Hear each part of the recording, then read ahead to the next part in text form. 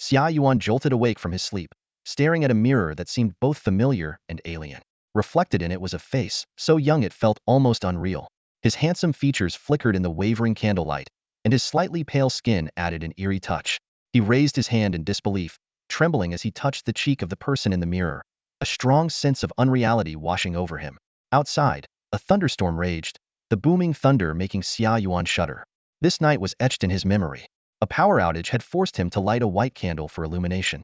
3 days later, no, to be precise, 2 days, 20 hours, and 16 minutes later, the groundbreaking 98.25% immersive game, Mystic Era, would release its first trailer, igniting a revolutionary wave in the gaming world. Beta testing slots were limited, and major studios were scrambling to get in. Once the beta ended, ordinary players would flood in, causing in-game item prices to soar and making many overnight millionaires. Half a month after Mystic Era's launch, the daily active users of other games plummeted. Game company executives racked their brains, but were powerless to turn the tide. Reborn at this pivotal moment, Xia Yuan took a deep breath. He had to find a way to secure a beta slot. Although the beta would wipe progress, only beta players could purchase the first-generation game pods, which were globally limited. Compared to the game helmets, the pods offered an additional 1/8 of gameplay time, a significant difference. Each helmet was bound to an individual's identity, making it impossible to bypass its limitations. Moreover, the first-generation pods came with a rare nutrient solution rumored to have hidden health benefits. It was discontinued a month after release, causing its price to skyrocket. In his previous life, Xia Yuan had been an ordinary solo player from a modest background. He had missed out on the beta slots, game pods, and nutrient solutions. Despite his high skill and awareness, he barely made it into the elite ranks. However, limited by his gameplay time, he gradually fell behind the top players using the game pods, which impacted his income. By the 3rd month of the game's launch, he had finally saved enough to buy the 2nd-generation equipment, but he was already far behind in levels. So, he decided to indulge himself, frequenting famous libraries, researching lore, and searching for hidden quests and professions. By chance, he became a somewhat renowned narrative player, earning the nickname Silver Hand of Fortune. He even accidentally unlocked the hidden title of Junior Ruin Scholar, making the exploration of ancient mysteries his main quest. A loud clap of thunder snapped Xia Yuan back to reality. There were still 10 days until the beta, plenty of time. He looked at his younger self in the mirror, a smile creeping onto his face, his heart swelling with ambition. He was determined to seize this second chance. As if in response to his bold declaration, a flash of lightning split the sky. The candle flame wavered, and the shadows in the room seemed to writhe with life. Xia Yuan gazed into his own eyes in the mirror, unable to resist raising his right hand. Rock, paper, scissors. He repeated the meaningless gesture over and over in the mirror. Suddenly, he froze. Just now, it seemed like the figure in the mirror had thrown scissors, but he was clearly showing paper. No, I must have remembered it wrong. How could a reflection move on its own? The red digits on the digital clock on the coffee table in the living room were relentlessly ticking down. 23 hours, 59 minutes, and 59 seconds. Xia Yuan decided he needed to get out of there immediately. But just as he turned around, the candle flame went out silently, plunging the room into complete darkness. Boom! Another flash of lightning illuminated a terrifying scene. The reflection in the mirror had a sinister smile curling at the corners of its mouth. As if sensing his gaze, the reflection suddenly twisted its head, its eyes turning into pure black and white, staring straight at him. Xia Yuan felt a chill run through his body, his legs as heavy as lead, unable to move. The next second, the lightning vanished, and the mirror returned to darkness. Yet those eerie black and white eyes remained clearly visible. Suddenly, a twisted, icy stream of information flowed along his line of sight and drilled into his brain, like thousands of ants crawling inside his head, making his teeth ache. When the cycle of 7 light and dark ends, you will arrive at Univar. Xia Yuan clutched his head in agony, trembling violently. Just then, the ceiling light flickered on, its soft glow dispelling the darkness.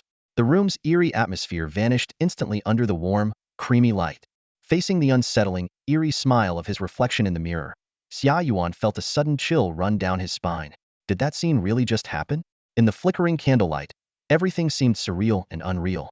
Accompanied by the thunder rumbling outside, a flash of lightning illuminated the room, and Xia Yuan clearly saw a strange glint in the eyes of his reflection, as deep and inscrutable as ancient wells. Just then, a stream of bizarre information surged into his mind without warning, feeling like countless tiny ants crawling in his brain, making his teeth ache. At the end of the 7th cycle of light and dark, you will arrive, Unival. This cryptic message, coupled with a violent trembling sensation, overwhelmed Xia Yuan, making him clutch his head in agony. At that moment, the ceiling light suddenly turned on, its soft, off-white glow instantly dispelling the darkness in the room. Xia Yuan let out a sigh of relief, grateful for the timely restoration of power. He cautiously glanced at the mirror again, which now perfectly reflected his own face, with no sign of anything unusual. Was everything that had just happened merely an absurd nightmare? However, the terms 7 cycles of light and dark and Unival stirred up a storm in Xia Yuan's mind. As a seasoned player of the mysterious epic storyline, he knew exactly what these words meant. Unival was what the NPCs in the game called that world. Trying to stay calm, Xia Yuan quickly exited the bathroom, locked the door behind him, and turned on all the lights in the house. The rain outside had stopped, the clouds had dispersed, and the pale silver moonlight gently bathed the post-rain city, creating a serene and hazy beauty. The digital clock on the desk mercilessly ticked away the seconds, 31 minutes and 12 seconds. Xia Yuan sat down at his computer, took a big gulp of water, and wiped the cold sweat from his forehead. He posted online seeking help but was met with a barrage of jokes and mockery, leaving him utterly frustrated. One serious reply caught his attention. The person suggested being prepared for both physical and spiritual travel. For physical travel, he should get protective gear, outdoor tools, medicine, consumables, weapons, electronic devices, a solar charger, and download plenty of professional knowledge.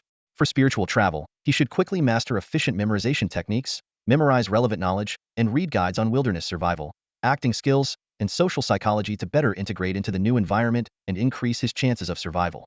After reading the advice, Xia Yuan fell into deep thought. Whether or not he would travel seemed beyond his control. Should he smash that eerie mirror? After much hesitation, he picked up a sledgehammer and walked into the bathroom. The loud clangs of hammering echoed, but to Xia Yuan's dismay, no matter how hard he struck, the mirror remained unscathed. It was harder than metal. Sighing in defeat, Xia Yuan gave up on resisting fate. He decided to prepare for all possible scenarios. Step 1. Order various equipment online, with a 3-day delivery deadline. Step 2. Immediately start learning efficient memorization techniques and cram as much useful knowledge as possible.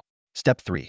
Once the electronic devices arrived, continue memorizing while downloading a vast amount of scientific knowledge.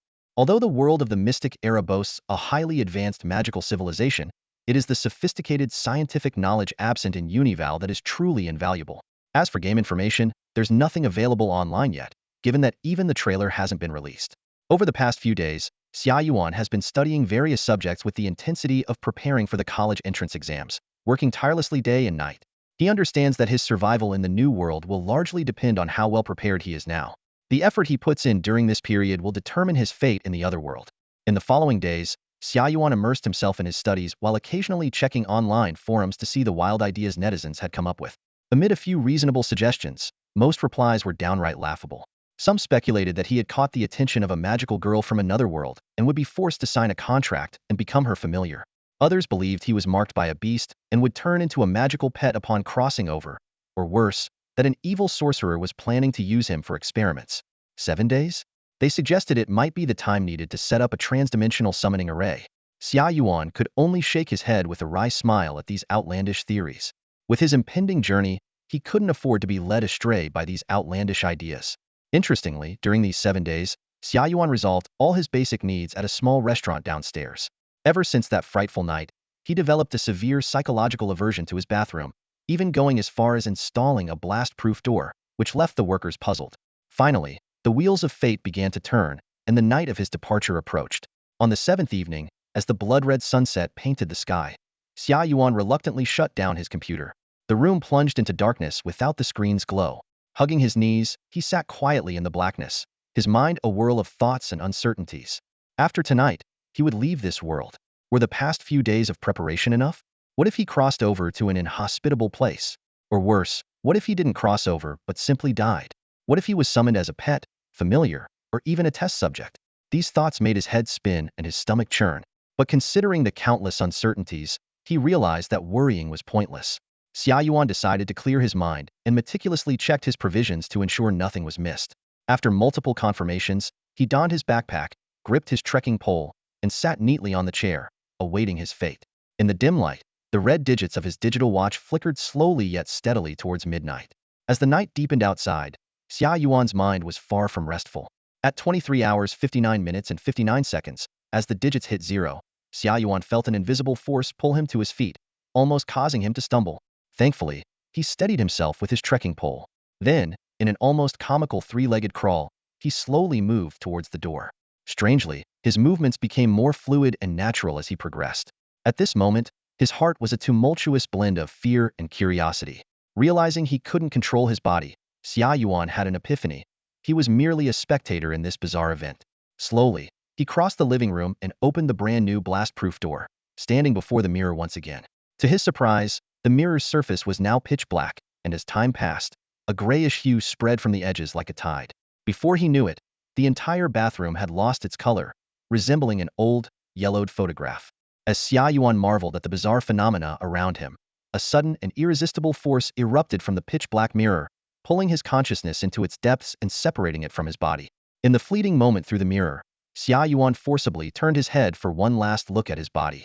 Amidst his shock, he keenly noticed a detail. The reflection of himself in the mirror had a faint, eerie, yet familiar smile on its lips.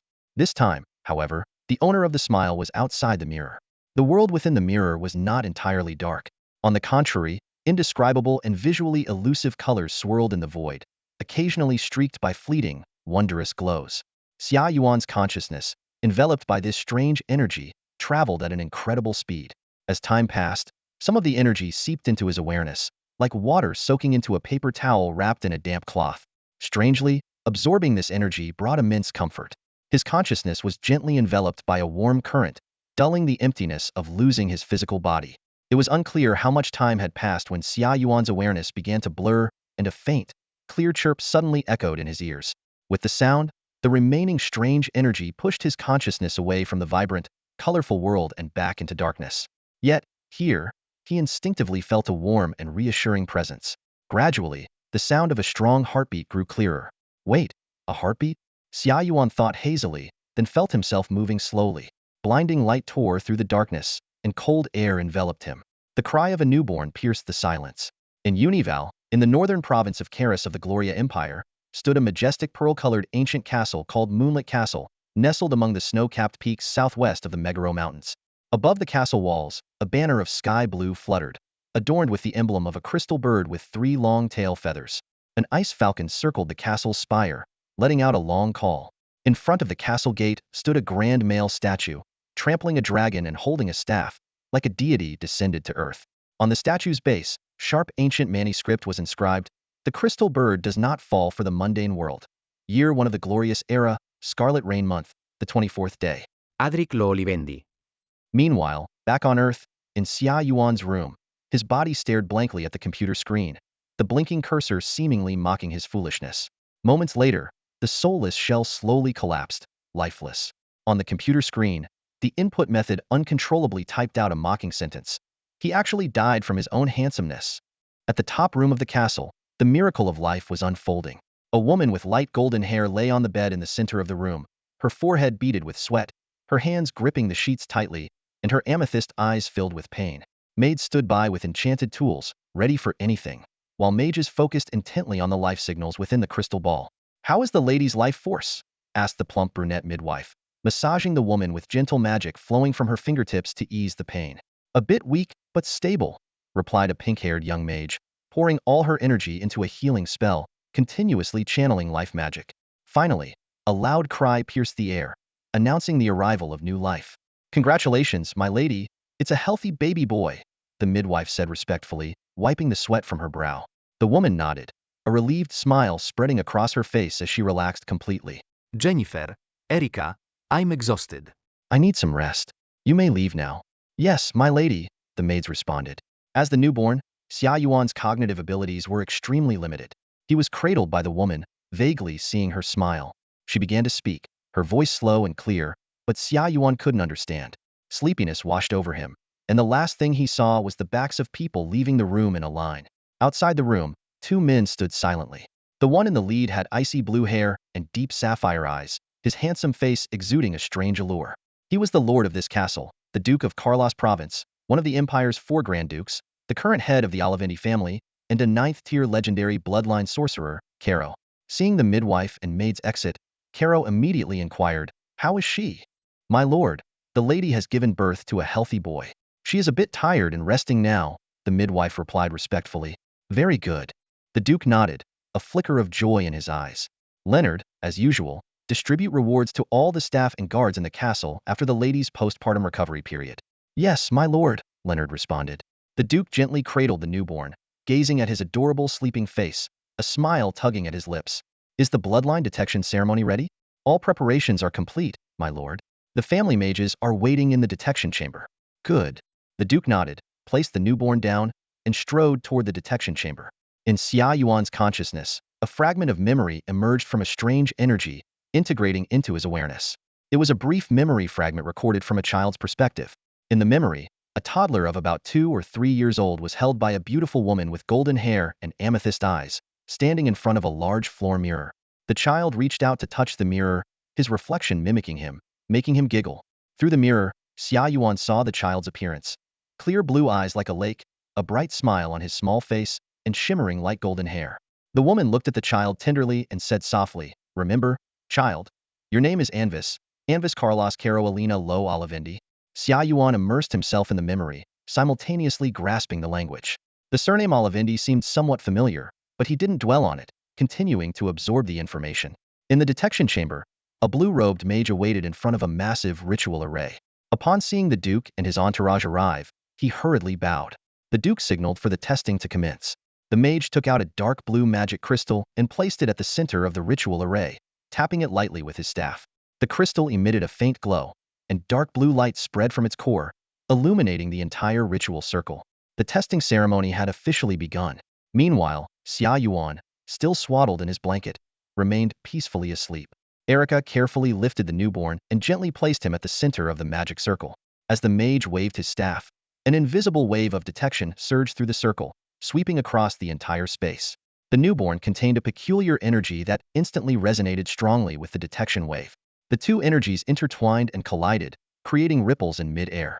Suddenly, 2 rune rings within the circle burst into brilliance, and 10 special runes within each ring turned blood red, bathing the entire hall in a crimson glow. Duke Carlot watched the magic circle intently, barely daring to breathe. His azure eyes reflected a mix of anticipation and tension. Eventually, the blood-red runes settled at 9 in each ring, with only 2 remaining that still flickered. Both bloodline concentrations have reached an astounding level 9, Your Grace. The mage's voice trembled with excitement. The Duke's face showed relief and a smile tugged at his lips, though his gaze remained fixed on the 3-dimensional runes on the other side of the circle, his brow furrowed. The reaction there seemed somewhat delayed. In Xia Yuan's mental space, the strange energy sensed the external detection, causing ripples on its surface.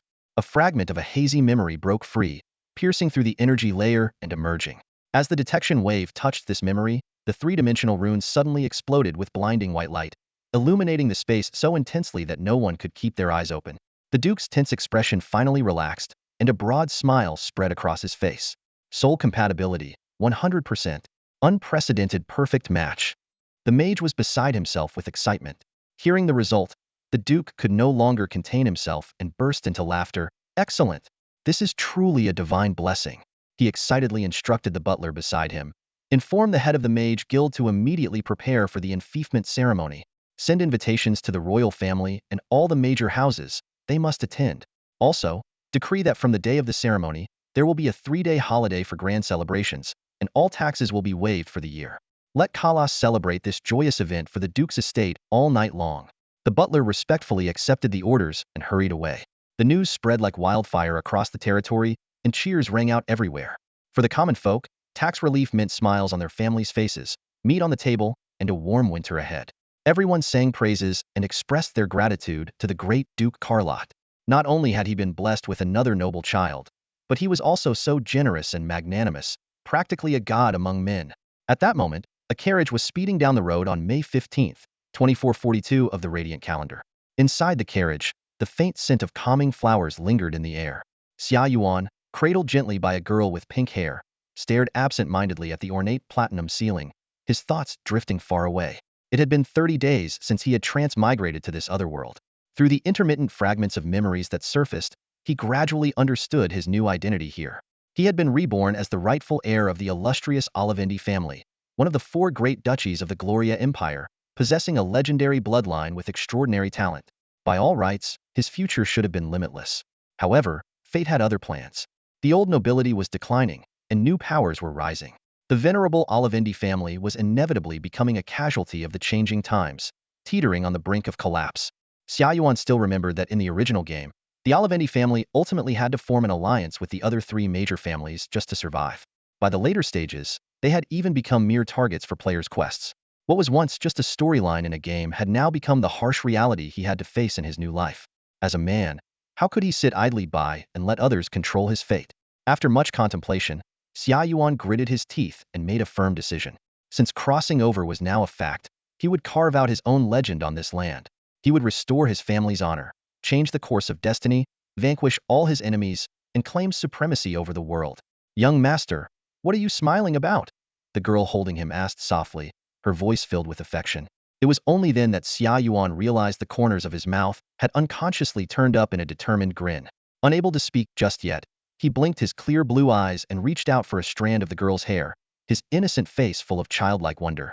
In the game, where characters possess superhuman abilities, many players prefer to travel quickly at the start of a new server, and Xia Yuan is no exception. He rapidly calculates the fragmented memories flashing in his mind. Judging by the appearance of those two players, it seems like the game is on the brink of its official launch. This raises a troubling question for him. Is this world an illusion or reality? In this highly immersive game, Mystic Era, the NPC's intelligence is remarkably advanced, almost indistinguishable from real humans. Even a veteran player like Xia Yuan finds it challenging to tell the difference. He attempts to summon the system panel but, unsurprisingly, gets no response. This, however, proves nothing. NPCs naturally don't have panels, so it's perfectly normal that he can't summon one. A sudden idea strikes him. Every game character has an inseparable pants of size, and even NPCs aren't exempt. He discreetly checks himself and breathes a sigh of relief. While everything seems intact, the pants of size are absent. As for the two cheerful figures, their true identities remain a mystery to be solved. Just as Xia Yuan is lost in thought, the carriage jolts slightly, signaling their arrival. Outside the window, the bustling noise becomes clearer. The carriage roof, which had dominated his view, disappears, replaced by a vast starry sky and two glowing moons hanging in the center. The silver Cervin and the purple Amos shine brightly, complementing each other. Xia Yuan closes his eyes, a complex mix of emotions swirling within him. It is only now that he truly realizes the incredible journey has begun. Glancing around, he feels a faint sense of familiarity. Where exactly is he being taken? As night falls, the long-awaited naming ceremony is underway in the upper district of Karla City. Once the news spreads, excited citizens flock to the White Plaza in front of the Lord's Manor. In no time, the massive plaza, spanning tens of hectares, is packed with people. The naming ceremony is a grand event held only for direct descendants of the royal family and the four major duchies, usually in the capital of their respective territories. It's a rare opportunity for commoners to catch a glimpse of the new noble members. Amidst the crowd's anticipation, the newborn will officially receive their noble name. Simultaneously, royal envoys and invited nobles gather to witness this sacred moment. In glorious high society, there's an unwritten rule. Only those who have undergone the naming ceremony can be recognized as legitimate members of the four major families or the royal family, accepted by the upper class. In contrast, illegitimate children who haven't experienced this ceremony face a grim fate. Even if they later gain family recognition, they can never truly integrate into the elite circles and are destined to remain on the fringes. A colossal trapezoidal platform, covering hundreds of acres and standing several stories high, looms in the plaza's center. The main structure, carved from a single piece of flawless white Yunyao rock, emits a soft glow. Excited crowds form layers around the platform, their clamorous voices echoing to the sky, almost deafening. As night deepened, the clock struck 8 with precision. Accompanied by a melodious horn, the main gate of the city lord's mansion swung open. A squad of fully armed guards marched out first, clearing the way for the ceremonial procession. The ceremonial guards, adorned in ornate armor and wielding spears, exuded an imposing presence. The crowd parted to either side in waves as they passed. Invited nobles ascended the high platform one by one, gathering in small groups, whispering excitedly among themselves. Spellcasters in deep blue robes, intricate with magical runes, were scattered across the platform, making final preparations for the ceremony. The runes on their robes shimmered with enchanting light. After about half a magical hour, Duke Carlos' carriage arrived fashionably late. For immaculate light unicorns, heads held high, pulled a lavish carriage, advancing slowly under the escort of guards. Two similarly grand carriages followed, underscoring the immense prestige of their occupants. The sides of the black and gold carriages bore the emblem of the Olivendi family, a fierce crystal bird poised for flight. Any scholar versed in heraldry would instantly recognize the eternal crown patterns surrounding the emblem, symbolizing a lineage spanning millennia. with at least 4 ninth-tier powerhouses, including one legendary figure who reached the pinnacle of the ninth tier. Such a storied history keeps the Olivendi family at the apex of Gloriana's nobility even today. The convoy came to a halt before the high platform. Leonard, impeccably dressed, stepped forward immediately to respectfully open the carriage door for the Duke. Duke Carlet emerged with distinguished grace, clad in a classic black magical formal suit, a tall hat, and a white and gold cravat that accentuated his noble bearing. He elegantly walked to the second carriage, smiling as he extended his right hand to those inside. The secret gold cufflinks on his cuffs gleamed luxuriously in the moonlight. A delicate hand, gloved in lace, rested on his. A resplendently dressed figure alighted gracefully from the carriage, giving the Duke a radiant smile. The Duchess, in a pure white gown with exquisite gold embroidery, looked exceptionally elegant and noble. She affectionately took the Duke's arm. Under the influence of magic, her long skirt floated slightly, untouched by dust.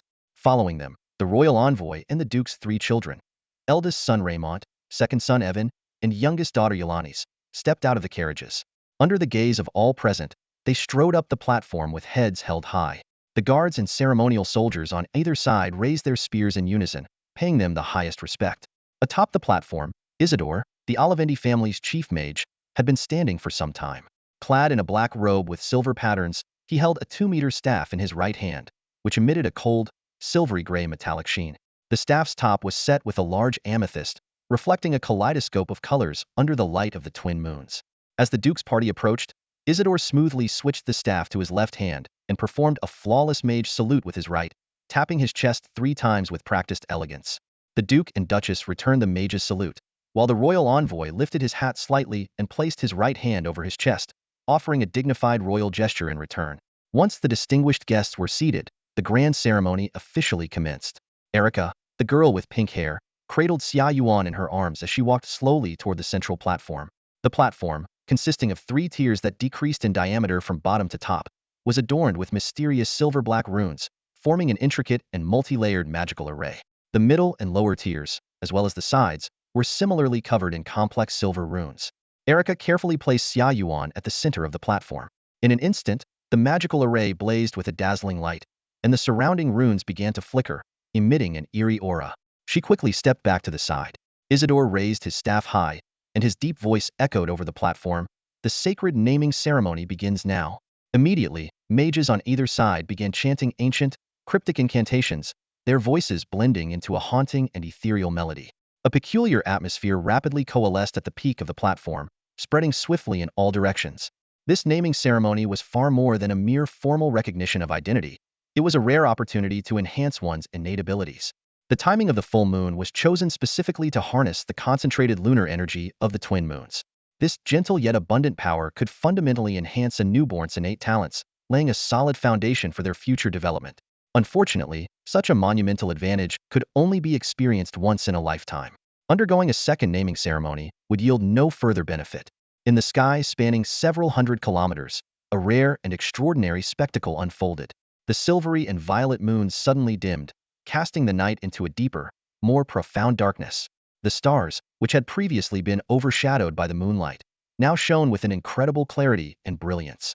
The crowd in the square erupted in excitement, their exclamations of awe filling the air. Many of those attending the naming ceremony for the first time were stunned by the sudden phenomenon, marveling at the sight. In stark contrast to the commotion, at the center of the square, the twin moons above the Yunyao stone platform burst into radiant splendor. The concentrated lunar energy from the mystical ceremony formed a dazzling pillar of light, enveloping the platform and everyone on it. Rich, silvery violet moonlight swirled and shifted like a dreamy mist, gradually permeating the newborn's body, nurturing his tender form and soul. Meanwhile, a mysterious murmur echoed through the night-shrouded city of Carlos. Though the voices were not loud, they were persistent, as if the entire city was reverently whispering a single name, Anvis. On the platform, the chief mage, dressed in ceremonial robes, stepped forward solemnly. He gently lifted the newborn from the pedestal, raising him high for all to see. In an instant, every gaze converged on the tiny figure. The mage's deep voice, imbued with magical resonance, reverberated through the square. Behold, Lord Anvis, the chosen of Carlos. Almighty gods, bestow upon him your blessings and protection. Grant him wisdom and intelligence. Bless him with health and happiness. Following this, Duke Carlot also strode to the front of the platform, smiling as he surveyed the adoring faces of the crowd. His magically amplified voice echoed across the entire square.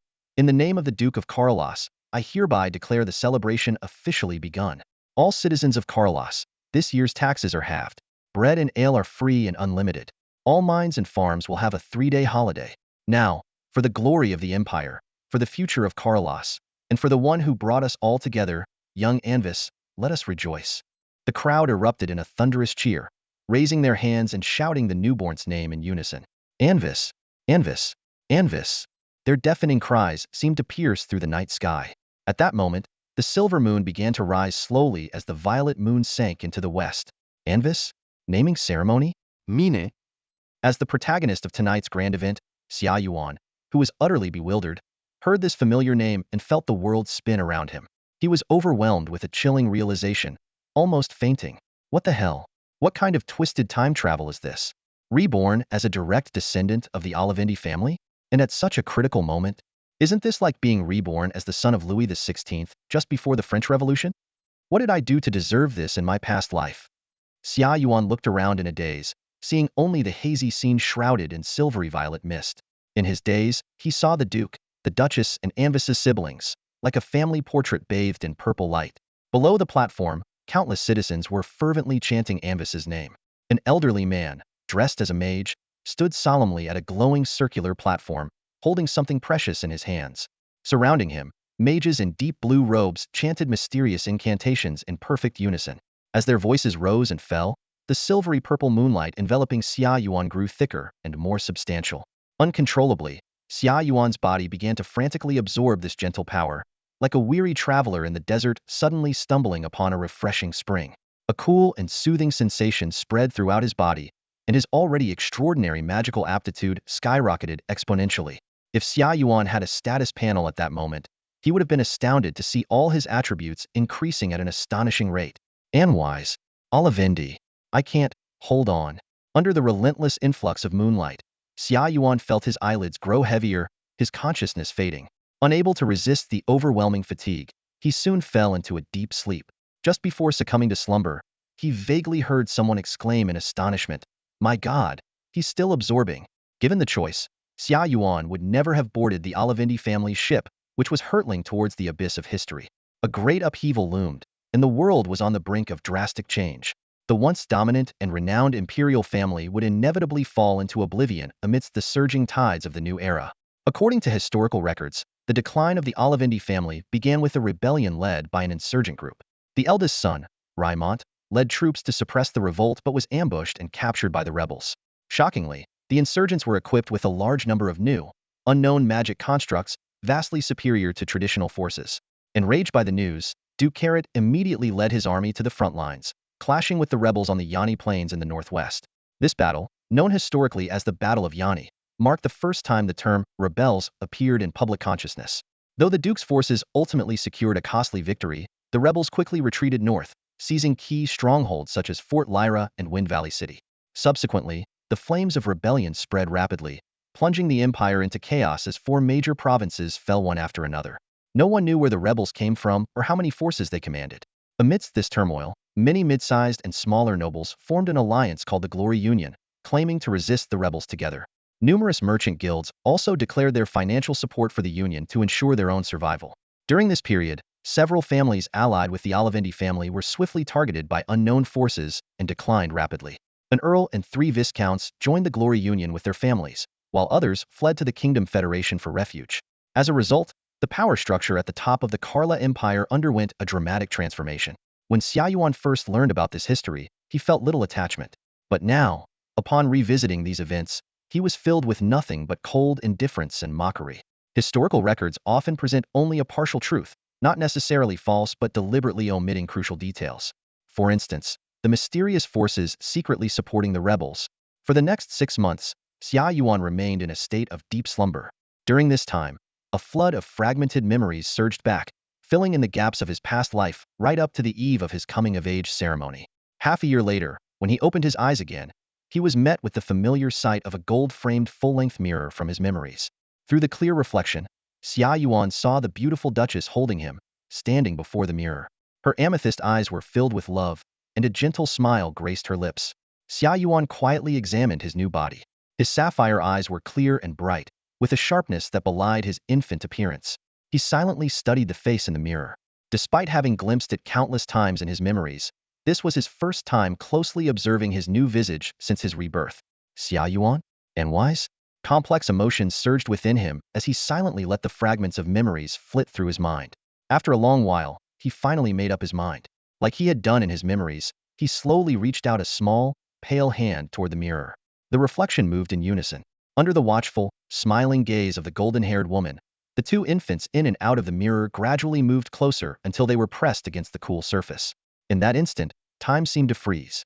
Whether Xia Yuan or Anwise, I must survive, no matter what.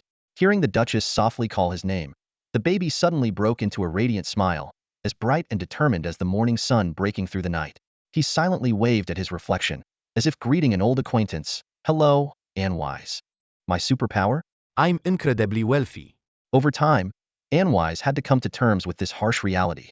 Although the new era was only a few decades away, the Olivendi family was unbelievably rich. As one of the four oldest families in the empire, second only to the royal family, the Olivendi's history dates back to the waning days of the ancient magic empire thousands of years ago. They were once the right-hand allies of Emperor Gloria, wielding immense power. Their hereditary fief, the province of Carlas, is located in the northwest of the empire, encompassing 1/8 of the empire's vast territory. According to the game setting, Carlas covers an area of 3.34576 million square kilometers and has a population of over 10 million. The head tax alone brings in millions of gold coins annually for the Olivendi family, surpassing the revenues of most kingdoms. Not to mention the numerous estates, industries, and mountains of rare resources and treasures. In just a few months, Anwise experienced a life of luxury he could only dream of in his previous life.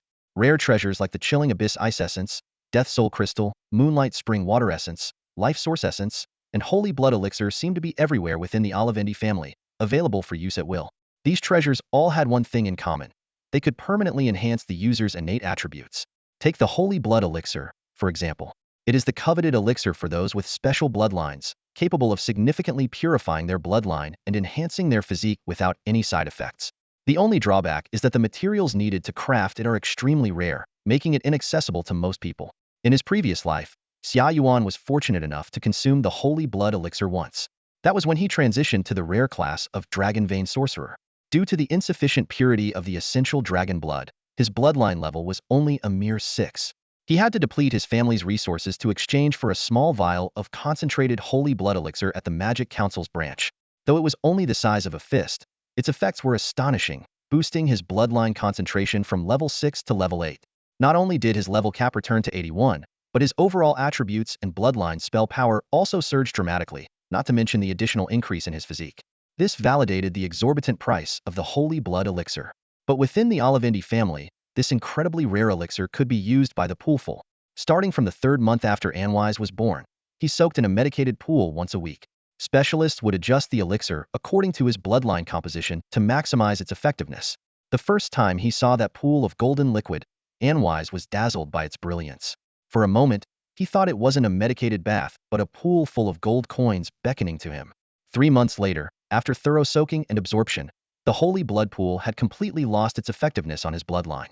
At this point, the concentration of his 2 legendary bloodlines had both reached an astonishing level 10. In game terminology, this was the current version's level cap.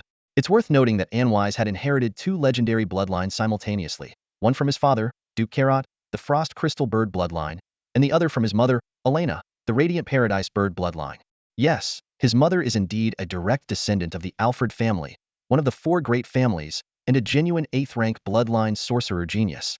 These 2 families possess the only 2 legendary bloodlines that can be traced back through history. Years ago, the young Carlot met Elena at a grand coming-of-age banquet. They shared a dance, and a mutual affection blossomed. With the family's encouragement, the 2 powerful factions smoothly arranged this political marriage. On their wedding day, both the bride and groom had already reached the 4th rank. During the grand ceremony, representatives from both families solemnly declared that this was a heartfelt marriage based on love. However, at the noble council meeting following the wedding banquet, the other nobles couldn't help but twitch their faces at this explanation. Everyone knew that at such a high level, marriages were tools for interests, far removed from romance. Due to the immense power of the Olivendi and Alfred families, the other nobles only dared to murmur their thoughts inwardly while outwardly offering their congratulations. Nonetheless, this unprecedented union of legendary bloodlines left everyone secretly anticipating what remarkable offspring it might produce. Indeed, the fusion of two supreme bloodlines resulted in extraordinary descendants. They became dual legendary bloodline inheritors, an unheard-of phenomenon. Among Duke Carlot's 4 children, the eldest, Raymond, and his 2 siblings also inherited dual bloodlines, but typically one lineage was dominant. Only the youngest, Anvis, exhibited equal strength in both bloodlines, a perfect equilibrium. However, through fragmented memories, Xia Yuan learned that this balance was not without drawbacks.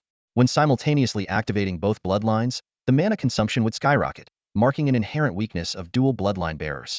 Additionally, every 2 days, the Olivendi family would provide 1 unit of super magic crystal, using a special device to extract its purest mana essence to nourish Anvis's body and refine his talents. Super magic crystals, referring to top-grade raw magic crystals with purity exceeding 90%, are extremely rare, usually found only in the core of large or larger-sized veins. 1 unit, as defined by the Magic Council's standard measurement, equates to approximately 4.99 kilograms of raw crystal. Nowadays, in certain clandestine black markets, the price of 1 unit of super magic crystal has surged to over 100,000 gold coins. Despite this, it remains incredibly scarce, with demand far outstripping supply. These nearly pure crystals are the preferred energy source for crafting cataclysmic magic weapons and conducting various advanced magical rituals. Consequently, super magic crystals are classified as the Empire's top strategic resource, strictly controlled and rarely seen on the market. Most people are unaware that there is a fundamental difference between freshly mined ultra magic crystals and low-purity ordinary magic crystals. The former contains the essence of primordial magic. Consistently absorbing this supreme power can not only steadily enhance a practitioner's innate talents, but also strengthen their physique, improve magic affinity, and even purify their mental strength, all without any negative side effects. What's more, the younger and less powerful the individual, the greater the benefits they receive. This monumental secret is known only among the upper echelons of nobility and high-ranking practitioners, never leaking to the outside world. Even Xia Yuan, a top player in his previous life, only realized this after recovering his memories. In the Empire, all high-quality veins producing ultra-magic crystals are tightly controlled by the elite and powerful factions. Any findings are immediately sent back to their clans for the younger generation to use. Only the depleted, second-rate crystals, stripped of their primordial essence, might trickle down to ordinary practitioners. Beyond this, various factions also possess unique secret techniques for cultivating super heirs, which are, in a way, the cornerstone of their dominion. The chasm between the upper and lower classes becomes insurmountable from the moment they leave the cradle. As a commoner in his past life, Anwise knew nothing of this. But now, everything is within his grasp. The path ahead is filled with uncertainties, but at least the starting point is extraordinarily bright. This prodigy is destined to stir up a storm on this land and write an epic tale. Of course, that's a story for another time. At dawn, the faint light pierced through his eyelids, rousing Anwise from his slumber. He slowly opened his eyes, propped himself up, and silently surveyed his surroundings. The luxurious silk drapes, the blue and gold intertwined ceiling, and the opulent furniture all exuded a mysterious and elegant charm. The carpet underfoot was so soft that it sank beneath his ankles. Anwise stretched out his hands and, recalling a familiar incantation, attempted to summon magic. Instantly, a ghostly blue flame rose from his slender, pale palm. Gazing at the quietly burning flame, a sense of absurdity and surrealism washed over him. Despite having traversed this world for years, he occasionally found himself in a daze. Through the window, several spires pierced the clouds. Bathed in the morning light, the white towers emitted a faint silver glow, appearing especially mysterious and beautiful. Knock, knock, knock. 3 gentle taps, and the door was promptly knocked by Leonard the butler. Anwise quickly composed himself, extinguished the remaining flame in his hand, and rang the bell to summon the maid for his morning routine. Initially, he had a bad habit of lazing in bed, but under the repeated guidance of Mr. Leonard, this habit had been thoroughly corrected. If he didn't respond, Leonard would knock 3 more times and then directly enter, dispelling his sleepiness with magic, perhaps a bone-chilling water orb. Faced with Anwise's disgruntled expression, Leonard would merely reply, "Young master, if you don't wish to be disturbed, then become stronger than me." After all, Leonard was an 8th rank master, which would be at least level 88 in a game. Fully dressed, Anwise descended the stairs with graceful steps, heading towards the dining room. "Good morning, brother Anwise." A sweet, childlike voice rang in his ears. In the corridor, a figure as radiant as the dawn came into view. It was a beautiful young princess. Her light golden hair cascaded like a waterfall, flowing freely over her white gauze dress. Her skin was fairer than snow, delicate and dewy, with a serious expression on her exquisite little face. The girl earnestly tried to maintain a dignified demeanor as she curtsied to Anwise. Her large lake blue eyes blinked innocently, pure and clear. Morning light streamed through the stained glass windows, casting a soft golden edge around her. Standing in the light beam, she seemed like a little angel stepping out of a painting, holy and beautiful. Good morning, dear Phi. Or rather, good morning, star diamond of Olivindi, crown feather of the frostwind crystal bird, hope of the northern realm, Princess White, Fiona Luo Olivindi. Anwise greeted with a gentle smile, nodding gracefully. Thinking of Fiona's illustrious future reputation, he couldn't help but feel a surge of emotion.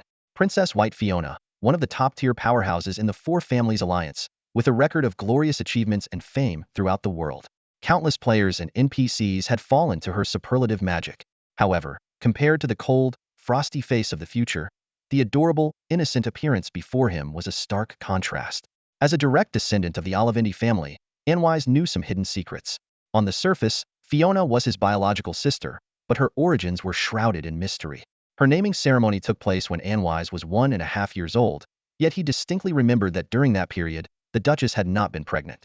It's truly baffling. The girl indeed carries the aura of two legendary bloodlines at once. Judging from her astounding charm, her lineage must be exceptionally pure.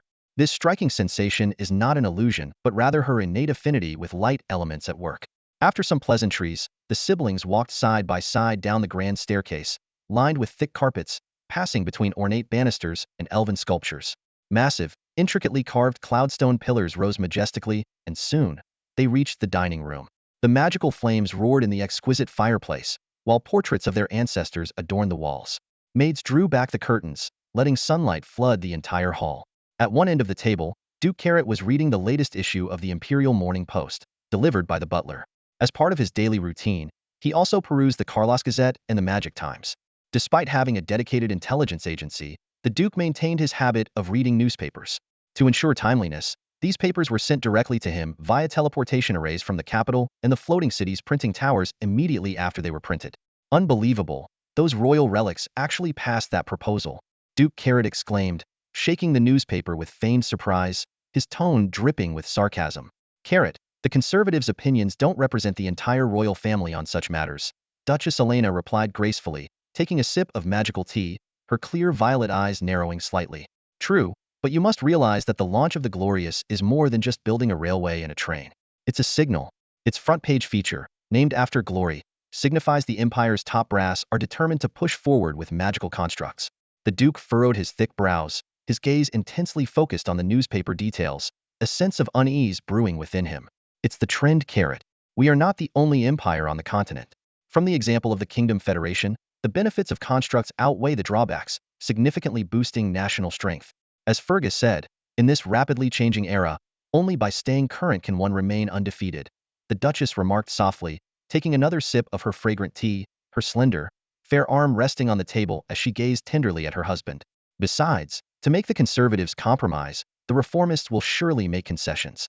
The likely relaxation will be on civilian constructs, which won't greatly affect national stability. Moreover, we have the Empire's youngest ninth-rank powerhouse. What upheaval should we fear? I understand. It was just a passing remark, Duke Carrot chuckled, tapping his fingers on the table, leaving trails of blue frost.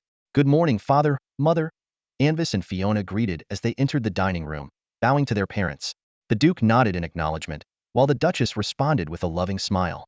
As they bowed, Anvis caught sight of the newspaper headline, its bold and enlarged font particularly striking. The Empire's first magic train, Glorious, commences operation in the capital today. Anvis's eyes slightly narrowed. This marked a milestone in the Empire's entry into a new era, another step forward in the wheels of history. Everyone took their seats, and a sumptuous breakfast began.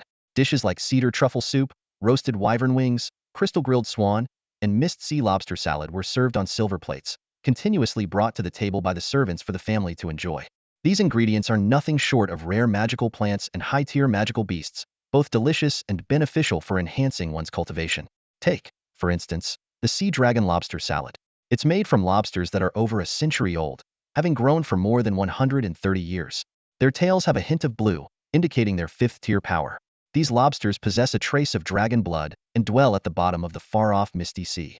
Just a bite of this delicacy can permanently improve the physique of any consumer below the 5th tier, making it a true earthly delight and an undeniably high-priced ingredient. Master Baldwin, an 8th-tier gourmet, once praised it, saying it was tender, springy, and incredibly flavorful, simply astonishing. However, catching these lobsters is a perilous task.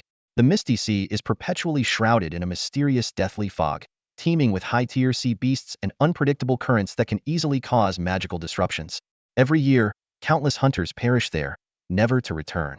At the dining table, Butler Leonard stood meticulously behind the Duke, strictly overseeing the two children's every move to ensure they maintained perfect etiquette at all times. Any slight mistake would be immediately pointed out and corrected. Anvis carefully sliced a piece of lobster meat with an enchanted silver knife, trying his best not to make any noise. Thanks to the chef's superb skills, the meat was tender yet firm, with a slight bounce. With just one chew, the succulent juices exploded in his mouth, leaving a lingering taste. He sat upright, elegantly forked up the meat, and placed it in his mouth with impeccable precision. Thanks to memories from his previous life, he quickly mastered various etiquettes, often drawing envious glances from little Fiona. "Brother, you're amazing." Fiona tilted her head, clutching her knife and fork, gazing at Anvis with admiration. Suddenly, she caught sight of Leonard's stern look, and quickly turned her head, her expression instantly becoming serious as she focused on the soft, glowing light feather swan meat on her plate. Such strong learning ability, truly my child, the Duke thought to himself, gracefully scooping up a piece of shellfish. As a 9th-tier powerhouse, his control over his body was flawless, every movement impeccable. Yet, as the center of attention, Anvis had to maintain his elegance and composure at all times, which he secretly resented. "This is exactly what I hate about noble life," he thought bitterly. Dish after exquisite dish was presented, each maintaining its enticing appearance thanks to magical preservation. However, Anvis had no time to savor the gourmet delights, as he had to stay fully focused to avoid any mistakes that might break the noble family's strict rules. When breakfast ended, Anwise officially began his day of learning. Fiona, too, separated from him to attend her own set of courses. The first 2 hours were dedicated to language classes, focusing on the common language of the continent, Mani, and the language of the far eastern elves. This was followed by an hour of tedious noble etiquette lessons, covering topics such as social interaction, appearance, conduct, and titles. It was during these classes that Anwise learned the significance of his long list of titles. His name came first, followed by his birthplace, then his parents' names, and finally his noble title and family surname. If there was a significant disparity in his parents' statuses, only the name of the more powerful one was used. Once he reached the 9th rank, he could add his own title between his parents' names and his noble title. For example, his father, Caro, had the full name Caro Carlos Dramania Winters Chill Lo Oravendi, with Winters Chill being his 9th rank title. The last class of the morning was history. Unlike the introductory phase, this course delved into the Empire's secrets, hidden from outsiders. Although Anwise had glimpsed much of this content from fragmented memories, listening to the history tutor's detailed narration captivated him, keeping him fully engaged. Finally, noon arrived, and Anwise felt a sense of relief. For him, the afternoon was truly his own time to control. Unlike typical noble education, the strength of bloodline nobles primarily came from their bloodline awakening. As long as they completed their daily basic coursework, the family did not impose any restrictions on their leisure time. Usually, Anwise would spend an hour or two playing with Fiona and other young noble children in the castle or garden. This was to foster a relationship with a future 9th rank ally, a bond that would prove beneficial in the long run. The remainder of his time was often spent in the Moonland Castle's library. Even in his previous life, reading was one of his few pleasures. The thought of flipping through the yellowed pages, savoring the wisdom within, and absorbing endless knowledge thrilled him. Moreover, this was a world where magic was prevalent. The mysterious magical knowledge excited him so much that he wished he could devour it all. The library, filled with towering bookshelves made of black pearl wood, housed an ocean of tomes, countless rare and unique books, and even several rows of magical books. The Oravendi family used spatial magic to infinitely extend the library's interior. Today, it spanned tens of thousands of square meters and reached heights of several dozen meters. A 3-tiered, circular, light golden floating balcony divided the space in half, with the grand reading area at the bottom. A massive magical crystal chandelier hung from the glass dome above, its spiral crystal tassels reflecting dazzling light, creating a dreamlike atmosphere. The faint scent of wood filled the air, fresh and pleasant. When Anwise first entered the library at the age of 5, he was deeply attracted by its rich, scholarly atmosphere. Seeing this, Duke Caro generously granted him access to the library, allowing him to soak in the nectar of knowledge every afternoon. However, as a young boy who had not yet broken through, Anwise could only access the general collection. The truly valuable magical tomes remained sealed and out of his reach. In the original owner's memory, little Anwise was not particularly fond of reading, except for a few collections of legendary tales. He especially enjoyed romantic adventures featuring dragons and princesses. Interestingly, perhaps due to the absence of empire-scale wars for millennia, this world's literary creations had reached an almost perfect state. Take the dragon and princess stories, for example.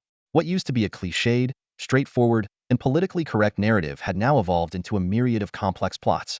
Anwise strolled into the story section, his eyes scanning the spines of the books. Summaries of each story instantly flashed through his mind. Dragon's legacy. A hero defeats a dragon, inherits its castle, and gradually becomes the new dragon due to evil experiments conducted by a scholar in the castle. Dragon pet.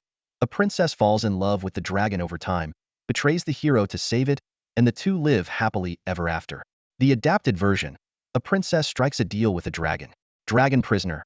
A prince defeated by a dragon is imprisoned and disguises himself as a princess to escape, only to excite the dragon even more when his identity is revealed.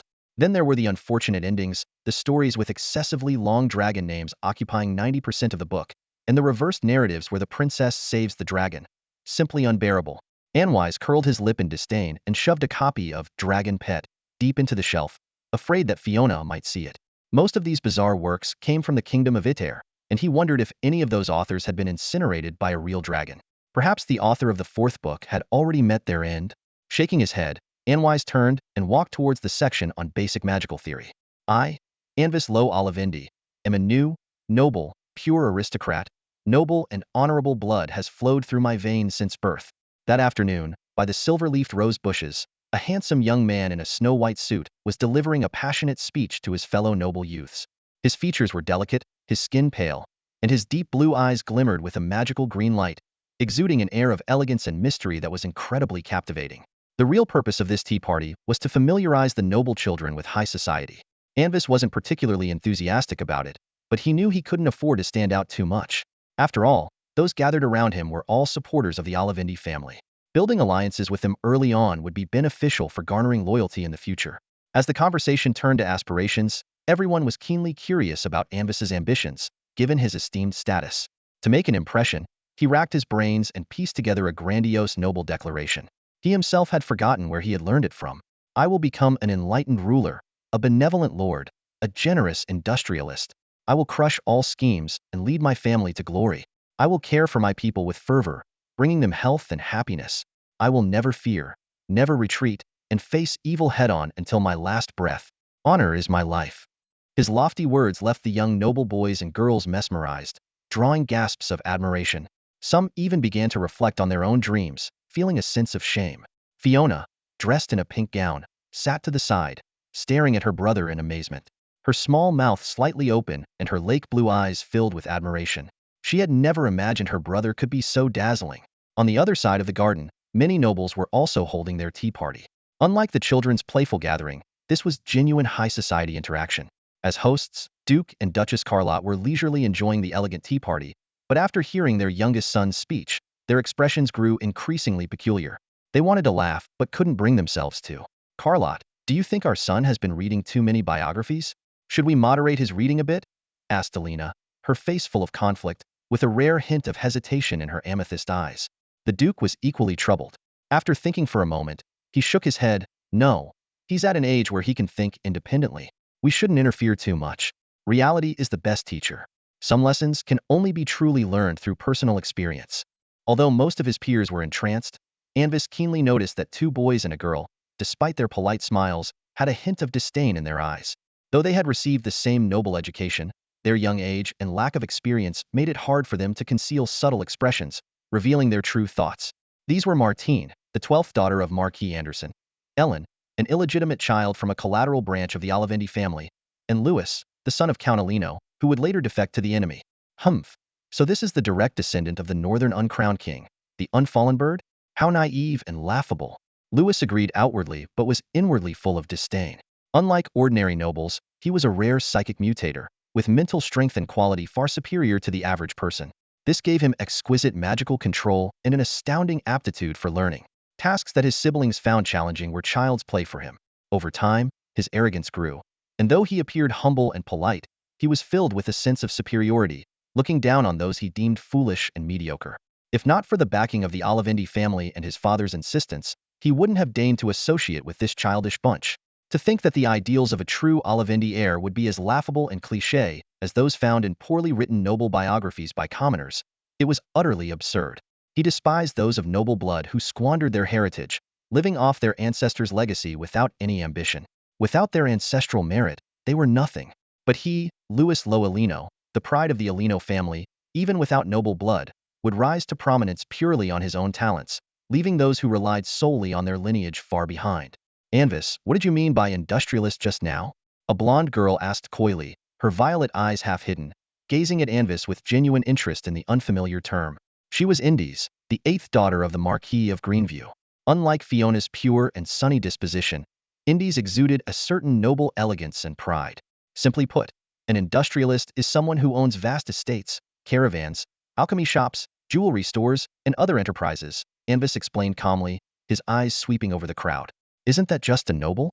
Indies tilted her head, her violet eyes widening in confusion. No, they are different, Anvis smiled slightly. Nobles have fiefs and subjects and live primarily off taxes. Industrialists own businesses and workers and profit mainly from their operations. The two complement each other and are indispensable. Industrialists provide employment opportunities and boost the economy.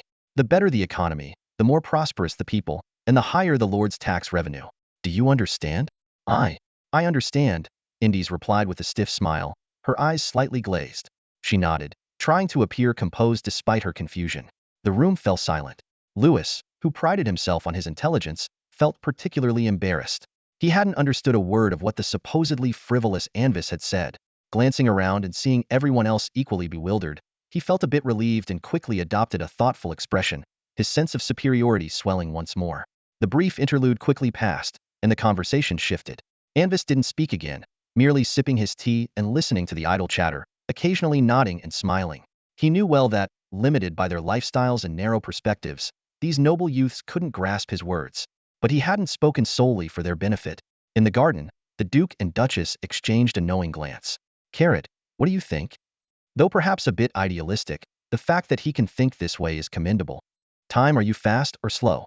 The perspective of time is always so peculiar. Unbeknownst to anyone, Anwise had already grown to an age where he could stand on his own. During a magic language class, his thoughts wandered. Years ago, after a tea party, Duke Carlotte had called him to the study for a long talk and then handed him a list. The list detailed numerous family enterprises, and the Duke allowed him to choose any three to manage. Do it your way, don't fear failure. The family can afford it, the Duke had said. After a moment of contemplation, Anwise chose a mid-sized trading company and two newly constructed civilian golem factories.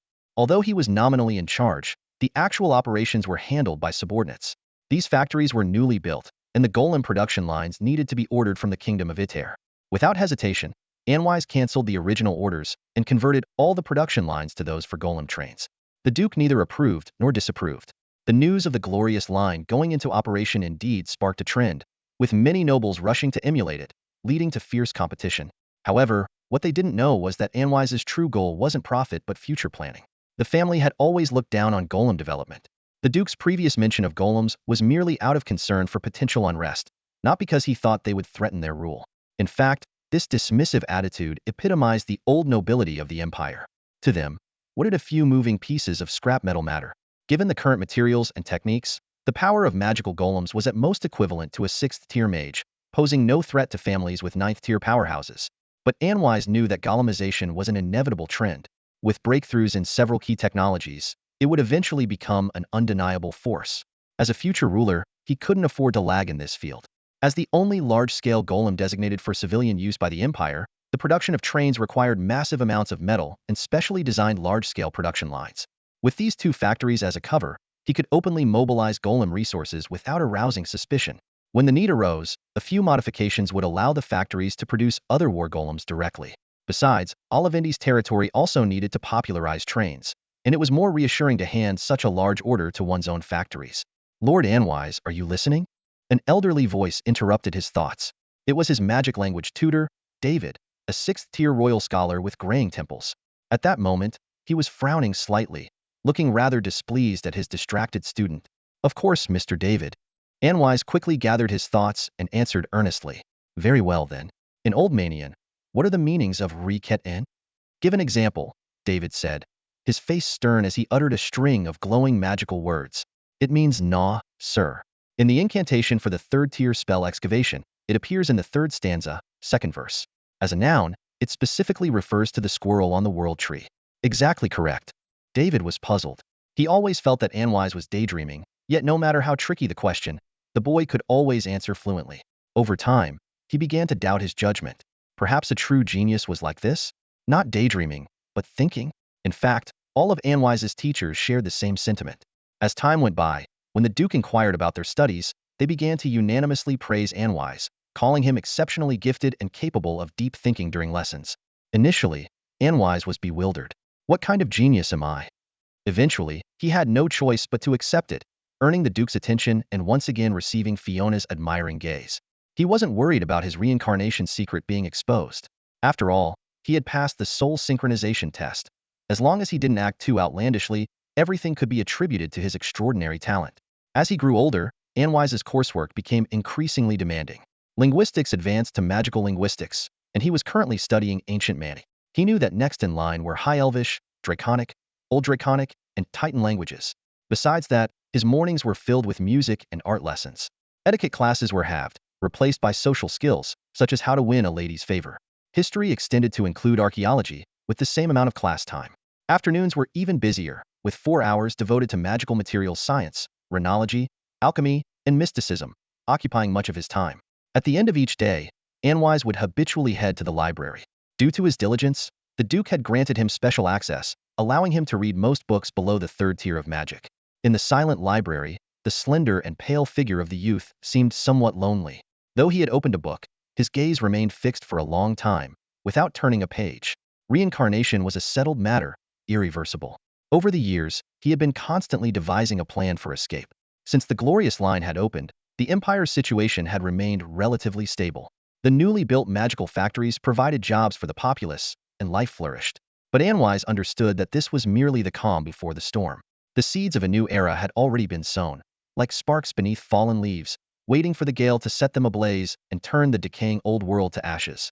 Fragments of memories from his previous life had filled in many details that the game had never revealed, but they were incomplete, lacking crucial information. After a long while, he sighed deeply, closed his eyes, then reopened them, forcing himself to refocus on his book. Only here could he momentarily escape the ever-present watchful eyes and breathe freely. After dinner, Anwise dismissed the maid and returned to his room alone. The air was filled with the faint scent of calming wood, and a crystal, as cold as ice, emitted a strong blue-white glow from an intricately carved silver lamp. In this world, only transactions of second-tier goods and bulk trades were worthy of being settled in gold coins. Anwise replaced the ordinary magic crystal with a perfect prismatic supermagic crystal. He then sat on the bed made of calming wood and began to practice the carrot meditation technique. Unexpectedly, all the precious resources accumulated day and night since his transmigration had built an incredibly solid foundation for Anwise. His magical power even slightly surpassed that of his fifth sister, Fiona. As he breathed evenly, Anwise gradually entered a deep meditative state. The surrounding magic energy formed a vortex around his body, and with each breath, it was absorbed into his body, strengthening both his physical and mental faculties bit by bit. The carrot meditation technique, created by the Duke over the span of a year specifically for his descendants, was a top-tier meditation method. For Anwise, its effects even surpassed those of other top-tier techniques. As Anwise meditated, the residual strange energy in his mental sea oscillated at a specific frequency. With the final trace of energy merging into his consciousness, a fragmented light sphere suddenly appeared. Unlike anything he had ever experienced, the entire light sphere fused directly into Anwise's consciousness, and a torrent of information flooded his brain. The intense pain caused him to collapse onto his bed and pass out. The light sphere contained all the memories of young Anwise's future life. His eldest brother's failed rebellion and capture, his second brother's mysterious disappearance, his third sister's army suffering heavy losses in an enemy ambush, and his fifth sister being kidnapped by the enemy and her whereabouts unknown. Facing the advancing rebels and the lack of aid, the Duke of Carrot sought help from the royal family and the other three major families, but the plea to the royal family went unanswered, and the other families were too preoccupied with their problems. Even young Anwise glimpsed the invader through the Mage Tower's surveillance array, an overwhelmingly powerful figure shrouded in holy white light. Just a glance made the 7th-tier Anwise instinctively tremble. This was a being far beyond the 9th-tier limit. Faced with such an enemy, Moonfort was destined to fall. The Duke had no choice but to use the last resort, sending each surviving family member far away through chaotic teleportation. Young Anwise made a tough decision, stripping his bloodline with a secret treasure, completely changing his identity, and going into hiding. From then on, his only thoughts were of revenge against the enemy and restoring the glory of the Olivendi family. The harsh reality was that the rebel forces grew ever stronger, even threatening the very foundation of the royal family. Yet, a sliver of solace came when he heard news of Fiona, who had been missing for years. She had become a high-ranking member of the alliance formed by the remnants of the four great families, known as the Star of the North, and had reached the 9th tier in power. In the folklore of the Gloria Empire, there is a saying, "A starved earth rhinoceros is still mightier than the strongest wild horse." This adage reflects the enduring legacy of the near-extinct Olivendi family, whose remaining heritage enables young Anvis to achieve the extraordinary. This legacy is embodied in a mysterious crystal, roughly the size of an apple, spherical with slightly flattened ends, resembling a miniature globe. Its semi-transparent surface constantly shifts in color, and its core flickers with an ethereal light. Even the most advanced magical spectrum analysis can't classify it as any known substance. Named Een, this crystal reaches its peak brilliance every 1,000 years, transforming into an unparalleled wishing conduit with no usage restrictions. Even a commoner can have their wish instantly granted by simply holding it and speaking their desire. Remarkably, wishes granted by Een are nearly free from any distortion. For example, a spellcaster wishing to advance their rank would face an 80% failure rate with conventional wish spells, and the remaining 20% often result in dire misinterpretations, leading to tragic outcomes. However, with Yin's power, the transformation is immediate, providing all the necessary energy for the process. Of course, any attempt to leap multiple tiers in one go would likely end in death due to magical backlash, but that would be the user's folly, not Yin's. 1,000 years later, when Yin's brilliance was at its peak once more, Lois, the grandson of Aldrich and the current head of the family, decided to use it. Learning from past mistakes, Lois didn't hastily wish to enhance his or others' abilities. Instead, he first wished for Aldrich's return, but the crystal and the ritual circle remained unresponsive. He then made a new wish, to become a 9th-tier supreme warrior. Instantly, the crystal radiated an intense light, enveloping him and elevating his power to the 9th-tier limit. Unlike Aldrich, Lois didn't vanish but successfully mastered his newfound strength. With this experience, Lois established strict rules for using Een, such as prohibitions against attempting to leap too many tiers or wishing for anything beyond legendary levels. The family entrusted Een to young Anvis, hoping he would use it to become a 9th-tier supreme warrior and lead the Olivendi family back to glory. However, while Anvis was biding his time, Yin's energy unexpectedly reached saturation ahead of schedule. By all accounts, given his current level, he should have adhered strictly to Lois's teachings and used this opportunity for personal advancement. But the news of Fiona's reappearance led him to make a seemingly insane decision, to use a vague wish. Unbeknownst to him, vague wishing is listed as the top error most likely to result in tragedy in the immortal masterpiece, Wishing Rules, by the enigmatic scholar Boltzmann. Statistics show that over 90% of wish-related accidents stem from the caster's lack of clear and specific wish descriptions. Even so, Boltzmann had to admit that the more detailed and precise a wish, the greater the amount of energy required, and the higher the risk of failure. Adding just one extra constraint could easily double the cost of making a wish. Anvis was well aware of this. Yet, in his desperation, he pinned all his hopes on the slim chance of fate. His final wish was simple, yet incredibly vague: to restore the glory of the Olivendi family. Thus, a textbook example of a cautionary tale was born. Who could have predicted that a misguided wish would result in a miracle that transcended time and space? At the moment the wish came true, a soul from another world was forcibly pulled in, replacing the original Anvis and inheriting all his past memories. This unfortunate scapegoat had no choice but to rack his brains day and night, striving with all his might to find a way to change the tragic fate that awaited him. There was no other path. After all, the downfall of the original Anvis was the very destiny he was doomed to repeat. Sometimes, knowing too much can be utterly despairing. This phrase perfectly encapsulates Anwise's current state. The newly inherited memories are like a relentless flood, overwhelming his mind. His index finger taps unconsciously on the armrest of the sofa, and his gaze starts to drift. Observing history as an outsider is vastly different from experiencing it firsthand. Even young Anwise in his previous life was limited by his own perspective, unable to grasp the true threats facing his family. But now, in the midst of these turbulent memories, Anwise glimpses a horrifying truth. Everything had been premeditated. A vast web woven by a supreme puppet master had already enshrouded the Olivendi family, and even the entire Gloria Empire. The once mighty noble family was now a trapped beast in a quagmire, struggling in vain, its decline inevitable. More terrifyingly, the Olivindis, caught like fish in a barrel, were just the tip of this colossal iceberg. With the background knowledge from his past life, the true identity of the mastermind gradually surfaced. Each conjecture sent chills down Anwise's spine, leaving him in utter despair. The sudden appearance of a ninth-tier leader in the rebel ranks hinted at hidden motives. In an era devoid of legends, a ninth-tier powerhouse was the ultimate strategic deterrent, not something a ragtag group could easily control. Mainstream theories suggested that the so-called rebel commander was just a codename, and who knew how many ninth-tier figures were concealed behind that dark mask. No wonder a mere ninth-tier could defeat one ninth-tier peak expert after another. As the core strength of the family was tied down by the rebels, other factions began to stir, accelerating the collapse of Olivindi's foundation.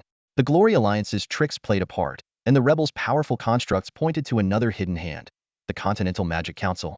As for that mysterious figure shrouded in holy light, whose power surpassed ninth-tier limits, it blatantly declared the Holy Radiance Church's covetousness towards Olivindi. The Glory Alliance? The Continental Magic Council? The Holy Radiance Church? By the time Anwise counted these forces, he was left with one thought: there's no saving this. We're doomed. Goodbye.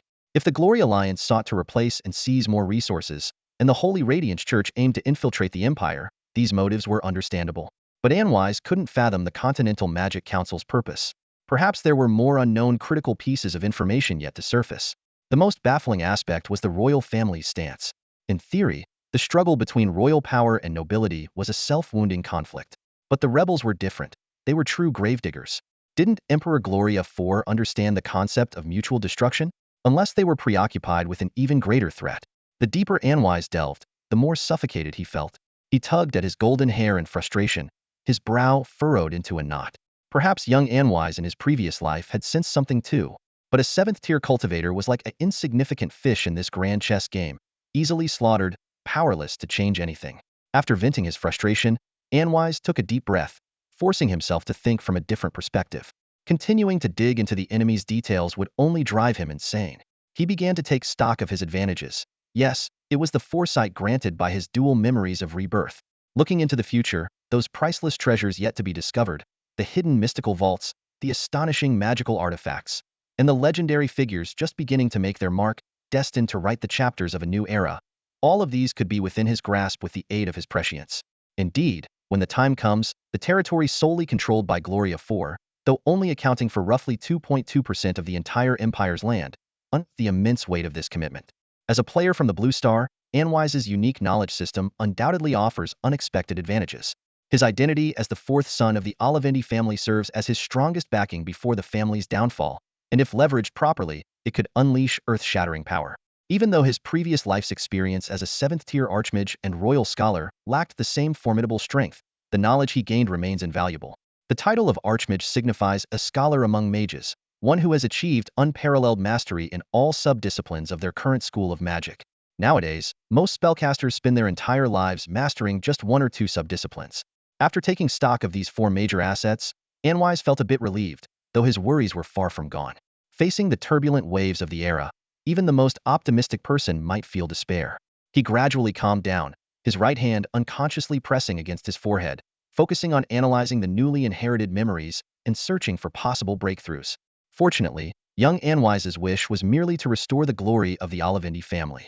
This meant he didn't need to directly confront the tide of the era. He just needed to ensure the survival of his family's bloodline within it. From the future memories, he already had some clues on how to achieve this. The only thing that left him utterly helpless was the mysterious figure surpassing the ninth-tier limit. In the face of absolute power, all schemes seemed futile. Even recalling that scene through memories, Anwise still felt a chilling fear. Perhaps he could use family resources to craft a matter-energy conversion bomb weighing thousands of tons? But such a person could easily teleport hundreds of kilometers away in a moment of crisis, effortlessly avoiding the destructive blast of a nuclear explosion. Moreover, the opponent's advanced cultivation meant that ordinary spatial confinement might not hinder their teleportation. Even if the nuke went off, it might not harm them at all. Anwise also considered setting up an anti-magic field, but such fields suppress magic by means of pressure and obstruction. According to the principle of equivalent exchange, the energy supply of the field must constantly match the total magical energy within it. It's like inflating a balloon underwater. The balloon must continuously withstand the surrounding water pressure. While the energy source could be managed using the element pool of a mage tower, the real challenge lay in the material for the array inscriptions. Any known material would struggle to sustain such prolonged and massive energy output, far exceeding the ninth-tier limit.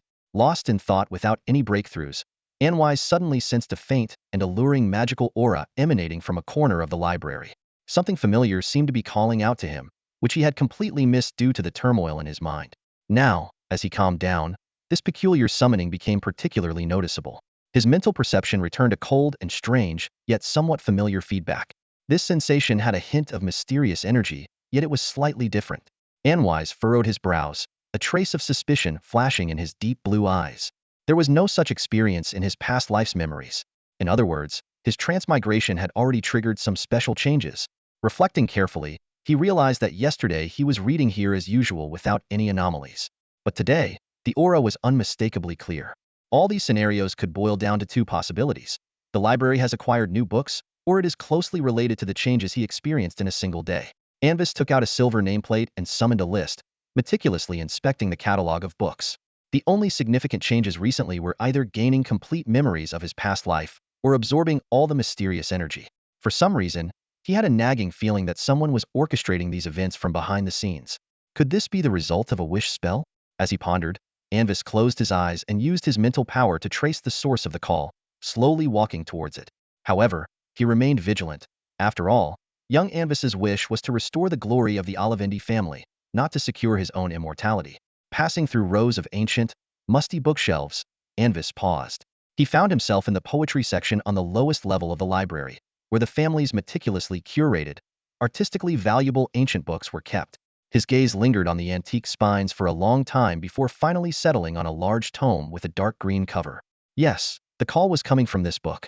After a prolonged stare, the nameplate at his waist began to glow faintly. Invisible magic transformed into a mystical spell, causing the book to leap from the shelf and land in his hands. The moment he touched the book, an intensely unpleasant sensation, cold and slimy like that of a soft-bodied creature, made him frown.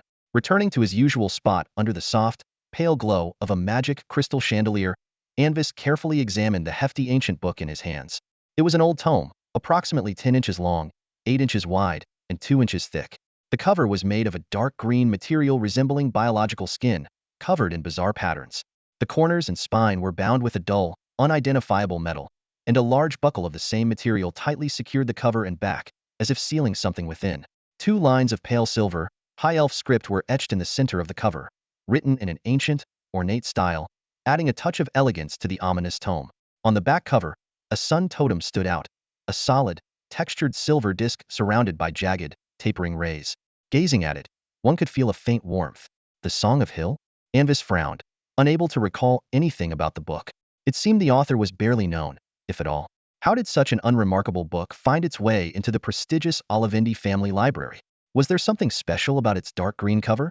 With a hint of skepticism, Anvis eagerly flipped through the ancient text titled, The Poems of Hill.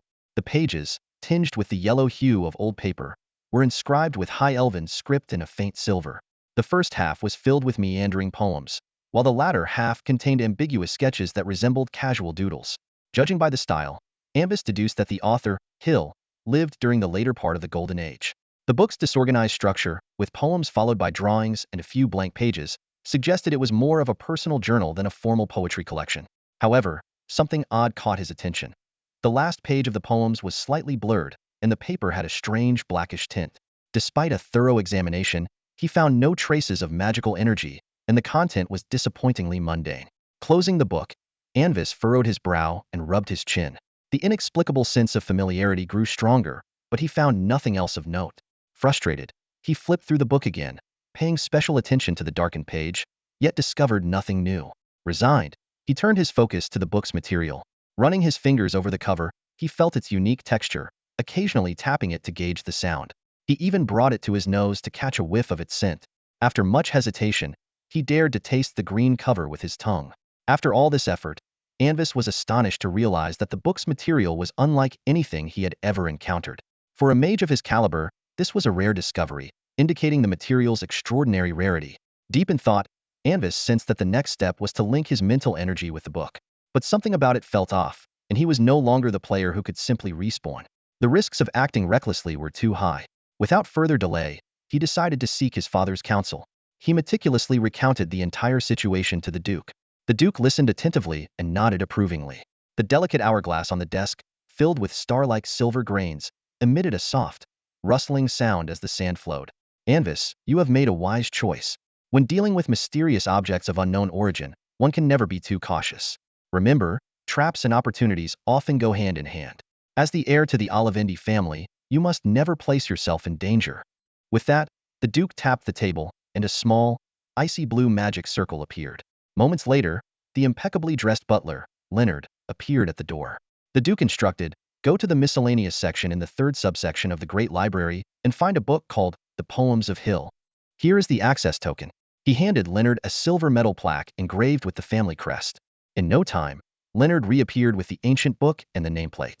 The moment he walked in, a familiar sense of warmth washed over Anvis. His heart skipped a beat. It seemed the book was indeed the source of the issue. With a wave of his hand, the Duke summoned the mysterious book into his grasp and began to scrutinize it under the sunlight streaming through the arched window. Father, have you discovered anything? Anvis asked eagerly. The material of this book appears to come from some ancient beast, which explains its uniqueness, the Duke replied. He then extended a tendril of his mental power into the book.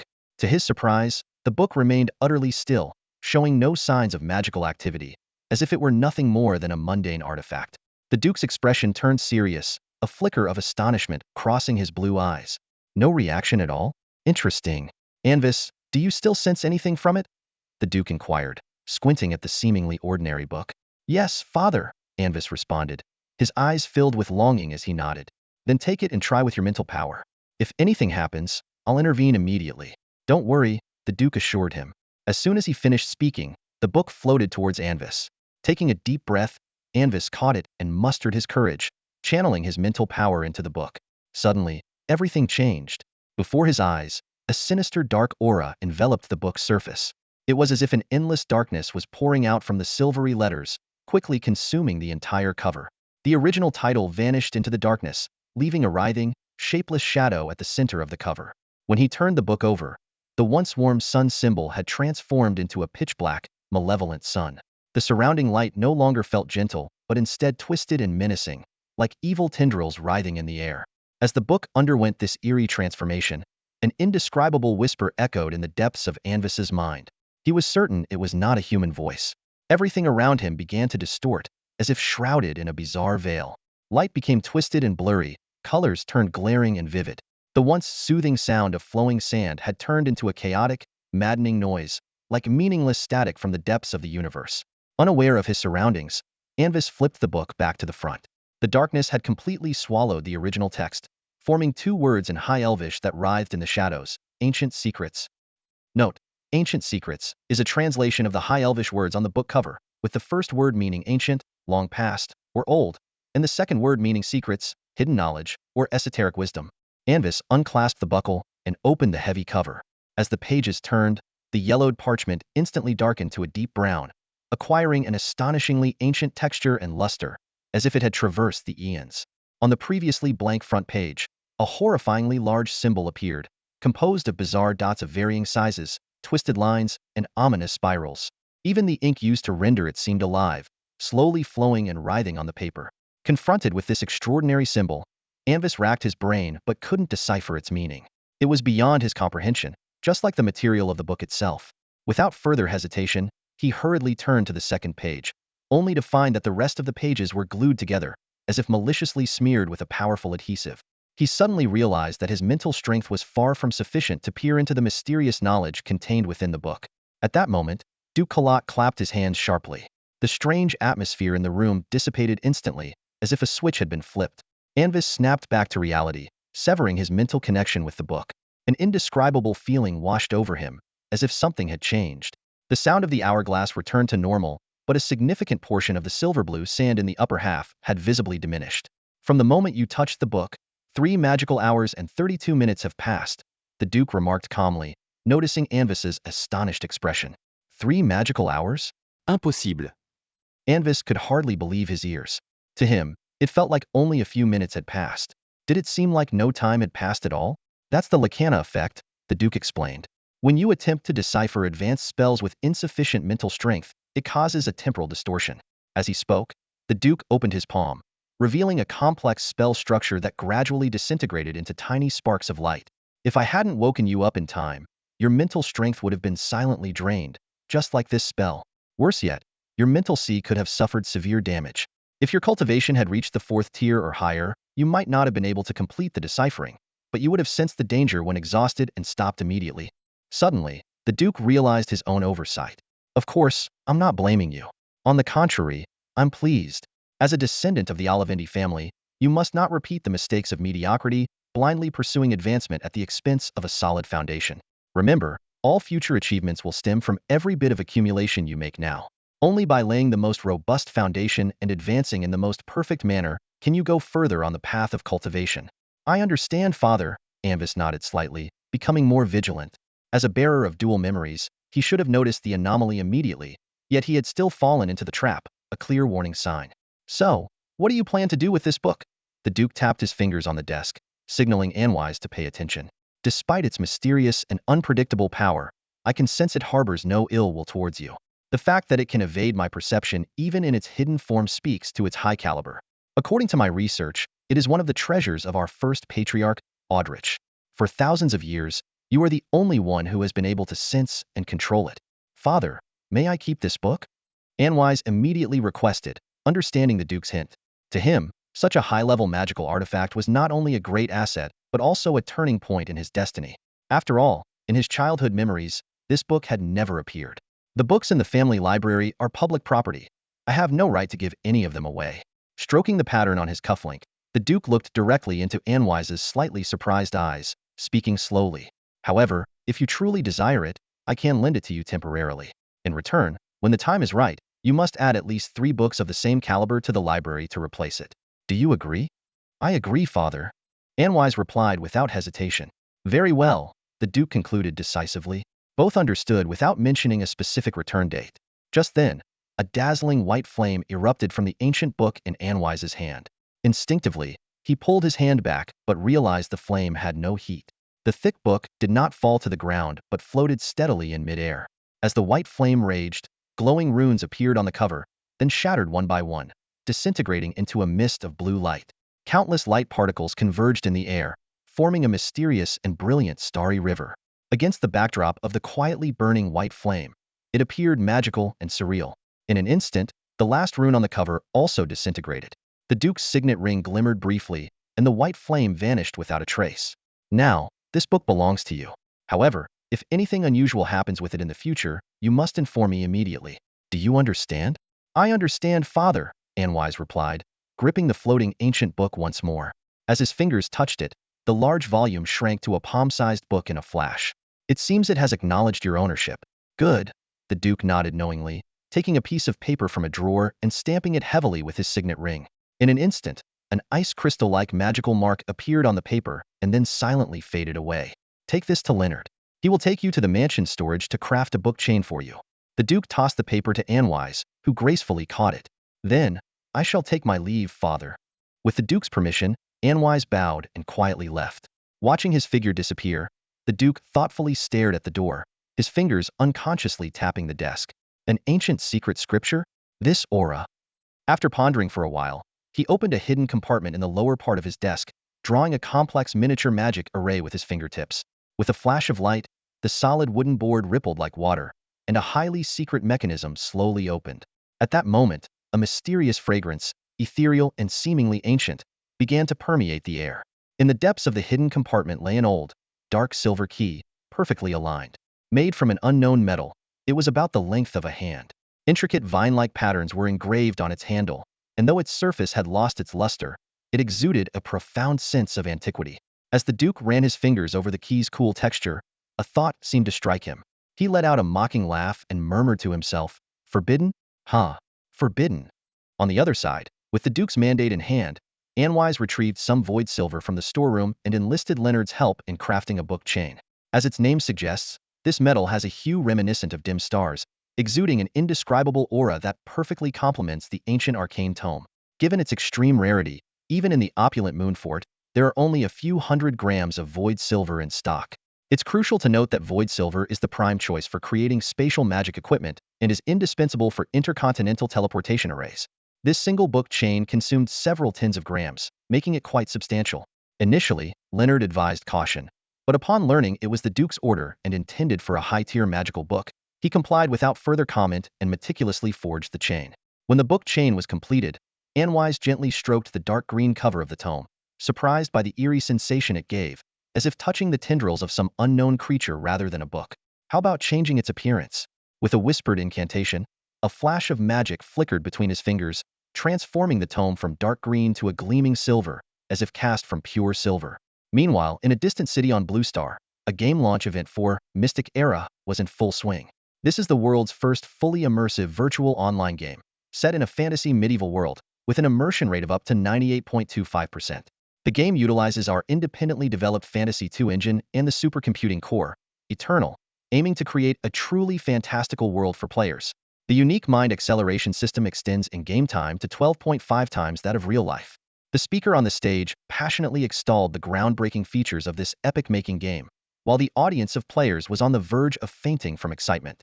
Finally, he pressed the button in his hand. Next, we will select 250 lucky participants from the tens of thousands who applied for the closed beta test. 5, 4, 3, 2, 1, begin. Ding. A crisp notification sound suddenly rang out, and Jiang Hong, who was attentively listening, instinctively pulled out his phone.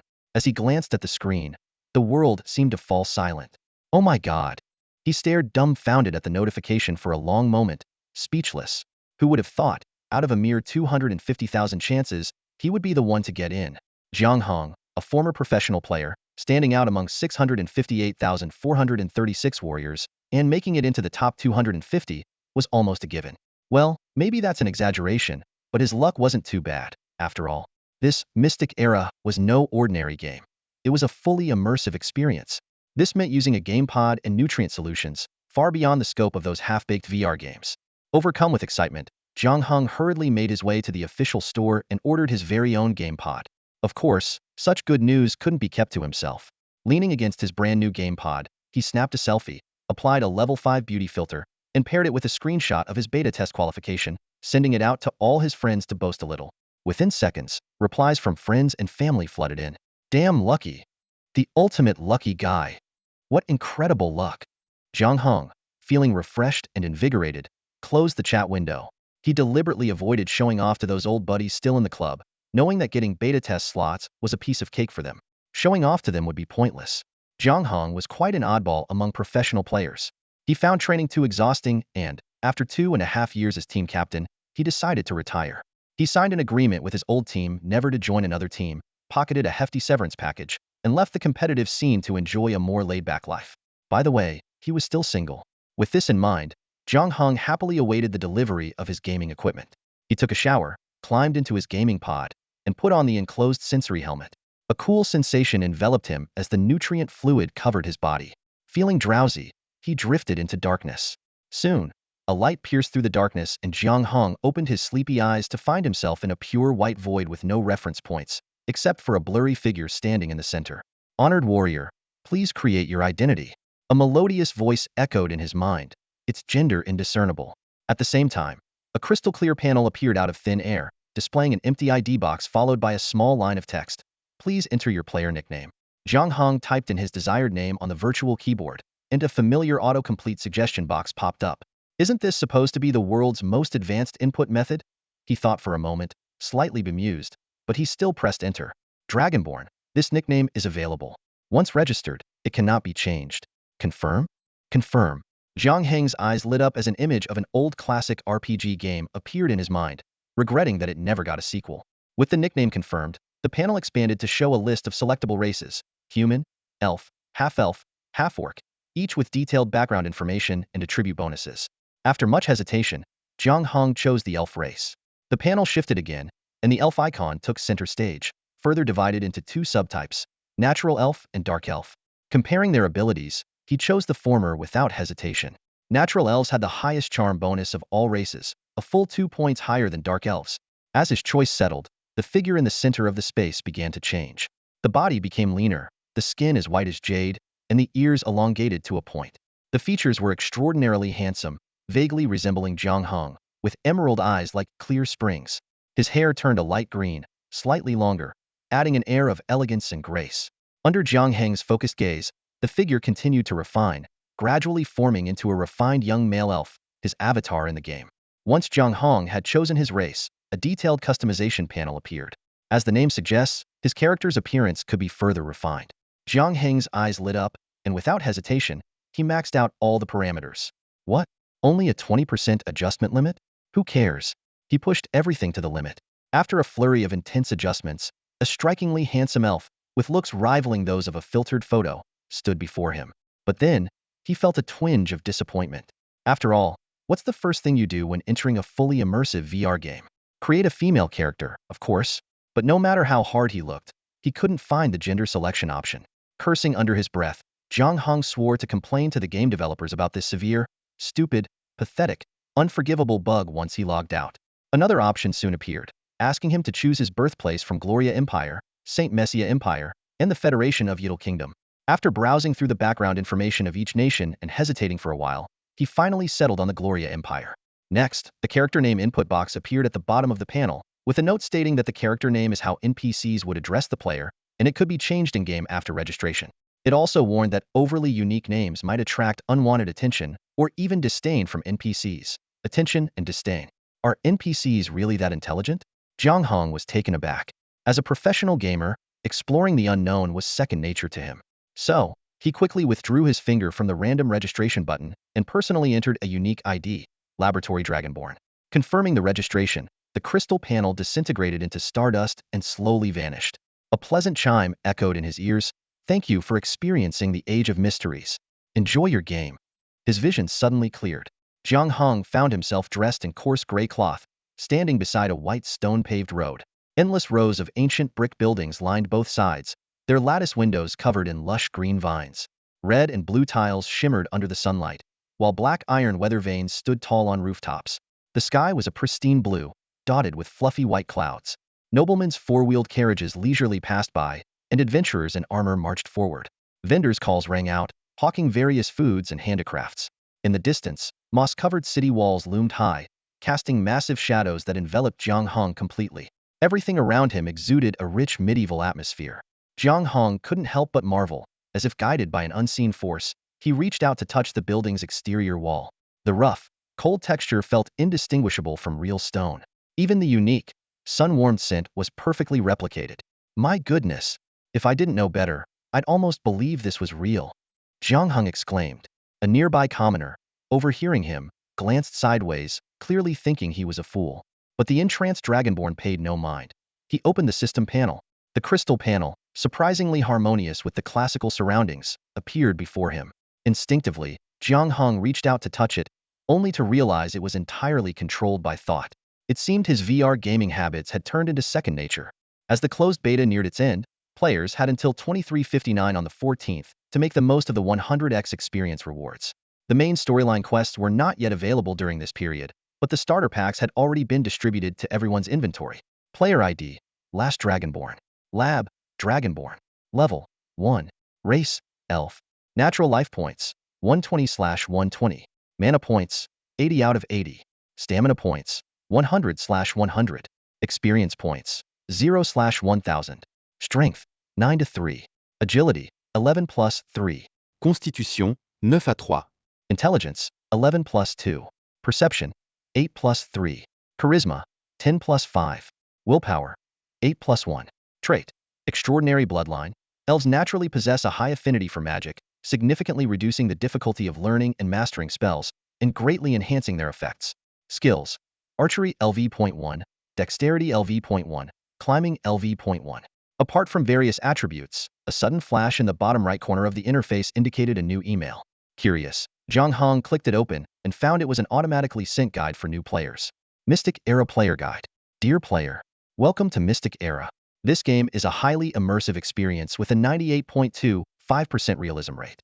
Pain simulation can be adjusted between 1% and 10%, so please take note. Due to the high level of realism, NPCs in the game possess intelligence and emotions comparable to real people, so always stay vigilant. The game uses carrier pigeons for communication, and all new players receive a basic pigeon for free. Both the pigeon and the system interface have an invisibility feature, so NPCs won't notice them. Players can type using a keyboard or write letters by hand.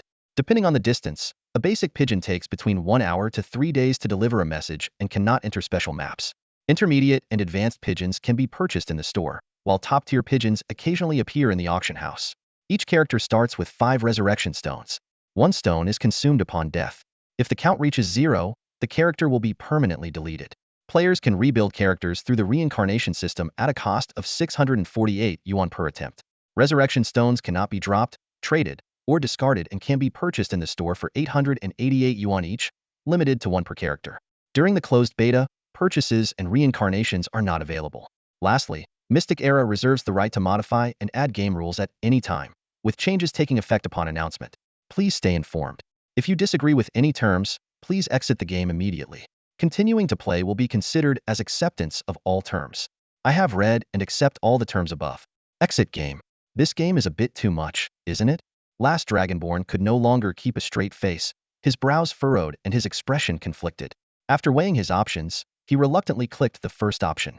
There was no other choice. It was the world's only true fully immersive online game, with the confidence and leverage to say, "Dear player, I am your father." However, the game's developers might face some serious backlash. With this thought, Zhang Heng didn't rush to close the interface. Instead, he raised his right fist and struck his left forearm hard.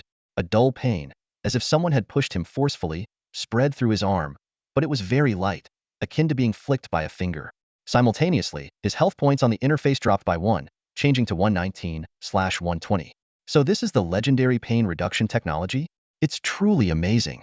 Zhang Heng muttered to himself, completely absorbed in the novel gaming experience. Just then, a soft and childlike voice suddenly piped up beside him. "Big brother, are you here to escape from something? That's so sad." The last Dragonborn turned around and noticed a small girl staring up at him with curious and sympathetic eyes. She was dressed in simple, coarse yellow linen clothes. He felt puzzled. Why would his ordinary attire attract such attention? Just as he was about to ask, a woman in a plaid skirt, carrying a basket, grabbed the girl's hand tightly. She cast a wary glance at the Dragonborn before quickly leading the girl away. With his sharp hearing, the Dragonborn could faintly hear the woman warning the girl from a distance. "Stay away from outsiders. They might use magic to kidnap you and sell your soul to the devil." The girl, still curious, asked, "Do outsiders have devils too?" Perhaps they were referring to some countryside devils. Was this some sort of special plot? As this scene unfolded, a young master and his servant nearby exchanged curious glances. They were astonished to recognize that the person wasn't just anyone. It was a player. Watching the player walk away, Anwise's blue eyes showed a hint of surprise. He had originally come to Kala City to buy a birthday gift for Fiona, but had unexpectedly witnessed this dramatic scene. Seeing that person reminded him of familiar scenes from a past life game. The player's appearance caught Anwise off guard, implying that the fall of the Olivendi family might happen sooner than he had anticipated. His personal maid, Elika, also seemed slightly surprised. She shed her specially made uniform and donned a casual, fitted dress, exuding youthful energy. Chosen by the Duchess to be Anwise's personal maid at the age of 1, Elika was responsible for taking care of him. Even while traveling incognito, it was still necessary to have servants accompany them. Standing near the city gates, surrounded by refugees, Anwise and Elika drew suspicious glances. Despite their casual attire, they still exuded the air of the Olivendi family's superiority. Anwise noticed the unusual looks around them but paid them no mind, instead focusing intently on everything around him. Although it appeared that only he and Erica were together, the family's elite guards were discreetly following them, ensuring their safety. If any reckless vagrants dared to approach them, the consequences would be dire. A glowing surface? Erica shook her head in confusion, tugging unconsciously at the uncomfortable lace on her collar. She saw no glowing object, but Anwise nodded knowingly, confirming something in his mind. No worries. Did you see that person? Follow him. Anwise's mind was sharp. Since he had become an NPC, he needed to understand the capabilities that came with his new role, like issuing quests. The last Dragonborn sprinted to another block, then stopped, gasping for breath. Once off the main street, the number of passers-by dwindled. Some civilians lounged lazily against the buildings, and only a passing guard gave him a suspicious glance. "Wow, this game is incredibly realistic," the elf muttered, brushing off non-existent dust in exasperation. Everything had happened so suddenly that he hadn't even had time to read the newbie guide. Given the limited beta access, he had rushed here, feeling like he was playing a single-player game with only NPCs in sight. After logging off, he planned to contact his clubmates to see if they could explore together. A graceful young man appeared beside the elf, his voice melodious and captivating, interrupting his actions once more. The last dragonborn turned to see a handsome youth with a gentle face and pale skin, as if he had stepped out of a mystical garden. His shimmering golden hair fell gracefully by his ears, and his deep blue eyes were full of mystery. He wore an elegant pure white robe, with an exquisite silver tome hanging at his waist. The young man smiled politely under the elf's curious gaze. A pink-haired girl stood behind the youth, dressed in a light brown dress. Her pink eyes showed a hint of wariness, as if she regarded the youth as her leader. "May I help you with something?" the elf cautiously asked after regaining his composure, secretly using the detect function to check the NPC's information. The detect function, available on the player's panel, allowed them to view an NPC's name and details, though significant level differences could result in incomplete information. The NPC's name was Anwise, marked in green to signify a friendly faction, identified as a noble youth in plain clothes, with an unknown challenge level. The noble was dressed in casual attire, looking like he was on a secret mission. A surge of excitement welled up in the elf's heart. No matter how intelligent NPCs might be, with the interface in hand, the world is yours to command. Do you have it? It seems my information is still incomplete. This wave of players is really lacking. Anwise eagerly observed the interface alongside the last dragonborn, feeling quite curious. Despite the text being inverted for him, Anwise could still operate normally thanks to his immense mental strength in this life. He noticed your intriguing actions earlier and guessed that you might be an outsider. Would you like to become his servant? System prompt. Anwise invites you to become his follower. Will you accept? Yes or no? The elf's slightly stiff smile revealed a hint of unease. However, out of the corner of his eye, he noticed that the girl behind the boy looked shocked upon hearing these words, as if she wanted to intervene but didn't dare to speak. This fleeting change in expression was enough to leave other players in the dust. These NPCs are just like real people. As the elf fell into contemplation, Anwise secretly frowned. His invitation to the elf had made the watchful eyes around him even more apparent. After much deliberation, the last dragonborn decided to accept Anwise's invitation. Becoming a subordinate of a virtual character didn't seem like a big deal. For the sake of the confidential mission, this was a small price to pay. The system notified him that he had now become Anwise's follower. Very well. What's your name? Anwise asked, furrowing his brow slightly. He actually remembered this ID quite well. In his previous life, this mage player was renowned for his exceptional skills and was known as the Blue-Eyed Dragonborn, who was rumored to be the former captain of the White Light Esports team. It was surprising that his game character's name was so striking. The elf suddenly felt guilty for not following the system's recommendation. Laboratory Dragonborn? Are you an experimental subject who escaped from a caster's lab? However, to his surprise, the pink-haired girl frowned and directly called out his game name. Don't you have a real name? The noble boy shook his head, his transparent blue eyes filled with pity, which made the elf angry. In front of Anwise and Erica, the elf unhesitatingly revealed his name. However, to the noble boy's astonishment, he saw the elf's lips move but heard a completely different name. Then, you'll be called Rivas. The system notified him that Anwise had renamed him to Rivas Anwise, and then turned to Erica. I remember you have a short spear in your ring, right? Take it out and show me. The girl curiously pulled out a short spear and handed it to Anwise, who then passed it to the astonished elf in front of him. All right, now it's your turn. Here, polish my spear. If you do it to my satisfaction, I'll reward you with this spear. The system notified, task triggered, Polish equipment, grade E. The task required continuous polishing of the spear until Anwise was satisfied. The reward was 1,000 experience points and a black steel spear. The last dragonborn took the spear and began polishing it expressionlessly, silently cursing the quest designer. Fine, considering this is a fine-quality piece of equipment, I'll endure it. In the game Mystic Era, items were categorized by quality: poor, common, fine, magical, master, legacy, and epic. A fine-quality weapon was already a decent piece of equipment in the early stages of the game. After 2 hours of polishing, Anwise finally expressed satisfaction with the elf's work, gave him the spear, and then assigned him a new task. Go clean the drainage canal and bring back 100 right ears of the canal rats to prove your bravery. The task deadline is 5 days, and the reward is 20,000 experience points. Watching the green-haired elf's departing figure, Erica's expression was complex. She wanted to say something but hesitated due to her status. Do you want to know why? Anwise smiled at his maid, a mysterious glint in his eye. It's a secret. Elika's gaze turned helpless, but Anvis stood there, quietly contemplating the information he had just gleaned, his eyes deep and thoughtful. He realized that he could use various items as rewards to motivate players to complete quests.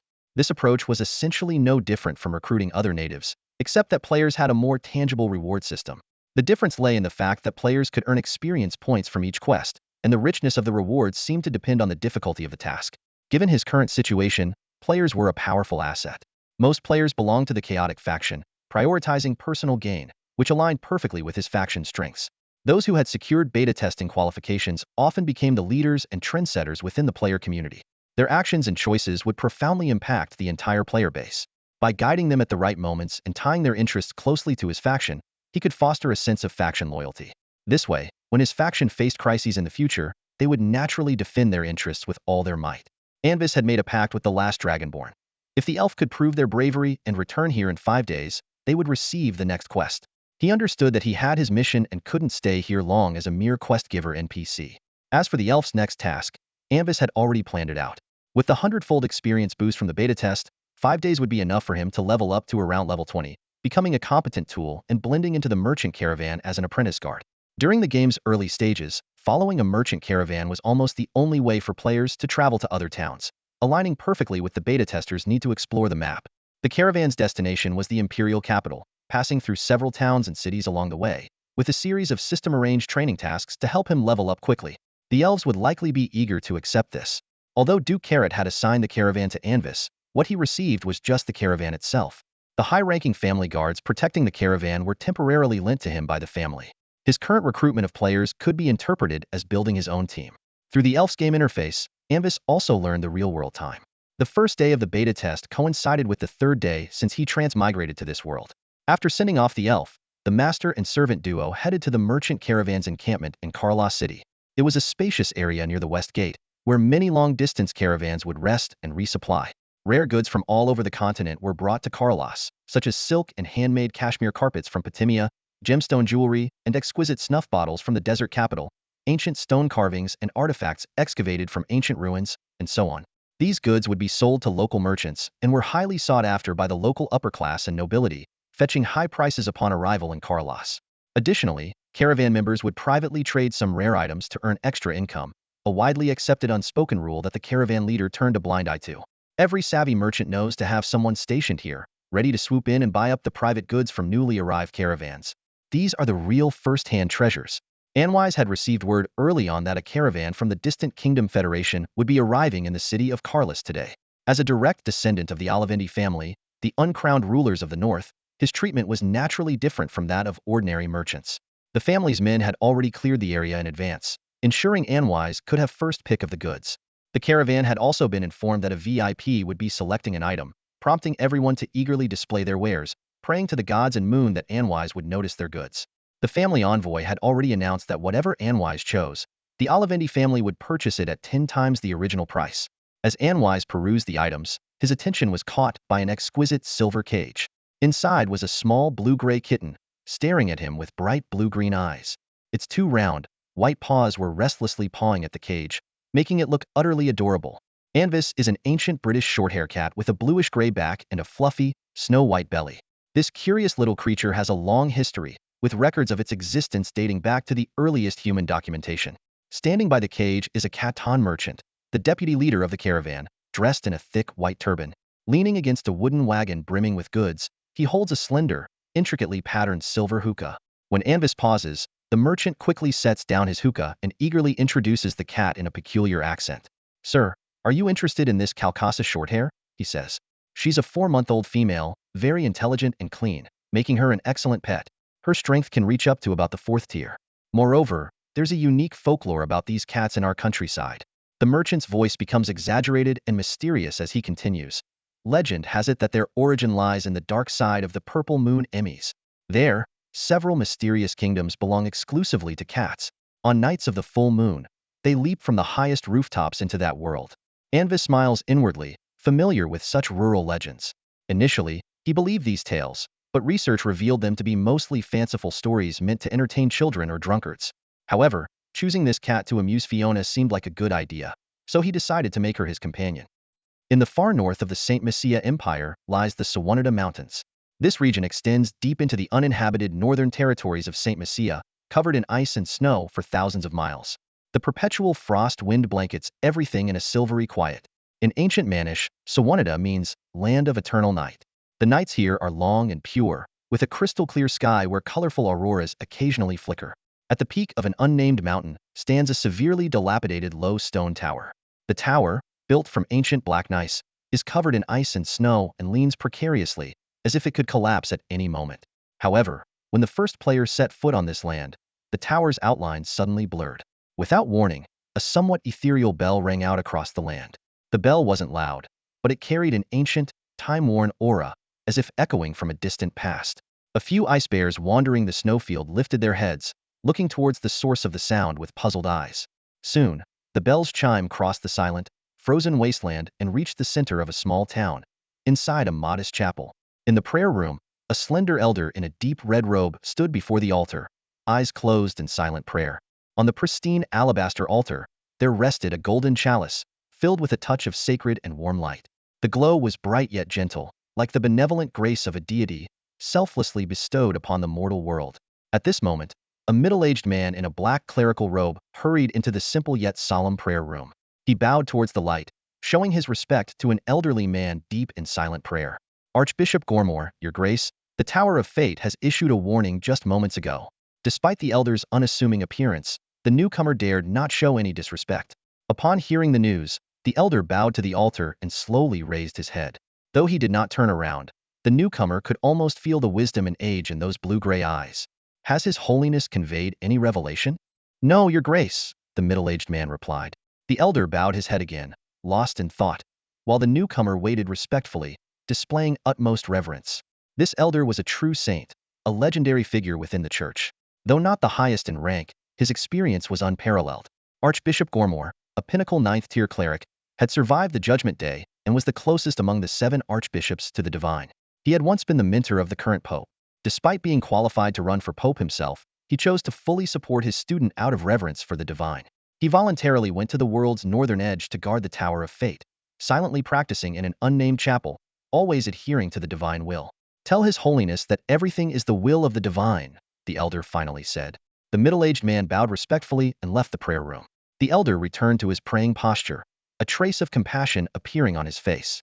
As the bells tolled in the holy city, he pondered the revelation, realizing it came not from the Pope, but from the divine itself. Fiona's birthday did not feature a formal dinner, as longevity among professionals meant they rarely celebrated birthdays. Anvis's gift was a private gesture. Returning to Mooncrest Castle, Anvis found Fiona curled up on a pink bed, clutching a gigantic book. She wore a white gossamer dress, revealing her alabaster collarbones, with golden hair cascading over her shoulders, as pure as crystal. However, her slightly pouting lips betrayed her dissatisfaction with the arrangement. Fiona's personal maid, Anne, was by her side, accompanying her in reading, a task assigned by the Duke. Anne, a half-elf with pale green eyes, had a tall and slender figure, her long black hair flowing over her shoulders. She was around the same age as Anvis's maid, Erica. The Duke believed Fiona should be encouraged to study, given her age, which led to this scene. Knock, knock, knock. Annie sat up quietly, listening to the sound of knocking at the door. She gave a slight bow to Fiona, who was in the room, then quickly walked out. Moments later, she returned. Miss, Master Anwise is here to see you. Annie's heart leapt, her face lighting up with joy as if she had glimpsed a ray of hope. She glanced at the book in front of her, wrinkled her small nose slightly, and swiftly closed it, placing it aside with practiced elegance. She didn't care for books filled with dense text and sparse illustrations. They seemed to lack a certain vibrant charm. Anvis was dressed in a sleek, pure white suit, with a silver spellbook hanging at his waist. He greeted Fiona with a warm and friendly smile, making her feel genuinely welcome. Fiona shook her head cheerfully, clearly relieved to have escaped an awkward situation. Annie, witnessing this scene, could only smile helplessly, not wanting to interrupt the siblings' intimate conversation. Noticing Annie's expression and the book beside her, Anvis chuckled softly, pretending not to see through her little thoughts. He then invited Fiona to join him in a game of arcane cards, showcasing his talent for creating a joyful atmosphere. Fiona's eyes lit up at the suggestion, revealing her fondness for the game. Arcane Cards is a collectible card game where players use the effects of their cards to reduce their opponent's life points to 0. It's quite popular among the nobility, and both Anvis and Fiona are skilled players. Although they usually play in a turn-based mode with a win-loss ratio of roughly 60-40, today, being Fiona's birthday, Anvis decided to go easy on her. During one magical effect, Fiona revealed her powerful deck and summoned the Frost Dragon, Zinxith. The dragon let out a chilling roar, destroying Anvis's necromancer and reducing his life points.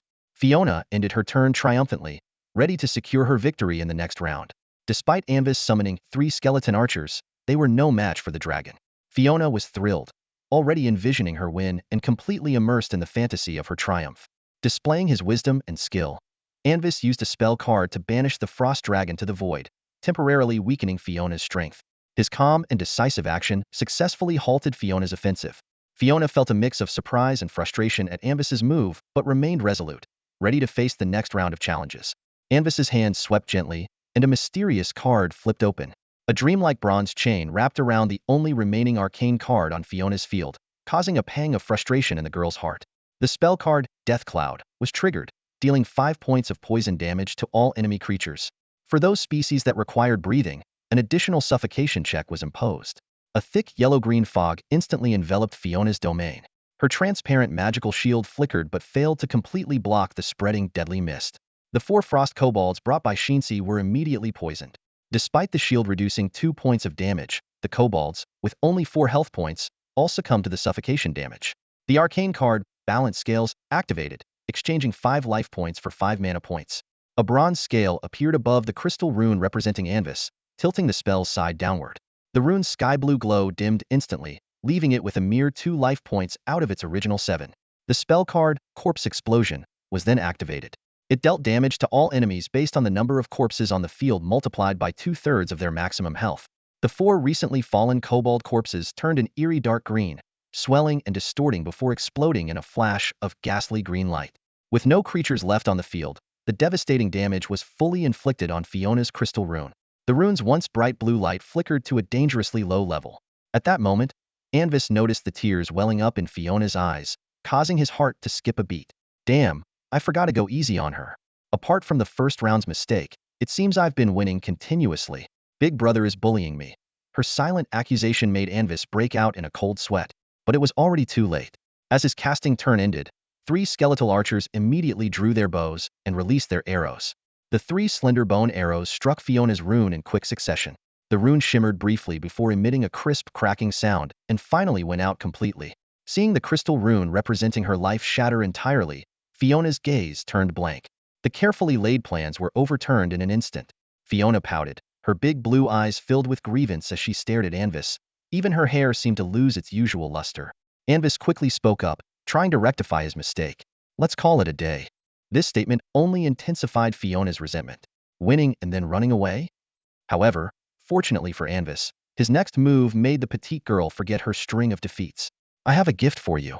Meeting Fiona's newly brightened eyes, the pale-skinned noble boy smiled gracefully. With a flick of his slender fingers, an elegant gift box materialized in his hand. The box was pristine white, perfectly square, with a light blue gem embedded in the lid. 2 simple golden lines ran from the gem's edges across the lid, with no visible seams on the entire box. Fiona eagerly accepted the gift box, but looked at Anvis with her large, watery eyes full of confusion as she attempted to open it. Anvis smiled at Faye and gently took her soft hand, lightly touching the gem at the center of the box. The gem emitted a soft blue glow, and mysterious, intricate blue patterns resembling growing vines gradually covered the entire box. The box made a slight sound as it opened seamlessly, unfolding like a scroll in Faye's hands. Inside, a layer of soft silk cushioned a fluffy kitten's head that peeked out, exchanging an eager gaze with the girl. It was an adorable kitten with a blue-gray back and a snow-white belly, bouncing at the edge of the box with its fluffy little paws. Its one blue and one green eye looked at her with curiosity. Wow, it's so cute. Thank you, brother. Faye exclaimed with delight, picking up the fluffy kitten. Her golden hair contrasted beautifully with the kitten's white belly. The kitten sniffed Faye's fingers, licked them, and made a soft sound, contentedly allowing her to hold it. This 4-month-old Calixa short-haired cat had already received their father's approval to make the castle its home. Anvis watched this heartwarming scene, a wave of warmth filling his heart, and a smile spread across his face. You know, Faye, there's an ancient legend about them, he said. Hearing that Anvis was about to tell a story, Faye eagerly sat beside him, her sapphire eyes sparkling with excitement as she listened attentively. According to the legend, they did not originally come from this world. They arrived here from distant stars, following the footsteps of the purple moon. It's said that beyond the shadows of Emmys, there still exist several mysterious kingdoms that belong exclusively to cats. Anvis gently stroked the girl's head as she closed her eyes and nestled quietly against his shoulder, like a little kitten herself. After sharing the polished tale of the mysterious cat legend with Fiona, Anwise returned to his room under the envious gazes of his sister and brother. However, as soon as he stepped through the door, he sensed something amiss. he noticed a strange white shadow outside the window near his desk. From its outline, it looked like a gigantic, peculiar pigeon. Could it be a carrier pigeon? Anwise was momentarily confused by his player identity, but quickly realized something was off. Despite its resemblance to a carrier pigeon, this bird was at least 3 times the size of a normal one, larger than any watermelon he had seen in his previous life. To reach Moonlit Castle atop the snowy peak, this must be some kind of ice attribute magical pigeon. Curious, Anwise slowly approached, scrutinizing the bird. As he drew closer, he noticed another odd detail. The pigeon was leaning against the window, with a pure white tail feather piercing through the enchanted crystal of the window, extending into the room. Could it pass through walls? Sensing the boy's gaze, the pigeon turned its head, its round red-black eyes meeting Anwise's blue ones. Anwise stared in surprise at the fearless bird, feeling a sense of admiration. This pigeon was indeed a creature of the magical world, so enormous yet utterly unafraid. As Anwise continued to observe the pigeon, it suddenly turned around, took a few steps, and poked its head through the window. From the platform outside, it passed directly through the transparent enchanted crystal, entering the room. Could it actually pass through glass? Could it speak? Standing on the windowsill, the pigeon tilted its head, studying Anwise, and then suddenly spoke. The pigeon could talk? Anwise's expression stiffened as he took a deep breath, trying to calm himself, and managed to say, "Yes, I see you, esteemed pigeon." He reminded himself that this was a world of sword and magic, where many things defied conventional logic. Stay calm. Stay calm. Are you a pigeon in my perception? The white pigeon tilted its head again, moved closer, and hopped onto a small round table made of polewood, where a white porcelain vase was placed. This time, Anwise saw clearly that part of its body was embedded in the vase. The light purple hyacinths originally in the vase protruded from its folded wing, looking quite bizarre. "So, were you summoned here?" "Yes, someone summoned me here 3 days ago, so I came." Anwise finally calmed down. 3 nights ago was when he absorbed the mysterious energy. Clearly, this was another arrangement by the wish spell. If the summoning you mentioned happened 3 nights ago, in this room, then it must have been me. Upon Anwise's confirmation, the pigeon leaped and landed on his head. Startled by the sudden move, Anwise instinctively shrank his neck, trying to dodge the bird's flapping wings. However, in the next moment, he noticed something unusual. The pigeon had no weight. Considering its watermelon-like size, Anwise had expected it to weigh several kilograms. However, when the dove actually landed on Anwise's shoulder, he didn't feel any additional weight. Anwise shifted his head slightly, feeling a bit uneasy, even though he sensed nothing on top of it. The dove tilted its head, scrutinizing the pale and handsome young man. Although it had been in this world for a while, Anwise was the first person who could see and communicate with the dove. While others were somewhat similar to him, they couldn't perceive the dove's presence or be affected by it at all. Listening to the dove's description, a familiar feeling surged in Anwise's heart. Wasn't this just like the carrier pigeons sent by the players? Anwise just wasn't sure about the grade of this particular dove. I'm Anwise Olivenby. "May I know how to address you?" Anwise introduced himself as he walked over to the writing desk and sat down, casually lighting an elegant magic crystal lamp.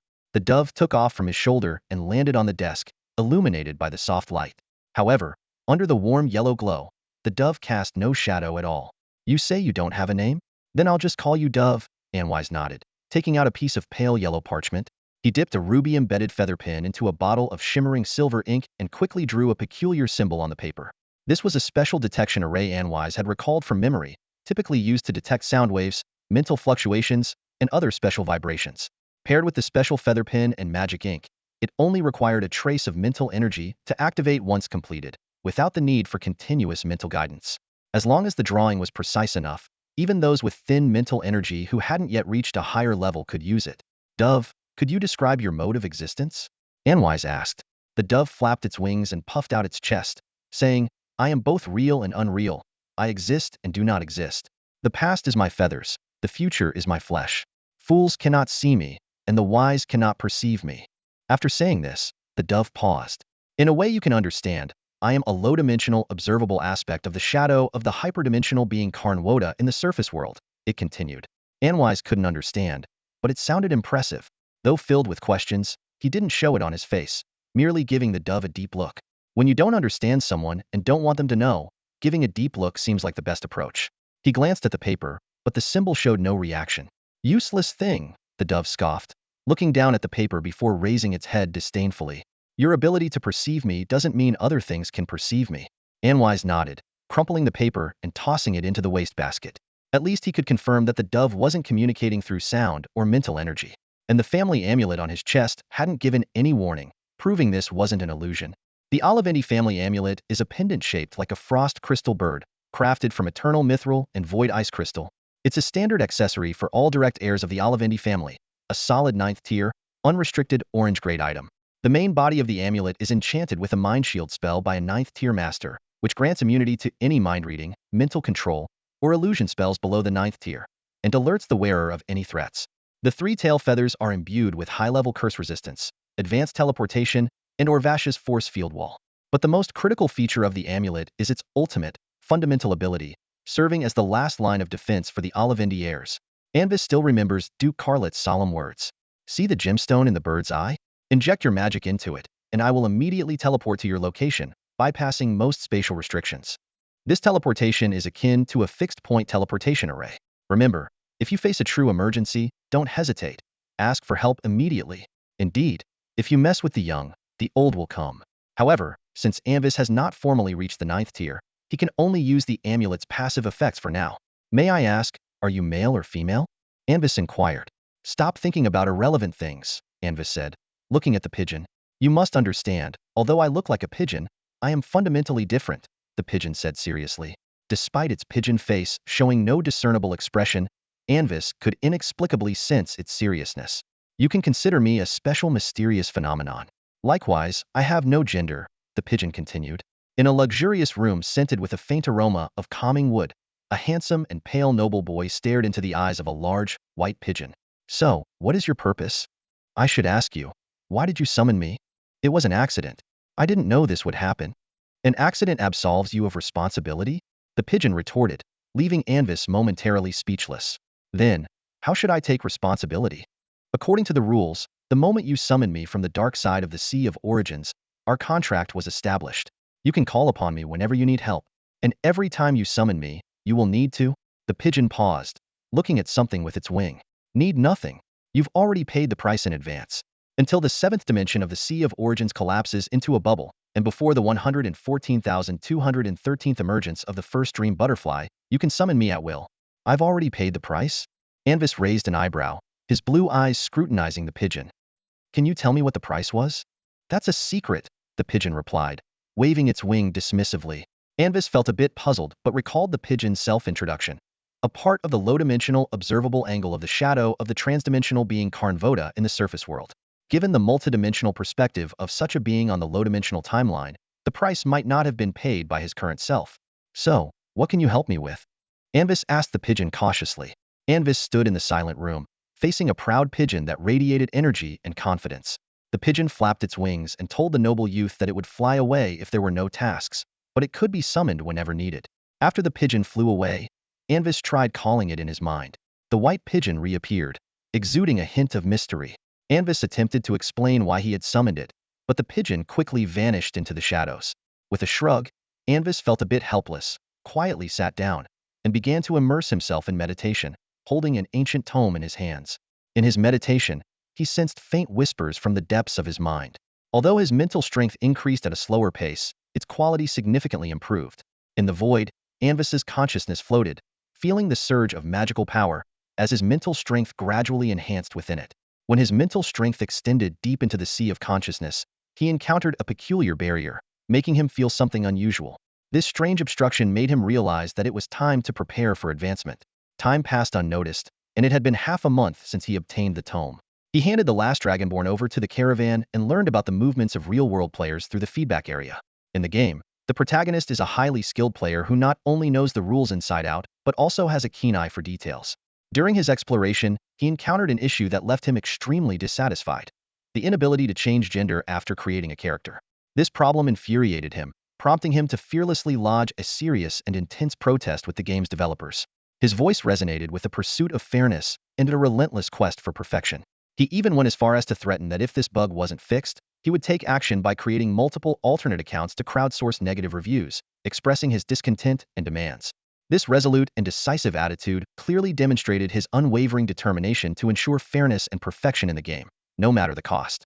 Accompanied by the soft strains of classical music, Anwise explained his situation to the Duke with a gentle demeanor. Meanwhile, Duke Carlot was savoring a delectable piece of Annie cake. This delicacy, a meringue berry cream cake, featured a thick layer of sweet, rich white cream, neatly arranged and vibrantly colored fresh berries emitting a fragrant aroma, and the uniquely scented meringue made from wyvern eggs. The pastry chef had masterfully combined these three elements to create a dessert that was visually enticing and had an exceptional taste. Legend has it that this dessert was specially crafted by the royal chef of the early Magic Empire to celebrate the birthday of Princess Annie. After tasting it, Princess Annie was so delighted that she asked for its name. Upon learning that it was a new, unnamed dessert, she decided to name it after herself. Duke Carlot had a deep fondness for this cake, with its crispy exterior and soft, fluffy interior, as it always reminded him of his first encounter with Elena. Back then, she was equally graceful and poised, yet carried a hint of shyness, much like the cake's sweet and tangy flavor. Are you ready to take the next step? After enjoying another piece of Annie cake, the Duke set down his utensils, gently wiped the corner of his mouth with a napkin, and then looked up, his azure eyes meeting Anwise's smiling face with a hint of surprise. Possessing two legendary bloodlines had bestowed Anwise with extraordinary talent, but it had also slowed his progress. In simple terms, filling a cup and filling a barrel require vastly different amounts of water. Yes, father. Last night, I reached my mental limit. Even if I don't actively seek to advance, I will naturally do so at midnight tonight. Smiling, Anwise reached out to take a glass of forest dream from the tray held by a maid and took a small sip. This juice, with its light green, misty glow, had a refreshing and sweet taste, like drinking a flowing mist or a soft, cool cloud. Wonderful! Overjoyed by Anwise's response, the Duke couldn't help but smile, his laughter filled with the joy of a father witnessing his child's growth. Elena and Fiona also looked at Anwise with a touch of surprise. Elena marveled at her youngest son's talent, while Fiona was simply happy for her brother's impending advancement. Since you plan to advance, how much do you know about the process of becoming a formal spellcaster and the initial concepts and choices of magic? The Duke's smile faded, his expression turning serious as he shifted the conversation to the specifics of the advancement. Hearing this, both Elena and Fiona paused and looked up at the two of them. These two questions were crucial, as a well-prepared advancement could lead to vastly different achievements for a spellcaster compared to a hasty one. Setting down his goblet, Anwise picked up a white napkin and gently wiped the corner of his mouth, making himself appear more at ease. Then, he organized the knowledge in his memory and began to explain his prepared answer to the Duke in a clear and deliberate tone. In the book Fundamentals of Magic Theory, it is mentioned that to become a qualified mage, one must meet two conditions. First, one needs to condense a core of mental power. Second, one must establish a basic spell model within the mental sea. Once mental power reaches a certain level, a mage can manipulate it to revolve around a focal point within the mental sea and continuously compress it with their willpower. When the compression reaches a certain degree, the mental power core naturally forms. The stronger the mage's mental power, the higher the success rate of forming the core. When the total mental power reaches the upper limit of the mental sea, a mage will spontaneously form a mental power core within 24 to 30 magical hours. This was one of the original methods of advancement for ancient mages. However, by the mid-era of the ancient magic empire, this method had been abandoned. The reason was that cores formed naturally generally had lower quality compared to those formed by the compression method, given the same amount of mental power. At this point, Anwise paused to catch his breath, picked up a transparent goblet, and took another sip of the refreshing misty fruit juice to moisten his dry throat. Just like a baby opening its eyes to the world for the first time. When a core is formed, a mage truly opens their eyes as a mage, seeing a more real world for the first time. At this moment, a mage temporarily enters a state beyond limitations. In this state, the basic spell model previously constructed in the mental sea will transform in some unknown but beneficial way. This is the principle behind the formation of the initial spell. As the mage advances in rank, the tier of the initial spell will also increase, bringing more unknown changes with each tier. Due to limitations in talent, an ordinary mage's mental power before advancement is only sufficient to construct the simplest spell structures. The maximum number of initial spells is 2. Even if some geniuses can construct more than 2 spells before advancing, only the first 2 constructed spells will undergo transformation. According to the Continental Magic Council statistics, Magic Missile and Fireball are the 2 most commonly constructed initial spells due to their simple structures and powerful effects after mutation. Having said so much, Anwise finished the juice in his glass and placed the empty cup back on the tray. I have finished, father. The Duke of Carlot nodded approvingly, showing his satisfaction with Anwise's knowledge. Elena also smiled with satisfaction, while Fiona listened intently with her clear, lake blue eyes. She had read Fundamentals of Magic, and the book was filled with densely packed small text, without even a single illustration. It was amazing that her brother could remember that thick and boring book. So, have you chosen the initial spell you want to construct? The Duke nodded with satisfaction, a hint of reassurance in his eyes. Yes, father. I am prepared to. Anwise was just about to reveal his choice when the Duke interrupted him with a slightly displeased tone, the reason for which left Anwise both amused and exasperated. Dear Charlotte, why not patiently wait for our child to finish speaking? Please continue, my dear Anwise. Mommy is listening. The sudden interruption caused the beautiful Duchess to frown slightly, but she quickly replaced it with a gentle smile, showing affection towards the Duke. She turned her head, her amethyst eyes filled with encouragement and love, gazing at Anwise. The Duke furrowed his brow slightly, then nonchalantly picked up his knife and fork, beginning to cut the remaining cake on his plate. He swallowed the piece of dessert that had been frozen in place under Elena's gaze. All right, father. Anvis nodded calmly, ignoring Duke Carlot's resigned look. He was contemplating between two types of field spells, the variant magic of the wind domain, the Frostwind field, which combines ice and wind magic, or the variant magic of the light domain, the illusory ice field, which combines light and ice magic. The Duke nodded, his expression returning to seriousness. He recommended that Anvis choose the Frostwind field. This spell could have a broad impact on the battlefield, providing both ice-based control and wind-based acceleration. Additionally, Anvis could expend extra mana to summon wind blades at any point within the field for attacks. If Anvis reached the 7th tier of power, the Frostwind field could even preemptively unleash some of the power of a 9th tier domain. The book, Magic and Combat, once stated that mages are those who can use their wisdom to change the world. In combat, a mage should first construct an environment favorable to themselves and then use a series of quick, low-tier spells to gradually control, disrupt, and weaken their opponent, accumulating advantages bit by bit, much like adding weights to one side of a scale until victory becomes inevitable. Listening to the Duke's advice, Anvis's expression turned subtle. The Frostwind field was a spell created by Carlot, and although Magic and Combat was published anonymously, Anvis knew it was written by Carlot as well. This self-promotion seemed a bit over the top, didn't it? I'll give it serious thought, Anvis replied carefully. Elena shot Carlot another glare. The illusory ice field was her creation, yet she never boasted about it like Carlot did. Pretending not to notice her disapproval, Duke Carlot smiled and said, Magic and Combat is an excellent book, written by a very wise and great 9th tier mage. It contains many valuable experiences and techniques. You should read it more in your spare time. Elena was momentarily at a loss for words, her eyes flickering with confusion and her mouth twitching slightly. She resisted the urge to test the thickness of the Duke's skin with a spell and turned her attention to the food on the table. Leonard silently bowed his head, as if nothing had happened. Anvis barely managed to suppress the urge to roll his eyes. He forced a slightly stiff smile, gaining a new understanding of the Duke's confidence. After dinner, Anvis returned to his room. The Duke handed him a ring containing all the consumables needed for his advancement. As he stood on the brink of a significant breakthrough, he felt a bit lost. Alone in the silent room, a familiar sense of unreality washed over him. Yet, the powerful mental energy surging within him reminded him that everything was indeed real. Advancing to the 1st tier, in Anwise's plan, this juncture is crucial. To fully leverage his knowledge of the future, he must quickly free himself from the constraints of Yulin Fort and gain the freedom to act independently. However, due to his current age and strength, Anwise is unable to achieve this goal. Only by advancing to the next tier can he find a legitimate reason to leave the castle. Anwise reclined on a black velvet chaise by the ornately arched window, feeling an unusual sense of tranquility. The soft, dual-colored moonlight streamed through the window, enveloping the entire chaise. He hadn't turned on any lights.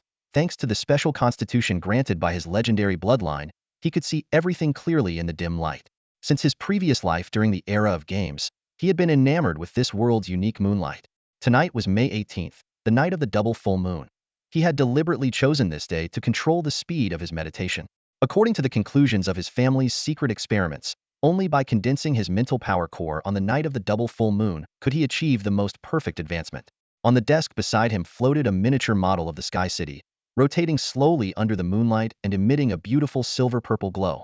This was a gift from his second brother, Evan, during the Festival of Light, a scaled-down model of Sky City. The model's exterior and some internal structures were perfectly replicated, even including a miniature magical defense system. After a final review of his advancement plan and ensuring everything was in order, Anwise took out a dish of dream dust, as radiant as the aurora, and placed it under the moonlight.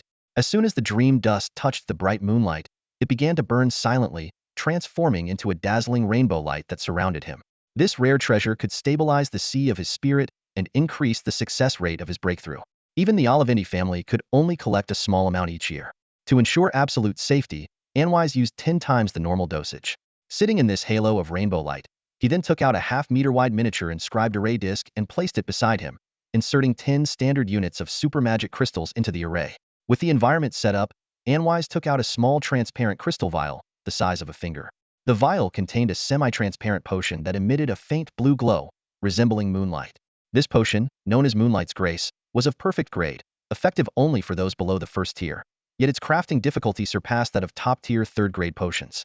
Only true master alchemists could create a potion of perfect grade. It could rapidly enhance mental power and further purify it, making it the best auxiliary potion for magical practitioners breaking through to the first tier. After a brief inspection, he uncorked the bottle and swallowed the potion in one gulp, simultaneously activating the inscribed array beside him. To be honest, the potion tasted almost like water. As soon as he ingested it, Anwise felt a faint headache.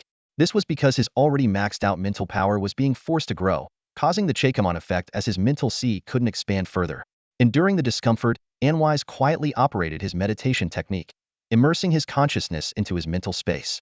Beside Anwise, as the magic circle activated, the super magic crystal emitted an enchanting, eerie glow, brimming with mysterious magical power that rapidly spread outwards. However, this energy was constrained by an invisible force field, preventing its free release. Over time, the concentration of raw magical energy within a 3-meter radius around the circle surged dramatically. In his mental space, Anwise struggled to suppress his initial impulses, working hard to control the rapidly increasing mental power and began forming spell nodes that emitted a faint glow. He decided to use this additional mental energy to construct his initial spell. After careful consideration, Anwise ultimately chose to forego the Frostwind domain in favor of creating another spell, the Illusory Ice Field. This spell could create a 50-meter diameter field filled with tiny composite magic ice crystals that refract light, enhancing illusion effects and confusing enemies' magical senses. Additionally, the caster could expend extra mana to conjure ice spikes at any location within the field for attacks. Compared to the Frostwind domain, the Illusory Ice Field had a more complex spell structure and different focal points. The Frostwind domain emphasized slowing enemies with extreme cold and accelerating the caster with wind-based force fields, while the Illusory Ice Field focused more on bewildering illusions and disrupting enemy judgment.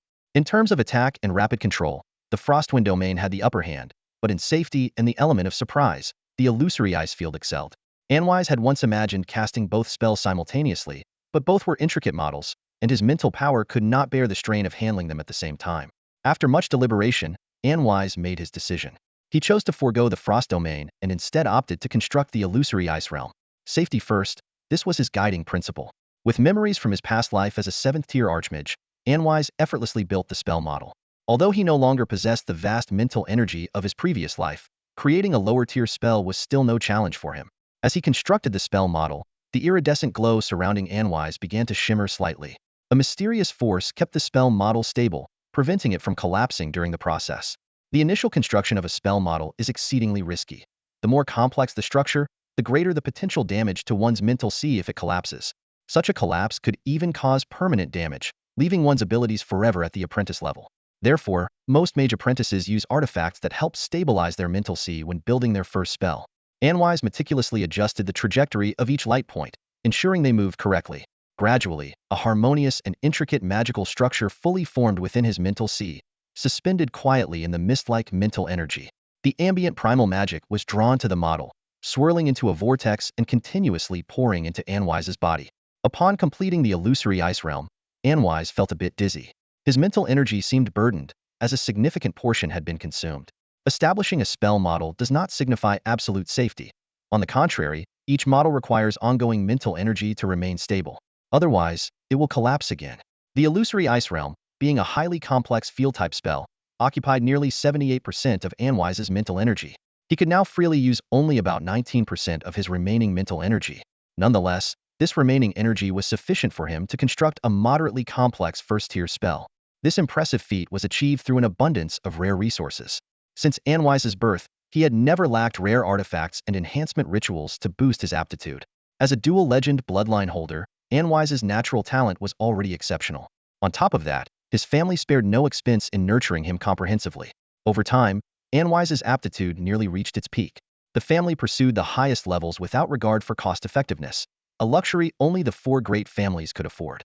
The princes and princesses of other kingdoms could scarcely imagine such extravagance. The number of super magic crystals Anwise consumed from childhood would deplete the treasuries of many small kingdoms. Yet, for the direct members of the Olivendi family, such consumption was routine. Despite his diminished mental energy, Anwise believed he could still construct a first-tier spell. He quietly assessed his current state, estimating the total amount of free mental energy he had left. Then, with a mix of emotions, he turned his attention to a peculiar object within his mental sea. On a morning unlike any other, Anwise's mental world was shrouded in a dense fog, as if a mysterious force had twisted his mental space, rendering everything blurry and unclear. This enigmatic mist originated 2 weeks ago when Anwise first delved into the ancient tome. He had fallen into a peculiar state, deeply drawn to the symbols within. The Duke of Karos' applause had interrupted his meditation, and he felt something amiss.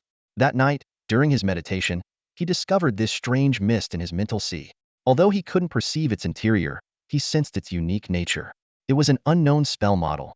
Anwise, even as a 7th-tier archmage and scholar, had never encountered such a phenomenon. He attempted to activate the model using his mental energy, but due to its thinness, his efforts were in vain. Alongside the mist came a familiar and comforting sensation. He considered informing the Duke, but ultimately decided against it. Despite passing the soul inspection, he dared not let the Duke delve into his mental sea, fearing the exposure of his memories. The question now was whether this mist could be counted as his first spell model. Anwise was perplexed. While he could sense that the mist was some kind of spell model, its power didn't originate from his mental energy. In other words, this mist might not be part of his original spell construction. Nevertheless, he decided to construct another reliable spell, even if it didn't count as his initial one. He chose the mirror image spell. This first-tier spell could create a fragile illusion identical to his appearance, complementing the illusionary ice domain. The mirror image spell had a simple structure, and Anwise quickly completed its construction, consuming most of his free mental energy. After finishing the construction of the 2 spells, Anwise ended his meditation and looked up at the night sky outside the window. Silver stars twinkled in the sky, and 2 full moons reflected in his azure eyes. The bright moonlight streamed through the window, enveloping him in a silver-purple glow. He glanced at the clock. The exquisite mithril hands pointed to 10:48. The entire space seemed to be enveloped in a quiet and mysterious atmosphere. Lying on the black velvet chaise, the soft touch felt as delicate as morning dew, exuding a marvelous fragrance. This time, it was no longer just a game but a significant moment. Breathing in the subtle aroma that filled the air, the young man gently closed his eyes, as if cheering himself on, whispering softly. His usually elegant and gentle voice now carried a tremor, revealing a long-awaited anticipation.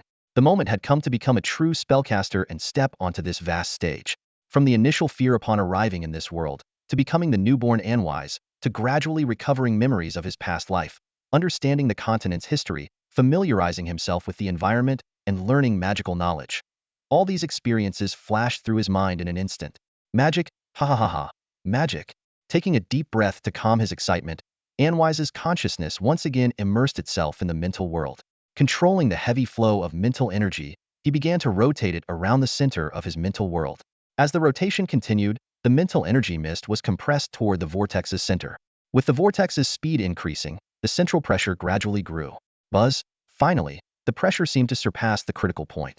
Accompanied by a melodious hum, a silver-gray crystal formed at the center of his mental world, appearing to have countless facets. As Anvis completed his spell, his consciousness was instantly overwhelmed. It felt as if he had become one with the entire world, with an infinite stream of information flooding his mind, making him feel that nothing in the universe was beyond his grasp. The spell models he had painstakingly constructed in the past now seemed as simple as basic arithmetic. He could even clearly see the flaws in these models. The aurora that had been slowly shifting around him suddenly began to fluctuate violently. The dust in the crystal dish started to glow, with the multicolored flames almost exploding, consuming energy at a visible rate. The environment that had been absorbing all nearby energy became turbulent. It was as if Anvis had turned into a bottomless abyss, devouring all the magic around him. Supported by this state, the fog that had been obscuring his vision could no longer block his sight. His will magnified the surface of the fog, thinning the dense mist in his eyes until it finally turned into tiny particles. Hidden within the center of the fog was an endless sea of stars. When he saw the starry sea, Anvis was shocked, his consciousness fluctuating violently, and he involuntarily passed out on the bed. The dust in the crystal dish burned out completely, the rainbow-colored flames turning into dazzling beams of light before the remaining dust vanished entirely. The massive consumption of energy brought about astonishing effects, with the aurora-like light bands converging into a gigantic white sphere that enveloped Anvis. When he woke up, he was drenched in cold sweat, panting heavily. The dream dust had completely burned away, and the aurora had vanished without a trace. The super magic crystal in the magic circle had also depleted its magic, turning into a clear, transparent crystal. Through the faint moonlight outside the window, he glanced at the corner clock, the silver hands pointing to 3:29. What on earth was that? Anvis's eyes sparkled with amazement as he tried to calm his severely shaken mental state. He was certain it was the most complex, profound, and mind-bending spell model he had ever seen in both his lifetimes. If his previous illusory ice domain model was akin to a solar system, then this mist-like spell model was a galaxy with hundreds of billions of star systems.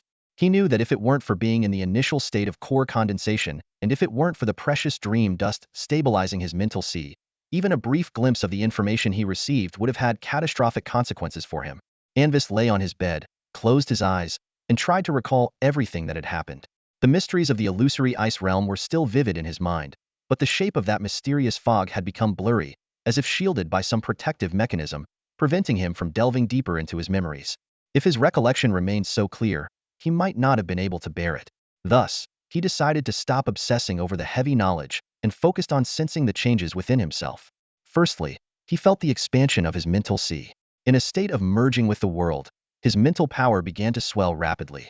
By the time he emerged from this fusion, his mental capacity had more than tripled. Although the increase wasn't astonishing, considering that Anvis's mental strength during his apprentice years was already several dozen times that of other mages, even surpassing most first-tier spellcasters, this boost was quite remarkable. It was as if a cup's capacity had increased tenfold. While it couldn't compare to a doubled water tank, it still indicated greater potential. Secondly, there was a qualitative change in his mental power. After the core of his mental strength had fully consolidated, the quality of his mental power took a significant leap. Spells that previously required 10 times or more mental energy could now be cast effortlessly with just a fraction of that energy. Most importantly, he could now use his mental power to extensively probe his surroundings. Previously, his weak mental power could only extend a short distance from his body before dissipating. But now, Anvis's purified, high-quality mental power could conduct long-distance detection, a feat unattainable for ordinary mage apprentices. Lastly, there was a change in his spell models. The structure of the illusory ice realm model had undergone significant transformation. Previous flaws had been optimized into a new structure. Moreover, the model itself generated a subtle frequency that was perfectly synchronized with his mental power core. This unique characteristic allowed the spell to be maintained with minimal mental energy.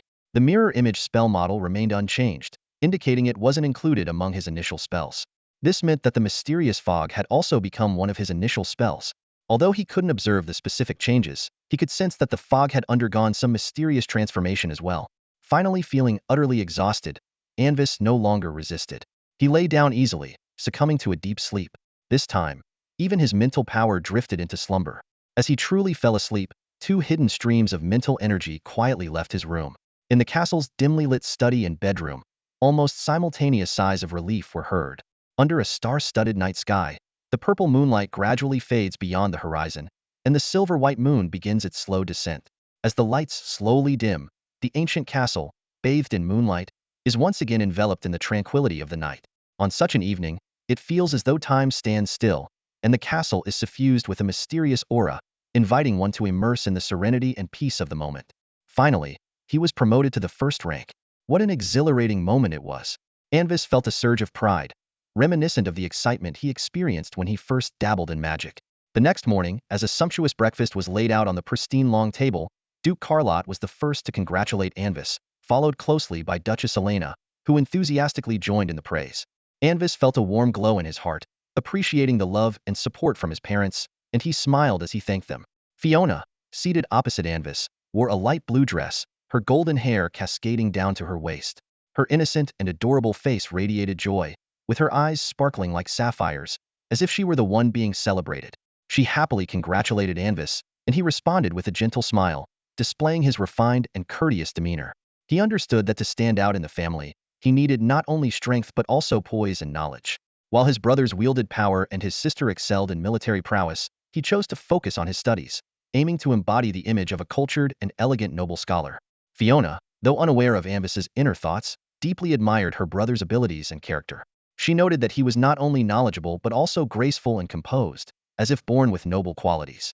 After their daily lessons, Anvis would often sit quietly in the library, engrossed in thick volumes, and could even recite answers to their father's questions. In contrast, Fiona felt her own learning progress was slower, occasionally forgetting some of the etiquette. She wished to study alongside her brother but often lacked the patience, finding the books dull and difficult to understand. This left her somewhat frustrated, as her own advancement last year had left her feeling a bit lost despite her slightly superior talent. That day, after the lessons concluded, Anvis unusually did not head to the library. Instead, he made his way to the castle's spell testing grounds, eager to assess his newly acquired abilities. The testing grounds were a vast area, equipped with various environments and targets tailored to different types of magic. Anvis carefully activated the protective array within the grounds, ensuring that his spellcasting would not cause any unintended harm. Every year, numerous novice mages emerge in the wild. These fortunate individuals often come across a meditation technique or the notes of another mage by chance. Driven by extraordinary dedication, many times that of an average apprentice, they strive to join the ranks of official spellcasters.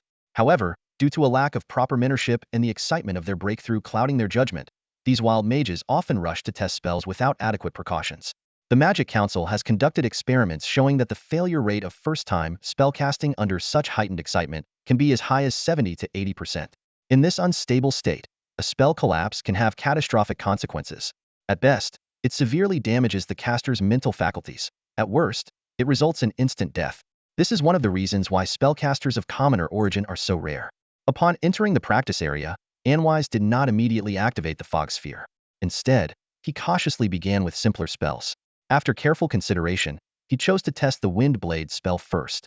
As a first-level spell with a straightforward model, Wind Blade is mediocre in power compared to other spells of the same level, but its speed and stealth are quite impressive.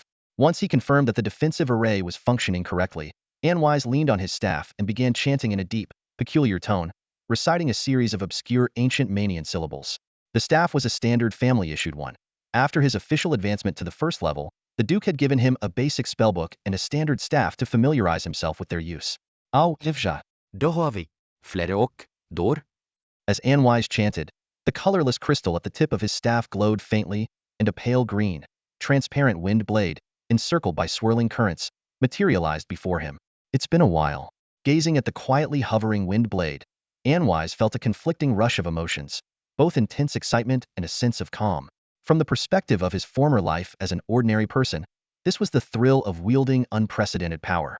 Yet, as a 7th-level Grand Mage, it felt as routine as eating or drinking. Shaking off these complex feelings, Anwise focused his mind.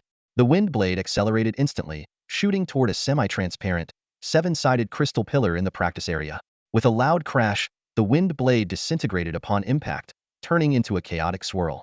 The black obsidian crystal monument flickered slightly, and a bright red beam rose quickly from its transparent black body, stopping when it reached about 2/3 of the monument's height. This type of crystal monument, crafted by a 9th-level mage from the Magic Council, accurately measures spell damage up to the 9th level. The red color of the beam indicated that the spell was at the 1st level of power. Beyond that, the colors range from orange, yellow, green, and so on, up to the 8th level's white light.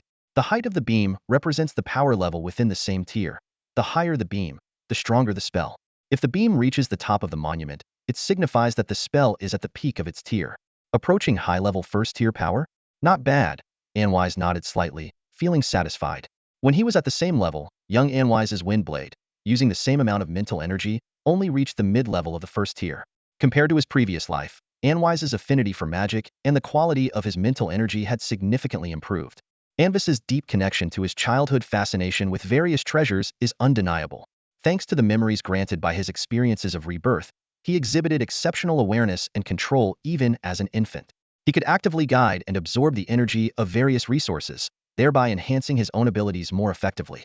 Rather than passively receiving nourishment from these resources, Anvis made full use of every ounce of power, ensuring nothing went to waste. His unwavering desire and pursuit of strength have defined his unique charm and extraordinary skills throughout his growth. Currently, aside from those complex and variable 1st-level spells, Anwise can instantaneously cast almost all other 1st-level spells. However, he chooses to chant the incantation for Wind Blade to relive the sensation of slowly gathering magical energy.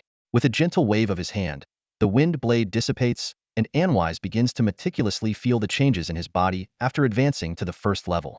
His physical strength and magical affinity have increased, granting him stable minor magical vision and minor true sight, as well as fundamental talents from 2 bloodlines. ice element control, and light element manipulation. These abilities allow Anwise to manipulate ice and light elements with ease, and bestow significant boosts when using corresponding elemental magic, almost like having built-in high-efficiency spells. With a thought, a block of cold, clear ice quickly forms in midair. In an instant, it transforms into a beautiful ice rose, its delicate petals etched with intricate patterns. Then, it morphs into a lifelike ice bird, fluttering gracefully around Anwise. Under his control, the solid ice shifts into various forms, flowing smoothly like water. After a moment of contemplation, Anwise maintains the icebird's flight while attempting to manipulate the light around it. The flying icebird flickers and then vanishes into thin air. However, in magical vision, a strange magical distortion can still be seen surrounding Anwise. The energy consumption increased fourfold. He notes the change in consumption and records it. Running both talents simultaneously greatly increases the strain on his bloodline, with nearly half of the energy consumption resulting from the two bloodlines counteracting each other. After a simple test, Anwise diverts a portion of his mental power to activate the illusory ice domain model in his mind. A significant chunk of his mental energy is immediately drained, and a shimmering ice mist rapidly spreads, enveloping a 30-meter radius around Anwise. The area has increased by nearly half, while the mental energy consumption has decreased by about 30%. Sensing the changes in the illusory ice domain, Anwise casts Mage Hand to summon an adult male lorler beast from the test animal area, placing it in the center of the field. He then uses Silent Illusion to simulate a circular wall. As the illusion solidifies, a faint white ice mist spontaneously fills the illusion, making it appear incredibly realistic. Reaching out to touch it, Anwise is surprised to find that the surface of the illusion has a rough texture similar to a real wall. Trapped within the illusory wall is a robust lorler beast with a glossy coat and a white stripe down its back, its strength barely at the second level. Surrounded by the illusory wall, the lorler beast looks around and sniffs incessantly, appearing somewhat confused but eventually lying down in the center of the wall. Watching it rest there leisurely, Anwise releases another silent illusion, creating an illusion of another lorler beast within the circle. As a grunting sound arises, the lorler beast on the ground stands up warily, its eyes fixed on the illusion, instinctively displaying territorial awareness and emitting continuous, threatening noises. It started off showing a threatening posture, but then gradually changed its attitude. It slowly approached the illusion, gently touching it with its nose. Anwise manipulated the illusion to slightly turn its head, as if it was observing the creature, which consumed a bit more of his mental energy. The Lualu beast seemed slightly taken aback, then continued to nudge the illusion with its nose. The illusion remained still, but it seemed to have sent the wrong signal to the beast. The Lualu beast nudged twice more, sniffed around it in confusion, and circled the illusion. Finally, it appeared to make a decision. It slowly walked behind the illusion and suddenly leaped onto it. With a loud thud, the illusion couldn't bear the weight and vanished instantly, leaving the Lualu beast to fall to the ground. Squeak! It sounded painful, and the cry even changed. Watching the series of actions, Anwise was exasperated. Nevertheless, he was satisfied with the reaction, as it proved that the enhanced illusion was very realistic. He quickly cast a healing spell to alleviate the beast's pain and then returned it to its cage. Surveying the surrounding light mist, Anwise felt a bit dissatisfied. The white mist was too conspicuous. It would be better if it were dimmer. Sensing his wish, the mist gradually dimmed, becoming indistinguishable from ordinary fog. It really dimmed? Slightly surprised, Anwise quickly realized this might be one of the changes in the initial spell. At the same time, he sensed the impact of the dimmed mist on the effects of the illusionary ice field. The light was no longer refracted, and the illusionary effect weakened. Consequently, the illusionary ice field underwent several changes. Its area expanded, mental energy consumption decreased, the realism of the illusions improved, and the previously glowing mist became dimmer. Truly worthy of being an initial spell. With this thought, Anwise's attention shifted to the mysterious mist. He had long been curious about the effects of this spell model. Now, the moment to unveil its mysteries had finally arrived. After some thought, Anwise decided against using the obsidian steel or a live magical beast, and chose an ordinary stone as the spell's target. Unsure if it was a single target or area spell, he placed the stone a bit further away. Then, extending his right hand with his palm facing the distant stone, he carefully activated the spell model. Originally, Anwise was prepared for the possibility of depleting his mental energy and failing the spell. However, to his surprise, activating the spell model only consumed a small portion of his mental energy, even less than the illusionary ice field. A strange sensation washed over him. Although the stone's surface showed no visible changes, Anwise knew that something had altered. He used Mage's Hand to cautiously pick up the stone and examined it with his mental energy. Next, He scraped some powder off the stone's surface and analyzed its composition. The mental energy and magical feedback indicated that the stone's properties hadn't changed at all. It was still an ordinary stone. His elegant eyebrows furrowed slightly, a trace of confusion flickering in Anwise's deep blue eyes. Suddenly, a faint frog croak came from inside the stone, leaving Anwise slightly startled. A flash of inspiration crossed his mind, as if he had grasped an important clue. Recalling that peculiar sensation from before, he accurately identified the name of a highly esteemed spell. It was a first-level spell from the school of mysticism, mystic art. Anwise's heart stirred instantly, as if he had touched upon the traces of some mysterious power.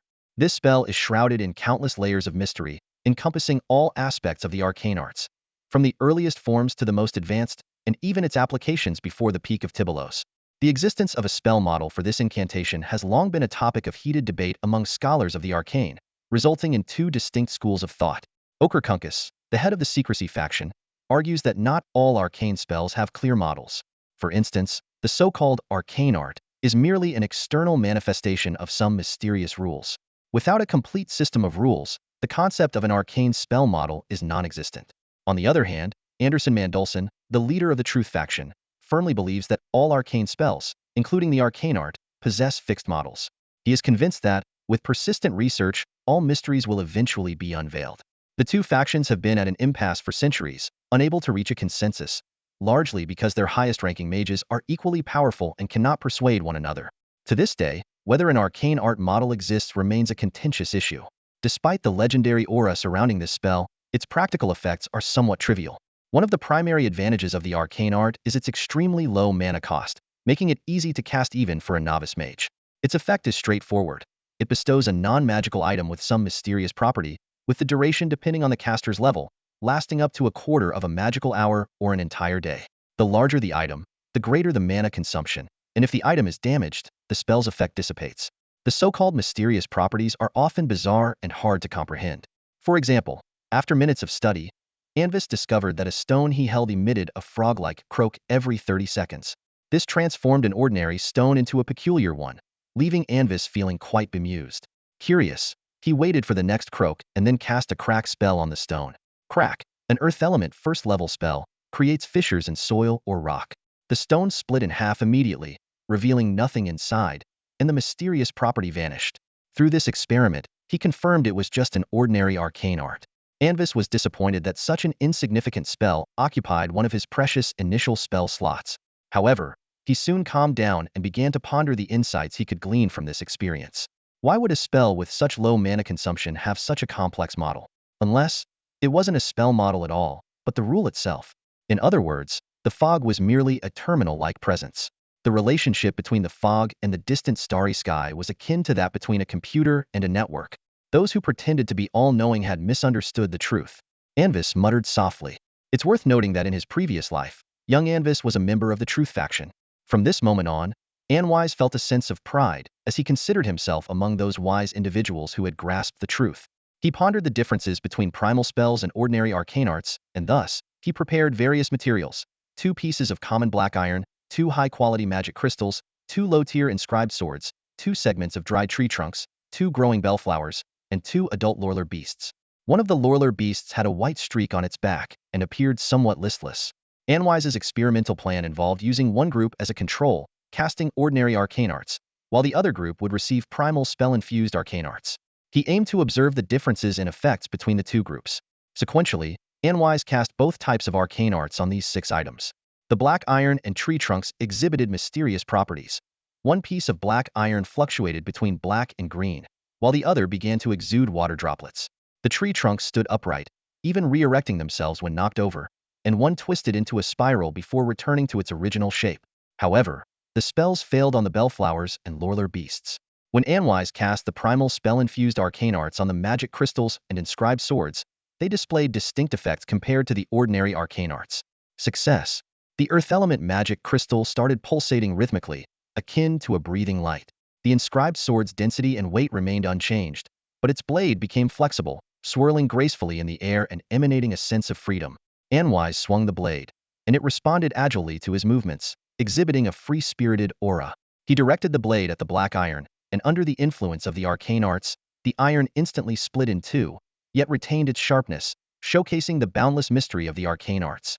After some simple tests, Anwise placed the sword and magic crystal together, returned the other items to their original places, and the Lorler beasts back into their cages. Half a magic hour later, the items subjected to ordinary arcane arts lost their mysterious properties after a third of a magic hour, reverting to their original state. However, the other group's items retained their mysterious properties. The magic crystal continued to pulsate, and the inscribed sword remained flexible. 1 magic hour later, the two items were unchanged from an hour before. Until 2 magic hours later, when the magic crystal ceased its pulsation and the inscribed sword returned to being rigid and straight. Clearly, the duration and range of the spell's effects had significantly increased. However, due to the inherent mysterious nature of arcane arts, whether their effects had fundamentally changed remained unknown. Anwise silently noted these observations and used a spell to restore the items to their original state. Mount Dibelos rises majestically at the northwestern frontier of the Gloria Empire, crowning the Monarchinko mountain range as the highest peak in the Yar continent. The protagonist, John, is a young mountaineer with a passion for challenges. Having heard the legends of Mount Dibelos for years, he has been driven by a burning desire to conquer this mysterious summit. From a young age, John has been brave and fearless, with an insatiable curiosity and a desire to explore the unknown. His longing to climb Mount Dibelos burns like a wildfire, and he is determined to challenge this peak, which is revered as a mountaineer dream. As he embarks on his journey, John's heart is filled with excitement and anticipation. He treks along the rugged mountain paths, surrounded by towering peaks, placing one foot in front of the other as he ascends Mount Dibelos. Throughout his journey, he faces numerous obstacles and hardships, but his unwavering determination and commitment to the challenge keep him moving forward. Upon reaching the summit, John gazes down at the vast abyss below, feeling a profound sense of awe in both body and spirit. Standing atop Mount Dibelos, he experiences the joy and accomplishment of overcoming difficulties and surpassing his limits. The wind brushes against his face, as if whispering tales of the grandeur and freedom that come with conquering the heights. John realizes that life, much like climbing Mount Dibelos, requires courage, perseverance, and an indomitable spirit. This challenge has not only fulfilled his mountaineering dream, but also brought him growth and resilience along the way. Mount Dibelos has witnessed John's bravery and determination, and it will forever shine with the memory of his ascent. Leaving behind such a spell model, what kind of mastery did the ancient scribe of this old tome achieve? Anwise gently caressed the cover of the ancient tome hanging from his waist. Initially, he found its texture strange, but gradually, he grew fond of its unique feel. He realized that after breaking through to the first tier, new content should unlock. So, Anwise sat cross-legged, took the tome, and connected with it using his mental energy. A familiar change surged through him as he felt some of the true content reveal itself before his eyes. Turning past the title page, he was confronted with another full page of bizarre symbols. Unlike the title page, this one made him dizzy. Flipping past it, the subsequent pages still depicted abstract landscapes, but as he stared at them, the images began to come to life, spontaneously forming new content. These texts recorded a terrifying, twisted language brimming with power and emanating an ancient aura. Although Anwise couldn't recognize the civilization's language, he instinctively understood its meaning. The text described two spells, Twisted Touch and Flesh Manipulation. Twisted Touch summoned dark tendrils that entangled enemies, with whispers echoing in their minds, disrupting their rationality and preventing spellcasting.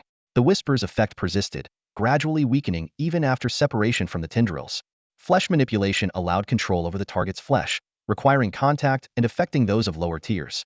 Anwise comprehended the nature of these spells, able to cast them instinctively without models, gestures, or incantations, almost as if they were innate spell-like abilities. As his thoughts drifted, a peculiar idea surfaced in Anwise's mind. No, there might be spells and gestures, but they are likely beyond the capabilities of human anatomy. Dismissing the thought, Anwise casually cast a Twisting Touch. A wrist-thick, pitch-black tentacle emerged from the ground, writhing slightly in the air. Examining the tentacle closely, Anwise attempted to manipulate it to pick up a stone, which it did with ease. He then tried to lift heavier objects with the tentacle, until it struggled slightly when attempting to lift a cage containing a Luoluo beast. Curious, he touched the tentacle, and a faint whispering sound echoed in his mind, similar to the murmurs he heard when he first read the ancient tome, but it had no adverse effect on him. The strength seemed comparable to a peak first-tier warrior, though he wasn't sure what effect the whispering would have on other creatures. With that in mind, Anwise's gaze shifted back to the Luoluo beasts. You there, hmm? He grabbed another Luoluo beast, the one with the white stripes, which he found somewhat pleasing to the eye. The creature was once again placed on the ground by the mage hand and firmly bound by a restraining spell. It listlessly glanced around, flicking its round, stubby tail. Suddenly, a slick, black tentacle emerged beside it, wrapping tightly around its leg. Hmm, hmm. The Luoluo beast was startled and tried to break free, but the restraining spell held it in place, forcing it to endure the tentacle's grip. Over time, the creature grew visibly agitated, struggling more intensely. So, the effect is similar to a berserk spell? Or perhaps mind confusion? Canceling the twisting touch, Anwise pointed his staff at the Luoluo beast's forehead and cast a sleep spell. A wave of magic shimmered briefly, and the creature collapsed to the ground, snoring with drool dripping from its mouth. Seeing it had fallen into a deep sleep, Anwise placed his hand on the white stripe on its back and activated flesh manipulation. Visibly, the skin on the creature's back began to squirm, the straight white stripe bending and curving until it formed a heart shape. Anwise opted for a gentle modification. His senses told him that the flesh manipulation didn't just alter the surface skin but fundamentally changed the deeper layers of flesh. Throughout this process, the Luoluo beast remained unresponsive, suggesting the modification was likely painless, or at least not severely painful. Given the low potency of the sleep spell, intense pain would likely have woken the creature. Most importantly, despite the extensive rearrangement of its tissues, they seemed to fit perfectly in their new positions, with no adverse reactions. Anwise was confident that once he ended the flesh manipulation, the magic's effects would cease as well. This discovery has proven a fact. The reason these flesh and blood remain active is not due to some mysterious force, but because they can carry out nutrient circulation just like any other ordinary tissue. This revelation is astounding. While many magicians can achieve this level of control, they are usually at least 6th-tier high-level spellcasters with extensive knowledge in biological modification. However, this kind of spell allowed a first-tier mage, who knows very little about biological modification, to instinctively perform such a high-level transformation. Such talent is extremely rare, even in past generations. To monitor any subsequent changes, Anwise had the beast confined in a separate area for observation over a period of time. In the following days, letters of congratulations poured in from his siblings, who were scattered across their respective territories. Anvis maintained a good relationship with his brothers and sisters, thanks to the inheritance rules of the Olivendi family. As one of the 4 ducal families, the Olivendi family allowed candidates for the headship to be of any gender, provided they reached the 9th tier in power. Maliciously harming family members was strictly forbidden, as it would undermine the family's foundation. Anyone found engaging in such behavior would face severe punishment, and both they and their descendants would forever lose the right to compete for the family head position. This rule was enforced by 2 9th-tier elder guardians of the family. These elders, who had lived since the early days of the Gloria Empire, had seen so much time pass that their emotions towards descendants had nearly faded, leaving only their loyalty to the family. No one dared to believe their schemes could escape the scrutiny of these elders. Anvis continued his daily routine of studying, reading, and meditating, adhering strictly to the role of a noble scholar under the watchful eyes of those secretly observing him. Becoming a formal spellcaster had dramatically increased the speed at which he could absorb magical energy and enhance his mental strength compared to when he was at the Zeroth tier. It was like drawing water from a pond with a large hose versus using a straw. Additionally, the various advantages of top-tier meditation techniques, such as increasing the purity of mental strength and enhancing magical affinity, could only be fully realized after becoming a formal spellcaster. At the apprentice stage, the only difference top-tier meditation made was a faster increase in mental strength. As night fell, Anvis returned to his room and sat with his eyes closed, but tonight he did not begin meditating. Instead, he pondered his growth direction after reaching the 1st tier. In his previous life, the young and ambitious Anvis chose to develop the entire transformation school, relying on his bloodline and background, a path usually chosen by 8th or 9th tier grand magicians. Ultimately, he became a knowledgeable archmage, but the extensive research and experiments somewhat slowed his power growth. This resulted in his power reaching only the 7th tier when the family declined. Had he focused on a sub-discipline within the transformation school, he might have reached the 8th tier before the crisis. Although the difference between the 7th and 8th tiers was minimal under those circumstances, an 8th tier practitioner would always command more respect than one at the 7th tier. With the memories of his past life, Anvis now possessed the fruits of his previous research, but he did not intend to follow the same path. Currently, he faced a new and superior choice: the School of Divination. Spellcasters proficient in divination were known as seers, and in this world, seers were a rare and noble profession.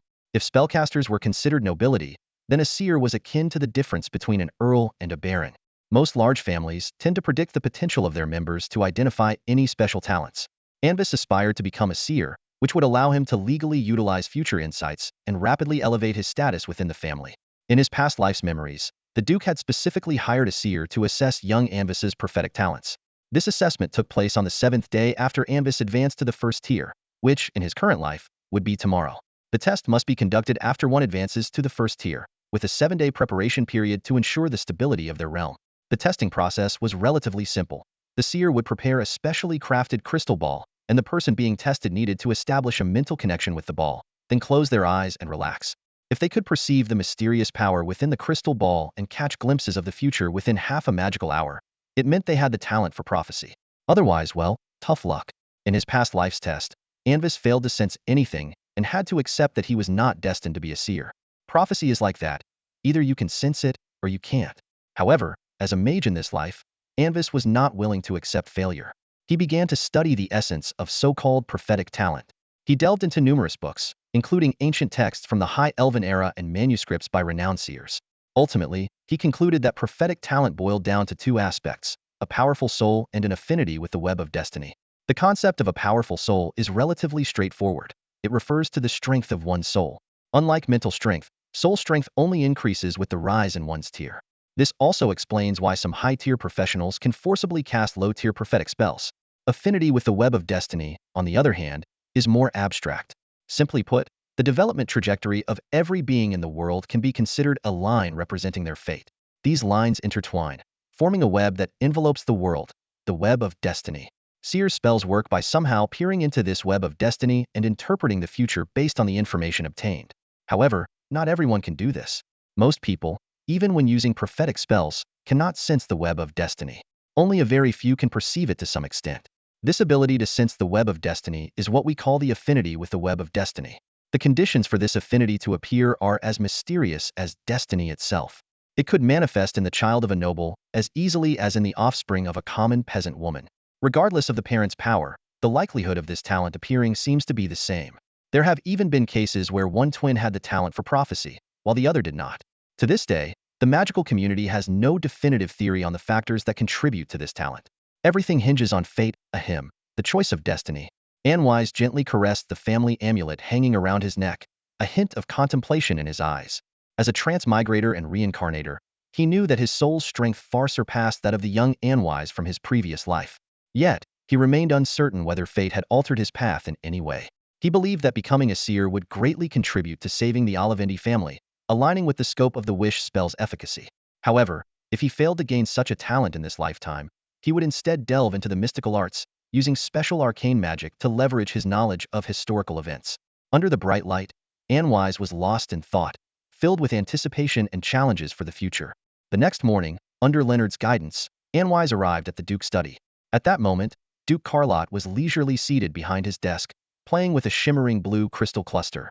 Sunlight streamed through the tall, arched windows, casting a glow on the Duke and outlining his imposing figure. Anwise bowed to the Duke, and the butler closed the door behind him. The Duke nodded slightly, signaling Anwise to take a seat. He informed Anwise that there were two matters to discuss. Placing the crystal cluster on the table, the Duke took out an exquisite invitation and laid it on the desk. The invitation was dark blue with intricate patterns along the edges and a gilded castle crest in the center.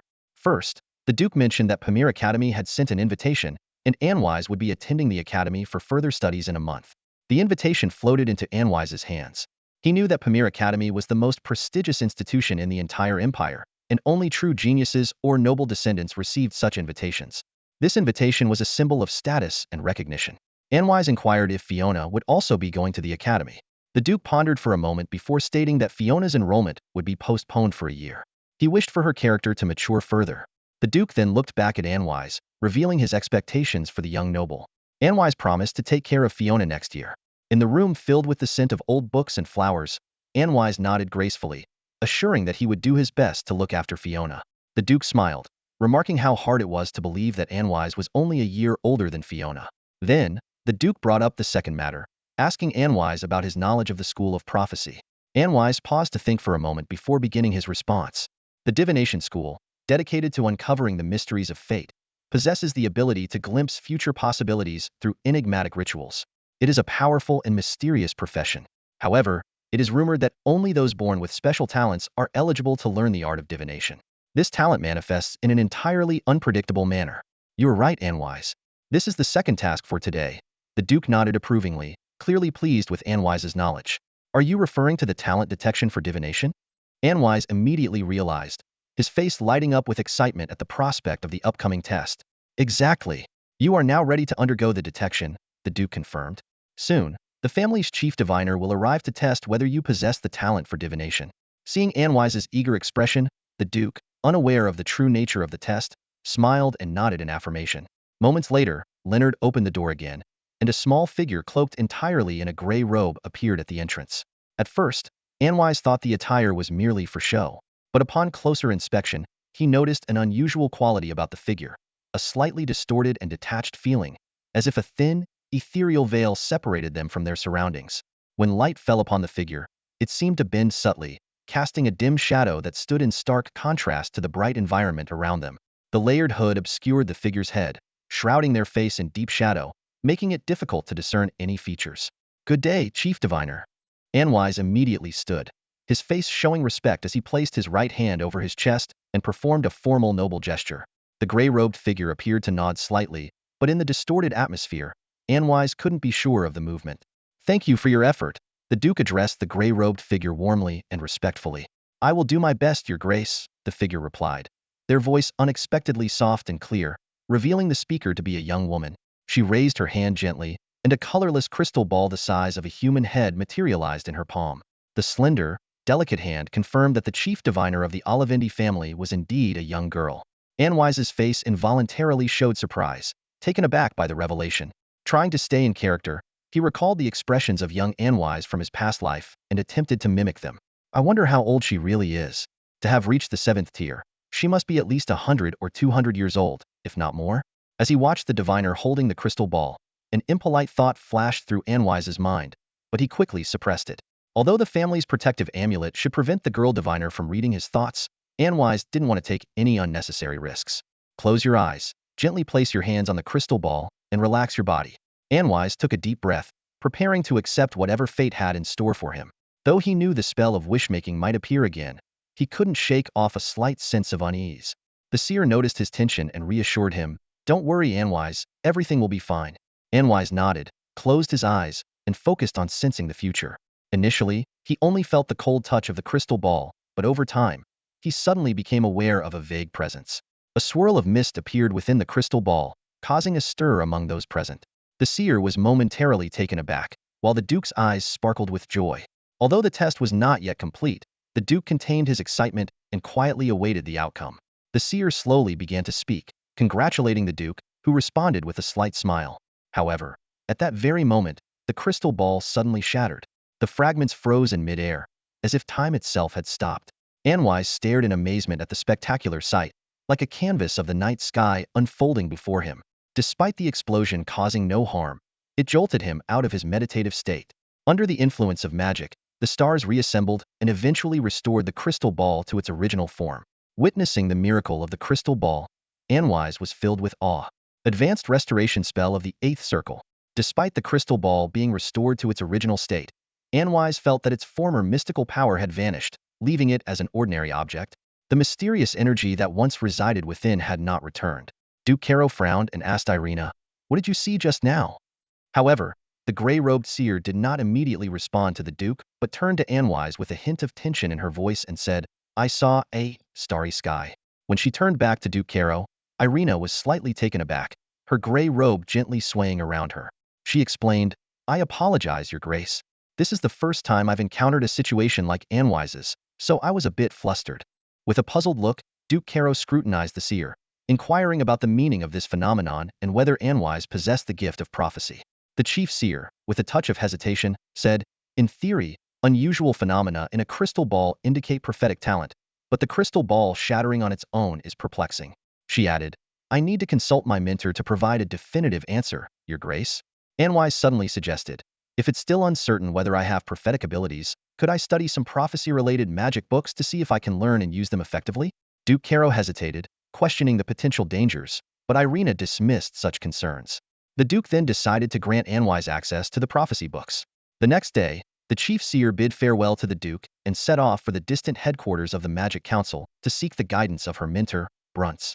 Meanwhile, Anwise eagerly stayed behind in the Grand Library, immersing himself in the study of prophecy magic, knowledge that had long been secured by powerful seals. Even in his previous life, as a 7th-tier mage, Xiao Anwise never had the opportunity to access these rare and precious books. Now, Reincarnated as Anwise, he is filled with a deep desire for these volumes, yet remains helpless. However, he has finally been granted the privilege to break this seal. August 2nd, afternoon. Only 29 days remained before they would leave Eulenberg. Anvis was still engrossed in studying magical knowledge in the library, but today, there was a slightly different atmosphere. Suddenly, Fiona felt unbearably bored. She slammed shut the book in her hands, a tome on runic arrays that had been giving her a headache, and tossed it aside. She flopped down unceremoniously on the soft couch, emanating an air of helplessness. The book she had thrown did not fall. Instead, it traced a parabolic arc in the air before hovering in place. The spine of the book emitted a faint blue magical glow, and under the influence of magic, the hefty volume returned to its original position. Anvis looked up, his blue eyes resting on the girl sprawled lazily on the couch. With a hint of resignation, he said, "Fiona, you've said that 3 times today already." Fiona, hearing his words, didn't respond. She merely gave him a weak glare, looking as lifeless as a dried-up fish. Anvis shook his head, feeling sorry for her, and then returned to his book.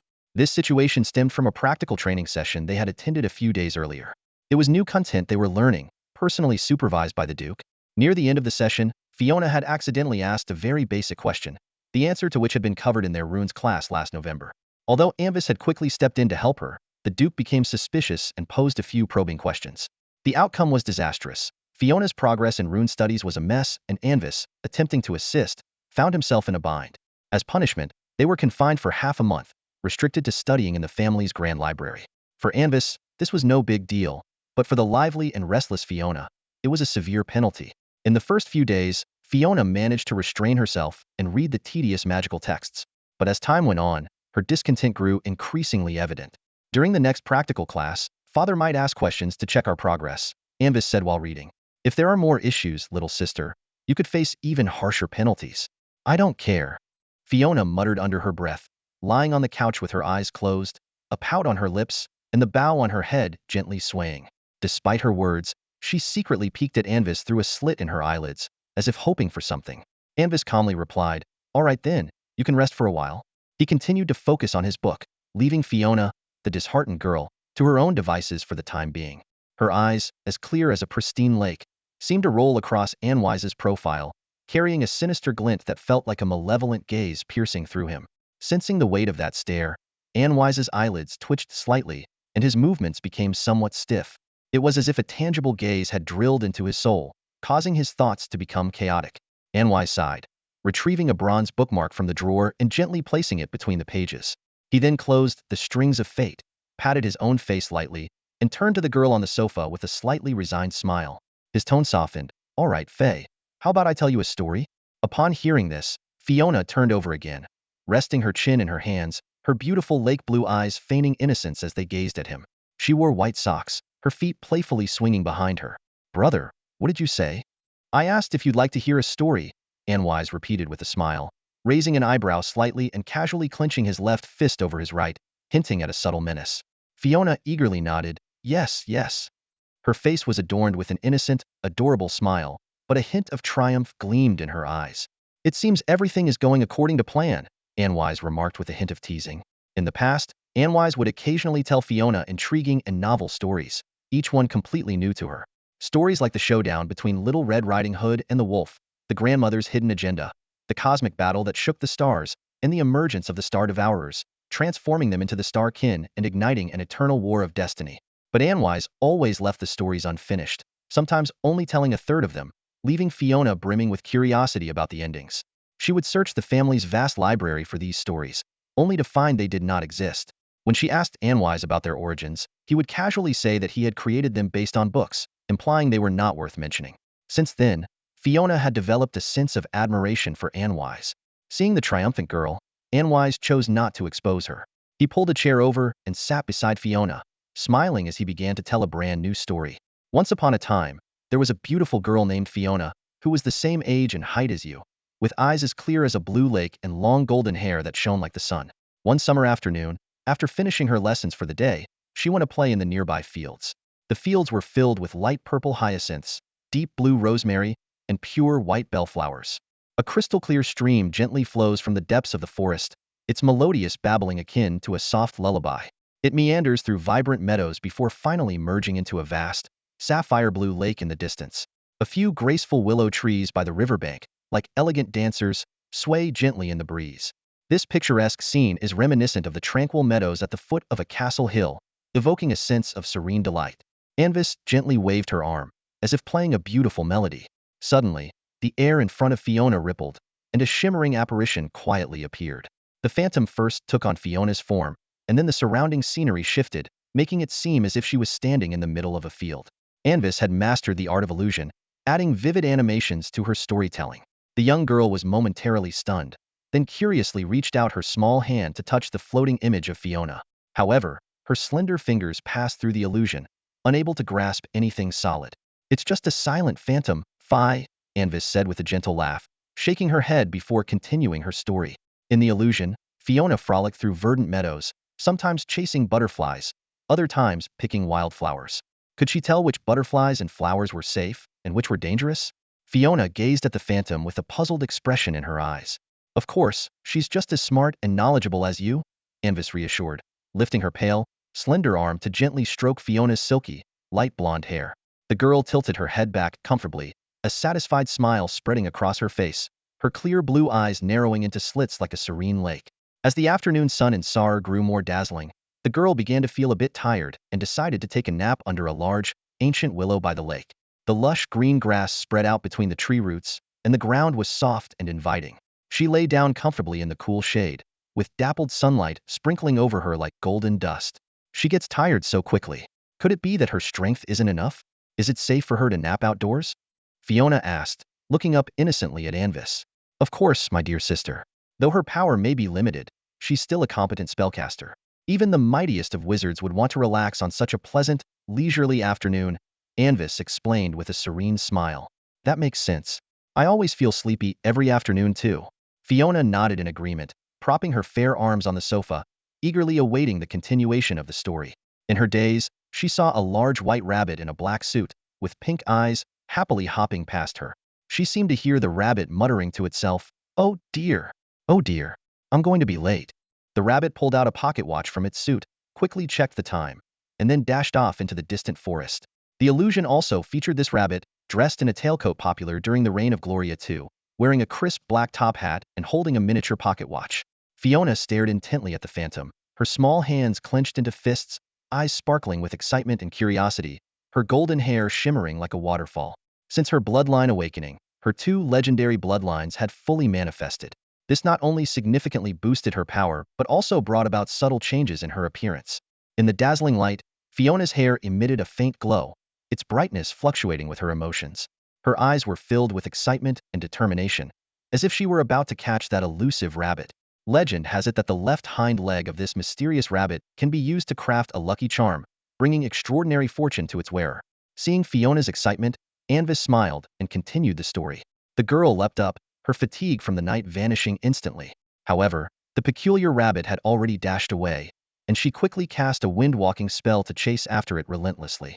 During the pursuit, she tried to bind the rabbit with animated plants, trip it with telekinesis, and even set traps using earth magic, but each attempt was cleverly evaded by the rabbit.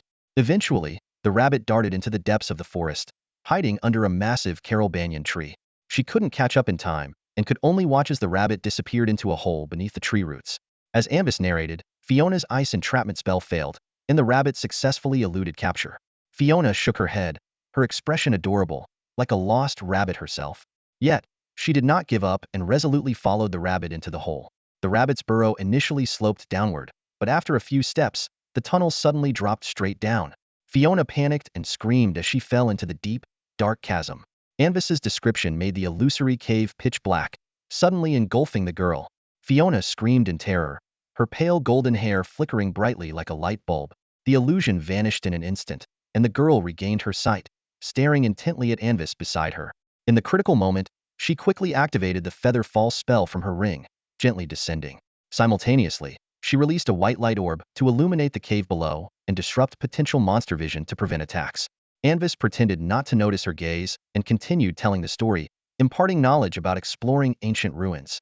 He ignored the girl's angry expression, gently stroking her shimmering hair, which felt incredibly soft. Fiona was furious, but couldn't bear to interrupt the story. In the end, she angrily flopped back onto the sofa, vowing not to speak to Anvis for the rest of the day. Yes, an entire day. She swore it on her little kitty's name. In a seemingly bottomless cavern, Fiona descended slowly, as if time itself had slowed down. She used this moment to look around, trying to guess what awaited her at the bottom. At first, she peered downward, seeing only endless darkness, so she turned her attention to the cave walls. In the faint light, she was astonished to discover. Then, what did she see? Curiosity washed over her like a tide, and Fiona softly asked. However, the story abruptly halted as Anvis gave a mysterious smile and winked, signaling that today's tale had ended and Fiona should return to studying inscriptions. Fiona was unwilling to stop, feeling like the sudden break in the story left her breathless, her face flushed like a steamed bun. Just as she was feeling frustrated, a heavy book suddenly flew to her. She instinctively caught it, only to feel another weight in her hands, followed by a second and a third book piling up. Anvis, using a mage's hand, pulled a series of books on basic inscription drawing and inscription arrays from the shelf and threw them all at Fiona. Fiona stared blankly at the towering stack of books in her hands, almost as tall as her head, feeling on the verge of collapse. Anvis, with an elegant smile, flipped through the pages of his book, ignoring Fiona's resentment. He knew all too well that he couldn't let his sister be punished by their father because of him again. In Fiona's eyes, that smile was nothing short of a devil's mockery. "Brother, just a little more, please?" Fiona pleaded, her eyes brimming with tears, looking at the pale youth sitting at the desk like an abandoned kitten. However, to Anvis, her feigned innocence was all too clear. "Playing the victim won't work on me, dear sister," Anvis replied firmly, engrossed in his book. "Read carefully, because I will be asking questions at any time. If you can't answer, tomorrow's story will be cancelled." His words made the pitiful look in Fiona's eyes gradually turn sharp and filled with hostility. "Don't look at me like that. It's just to motivate you," Anvis said, unfazed. He had already prepared, with a mental barrier in place, blocking out Fiona's glares and thoughts. All protests were futile, and the anger in Fiona's eyes met with Anvis's prepared defenses. He thought to himself that if she dared to pounce and bite him, the consequences would be dire. Fiona, puffing with anger, opened the book, forcing herself to continue reading despite the boredom.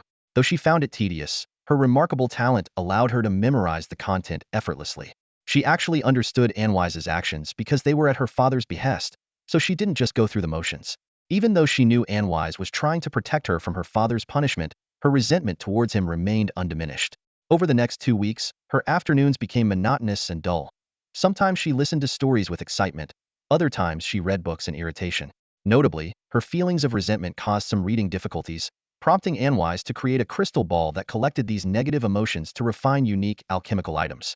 When Fiona learned of the crystal ball's purpose, her resentment grew, allowing Anwise to gather even more negative emotions, which made his smile even brighter.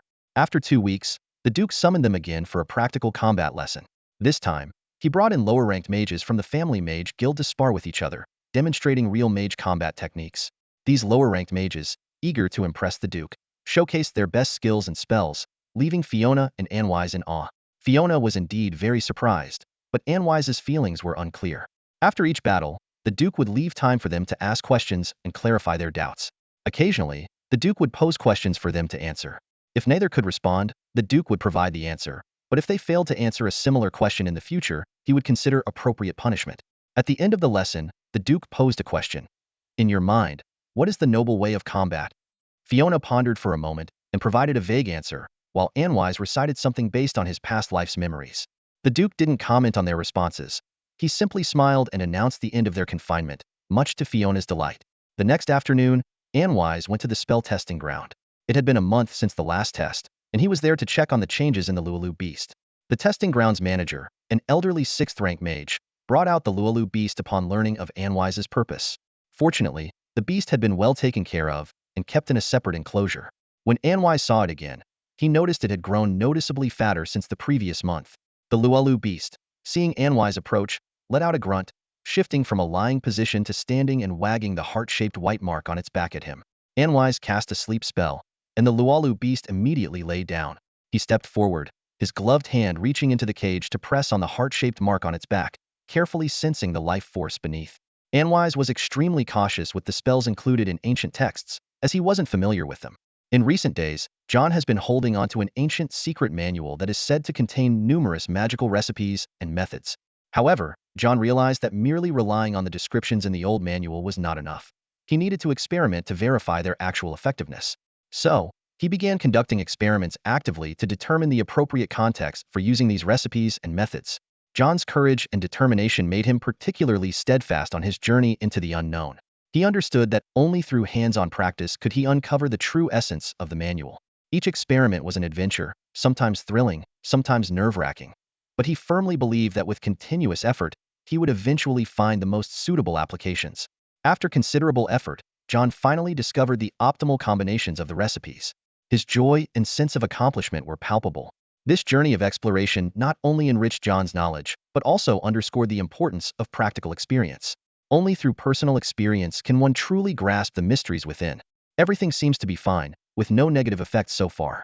The physical condition of the Lualu beast remains stable, showing no signs of confusion or weakness. After collecting the experimental data, Anwise instructed the testing grounds manager to continue giving special care to the Lualu beast, and to record its physical condition once a month. Having completed his observations of the Lualu beast, Anwise moved to another area to test several prophecy spells he had recently mastered. Due to limited time, Anwise had only mastered a few spells. Among them, Intuitive Strike allows him to predict the enemy's position, making his next attack almost infallible. Foresee Attack lets him anticipate the enemy's next move, helping him to dodge in advance. Suppress Good Fortune works just as its name suggests, making a lucky person suddenly unlucky, such as losing their wallet while walking or hiccuping at a crucial moment. However, this spell's effect is short-lived and dissipates immediately after the target experiences misfortune. Given Anwise's current level in prophecy, these spells are only effective on targets whose strength does not vastly exceed his own. Otherwise, the spells are likely to fail. True Sight Flash is a particularly special spell that allows the caster to ask a question to a mysterious, unknown entity once a day. The response is highly accurate, but limited to a simple yes or no. On the other hand, Mirror Silver Divination is a spell derived from ancient texts. If the previously mentioned spells are common in the prophecy school, then Mirror Silver Divination is considered esoteric. This spell requires specially treated moonlight mercury as a medium. During casting, a shallow basin filled with moonlight mercury is used as a tool. Before undertaking an action, the caster can use divination to predict the outcome. Based on the ripples on the mercury's surface, the caster can determine whether the outcome will be good or bad. Ordered and uniform ripples signify a good outcome, chaotic ripples indicate a bad outcome, and no ripples at all mean that the matter is beyond the prophet's ability. As the prophet's level increases, this spell can manifest in more ways, such as locating objects. Anwise released a gray cloud sparrow, a common first-tier wind elemental beast often found in forested areas. Fixing his gaze on the bird fluttering mid-air, he cast Intuitive Strike. A peculiar sensation surged through him, and in the next moment, the sparrow's position became vividly clear in his mind. He immediately launched a wind blade in that direction. The gray cloud sparrow, caught off guard while turning in mid-flight, was struck by the sudden attack. Although the distance weakened the power of the wind blade, it still managed to clip a few feathers off the sparrow's wing. The hit sparrow screeched in fury, glaring down at Anwise from above. It swooped down, getting closer and closer to Anwise. Suddenly, it flapped its wings, and a sharp, thin wind blade shot towards its target. Seeing the wind blade coming, Anwise gracefully sidestepped to the right. The semi-transparent wind blade grazed his body and shattered into a vortex upon hitting the ground. Anticipating that the gray cloud sparrow would be enraged, Anwise had preemptively cast a foresight attack as the bird dived. As the wind blade brushed past him, Anwise locked onto the bird in midair and cast a fate-suppressing spell with a flick of his hand. The bird felt a sudden unease, flapping its wings a few times, a flicker of confusion in its eyes. Shaking off the feeling, it dove at Anwise again, intent on another attack. However, this time, as it neared Anwise, its right wing suddenly twitched uncontrollably. This tiny loss of control disrupted its balance, causing it to lose control mid-air and plummet to the ground in a daze. Wing cramp? Anwise glanced at the gray cloud sparrow with a hint of curiosity. Suddenly, a pitch-black tentacle emerged from thin air, binding the bird tightly. Ignoring its violent struggles, he placed it back into its original cage. Hee. After a long-awaited nap, Fiona rubbed her eyes and sat up. She stretched lazily, supporting her head with her hands. After spending half a month in the library studying complex inscription knowledge, she still felt a bit tired. With a soft yawn, she lowered her arms, her slender fingers gently tapping her rosy lips. Standing up, she left the room, her unintentional elegance lingering in the empty space. Annie, let's get going.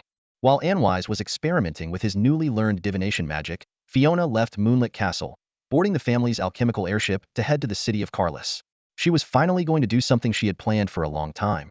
Queen's Avenue in the heart of Carlis was built in the year of radiance 1622 and has nearly 1,000 years of history. Over the long years, it and the buildings on either side have undergone multiple renovations, becoming the busiest commercial district in Carlis today. Exquisite brick and stone buildings line the street, with four-wheeled carriages slowly moving along the smooth white stone pavement. Crowds bustled along the garden-separated sidewalks. Alchemy shops exuded mystery, Dragon's Tooth weapon stores stood proud, and Crichton's silk fashion boutiques attracted attention. The top brands of every industry in the empire have shops on this street. Here, as long as you have enough gold, you can buy almost anything, from the finest pearls from the storm ocean to inscribed chainmail from the city of artisans, Avendon, divine amulets from the city of hymns, and even top-grade tea and elven artworks from distant lands. Annie, what do you think I should buy as a farewell gift for my fourth brother? Fiona, dressed in a light cream dress and wearing a wide-brimmed hat adorned with a light blue ribbon, moved briskly through the bustling crowd. Despite being annoyed for half a month because Anwise always left his stories unfinished, she was in high spirits today. As the only sibling who has always stayed by Fiona's side, Anwise shares the closest bond with her. So, when Fiona learned from their mother that her fourth brother would soon be heading to the Royal Academy, she decided to give him a farewell gift. Watching the slender figure of the young girl, Annie softly remarked, "Miss, you should personally choose the gift for the young master." Unlike Anwise's lively maid, Erica, Annie is more gentle and quiet, exuding the demeanor of a kind older sister. As Anwise's personal maid, she is not only gentle and considerate, but also a fourth-tier spellcaster specializing in nature magic. Whenever Fiona goes out, Annie follows closely, protecting her like a shadow. Fiona was feeling uncertain, so she decided to seek advice from her friend Annie. When Annie heard her question, she smiled gently and softly replied, "The best gift is your sincere heart, dear Fiona." Hearing this, Fiona lightly touched her forehead, a slightly troubled expression appearing on her face. She fiddled with the lace on her dress with her gloved hand, somewhat dissatisfied, and said, "But sincerity can't be given as a tangible gift." Annie gently pushed back a strand of her dark hair and kindly advised Fiona, "Lord Anvis probably already has many ordinary treasures. Perhaps choosing something unique and creative would be better." The maid, dressed in plain clothes, thought for a moment before offering her suggestion. She didn't want to interfere with Fiona's choice, but knew her well enough to understand that without clear advice, Fiona might feel disappointed. Upon hearing Annie's suggestion, a spark of inspiration lit up in Fiona's eyes. She finally narrowed down her options, feeling much less troubled about selecting a gift. The two of them strolled to the main square, which was filled with a variety of stalls, bustling with people and lively activity. It was Fiona's first time here, and she found everything around her incredibly fascinating. She saw spellcasters in robes, mercenaries in armor, members of desert nomadic tribes, warriors from the northern tribes, and occasionally even elves and dwarves. Fiona curiously observed the surrounding crowd, sometimes watching a squirrel perched on a mercenary's shoulder, other times sneaking glances at the pointed ears of a blonde elf. A middle-aged woman caught Fiona's attention. She wore a checkered headscarf and a yellow and white coarse cloth dress, carrying a large basket filled with fresh fruits on her arm. She was enthusiastically selling fruits to passers-by in the square. Fiona walked over and politely asked, "Excuse me, what kind of fruit is this?" The woman turned around, her face beaming with a smile. "These are mugwa fruits, just ordinary fruits. Picked this morning, fresh and delicious. Look at these bright green stems." Her gaze fell on Fiona's dress, noticing its exceptional quality, and she felt a sense of anticipation. This fruit emits a unique, refreshing fragrance and has a pleasant taste, while also being beneficial for the skin. The farmer's wife enthusiastically introduced it to the two guests, knowing how to attract customers who might not be knowledgeable about fruits but are very conscious of skincare. By emphasizing the fruit's benefits for the skin, she often piqued their interest. Although she wasn't exactly sure of the fruit's specific effects, she knew that most fruits were good for the skin. Fiona, intrigued by the description, decided to buy a bunch to try. It was Annie who asked about the price, as Fiona hadn't brought any money with her. All Fiona had to do was call out, and Annie would handle the payment. The bunch contained 32 fruits, each priced at 5 copper coins. However, if they bought the entire bunch together, it would cost only 1 silver coin and 20 copper coins. Smiling broadly, the farmer's wife announced the price. Annie nodded, thinking the price was reasonable, if slightly high. However, since she was accompanying her lady today, she didn't want to fuss over it. She pulled out a small pouch filled with silver coins from her bosom, took out 2, and handed them to the farmer's wife. The farmer's wife happily accepted the silver coins, gave back 80 copper coins as change, and respectfully handed the bunch of fruits to Fiona. Having sold fruits for a long time, the farmer's wife had observed a pattern. The person who asks about the price is usually the main decision maker. After leaving the farmer's wife, Fiona couldn't wait to taste the fruit, but remembered that a lady should not eat on the street. She paused, looked around, and spotted a quiet alley, which she eagerly walked towards. As Fiona was about to enter the alley, several men nearby paused their activities and started to gather at the entrance. Annie frowned. Although she was confident she could handle these low-level troublemakers on her own, she didn't want to spoil her lady's mood. She discreetly took out a silver-white insignia and infused it with a bit of her mental energy, creating a subtle, strange ripple. Fiona, inexperienced as she was, didn't notice this as she excitedly walked into the narrow alley. Since it was located in the Queen's District, the alley was neither dirty nor dark, but rather clean and tidy. The eaves shaded the alley, lending it a soft, elegant ambience. The stone walls were slightly damp and covered with vibrant green moss. Street vendors sporadically displayed their handmade crafts along the way. Fiona walked to the side of the wall and cast a spell of obscurity to lower her presence, making people subconsciously overlook her, though it wouldn't work on those with strong mental abilities. The young girl, with her delicate hands clad in pristine white gloves, carefully plucked a pale green fruit. She brought it close to her nose and took a gentle sniff, immediately captivated by its fresh fragrance, sparking a hint of curiosity within her. She conjured a crystal-clear droplet of water to gently cleanse the fruit's surface before resolutely taking a small bite. As the juice trickled down the corner of her lips, a delighted smile spread across her face, as if she had just tasted the sweetest flavor life had to offer. A cool breeze swept through, and the initial bitterness of the fruit gradually transformed into a subtle sweet and sour taste, with a hint of freshness. The girl chewed, feeling the coolness in her mouth. Unlike the biting cold of typical ice-attribute fruits, this coolness seemed to come solely from the fruit's flavor. Despite the less than pleasant taste, she scrunched up her delicate face and forced herself to finish the fruit in her hand. Her eyes then fell on the remaining bunch. She looked at them with some hesitation before deciding to let Annie handle them. "Annie, could you take care of these for me?" she said, her lake blue eyes reflecting a hint of helplessness as she handed the remaining fruits to Annie. Annie smiled gently as she took the fruits, staying by the girl's side as they continued walking down the alley. Just as a few people gathered at the alley entrance, a squad of city guards suddenly appeared and swiftly subdued them. A ripple of magical energy passed through, paralyzing the group instantly, and the guards efficiently carried them away. Nearby, someone maintained a barrier to ensure there was no disturbance. The entire process was over in a flash, and as the last guard left, the alley returned to its calm, as if nothing had happened. The professional team and their skilled techniques quickly yielded results in the interrogation. It turned out they were just petty thieves from out of town. Enticed by the prosperity of Carlos, they had planned to make a quick score. However, they had chosen the wrong target, unwittingly going after someone they should never have messed with. Now, they faced a long prison sentence. The alley was narrow, and the girls walked while paying attention to their surroundings. They soon reached the end of the alley. Fiona stopped and pointed to a stall by the roadside, curiously asking Annie, "Annie, look, what is that? Are those owls and swift squirrels?" She was captivated by the intricately woven straw crafts on display. The crafts, made from dried grass, included common small animals, dolls, as well as practical items like straw shoes and baskets. Their colors were fresh and natural, ranging from pale white, beige, to coffee brown. It was the first time Fiona had seen such straw crafts, and she couldn't help but feel a sense of wonder. She had read about witch grass weaving in books, which were said to animate like real animals and serve as excellent reconnaissance tools. These straw crafts are truly fascinating, Fiona thought to herself, filled with curiosity about the novel handmade items. The stall owner, an elderly woman with white hair, was accompanied by a young boy with auburn hair who was learning to weave. Seeing the two girls, the old woman smiled warmly and said, "Is there anything you need, my dear young ladies?"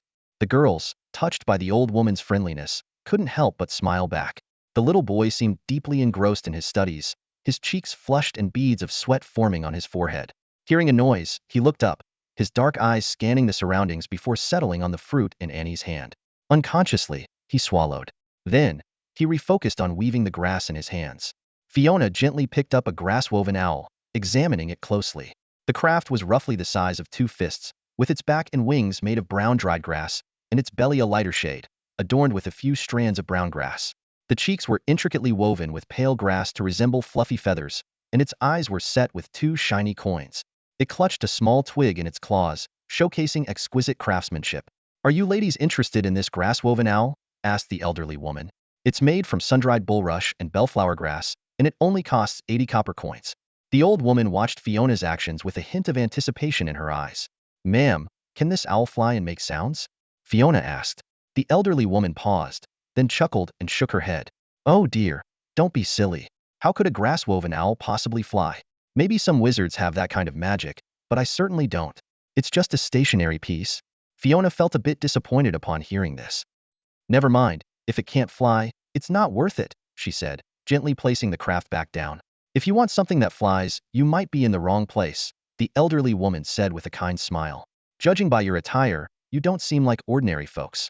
I don't have anything related to professions here. Feeling a bit embarrassed, Fiona explained, actually, I'm looking for a gift for my brother, but I'm not sure what to choose, so I'm just browsing around. A gift, you say? The old woman stood up shakily and picked up a pale grass-woven wind chime from her stall. The chime had 8 strands of varying lengths, each ending with a mango fruit. How about this lucky wind chime? It's made from naturally dried bellflower grass. They say hanging it under the eaves can bring good luck to the family. It would make a wonderful gift. Bring good luck? Fiona was momentarily taken aback. She took the wind chime from the old woman, noting its sunlit fragrance and the crisp sound of the mango fruits clinking together. All right, I'll take this wind chime then, she decided. Though she didn't find it particularly special, she didn't want to hurt the old woman's feelings. Not satisfied? That's okay, kind girl, the elderly woman said, sensing Fiona's thoughts and smiling warmly. You know, there's actually a legend among us grassweavers about these lucky wind chimes. With that, she turned and took a piece of pale dried grass from the basket beside the little boy, handing it to Fiona. Bellflowers are a type of wildflower that can be found almost everywhere. They grow in fields, by streams, and even on mountain peaks, appearing as if they are omnipresent. When the months of Feyue and Luyue arrive, bellflowers bloom with small, white, bell-shaped blossoms. Typically, these flowers appear in clusters of 7 to 14, but as you walk through a field of bellflowers, you'll be amazed to see that most plants are adorned with 10, 12, or even 14 blossoms. Occasionally, you'll spot bellflowers with 7, 8, 11, or 13 flowers, but finding one with 9 flowers is quite rare. Even if you scour the entire field, it's hard to come across. The fruit of the bellflower resembles a pine cone, with a tough texture, and its growing season lasts from April to August. During this period, bellflowers add a unique beauty to nature, as if the earth itself is celebrating and praising life. This legend is about the bellflower with 9 blossoms. However, the specific details of the legend have been lost over time, with only the ending preserved, as told by the protagonist's grandmother. The elderly woman, her gray eyes squinting, smiled as she reminisced, while the young boy put down his grass-weaving work to listen intently. According to the legend, the bellflower with 9 blossoms symbolizes luck. Those who find it are said to be blessed with happiness and longevity. However, since the 9-blossom bellflower is extremely rare, people usually dry regular bellflowers in the sun, then weave them with mango tree fruits to create grass bells, which they use to pray for good fortune for the year. Fiona listened intently, her lake-blue eyes wide with curiosity. Grandma, have you ever found a bellflower with 9 blossoms? She asked. The mention of the 9-blossom bellflower seemed to stir memories in the old woman, who smiled warmly, her voice slightly hoarse. Child, in all my years of weaving, I saw one only once, when I was young. You know, we weren't originally from Karlras. We came from a small village several kilometers away. Our village was destroyed during a beast tide. With no other choice, my husband and I, along with our 3 children, came to Karlras. My husband joined the city guard to make a living, while I picked up the grass weaving skills my grandmother had taught me. In my spare time, I would weave small items to sell at the market for some extra money. Those were tough days, but also the happiest of my youth. However, happiness is often fleeting. 3 years later, a monster invasion took my husband's life. As compensation, we were granted official residency in Karlras and given a house in the lower city. Despite losing my husband, life had to go on, and my children needed my care. My weaving skills were not very good at the time, so my daily income was meager, barely enough to cover our expenses. For a long time, we could only afford 2 meals a day, and my eldest daughter had to take odd jobs to help support the family. The old woman sighed deeply before continuing. One golden afternoon, I was out in the fields, gathering grass under the scorching sun. Suddenly, the clear sky turned dark with clouds, and a torrential downpour began. I hurriedly covered my basket of grass and ran towards a small hill with some trees, hoping to find shelter. But in my haste, I tripped over a rock and fell into the muddy water. My clothes were soaked and muddy, and the grass spilled everywhere. At that moment, I felt like staying down, never to get up again, but I couldn't. My 3 daughters were waiting for me at home. I gritted my teeth and, despite the pouring rain, began picking up the scattered grass piece by piece and putting it back into the basket. Fortunately, the heavy rain came and went quickly, and the sun soon peeked out from behind the clouds. On her way back, as she passed by a large rock, a glimmer caught her eye. The old woman's voice gradually became melodious. In the crack of that rock, she found it, a stem of grass as dazzling as a gem, adorned with sparkling dewdrops and white flowers that hung down like real wind chimes swaying in the breeze. That scene was etched in her memory, exactly 9 flowers, just the right number. At the time, she hurried home without paying much attention, only thinking how striking the grass was. It wasn't until the frost descent season of that year, while sorting through her grandmother's belongings, that she remembered the legend. But by then the grass had already withered away. The following year, during the crimson rain moon, she visited again and found that the grass had 12 flowers in full bloom. During those days, she often regretted not recalling the legend earlier. She might have picked it and sold it for a good price to improve her family's situation. However, over time, her grass weaving skills became more refined, and her business prospered. During the annual talent assessments, her second and youngest daughters both showed potential as professionals. Though their talents weren't exceptional, they were good enough to enter the professional academy. Her eldest daughter married a good man and lived a happy life. The old woman tilted her head back, her eyes narrowing into slits as she smiled. The lines on her face spoke of deep contentment and peace. Looking back now, she thought, this ending wasn't bad at all. Although she hadn't picked the grass herself, she had found it after all. The old woman suddenly noticed something and looked back at the two young women with a trace of apology in her eyes. Sorry, girls, I've taken up so much of your time. Old people tend to ramble. No, ma'am, there's no need to apologize. Your story was fascinating, Fiona said. Snapping back to reality, after listening to the old woman, she had made up her mind. She picked up the grass-woven wind chime and signaled and to pay. Then, she took the fruit skewer from and smiled at the little boy who had been stealing glances at her. With her gloved hand, she handed the skewer to the boy, having noticed his earlier gaze. Here, enjoy it, and watched the scene unfold, hesitant to speak. Though she admired the young lady's kindness, as the little princess of Olivendi, Fiona wasn't supposed to mingle too much with commoners. In the end, and sighed and chose to overlook her lady's lapse in decorum. After all, she was just a humble half-elf maid. Thank you, sister. The little boy took the skewer, his cheeks flushing as he shyly thanked Fiona. Fiona was slightly taken aback, then giggled, finding it amusing to be called sister, a term she had never been addressed by before. Good luck, kind young lady, the old woman said with a grateful smile. Fiona nodded to the old woman and left the stall with Anne. As the two girls sincerely said their goodbyes, their slender figures gradually disappeared into the bright sunlight at the end of the alley. In the distance, the sound of a conversation between a young boy and an elderly woman could be heard. The boy, full of anticipation, said to his grandmother, "Grandma, next year I'll be able to take the Academy's talent test. I'm sure I'll pass and become an excellent mage. Then, the woven grass crafts you make will come to life and be very popular." The elderly woman smiled and replied, "All right, little Luo-Chi, Grandma will be waiting for that day. August, October, or April." As their words settled, a sense of hope and aspiration flowed between them. On August 28th, Anwise was, as usual, deeply engrossed in the sea of magical books in the library. There were only 4 days left until he would depart for Pamir Academy. As he flipped through the books, he pondered the various benefits he could gain from the Academy and the conditions required to obtain them. He realized that one's power is always limited, and some crucial matters couldn't be conveniently handled through family influence. Maybe making some talented friends at the Academy and forming a secret society could help him manage tasks he couldn't personally attend to in the future. Additionally, he needed to allocate time for the magical version of the mass energy conversion weapon and the electromagnetic weapon project. Suddenly, the door creaked open. Anwise paused his reading and curiously turned his head towards the sound. At the doorway stood Fiona, a blonde girl whose figure shimmered in the sunlight. Fiona seemed to be in high spirits as she walked cheerfully towards Anwise. Ever since her house arrest was lifted half a month ago, Fiona had been going out with Annie every afternoon, while Anwise, granted the privilege to read prophecy books, spent all day in the library and paid little attention to the girl's whereabouts. "Hey, dear Fi, what brings you here so happily today?" Anwise asked, looking at her with a puzzled expression. "Did you finally catch a glimpse of the western sunset?" Hearing the surprise in Anwise's voice, Fiona got a bit annoyed. She put her hands on her hips and pouted slightly, but quickly realized her behavior was a bit rude. She composed herself and simply glared at Anwise with her big, watery eyes. "Haha, just kidding. Don't mind me, Fi.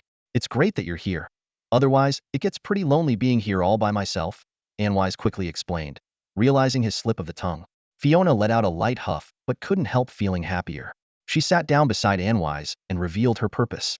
"Brother, do you know about bellflowers?"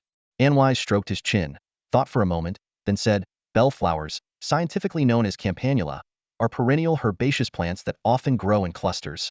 The upper part is covered in tiny thorns, while the lower part is dotted with small bumps. The tip gradually tapers into a cone or cylindrical shape about 1 millimeter long, with a beak length of 2.4 to 2.8 centimeters, slender and delicate. The crown feathers are pure white, about 1.5 to 1.8 centimeters long, appearing in midsummer to the hot season. Listening to Anwise's description, Fiona felt a bit dizzy, as if she were in a class on magical materials. But Anwise quickly corrected her misunderstanding with a laugh, saying, "No, I'm talking about something else, like myths and legends." When it came to legends, Anwise looked a bit puzzled. He didn't know if bellflowers had been attributed any mythological significance.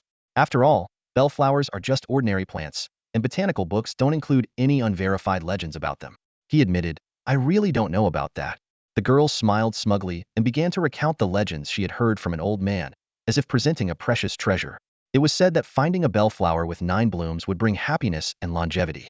Anwise couldn't help but laugh. He knew that finding a bellflower with 9 blooms was extremely rare, but to say it would bring happiness and longevity, neither the field of divination nor the domain of mysticism mentioned such a thing. He believed this was just a misconception born of subjective judgment. True happiness and longevity weren't brought by the 9-bloom bellflower, but rather by the luck of the person who found it. After all, finding such a rare bellflower already indicated that the person was very lucky. A lucky person would naturally live a happy and long life. What's strange about that?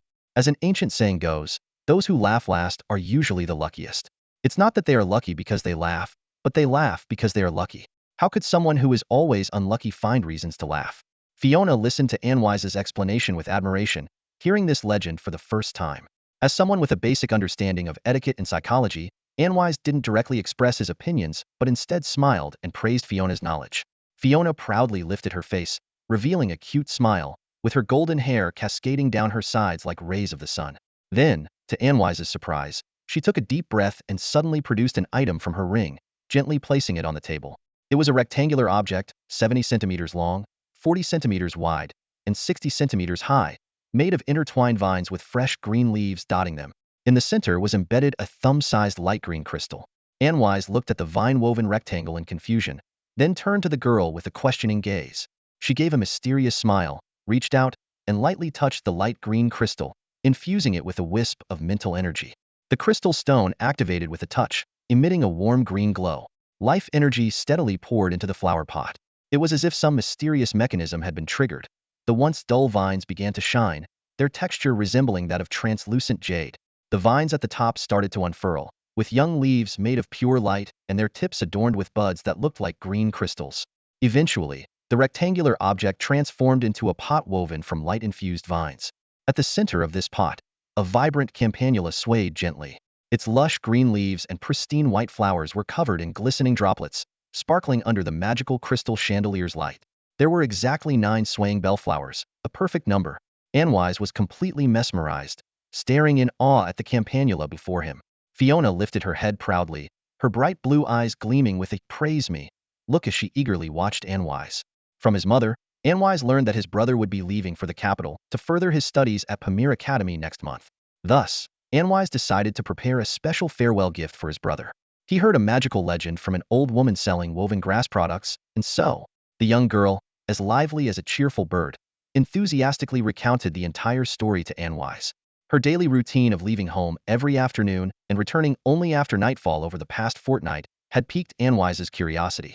With his blue eyes half closed, the noble youth took a gentle breath, then opened his eyes, gazing at the girl's flushed face with a soft smile. "Thank you, Faye. This is the best farewell gift I've ever received," Anwise remarked, feeling that this unexpected surprise was as heartwarming and touching as a traveler spotting a distant campfire on a snowy winter night. The gift was like the small, glowing campfire at the center of the camp, simple yet comforting. Fiona, slightly flustered by Anwise's praise, blushed even more and smiled shyly. She turned her head slightly, her golden hair shimmering. In fact, she had originally planned to surprise her brother with the gift closer to his departure. However, she couldn't wait and presented it earlier. As she spoke, her voice gradually lowered, tinged with a bit of unease. Anwise smiled and gently touched the vine on the box, restoring it to its original state. He had already seen through the magic structure. "How about you give me the gift again on the day I leave for the academy?" he suggested, handing the box back to Fiona, squinting with a smile. Fiona, a bit bewildered, took the box, her pink lips slightly parted, and her lake blue eyes filled with confusion. "Can I really do that?" she asked in surprise. "Keep it with you for now, Faye. Let our parents share in your good fortune," Anwise said softly, gesturing gracefully. Fiona nodded and put the box away. "All right, brother. You continue reading. I won't disturb you," she said, rising lightly and heading towards the library door. Anwise smiled, watching her back until she disappeared outside the door and began to reflect on his past. In his memory, there was no such scene, which meant his presence had subtly altered some things. Perhaps some plans could be adjusted. He smiled, closed the book on the table, and set it aside. Then, with a wave of his hand, a thick book floated down from the top of the bookshelf into his hand. The book was enormous, at least half a foot thick, radiating a fantastical aura. The person holding the book experiences a slight drop in mental strength and might even become completely absorbed in an illusory dream. The cover is a cold black, yet it inexplicably imparts a sense of tranquility and peace. In the center of the cover, 2 lines of elegant ancient manuscript are embossed, seeming to shimmer with a changing glow under Anwise's gaze. The reason for the birth of the growth potential of dream artifacts. Nodens would need this knowledge sooner or later, wouldn't he? This is just an early start to the research. Anwise opened the book, focusing his mental strength to fend off the constant dreamlike aura while carefully reading. On the second to last day before heading to the academy, Anwise left the library and, after a long absence, entered the alchemy lab. Activating the highest level of protection, he stood before the specialized Magus composite inscription alchemy table, holding his family amulet. A thread of his mental energy probed into it. With his actions, the core of the lab's magic array was immediately activated, enveloping the inscription table in multiple layers of binding and defense spells. Originally, he intended to create a low-tier magical artifact as a farewell gift for Fiona. However, after receiving an unexpected gift from her, Anwise changed his plan and decided to craft a low-tier artifact with growth potential. Mandrake black goat parchment, black abyss iron from the depths of the haunted wasteland, soft skin from the belly of a holy unicorn, and extract from the single eye of a nightmare giant. Comparing the listed materials, Anwise took out various extraordinary ingredients and began crafting an artifact he had long envisioned. Under the gaze of the terror bird, he used the extract from the giant's eye mixed with wraith essence as ink. The quill, made from the feather of a night raven plucked on the night of the furnace moon's 13th day and imbued with a young girl's resentment, was used to write the book's text and illustrations. On one side of the alchemy lab, the black cloth covering a large cage was lifted, revealing a grotesque, scaly creature. It was a hideous giant black bird with a seahorse-like head and a mouth resembling that of a lamprey. Upon seeing the long mist light, it flapped its massive, smooth wings, its 6 malevolent blood-red eyes fixed on Anwise, emitting a series of restless breaths. Without the protective array, Anwise would have been severely mentally affected in an instant, possibly even devoured by a nightmare on the spot. But that was merely a hypothetical scenario. Under the protection of the array, the evil gaze of the terror bird had no effect on Anwise. His hands continued to work, the tip of the quill, filled with ominous liquid, danced on the faintly black parchment. With mental energy guiding the process, he elegantly and deftly inscribed line after line of dark text. The content was a story he had previously told Fiona about her adventures in a dreamlike wonderland. Anwise intended to use this story as the core to construct an illusory dream space. Several magical hours later, the main text was complete. Anwise took out a strand of Fiona's light golden hair, collected during their time together, and used it as thread to bind the book. Next, he crafted the cover using unicorn skin combined with shadow wood, reinforcing the corners with black abyss iron and securing the spine. Soon, under the watchful eyes of both Anwise and the terror bird, a thick, magical book took shape. The cover emitted a faint, holy white glow, evoking a sense of profound mystery.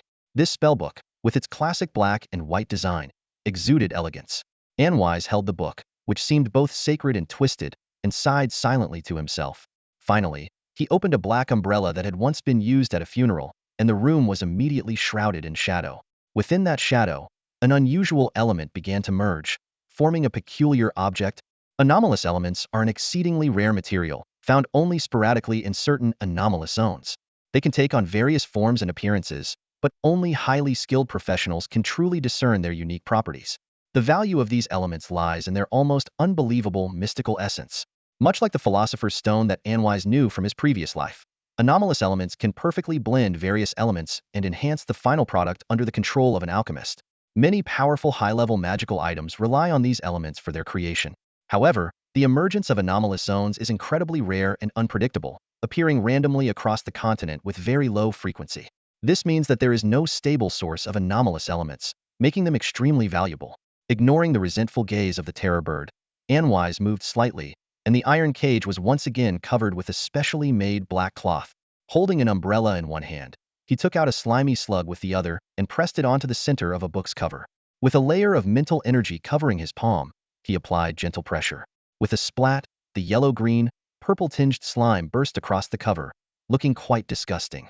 However, Anwise knew this was just an illusion. If he restored his perception to the 7th tier, what he would see was not a disgusting slug and slime, but a mass of twisted, blurry phosphorescence. Anomalous elements are also classified into different levels, depending on the amount of mystical essence they contain. The phosphorescent element Anwise was using belonged to the lowest tier. The higher the level of the anomalous element, the more intense its glow. It is speculated that the highest grade anomalous elements might shine as brightly as the sun. Using such an element as alchemical material could potentially create items that surpass the 9th tier. However, the existence of such top-tier elements remains purely theoretical. The highest known grade of anomalous elements shines only as brightly as a full moon. As time passed, the initial slime on the cover gradually seeped into the book's interior. Throughout this process, Anwise maintained a heightened state of perception, amplified by the alchemical table. If any anomalies arose during the fusion process, he was ready to intervene and make adjustments immediately. He silently vowed to succeed this time, as it was his second attempt at this step. This step was crucial for the formation of the dream world, but due to his current limited power, many advanced alchemical techniques were beyond his reach. Only through the enhancement effect of the mystical essence could he ensure the creation of a stable and growth potential dream. To ensure success this time, Anwise had prepared 2 portions of low-level anomalous elements beforehand, consuming most of his extra resources. Despite his past life's experience, his current limited power had led to a previous failure, wasting a precious anomalous element and half a day's work. Family rules were strict, and even as the heir of the Olivendi family, he couldn't freely use family resources. Fortunately, this fusion process went very smoothly. After completing every step, Anwise placed the book in an unreachable location, set to be opened at 19 hours 3 minutes and 14 seconds. Once the slime within the book had fully permeated, it began to emit a peculiar aura. Anwise immediately retrieved an anti-demon metal box, placed the book inside, and sealed the lid. The steps involved in creating this mysterious item were somewhat unconventional, such as the waiting period, which was inspired by Anwise's memory of the golden afternoon when Alice's Adventures in Wonderland was conceived, July 4, 1862. Time flew by. The wait finally ended, and Anwise opened the anti-demon metal box to retrieve the magical book. The once pristine unicorn cover had become slightly worn, as if weathered by time, while the previously darkened pages had turned smooth and white. Most importantly, the eerie and ominous aura that once emanated from the book had vanished, replaced by a dreamy, pinkish ambience. Anwise wiped his forehead and let out a sigh of relief. After using materials sufficient to create 2 high-level artifacts, he had finally achieved the desired result. This low-tier, growth-type enchanted book, named Fiona in Wonderland, chronicled Fiona's fantastical adventures after she followed a white rabbit into its hole. Anwise meticulously crafted this story for Fiona, aligning it with the world's background. Due to the incorporation of wraith essence in the ink, each character in the story would possess a semblance of a soul, allowing them to have distinct personalities and life trajectories within the book's dreamscape. Considering Fiona's personality, Anwise illustrated colorful images on every page. Readers flipping through this book would be enchanted by its dreamy aura, gradually immersing themselves in an illusion that mirrors the story and experiencing events similar to those of the protagonist. As the book's tier increases, it will reveal additional wondrous effects. Theoretically, upon reaching a high-tier status, the book could summon a dream realm. Within this realm, Fiona could call forth entities from the book to assist in combat. These summoned characters would retain abilities akin to their counterparts in the story. Unexpectedly, the book also seemed to possess a latent effect due to some anomalous element. Anwise could only ascertain that this effect was beneficial, but its specifics would likely only be revealed through Fiona's personal experience. Because the book was crafted using strands of a young girl's hair, it became almost exclusively Fiona's. Only in her hands could the book's full range of special effects be realized. In creating this book, Anwise used the highest grade materials available to him. While growth-type artifacts theoretically have unlimited potential, in practice, their growth is bounded by an implicit limit known as the Bisso's limit. When a growth-type artifact reaches a certain level, its rate of growth slows to nearly a halt. This limit's height is directly related to the quality of the artifact's materials. Anvis was filled with hope. He believed that with the carefully selected materials he had chosen, this book could one day reach the esteemed 8th tier. To him, this book was not just an ordinary piece of work. It was the culmination of his dedication and dreams. Every time he turned its pages, he felt his passion and investment in the project. He knew that only through greater effort and patience could this book truly shine. Anvis was convinced that no matter how difficult the journey ahead might be, he would continue steadfastly, because he believed that as long as he held onto his dreams, he could create an immortal masterpiece. On the morning of August 31st, Anwise was about to leave Moonfort. It was his last day at the fortress. Duke Carlot summoned him once again. Anwise entered his father's study, placing his right hand gently over his chest in a respectful salute. The Duke was engrossed in reading documents, occasionally making notes with a magical quill. After a moment, he put the quill back into the crystal ink bottle and fixed his deep blue eyes on Anwise. With an almost effortless tone, he posed a question that made Anwise's heart race. I heard you crafted a magical artifact with growth potential yesterday? Anwise responded softly, Yes, father. It's a low-tier growth artifact, and I plan to give it to Fiona as a farewell gift. He was cautious in his reply, unsure of the Duke's intentions in bringing up the matter. The Duke smiled gently, noticing Anwise's slight nervousness, and reminded him in a mild tone, Anwise, one's time and energy are limited. Remember to balance your secondary pursuits with your magical studies. Anwise suddenly realized that the Duke was concerned he might become overly engrossed in his secondary pursuits, neglecting his magical studies and personal growth. Although he was a reincarnated individual and wouldn't face this issue, he couldn't explain that to the Duke. I understand, father. I will maintain a balance, he assured. The Duke nodded, signaling the end of that topic. Tomorrow, Anwise would set off for Pamir. The Duke inquired, Given your nature, I assume you've already looked into Pamir Academy? Anwise humbly replied, Yes, I have some understanding of the Academy's basics. The Duke continued, Then, are you aware of the societies within Pamir Academy? Anwise answered, I know a bit. Societies are small groups formed voluntarily by 5 or more students, created for common goals. The Duke nodded with satisfaction and proceeded to introduce, Now, I want to tell you about the Society of True Knowledge, one of the most powerful societies in Pamir Academy. Although low-key, they only invite the top students each year. He explained that the Society of True Knowledge is an elite group within Pamir Academy, comprising the Empire's most outstanding talents and noble descendants, and represents the future backbone of the Gloria Empire. As a descendant of the Olivindi family, you are already eligible to receive an invitation. I'm telling you this so you can be prepared, the Duke said, smiling as he touched the emblem ring on his hand, a hint of nostalgia in his eyes.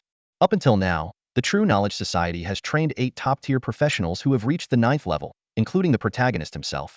This means that the protagonist is also a member of this prestigious society. The specific rules for joining the society are detailed in each invitation letter, allowing individuals to decide whether to join based on their own preferences. The Duke in the study then stood up gracefully and waved his right hand. Instantly, 3 items appeared in the air. An intricately designed staff embedded with a deep blue crystal, a shimmering silver magic book, and a dark silver ring inscribed with pale green runes. Sunlight streaming through the window illuminated these items, causing them to emit their unique magical glows, appearing both beautiful and mysterious. These gifts were farewell presents prepared for the protagonist, Anwise, by his senior brothers and sisters. As the Duke introduced each item, they floated towards Anwise and hovered before him. The Dark Moon Staff could enhance spell success rates, effects, and durations, and came with a 6th level disintegration spell that could be used twice daily. For spells below the 4th level, it offered a 2.5 times enhancement. For spells between the 4th and 6th levels, the enhancement was 1.5 times, and for 7th level spells, it was 1.15 times. The Mithril Codex had 18 pages, 3 of which could record spells up to the 7th level, while the remaining pages could record spells up to the 6th level. The Ring of the Contemplator kept the wearer's mind clear, reactions sharp, and provided some resistance to spells. When the wearer was under powerful attack, the ring would automatically release a defensive field once a day, sufficient to withstand attacks below the 7th level. Even though Anwise already knew about these items, hearing their legendary names again filled him with awe. In his previous life, these items had once been auctioned off for astronomical prices and were considered top-tier purple equipment with exceptionally powerful skills. In his past life, when Anwise reached level 40, he completed a series of hidden quests and received help from a high-level NPC alchemist. From the alchemist's exchange list, he chose a Darkmoon staff. However, that staff only enhanced spells below the 4th level by 2.2 times and spells between the 4th and 6th levels by 1.35 times. Moreover, it only came with a 5th level chain lightning spell. Disintegration was out of reach, as it was a spell only masters could cast. Hiring a master to cast spells required not only a huge sum of money, but also a certain level of rapport with the NPC. Apart from guild leaders of large guilds and professional players from clubs, very few could afford the cost of hiring a master. Despite this, that Darkmoon staff had once ranked 17th on the players' staff rankings. At that time, most players' spells were still at the 3rd or 4th level, with staff enhancements generally not exceeding 1.5 times. A staff that could cast free 5th level chain lightning twice a day, with a 2.2 times enhancement, was simply an unparalleled artifact. The magical enhancements that the Age of Mysteries could bring were far more than just a simple increase in magical damage. In front of Anwise, it wasn't just 3 pieces of gear that appeared, but a versatile and comprehensive set of enhancements, including spell stability, range, and duration. The sight of these items filled him with a sense of excitement, as if the world itself was cheering for his arrival. This all-encompassing boost made him feel an unprecedented surge of power, igniting an endless passion within him.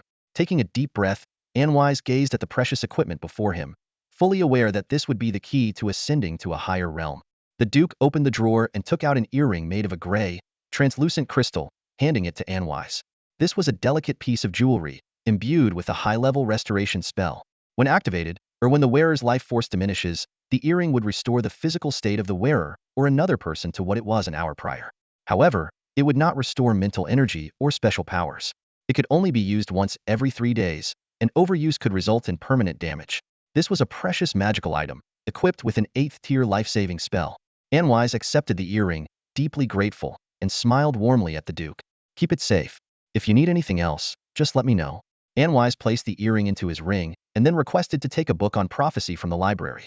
The Duke, curious, inquired about the specific book he needed. Anwise mentioned the Book of Mercury Prophecies, and the Duke recalled its origins. It was a valuable relic left by the family's chief seer, who had gone missing while searching for something in a remote area. With a serious expression, the Duke reminded Anwise that he could use the book but must never lend it out or teach its contents to others. Anwise solemnly promised, and the Duke nodded in approval. Finally, Anwise confirmed he had no other needs, and as the Duke saw him off, a look of admiration crossed his face. Anwise's growth filled the Duke with pride. His confidence and manners were a source of comfort.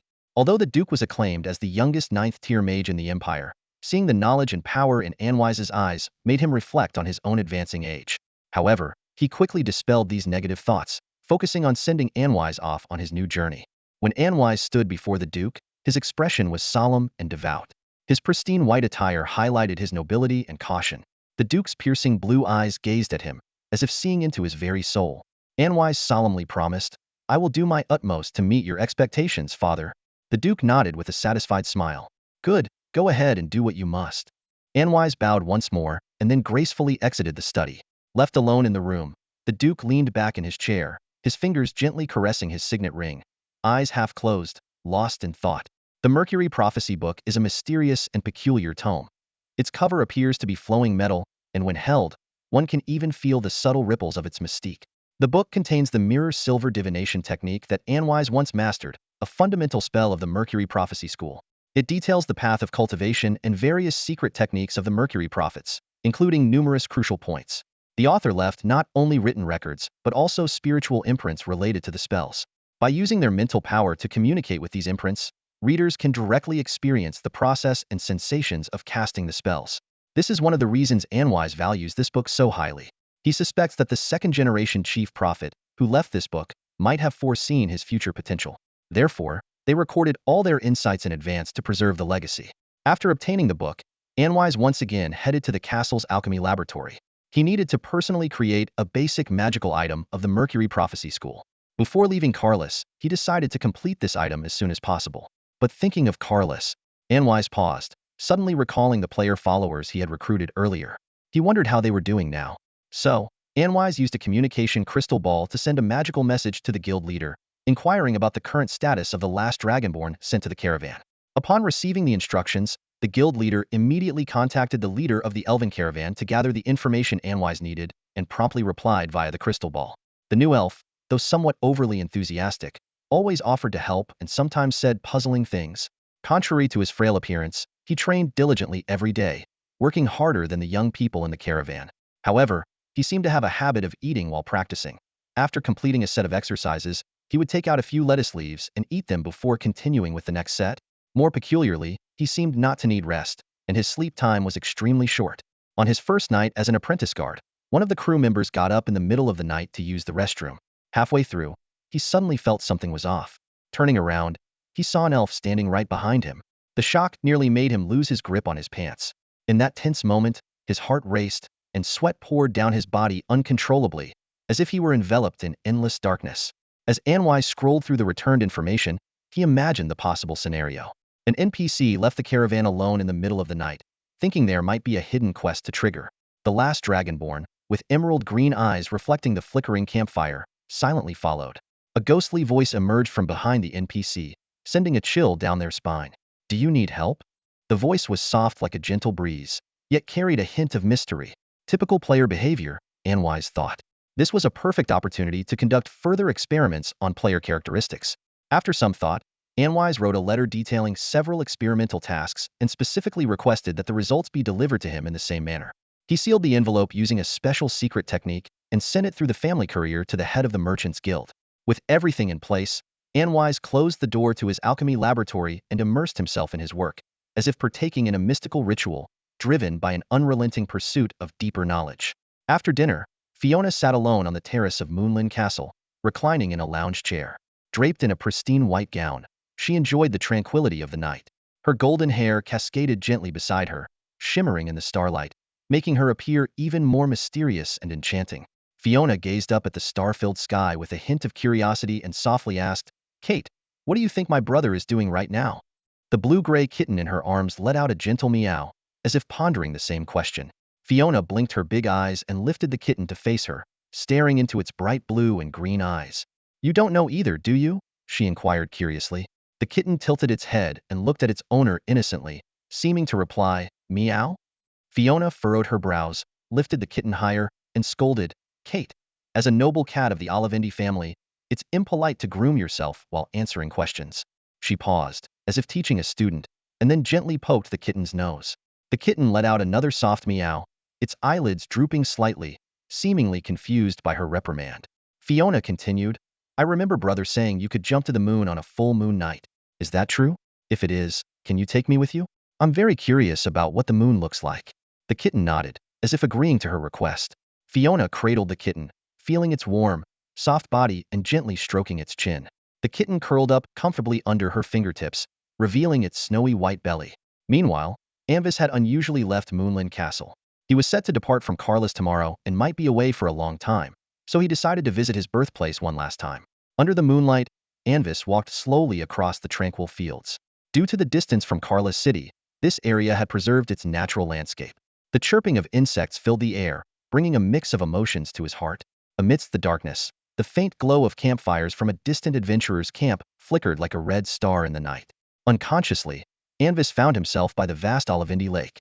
This enormous lake was nearly as large as Carlis City itself and served as the primary water source for the surrounding regions. He casually sat on the gray-white pebbled shore, supporting himself with his hands as he gazed up at the endless night sky. The silver moon had already hidden away, as the end of the lunar month was near. Under the cold, shimmering starlight, a particularly enormous purple moon hung high in the sky, like a solitary deity quietly observing lost souls. Anwise's gaze wandered across the night sky, carrying a faint, unrealistic hope as he tried to discern familiar blue stars among the twinkling lights. On the brink of leaving his homeland, a wave of homesickness washed over him, bringing a fleeting warmth to his heart. Yet, faced with the unfamiliar constellations, Anwise lowered his head in resignation. His pale face, barely visible under the moonlight, resembled that of a handsome god who had mistakenly descended to the mortal world. The night breeze blew across the lake, tousling his golden hair, while the peculiar univalve plants around him swayed, emitting an eerie bluish-white glow that mirrored the scattered stars. Memories flashed through Anwise's mind like a slideshow, recounting every moment since his journey began. A sense of loneliness and absurdity gripped his heart once again, inescapable. In front of others, Anwise presented himself as intelligent and polite, graceful and composed, flawless. He had crafted a mask to conceal his inner confusion and vulnerability. His past experiences had deeply ingrained in him the harshness of the world, with negative emotions rooted firmly in his heart. Each day, he threw himself into studying magical knowledge, perhaps as a way to distract and numb himself temporarily. However, on this silent night, his buried emotions finally erupted. He couldn't help but scoff softly at the Olivendi family, the legendary bloodline, and the millennia-old ducal lineage. Though he sat alone by the lakeshore, these thoughts remained unspoken. He knew the ducal family would never let him venture out alone. He sighed lightly, picking up a small pebble and examining it as if it were a treasured artifact. The round stone was light and covered with some moss, seemingly insignificant, yet it could shatter with just a bit of force. He pondered whether his own insignificant existence could alter his circumstances, or if he would be doomed to follow his family's fate into oblivion. Anwise closed his eyes and took a deep breath to ease the pressure in his chest. The peculiar chirping of insects and the murmur of the stream intertwined, echoing through the cold, damp air. A black bird perched on a manger willow, its red eyes fixed on the lone figure by the lake.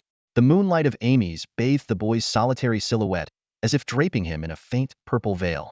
After a moment, Anwise slowly opened his eyes, which now reflected an unprecedented determination and resolve. The answer in his heart was already crystal clear. Even an ordinary pebble could influence the course of many events. Gently clenching the small stone, he felt the power it bestowed upon him. As he stood up, he gazed at the vast, deep lake in front of him. The long struggle and introspection, along with his reflections by the lakeside, had seemed to cleanse his soul. Ever since he had crossed over to this world, he had been plagued by inner confusion and weakness. But now, all those negative emotions had been completely swept away. He firmly believed that he would not fall easily and, more importantly, he would lead his loved ones to face the future's challenges together. Suddenly, Anwise raised his hand holding the pebble, startling the black birds from the trees. They fluttered anxiously in the night sky, casting dark silhouettes against the vast purple moonlight. Then, with unwavering determination, the young man turned decisively and strode towards the castle without hesitation. Behind him, the stone dropped into the lake, sending ripples across the surface that sparkled like countless stars. The next morning, brimming with energy, Anwise, accompanied by the Duke and other companions, boarded a vehicle heading towards the city of Kalas. The massive square in front of the city hall served as the gathering place for new students from various academies. These talented young individuals would board flying vehicles here to depart for their respective schools.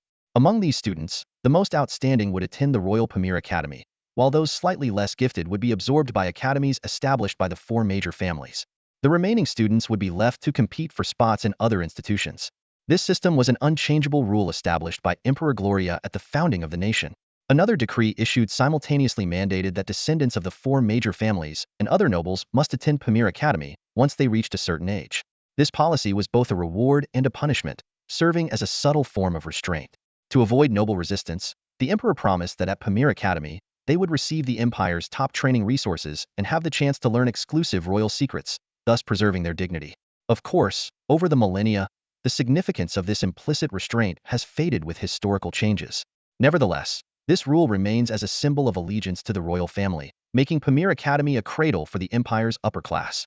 Even minor nobility would go to great lengths to ensure their descendants had a chance to enter Pamir Academy and join this elite circle. Emperor Gloria was a truly legendary ruler. She was originally Gloria Augustine, the fourth princess of the ancient magical empire of Visselram, which once unified the entire continent of Yal.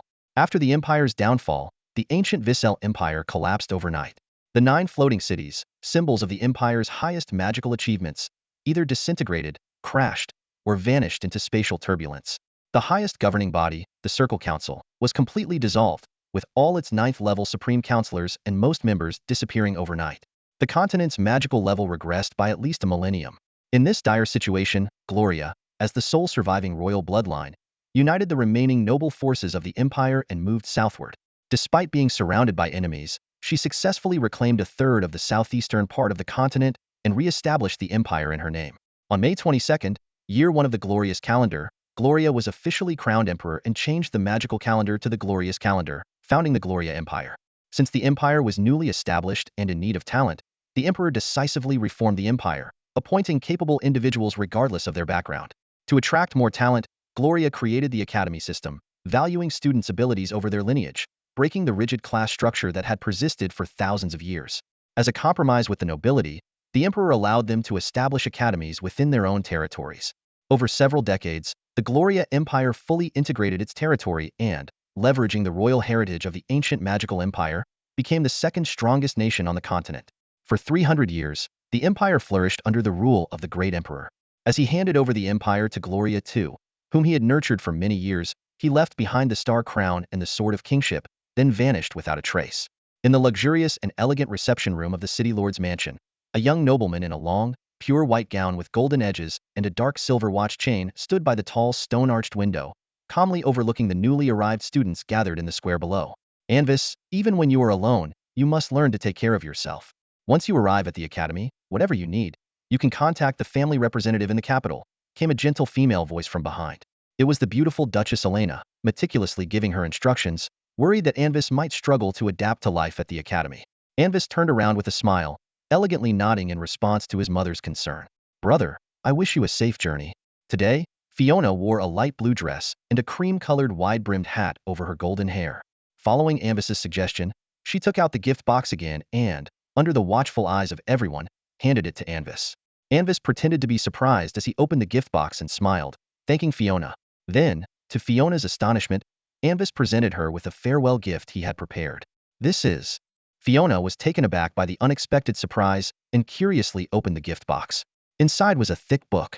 Her initial excitement quickly turned into a complex mix of emotions.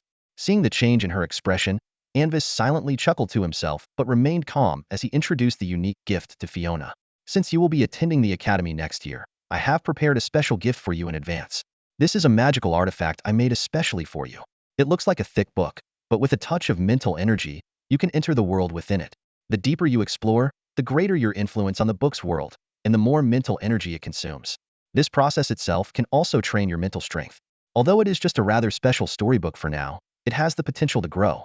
As you advance, the dream world within the book will also grow, with increasing scope, realism, and detail.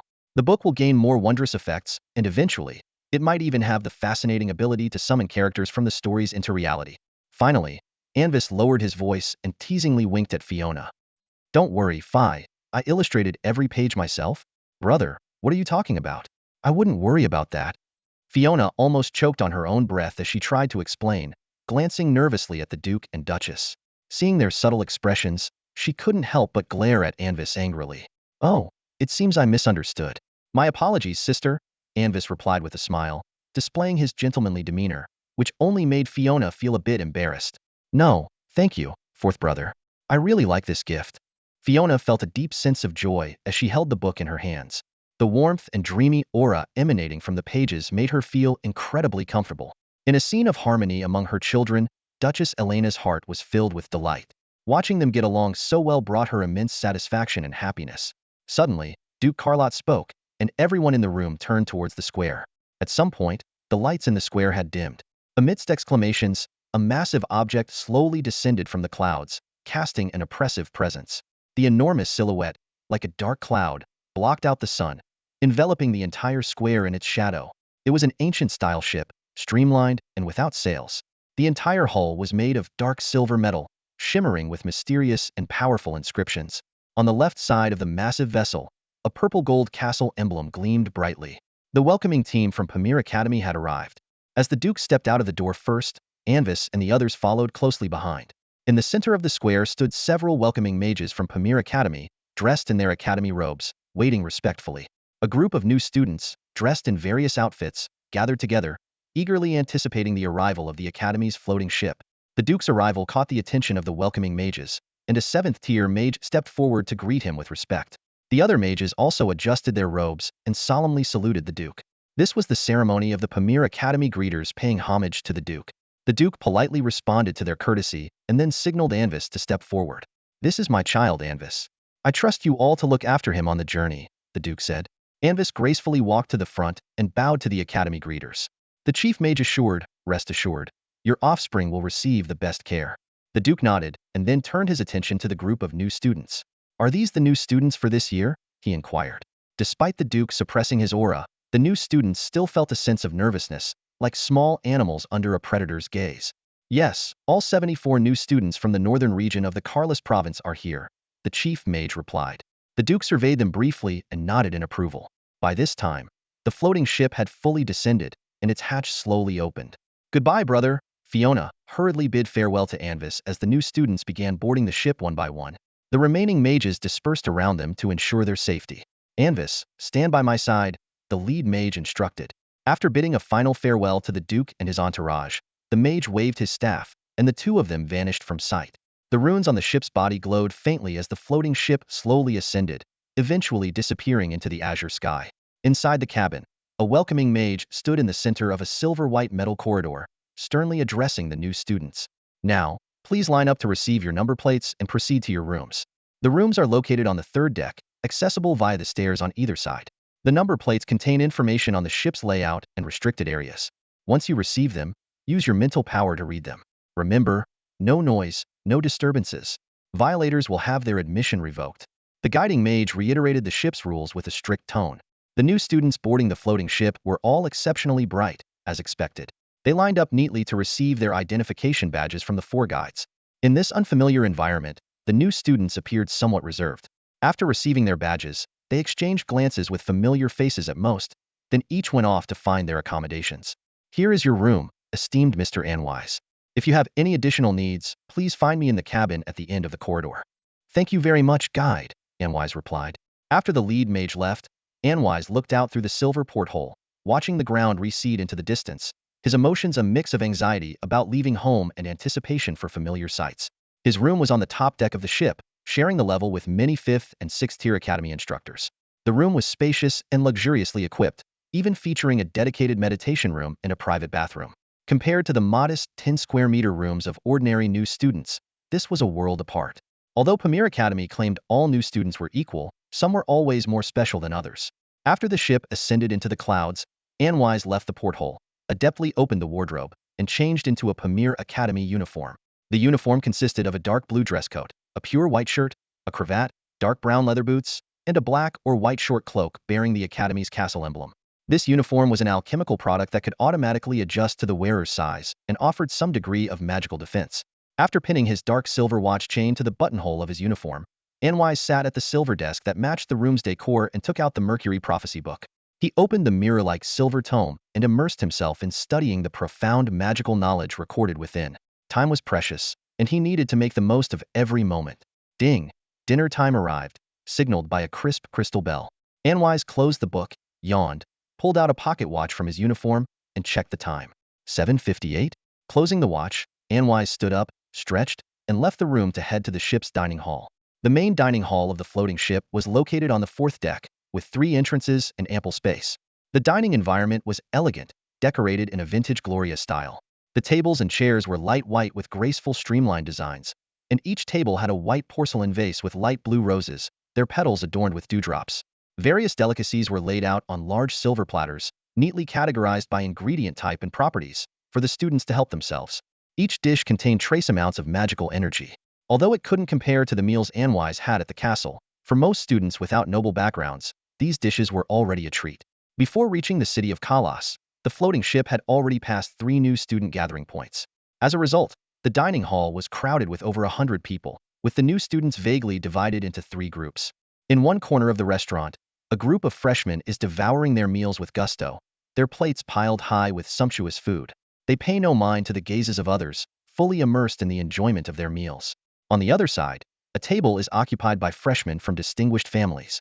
They gather together, chatting and laughing gracefully, with cheerful laughter and words of praise punctuating the air. Most of the freshmen, however, are seated in the central area of the restaurant. They come from various backgrounds, including ordinary students and those from noble families. Despite their different statuses, the fact that they are all new students at Pamir gradually bridges the gap between them. Their interactions grow increasingly lively. The entire restaurant is filled with a harmonious and congenial atmosphere, with everyone savoring both their meals and the rare opportunity to gather and connect.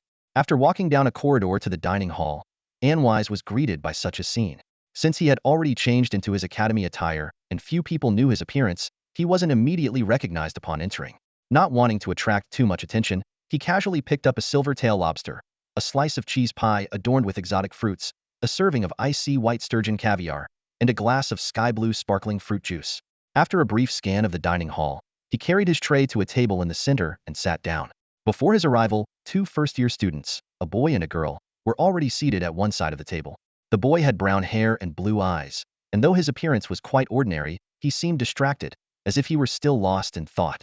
The girl had short, curly brown hair and bright green eyes. Her slightly chubby face was dotted with a few freckles, giving her a sweet and adorable look. However, influenced by the boy's aura, she also ate quietly with her head down. Judging by their dining etiquette, Anwise surmised that neither of them came from noble backgrounds. "May I sit here?" he asked. "No problem, go ahead." The cute girl with brown hair seemed relieved when she heard the question and quickly looked up to answer, nodding at Anwise in a friendly manner. Anwise smiled warmly and nodded back at her. "He's so handsome." The girl's heart began to race as she took in the perfect and charming smile of the blonde boy in front of her. She instinctively lowered her head, pretending to focus on her meal to hide her embarrassment. Noticing her reaction, Anwise couldn't help but smile inwardly. He then began to eat slowly and gracefully, showcasing his impeccable manners. From the corner of his eye, he saw the girl occasionally stealing glances at him with her bright green eyes, her thoughts clearly written on her face. "Oh, my irresistible charm." After a short while, the girl couldn't hold back any longer. She looked up shyly and spoke softly. Excuse me, are you a noble? I do come from a noble family, but now, like you, I'm just a new student at Pamir Academy. Anwise paused, smiling at the girl's slightly chubby face. His tone carried a unique grace, as if an angel had descended to the mortal world. Under his deep blue gaze, the girl felt her cheeks begin to warm. Hearing this, the boy, who had been lost in his own world, snapped back to reality and glanced at Anwise. Anwise politely nodded at him. The boy then lowered his head again and returned to his previous state. I'm Hillier, and he's Orbin's. We're both from the Layla territory on the northwest side of Carlos. He's always like this, please don't mind him. The brown-haired girl quickly introduced herself, trying to break the awkward silence at the table. It's all right. I'm Anwise, from Carlos City. Anwise replied with a smile, indicating he didn't mind at all.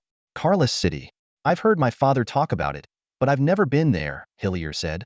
Her eyes filled with a hint of longing. She had only heard of the provincial capital from her father, who was a professional. It must be grand. They say the streets are paved with gold and the air is fresher than anywhere else. Haha, such claims of fresh air and streets of gold are just exaggerated rumors. But Carla's is indeed impressive, probably this big. Anvis chuckled softly, deliberately stretching out his hands to illustrate a huge size in front of the girl. His gesture made the girl laugh, and the boy named Orbin's glanced at them for the second time. Dinner passed in pleasant conversation between Anvis and Hellier, while Orbin's remained silent with his head down the entire time. Excuse me, let me check the time, Anvis said, smiling at Hellier. He took out a pocket watch, his long, pale fingers lightly pressing the top spring. The intricately carved golden cover clicked open, revealing a golden dial set with a star blue diamond. 8:28, he murmured, then deftly closed the cover and put the watch back into his inner coat pocket. His movements were natural and elegant, once again mesmerizing the girl. Well, I'll be excusing myself now, he said. Ah, all right. Goodbye. Hellier waved at him, a bit reluctant to see him go. Suddenly, she seemed to remember something and quickly asked, Oh, what's your room number? Realizing the unintended implication of her words, her face flushed red, and her voice grew smaller. Orbin's looked up for the third time, his gaze lingering between the two with an unclear expression. I didn't mean it like that. I mean, can I see you again? The adorable girl with chestnut hair and bright green eyes hurriedly clarified, inadvertently using a formal tone again. Anvis smiled gently at her, a warm, sunny smile that eased her flustered state. I'll be here for dinner every night. Got it. See you tomorrow then, she nodded eagerly, trying to dispel the earlier awkwardness. Goodbye. Orbin's mumbled vaguely and lowered his head again. Anvis stood up with his empty plate, nodded to both of them with a smile, and left gracefully. Back in his room, Anvis carefully recalled the events of the dinner, pondering if there had been any missteps in his approach. After a moment of reflection, he nodded slightly, feeling satisfied with his performance. In truth, he hadn't randomly chosen a seat for dinner. His intention was clear and focused on making contact with those two individuals. More specifically, he aimed to connect with the boy, Orbin's. One person's strength has its limits. Even with two legendary bloodlines, which essentially freed him from human constraints, there were still boundaries. At such times, external assistance becomes crucial. For instance, those true geniuses. In his plan, there were two individuals in the academy marked as top priority targets for recruitment. Orbin's was one of them. He was a genuine magical prodigy, as if his entire existence was dedicated to the advancement of magic. Although his personality was a bit eccentric, it didn't overshadow his brilliance. In his previous life, Anvis wasn't particularly good at socializing or maintaining relationships. Instead, he was more passionate about learning, finding joy in his thirst for knowledge. Despite this, he had heard of the name Orbin's. This seemingly ordinary individual had achieved astonishing feats in the future, comparable to the likes of Einstein and Tesla in the magical realm. In just a few decades, Orbin's had driven the development of the entire magical world. Orbin's most celebrated achievement was his successful reconstruction of the core structure of the floating city, the Eternal Core. The floating city, with a massive diameter spanning several kilometers, required an unimaginable amount of magical energy to remain suspended in the air. The sheer magnitude of this energy consumption made it impossible to rely solely on the ambient energy from the surroundings. Hence, an independent super magic source was necessary. The Eternal Core was this very source, the foundation of the floating city's immense power. It could generate a nearly infinite supply of magical energy, limited only by the material of the magic circuits. Such a creation was practically a miracle. Although the council later discovered that even the most powerful 9th-tier mages couldn't construct a new Eternal Core based on Orbin's model, this didn't diminish its practical applications. For instance, with some modifications, a secondary, less stable pseudo-eternal core could be created, though its instantaneous magical output had a limit. The original structure of the eternal core became a closely guarded secret of the council, inaccessible even to the Olivindi family. Such a genius was someone no faction wanted to miss out on. Countless people, including some high nobles, extended olive branches to him. However, he always regarded those who tried to recruit him with a look of pity, as if they were pitiable and ignorant beings. His response was always, "I'm sorry, I can't accept your invitation. My time is too precious to waste on meaningless affairs." In his previous life, Anvis had also attempted to converse with him. Since they were both academic prodigies, Orbins did engage in a brief conversation with him. However, after about 10 minutes, Anvis could no longer keep up with his thoughts. Realizing this, Orbins politely stopped his explanation and expressed his need to think alone, leaving Anvis to find an excuse to leave. Despite his personality attracting many enemies, he managed quite well until he was noticed and taken as a personal student by the Ring of Time, which spoke volumes. From the information his family had gathered in his previous life, Anvis learned that Orbins also hailed from Pamir Academy. To his surprise, they were actually passengers on the same airship. Recognizing the potential of this super genius, Anvis resolved to do his utmost to win him over to his side. During the brief journey before the airship reached the academy, he would have the best opportunity to approach him. At this moment, Orbins had yet to gain any of his future fame. At this moment, Anwise felt his emotional defenses on the verge of collapse. He knew that being overly proactive might make the other person wary, so the previous awkward encounter was expected. He decided to use the opportunity of having dinner together to subtly leave an impression on Orbins. The journey would last 5 days and nights, with 4 nights remaining, so he wasn't in a rush to act. However, he began to worry that the girl seemed to be Orbins' companion, and he wondered if his actions might backfire. Thinking of this, Anwise stroked his chin. Perhaps it wasn't a big deal. After all, he had always been alone in his past life. 2 years ago, he had heard rumors at a gathering during the furnace moon. At dinner, Anwise approached the table again to dine with Xylier and Orbins. Through some skillful conversation, he gradually understood their relationship. It turned out that Xylier and Orbins were half-siblings. Xylier's father was a member of a small mercenary group who unfortunately died during a mission. The deputy leader married the widow to take care of her, and they had Orbins. Years ago, Viscount Thun wanted to test the abilities of his 3 children. He had the servants bring 3 dogs and gathered the 3 brothers, giving each a dog and asking them to make the dogs eat extremely spicy sago sauce. The eldest, being the strongest, forcibly shoved the sauce into the dog's mouth. Viscount Thun shook his head, deeming it too violent. The second son, a 4th-tier mage, used an illusion to make the sauce look like the dog's favorite black fragrant chicken, which the dog happily ate. This deceitful approach wasn't approved by their father either.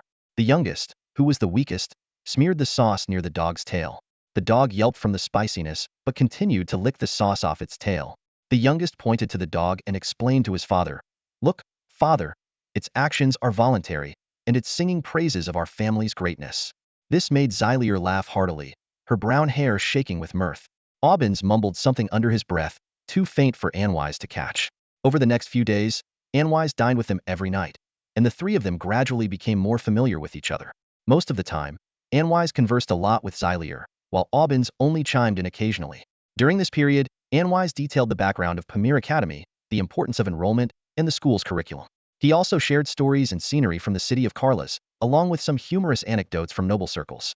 In return, the girl shared her life in the countryside and some interesting stories, which Anwise found remarkably intriguing. In both the past and present, he has never truly appreciated the charm of rural life. However, a condiment with a taste strikingly similar to mustard makes him feel as if he's immersed in the countryside. After spending several days aboard the floating ship, Anwise was recognized twice by new passengers. Once by a marquis's son and another time by a descendant of a minor noble. Both greeted him politely and invited Anwise to join them at their table. Although Anwise courteously declined their invitations, both individuals left considerately. After these incidents, the perceptive Hillier began to avoid asking Anwise about his surname. She had a hunch that Anwise might be concerned about potential strains in their relationship, so she deliberately avoided the topic. After dinner, Anwise returned to his room. Just as he sat down, there was a knock on the door. A mage from the academy stood at the entrance, bowed slightly, and handed Anwise a letter adorned with silver patterns. Anwise accepted the letter, thanked the mage, and then traced a simple magical mark on the envelope with his finger. The silver patterns on the envelope shimmered and then slowly retracted, opening the seal. The letter was from the leader of his trading caravan, detailing the results of experiments Anwise had specifically requested. According to the letter, A series of tests were conducted on the newly joined Elven Guard. 1.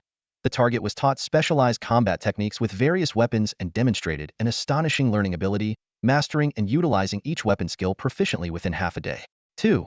The target engaged in sparring sessions with a 4th-tier caravan guard, receiving rewards based on the duration of their undefeated streak. The target's strength improved rapidly from apprentice level to matching Carl, raising initial suspicions that the target was concealing their true strength. 3. After the target disappeared, their position was filled with magical beast pelts and explosive iron ingots. The target reappeared in a burst of white light, even showing up on the rooftop. 4.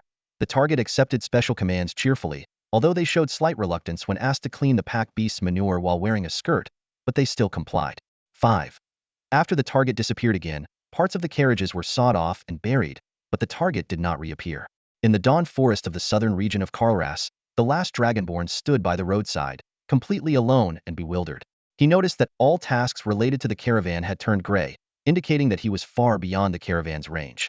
On the system map, his position extended like a line into the darkness, surrounded by unknown territories. The gentle breeze rustled the fallen leaves along the roadside, their movements as erratic as the moods of sprites. A gray cloud finch flew by, its melodic chirping filling the air. On one side lay an ancient forest teeming with old trees, while the other side stretched out into a barren wilderness, dotted with jagged rocks and scrubby bushes. In the distance, dark mountains loomed faintly through the mist, and a dirt road wound its way towards the distant horizon, empty and desolate. The last Dragonborn checked his position on the map and had no choice but to follow the road ahead.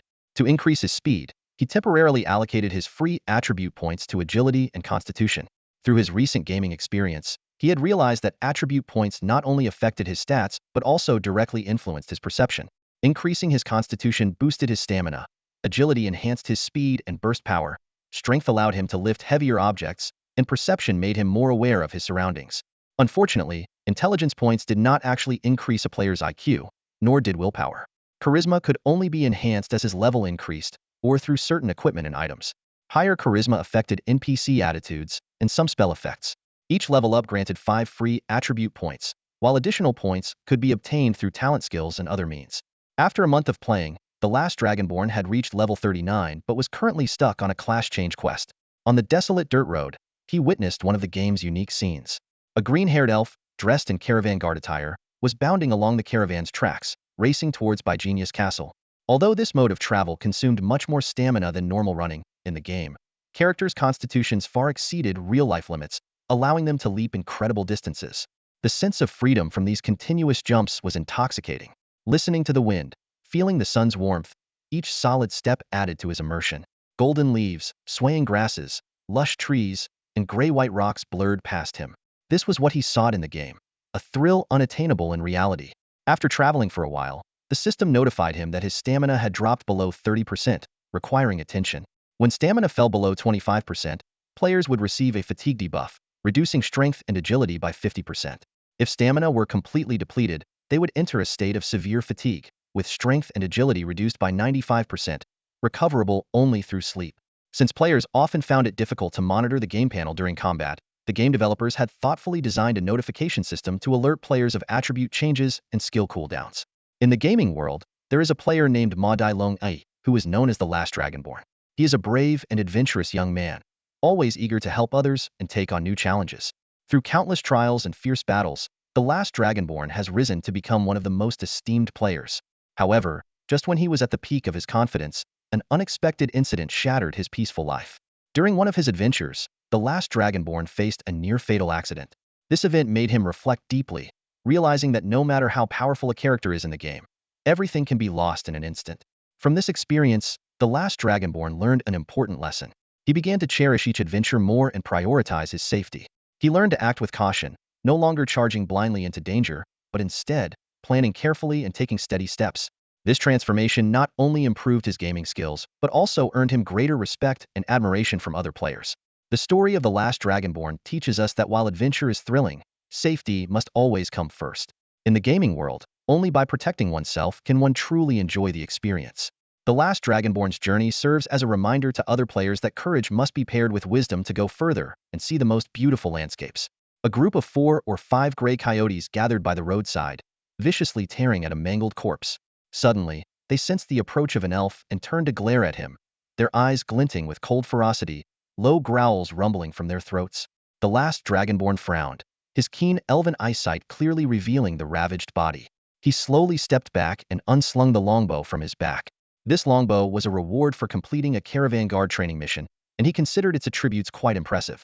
It was a blue-quality wind attribute magical bow, the standard weapon for the Olivindi caravan guards. The bow could imbue arrows with wind magic, enhancing their speed and power. Additionally, it could use the swift arrow skill 3 times a day and the piercing arrow skill once a day. Meanwhile, the coyotes abandoned their prey and spread out, attempting to encircle the elf. 3 white feathered arrows appeared between the elf's fingers, their shafts wrapped in lively wind elements. He then drew the bowstring to its full length, and 3 pale green wind arrows swiftly shot towards the pack. At the same time, the wild grass beneath the coyotes' feet suddenly grew wildly, the tough plants entwining the legs of several coyotes, even sprouting venomous barbs that immobilized them. This was a second-tier nature spell, plant manipulation. With a challenge rating of only 15, the gray coyotes, despite their numbers, were no match for the last dragonborn. Ultimately, the 5 gray coyotes fell unwillingly, providing him with 4 damaged wolf pelts and 1 intact pelt. After vanquishing the pack, the last dragonborn turned his attention to the mutilated corpse. From the clothing, it seemed the deceased was a female imperial commoner, but her body bore not only the marks of the coyotes, but also stab wounds from blades. Was this an accident? Or did she fall victim to bandits? Adhering to the good habits of a seasoned player, the last dragonborn began to search the corpse without hesitation. In this game, the system offered 2 ways to obtain loot. One was through the interface, where the character would automatically use the mage hand spell to retrieve items from the corpse. The other was a realistic mode, dependent on the player's ability and unrelated to the character's attributes. While the former required a search skill attribute, some highly hidden items might be overlooked by players. Regardless of the method chosen, the player's search skill would improve after completing the search. Moments later, the last dragonborn found 6 silver coins, 32 copper coins, a black iron necklace, and a stack of letters soaked in dark red bloodstains on the body. This surprised the elf. He whistled softly, then curiously opened one of the letters. Dear Elsa, how is everything at home? Are the children growing up healthy and strong? As your husband and their father, I deeply regret not being able to fulfill my responsibilities. This time, our mercenary group has received an important mission to escort a shipment of goods from Wind Valley City to Manorchenko Fortress. The entire journey will take at least 6 months. Although the mission is risky, the generous pay is equivalent to my earnings over the past 3 years. With this money, you won't have to work so hard, and our eldest son can afford to attend the vocational academy. We will have a bright future ahead. Thanks to the benevolence of Her Majesty Gloria, even commoners like us have the right to send our children to school. Please take good care of the children and rest assured, I will return safely. Yours sincerely, Wood. After reading the letter, a system prompt appeared, indicating the activation of a random quest, the task of the deceased. The quest description revealed that a woman's body, found amidst a pack of wolves, bore clear sword and knife wounds, hinting at a deeper mystery. The last dragonborn felt a surge of excitement, sensing this quest might be the start of a new storyline. His interest was piqued, especially since the letter mentioned the White Rose Legion, which reminded him of certain things. As part of the Gloria Empire's royal forces, the White Rose Legion was stationed at the Empire's borders. They were an elite unit, with an average level of 60. Collaborating with them would significantly boost his own strength. Fantasizing about a brighter future, the last dragonborn opened the second letter. Dear Elsa, I cannot abandon this mission. If I voice any objections, the captain will surely demote me to a reserve member. I know this mission is even more dangerous, but we are capable of handling it. Despite the ominous rumors along the way, we have a team of over 100 people, and our captain is a formidable warrior at the peak of the 6th tier. Whether we encounter bandits or evil sorcerers, we can protect ourselves. Please wait for me at home without worry. I will definitely return safely. Yours sincerely, Wood. The last dragonborn pondered whether these words were overly optimistic. He continued to open the third letter. Dear Elsa, we have arrived in Greyhawk City, and we are now less than 3 days away from our destination, Manorchenko Fortress. You mentioned your growing sense of foreboding? Don't worry. Now that we are this close, I cannot turn back before reaching the end. Regardless, a substantial reward is within reach. Let us look forward to a wonderful future. Yours sincerely, Wood. Wood is a thoughtful and empathetic person who deeply loves his family, especially a relative who lives far away. To bridge the gap caused by distance, he decided to send a heartfelt letter to his family every 15 days. In these letters, he shares his recent experiences and expresses his innermost feelings, hoping to convey his love through his words. While this method may not replace face-to-face conversations, Wood believes that each letter is like a warm embrace, capable of comforting his family. During long, lonely nights, these letters become a spiritual bond that connects their hearts. Wood firmly believes that love is a timeless force that keeps their hearts close, no matter the distance. After reading the first 3 letters, the last Dragonborn picked up the final one. He immediately noticed something different about it. The envelope was unsealed and undated. The edges of the paper were torn, as if ripped from a book. Unlike the previous 3 letters, which were rough and filled with spelling errors, the handwriting in this one was elegant, almost certainly written by a woman. It's been a month and a half with no news. Let those nobles keep their money. I can't wait any longer. I must go to Manorchenko Castle and leave the children with their grandmother for now. I can't bear the pain of losing him after 15 years together. No matter what happens this time, I will stay by his side. May the gods protect us. After reading all 4 letters, a notification popped up on the screen. Mission brief asterisk through blood-stained letters. Uncover the information about the deceased. To find her lover who disappeared during an escort mission, she embarked on a long journey. Mission objective asterisk determine the whereabouts of the escort team. Mission reward asterisk 250,000 XP. Completion asterisk 0%. After reading the system prompt, the last Dragonborn casually organized the letters and then checked the necklace. Hanging from it was a matching heart-shaped locket that could be opened. He gently pressed the top of the locket with his finger. The black cover popped open, revealing a tiny magical photograph inside. The picture showed a blonde girl in a white dress, making a V sign with her left hand and hugging a brown-haired young mercenary with her right. Both were smiling brightly. These magical lockets usually came in pairs and were not particularly valuable. On the battlefield, such lockets were often left with the fallen by the victors. No one could be sure they wouldn't die in battle, but at least they hoped to always be with their loved ones. Having experienced many online novels and role-playing games, the last Dragonborn had formed his own judgment. The lover the woman was searching for was likely no longer alive. This was closely related to their last mission, or more precisely, to the cargo they were secretly escorting. Manorchenko Castle wasn't far on the map, and it would only take about 7 days for a caravan to reach it. What exactly were they escorting? A gentle breeze rustled the roadside grass, where the broken body of a woman lay quietly, her eyes eaten by wolves, leaving empty sockets that seemed to tell a silent story. Staring at the blood-stained coins in his hand, the elf was silent for a moment, then smiled slightly. I, the last Dragonborn, accept your hire. Without hesitation, he checked the system map and changed direction, speeding towards Manorchenko Castle.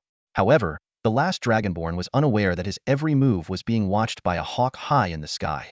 It had long been part of Anwai's plan to separate the last Dragonborn from the caravan. At the end of the beta test, these players with 100-fold experience are like a group of unstable bombs, ready to explode at any moment. To test the game mechanics, they might drag others into the blast at any time. Even more concerning is that they have a total of 5 chances to detonate. However, as rare player samples, Anwais won't completely stop monitoring them, as they might still be needed in the future. On the floating ship, during the 5th day's dinner, Anwais and Xia Yuan were chatting at the same table while Orbin ate quietly. The ship was scheduled to arrive at the academy at 7 a.m. the next morning. Anwais mused poetically, as if reciting a verse. Time. You always pass so quickly, cold and indifferent. Meanwhile, the pigeon that had flown out earlier was now freely flying around the cafeteria, unnoticed by anyone. Anwais chose to ignore it. Xia Yuan felt a sense of reluctance upon hearing that they would part ways the next day. Over the past few days, she had gradually shed her initial shyness, returning to her lively and cheerful self. However, she knew that she and Anwais belonged to different worlds. Despite her deep admiration for the elegant and handsome Anwais, she could only keep these feelings buried deep inside. Her only wish was for the journey to last a little longer, just a little longer. Anwais gently comforted Xia Yuan, a hint of appropriate regret on his face, showcasing his noble demeanor. When asked which school and sub-school they would choose once they entered the academy, Anwais revealed that he had a strong talent for the illusion school but had not yet decided on a sub-school. Xia Yuan hesitated and mentioned the School of Transformation and the Space-Time Morphology sub-school. Orbin stated his position succinctly before lowering his head again. The girl chided her self-important brother and then cast an apologetic glance at Anwais. Anwais shrugged, extending his hands to the girl with a helpless smile, seemingly accustomed to his behavior. When asked about his own choice, Anwais smiled faintly. He would join the School of Mysticism, not the School of Divination. Being too flashy didn't suit his low-key personality. Moreover, joining the School of Mysticism at Pamir Academy was part of his plan. As an ancient power on par with the 4 major families, the treasures hidden within the School of Mysticism at Pamir Academy greatly intrigued him. Xia Yuan was a bit puzzled by the School of Mysticism, as she had never heard of it before. Anwais explained that while the School of Mysticism might not be the most powerful, it was deep and enigmatic. He smiled and said that magic is boundless, having created countless spells over the long ages. Hyler felt a surge of curiosity as she pondered whether each spell had its unique casting method. This thought reminded her of a famous line from the magical opera Theosias during the reign of Gloria II. In the opera, the protagonist Theo once said, "The path of magic is ever-changing, never confined to a single pattern." This line deeply resonated with Hyler, prompting her to reassess her understanding of spells. Hyler was a perceptive young mage, passionate and curious about the study of magic. To her, spells were not just simple incantations and gestures, but a mysterious and beautiful art form. Whenever she cast a spell, she felt a surge of excitement and connection with the forces of the universe. However, Hyler was well aware that mastering magic was no easy feat, requiring immense time and effort. She often found herself sitting alone at her desk late into the night, diligently practicing the essentials and techniques of various spells. At times, she would feel lost and confused, but she never gave up, firmly believing that she could grasp the essence of every spell. Through relentless effort and unwavering faith, Hyler gradually uncovered the mysteries behind magic. She discovered that each spell had its unique soul and characteristics, requiring heartfelt understanding and appreciation. This realization did not come from rigid patterns and routines, but from a deep comprehension of the essence of magic. In the end, Hyler truly understood the meaning of Theo's words. The path of magic is vast and boundless. With reverence and sincerity, one can master any spell and create their own magical miracles.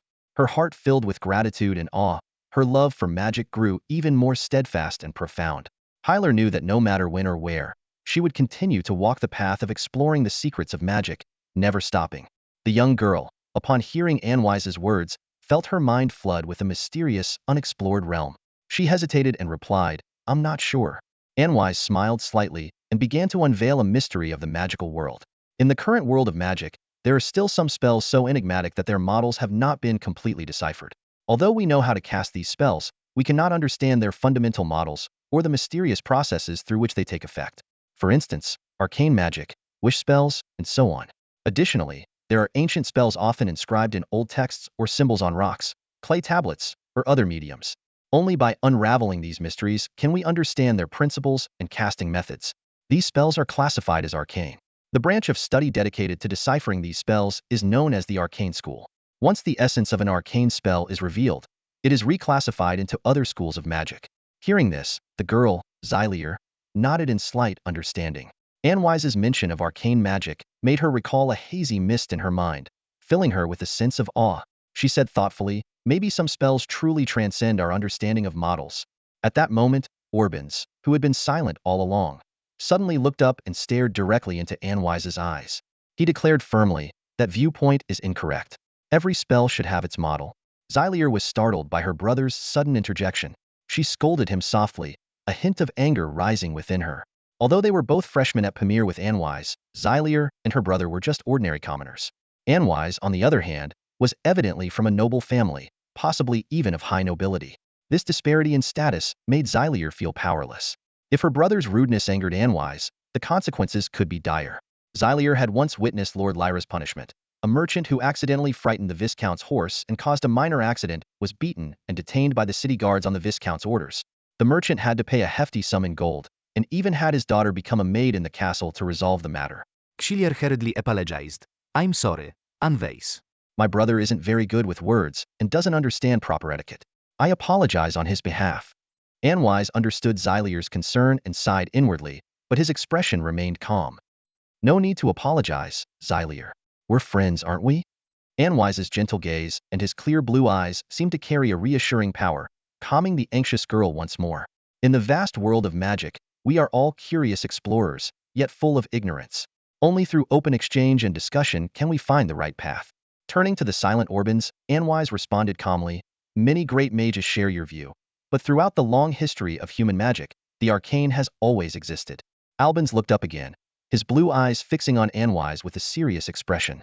Despite some believing that the two types of spells were merely old magic and soon-to-be-revealed new spells, Albans remained convinced that the mysterious magical model was not a fiction. His words were filled with determination and conviction. Anwise simply smiled without directly responding to Albans' view, making the atmosphere somewhat awkward. Ciliel noticed this and quickly changed the topic to ease the tension. As they bid farewell, Anwise elegantly closed his pocket watch and stood up to leave. Ciliel waved him goodbye, feeling a slight pang of reluctance. For the first time, Albans raised his head to see them off, then left like a radiant young man, gradually disappearing into the crowd. After Anwise left, Ciliel also stood up, taking her younger brother to their room. Once the door was closed, she sighed in relief, quickly pouring herself a glass of water to quench her thirst, all the while glaring at Albin, why were you so impulsive today? Anwise is likely a high noble. If he thinks you were rude and offended him, we could be in serious trouble. Albins hesitated for a moment before responding, instead advising, Sister, there's no future between you two. Ciliel nearly choked on her water, her face flushing red with a mix of embarrassment and anger. What nonsense are you talking about? Unfazed by Ciliel's anger, Albins calmly met her emerald eyes and continued explaining his observations. He noted that over the past few days, he had noticed many new members of noble families. Although they were polite, their attitudes towards those of non-noble birth were still marked by a sense of superiority. Anwise, however, was different. Despite being a noble descendant, he did not carry himself with arrogance, maintaining a gentle yet slightly aloof demeanor. What was most impressive was his ability to treat everyone with equal courtesy, a level of refinement uncommon among noble offspring. Taking a deep breath, Albins continued. A few days ago at dinner, someone approached him with great humility. Even when Anwise declined, he showed no signs of displeasure. One of those people was a member of the high noble circle, and Anwise is from the city of Carlos. So, please stop deceiving yourself, dear sister. Considering that someone of noble standing would go out of their way to invite him, what do you think his surname could be? Listening to her brother's cold and rational analysis, Halier's flushed face gradually paled. Albin's words hit a nerve, forcing her to confront a truth she had been instinctively avoiding. Anvis' last name could very well be Olivendi, the ancient, noble family that has ruled the entire province of Carlos for thousands of years. The disparity between their statuses was as vast as the difference between the stars in the sky and the ants on a leaf. Albins didn't stop speaking despite his sister's reaction. Instead, he drove his point home, revealing the critical truth Halier had been desperately trying to ignore. Such a person has been dining with us for days, even turning down other invitations to do so. Sister, do you really believe his actions are without any ulterior motives? But if Anvis has such a background, what could he possibly want from us? Halier murmured, her fingers idly twisting a lock of her hair, her body trembling slightly. Are you still going to choose to avoid the truth, my dear sister? Think about it. How did we manage to become freshmen at Pamir Academy? Albin's words struck home, and the last layer of denial was peeled away. Halier instinctively took 2 steps back, her face turning pale. Desperately, like a drowning person grasping for a lifeline, she hesitated before speaking again. Then, could he really just want to be friends with us?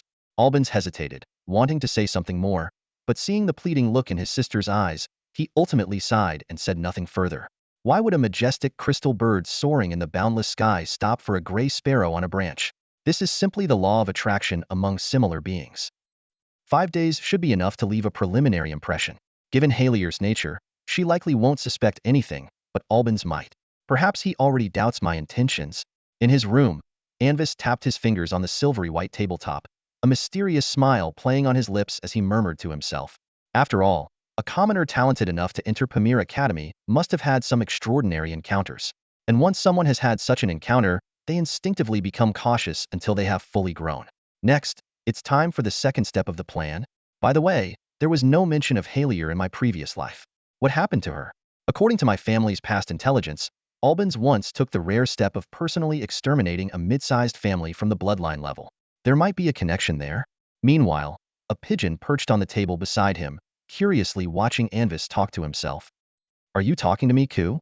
No, dear pigeon, I'm just talking to myself, Anvis explained with a smile, glancing at the puzzled bird. Since no one else could see the pigeon, Anvis was happy to occasionally chat with it. Ku. The pigeon tilted its head in confusion, its bright red eyes blinking. What a strange behavior, Ku. Strange, is it? Anvis chuckled, extending a finger to stroke the pigeon's pristine feathers. It was unclear whether he was explaining to the pigeon, or simply musing to himself. Humans are inherently mysterious beings. At 6:23 the following morning, the airship began to decelerate, finally coming to a halt at an altitude of 10,000 meters. The sun rose from the horizon, casting golden rays that illuminated the distant skyline and bathed the massive silver vessel in a golden glow. Had they finally reached Pamir Academy? Standing upright at the transparent metal porthole, Anwise gazed out at the scene below. On the surface, it appeared as though the airship had stopped in a desolate and silent land. Below stretched an endless expanse of lush, primeval forest, and in the distance, an ancient, reddish-brown mountain range extended as far as the eye could see. The barren environment seemed devoid of even a single bird. However, Anwise knew better. This was merely an illusion. Pamir Academy was established by Emperor Gloria himself, and the entire institution was enveloped in a massive, mysterious enchantment. To set up this enchantment, a ninth-tier supreme mage had sacrificed the souls of two ninth-tier practitioners. As a result, those below the seventh tier could not see the academy's true location. Even if someone inadvertently entered the enchanted area, they would be disoriented by its power and eventually find themselves back where they started. As the airship gradually descended, all new students were instructed to remain in their cabins. When the altitude reached a certain level, the surrounding air suddenly began to ripple. A circular area below transformed in an instant. The lush primeval forest vanished, replaced by a magnificent city nestled within the trees. Yes, a city. This was Anwise's first impression of Pamir Academy. Ancient buildings stood elegantly among the trees, their ivory-white walls showing a slight yellowish hue from millennia of weathering. Verdant vines clung to the weathered walls, and figures in academy cloaks danced gracefully between the towers. The manicured magical lawns were immaculate, with students gathering to exchange insights and occasionally casting dazzling spells. The scene was both mysterious and serene, imbued with an academic atmosphere. Pamir Academy follows an independent college system, comprising dozens of faculties such as Pamir Knight College, Pamir Transformation College, Pamir War College, and Pamir Queen College. Each faculty represents different professions and schools of magic, boasting unique architectural styles. New students are assigned to their respective faculties. Despite the varied architectural styles, most buildings retain the ancient features characteristic of the Gloria era. As the airship slowly docked at a specially designed aerial dock, the new students disembarked in an orderly fashion under the guidance of mages and proceeded to their respective reception points. Once everyone had gathered, they followed their faculty guides to their designated colleges. The guide of the mystical order was a young male novice mage with deep, knight-like eyes and tousled brown-yellow hair that swayed at the back of his head. He wore a black robe typical of a guide and held a wooden staff adorned with a dark blue crystal. At this moment, he was slumped alone on a sofa in the waiting area of the mystical order, idly twirling his staff, feeling bored as he awaited the arrival of new students. Before Anwise appeared, the area around him was completely empty. Within the entire Pamir Academy, the mystical order was considered a mysterious place. Each year, only a handful of new students joined, most of whom were descendants of nobles and wealthy merchants. Not everyone possessed the sharp intuition of Anwise. Many who entered the mystical order ended up wasting their time. When Anwise asked, "Hello, is this the waiting area for the mystical order?" the guide didn't lift his head and simply pointed outside, replying, "You've come to the wrong place. This is the mystical." As he spoke, he suddenly realized someone had walked in. He jerked his head up and fixed his gaze on Anwise. "Wait, are you a new student of the mystical order?" Anwise calmly replied, "Yes, I am a new student of the mystical order." Once the initial surprise wore off, the young guide regained his composure and began his standard introductory speech. "Please wait here. Once all the new mystical students arrive, I will take you to the College of Mysteries and Relics." Anwise nodded and found a sofa to sit on casually. The full name of the Mystical Academy is the Pamir College of Mysteries and Relics, which not only teaches mysticism but also includes the study of relics. Due to the special relationship between the two disciplines and their niche nature, the Academy eventually merged the Relics Department and the Mystical Order to form the College of Mysteries and Relics. Pani, a descendant of a viscount with a glorious family history, had fortunately been admitted to Pamir Academy last year. Due to personal interests and talent, he eventually joined the Mystical Academy. However, as he settled into academy life, Pani quickly discovered an issue. Gold coins were of little use within the academy. Instead, credits were the primary currency. Nearly everything required credits for exchange, be it precious advanced magical knowledge, powerful high-level spells, rare materials, alchemical potions, or magical equipment. If one encountered difficulties, they could use credits to request one-on-one guidance from senior students or teachers of the same department, or commission others to complete various tasks. Even housing was tiered, with only the lowest level shared dormitory being free. The other two types of independent accommodations required credits for occupancy. Additionally, credits had a crucial use. They could be exchanged for a graduation certificate from Pamir Academy.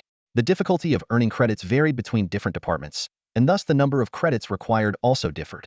For instance, a graduation certificate from the Mystical Academy required 5,000 credits, while one from the Elemental Academy required 7,000 credits.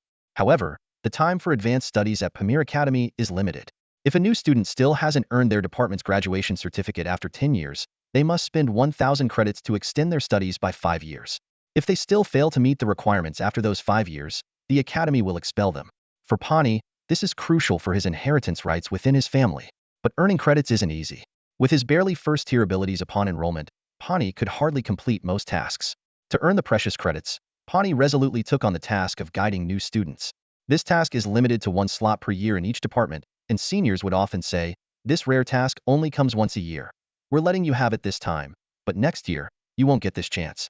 Thus, Pawnee, thoroughly misled, naively accepted the task from his senior. Initially, he thought it would be an easy way to earn credits. However, the problem was that the task's reward depended on the number of new students guided. In more popular departments like the School of Evocation or the School of Transmutation, this task would be fiercely contested, but in the nearly deserted School of Mysticism and Ruins, Pawnee foolishly waited at the reception area for several days. Finally, some new students arrived, but except for one true mysticism student, the rest had all lost their way. In the first 2 days, he felt a bit excited about becoming a guide, but now, he felt like a foolish beast. Several days wasted.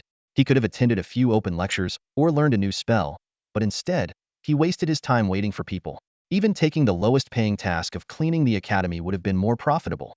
Dear seniors, may your magical experiments fail, your tasks be snatched, your advancement exams flunked, your crafted items break, and your spell chance hiccup. Soon, all the new students disembarked from the floating ship. Seeing no other new students, Pawnee sighed, leaned on his staff, and forced a polite smile. "All right, follow me now." Anvis, who was already familiar with the process, got up and silently followed behind him. A pigeon perched on his shoulder, curiously observing the surroundings. Before long, the two arrived at a platform on one side of the dock. The platform was inscribed with numerous independent magical arrays, some of which were in operation, with various circular, dish-like objects floating above them. These floating discs varied in size and were of a silvery gray color, with intricate inscriptions on their surfaces, giving them a mysterious appearance. Floating Disc Plaza, it's been a while, Pawnee thought to himself. These are the floating discs, the internal transportation of Pamir Academy.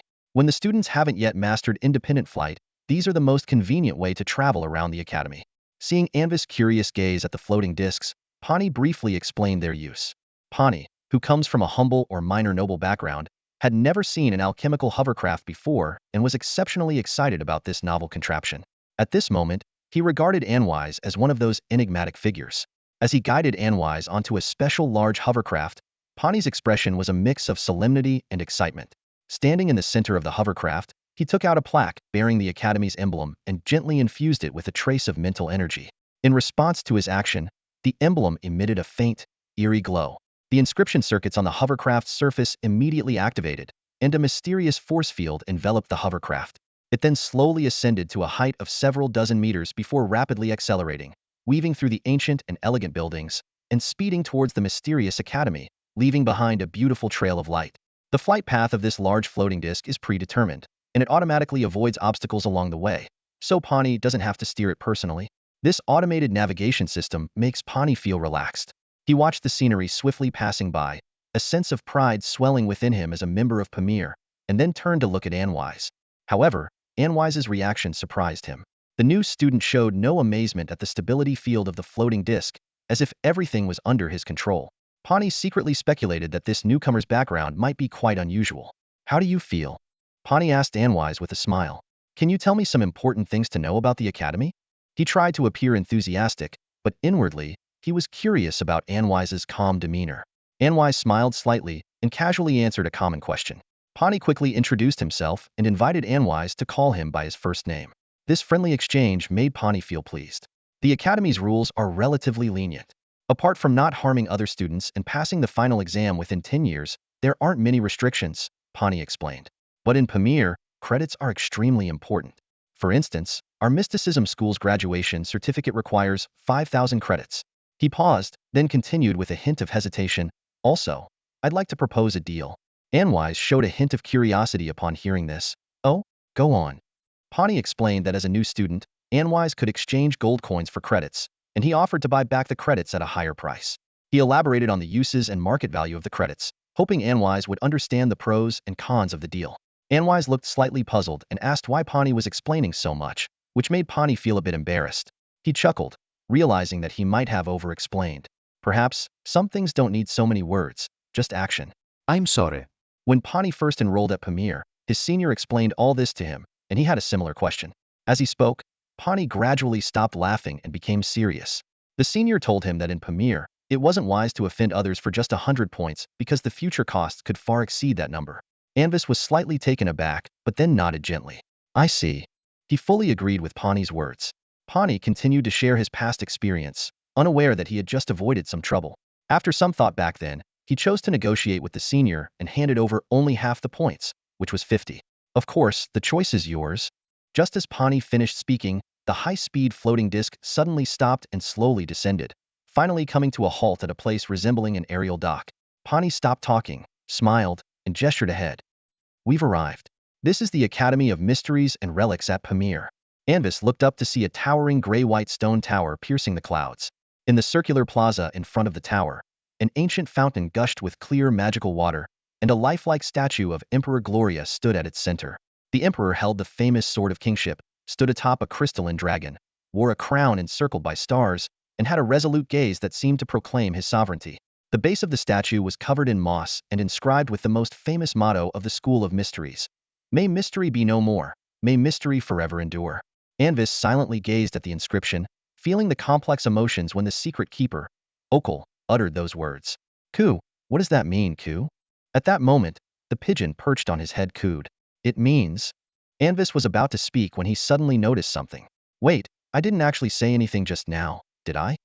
Coo. The pigeon turned its head towards Anvis, seemingly confused. I wasn't communicating with you through sound, Coo.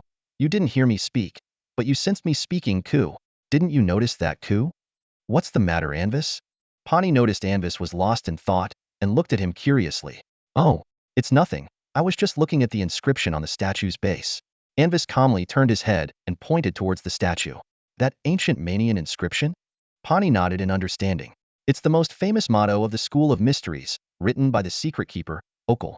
To be honest, I only understand the meaning of the first half. May mystery be no more is our ultimate goal in the School of Mysteries, to classify all spells currently under the School of Mysteries into other categories. As for the second half, I dare not speculate. Only those who reach the level of the secret keeper can truly comprehend its meaning. I see. Anvis smiled and patted his chest 3 times with his right hand, showing respect to the statue. Then, led by Pawnee, Anvis briefly familiarized himself with the internal structure of the Academy of Mysteries and Relics and received his identity badge at the mission hall. The Pamir identity card is an extremely convenient item with a multitude of functions. It can be used for contacting others, earning credits, and activating various academy facilities. However, if lost, replacing it becomes a cumbersome and expensive process. Faced with this situation, Anwise decided to visit the exchange counter and spent 1,000 gold coins to obtain 100 credits. Despite Pawnee's somewhat pained expression, Anwise didn't hesitate to pay 50 credits to secure a 1-year lease on an independent second-level residence. Anvis exited the mission hall, feeling cheerful as he looked at Pawnee. He had decided to follow his senior's advice and, just like his senior had done in the past, he readily agreed to the deal. Pawnee was somewhat surprised and quickly took out his ID badge, afraid that Anvis might change his mind. After all, 50 credits were no small amount. Since enrolling, Pawnee had only managed to accumulate a modest 484 credits, after deducting various expenses. Anvis nodded, and following Pawnee's instructions, transferred the remaining 50 credits. Feeling the credits come through, Pawnee immediately retrieved 2 cards from his ring and handed them to Anvis. These 2 magic crystal cards were from the White Rose Merchant Alliance. The silver card had a balance of 1,000 gold coins, and the purple card had 500 gold coins, both redeemable at any branch of the alliance. Anvis accepted the cards, nodding as he put them away. As someone who had been reborn, he didn't really care about the credits, let alone the gold coins. The official start date of the academy was the 15th of the month, with a flexible and free course schedule. As long as you could keep up with the progress, it didn't matter if you attended classes or not. Besides the courses of your chosen school of thought, if time and energy allowed, you could also freely choose to take courses from other schools. In the days leading up to the start of the term, if you needed to prepare any items, you could visit the trading area of the academy, where the White Rose Merchant Alliance had a branch. After the transaction was complete, Pawnee enthusiastically introduced Anvis to the inner workings of the academy and elaborated on the important things new students needed to know, striving to leave a good impression. Anvis nodded frequently, expressing his gratitude for Pawnee's enthusiasm. Anvis, I need to get back to wait for other new students. Let's exchange identity marks so we can contact each other anytime, Pawnee said with a hint of regret. Of course, Senior Pawnee, I understand, Anvis replied. After exchanging their identity marks, Pawnee boarded a large floating disc again, and Anvis watched him disappear into the distance. Pawnee, what did that phrase mean? A pigeon asked curiously, its gaze fixed on Anvis. Anvis replied, for spellcasters, mystery is not just a challenge to overcome. It is also the source of our curiosity. If one day all mysteries were to vanish, it would mean that our journey of exploration has come to an end. With that, Anvis boarded a small floating disc, activated his ID badge, and slowly drifted towards the trading market. The Academy's trading area was located to the northwest of the College of Mysteries and Relics, about 10 kilometers away. It was a commercial complex with a plaza. Unlike other parts of the Academy, the trading area was open to merchant guilds from across the Empire, who only needed to pay a substantial annual fee to the Academy to set up shop. The White Rose Trade Alliance, the merchant guilds under the four great families, and other large organizations all have branches here. This mix of novelty and nostalgia filled Anvis with a sense of wonder as he stepped off the floating disc. As a new student at Pamir Academy, he was entitled to 5 free uses of the floating discs. However, beyond those 5 times, additional uses would cost credits. The fees for using the floating discs increased with their size, with the smallest single-person disc costing 1 credit for 5 uses. At that moment, Anvis had only one thought: to run into the Orbin siblings in the trading district. With a mysterious smile, he pulled out a thin silver chain from his chest, at the end of which hung a monocle framed in mithril. This monocle, named the Eye of Mercury, was a growth-type magical artifact Anvis had meticulously crafted, derived from the Book of Mercury Prophecies. It boasted various convenient functions like True Sight, Arcane Sight, and Fate Sight, and could be further enhanced depending on the grade of the materials used in its creation. Anvis placed the monocle before his left eye and infused it with a trace of magic. The once ordinary lens began to shimmer slightly, turning into a pure silver color. Through the Eye of Mercury, the world looked entirely different. In the silvery landscape, countless strange lights twinkled like stars, and the ethereal threads of fate wove and shimmered in the air. In the distance, 2 bright points of light were slowly moving. Over several days of interaction, Anvis had already marked the siblings with the Eye of Mercury, a highly secretive divination mark that could not be detected by anyone below the 7th tier. The only downside was that casting this spell required the precious moonlight mercury. Despite the high cost, the mark was worth it. Their positions were 18 kilometers to the east and 31 kilometers to the southeast, seemingly in the direction of 2 different branches and not yet gathered together. Never mind, I'll wait a bit. After a moment of contemplation, Anvis deactivated the Eye of Mercury and walked into the bustling trading market. The market was a hive of activity, with students in academy uniforms coming and going. Many students had set up stalls in the plaza next to the trading district, selling various peculiar items. Ancient potion, Tears of Mirian, only 30 credits a bottle, significantly boosts mental power on first use. Tier 4 Dragon Tendon, Fire Element, top-tier magical bowstring material, only 1,000 gold coins. Tier 3 Ice Sword, only 1 available. Exceptional quality, first come, first served. Thunderstone, 4 pieces for 1 credit. Some students were energetically promoting their goods, while many others quietly waited for potential buyers. As Anvis strolled through the trading area, he observed the items at each stall with great interest, not in a hurry to visit the family guild branches in the Pamir trading district. By now, the Eye of Mercury had reverted to its ordinary crystal monocle appearance, blending in without drawing attention. As he looked over the items, Anvis felt a slight twinge of disappointment. He had hoped to find some hidden treasures, but so far, nothing had caught his eye. Most of the items were low-tier potions and materials. While searching, Anwise came across some peculiar items. After carefully examining them, he realized they all seemed to be worthless junk. However, just as his patience was about to run out, something caught his eye. His steps involuntarily paused as his gaze landed on an unassuming object. Despite its ordinary appearance, it emitted a mysterious glow that piqued Anwise's curiosity. Anwise stopped in front of a stall, leaning in slightly to closely examine an ancient brass lantern on display. The stall owner, a quiet girl with black hair, was dressed in a simple Pamir uniform. Seeing Anwise pause, she shyly asked, "Is there anything you like?" Anwise smiled and nodded at the girl, then pointed to the lantern. "May I take a closer look at this lamp?" The girl nodded, gesturing politely for him to pick it up. Anwise carefully lifted the lantern and scrutinized it. The design was ancient, crafted entirely from brass. 2 brass support columns extended from the base, connecting to the intricately carved top, with a matching handle hanging between the columns. At the center, the oval-shaped transparent lampshade housed a delicate wick that glowed a unique, translucent blue, reminiscent of clear crystal, giving off an air of mystery and allure. Even without any infusion of magical energy, the lantern exuded an indescribable aura. Using his magical vision, Anwise noticed a faint trace of gray energy hidden within the blue of the wick. His studies in ancient relics had exposed him to various special powers, and he had personally experienced their effects, including the power of nightmares. Instantly, he recognized this as a dream lantern. The girl introduced the item. "This is a dream lantern. When infused with a magic crystal, it can light up, and 1 standard crystal lasts a whole night. Under its light, Low-level practitioners won't have nightmares while sleeping. It can also function as a regular magical lamp. Listening to her explanation, a peculiar look flashed in Anwise's eyes. Dream lanterns utilize nightmare energy for both offense and defense, absorbing the user's nightmares to sustain themselves. Calling a replica a dream lantern wasn't entirely inaccurate, but practitioners having nightmares? Such occurrences were rare, and if they did happen, dispelling the curse would be the preferred solution, not suppressing it. As for using it for lighting, consuming one standard crystal per night was a waste of gold. The girl, sensing his skepticism, explained a bit sheepishly, "It's just a low-level alchemical item with limited effects. If you're interested, I can sell it to you for 15 gold coins." Anwise smiled but didn't respond directly. Instead, he asked, "Are there higher-level versions of this lamp?" The girl lowered her head, somewhat embarrassed, and replied, "Sorry, I'm only a first-level alchemist and can't make higher-level dream lanterns yet." Anwise nodded in understanding. Suddenly changing the subject, Anwise asked, "So, would you be willing to sell me the method for making the nightmare lantern?" As he spoke, his gaze inadvertently fell upon the girl's light purple eyes. The young vendor was taken aback by the question, a hint of caution flashing in her eyes. Anwise nonchalantly pulled out a silver magic crystal card and said, "I'm very interested in the principles behind this item.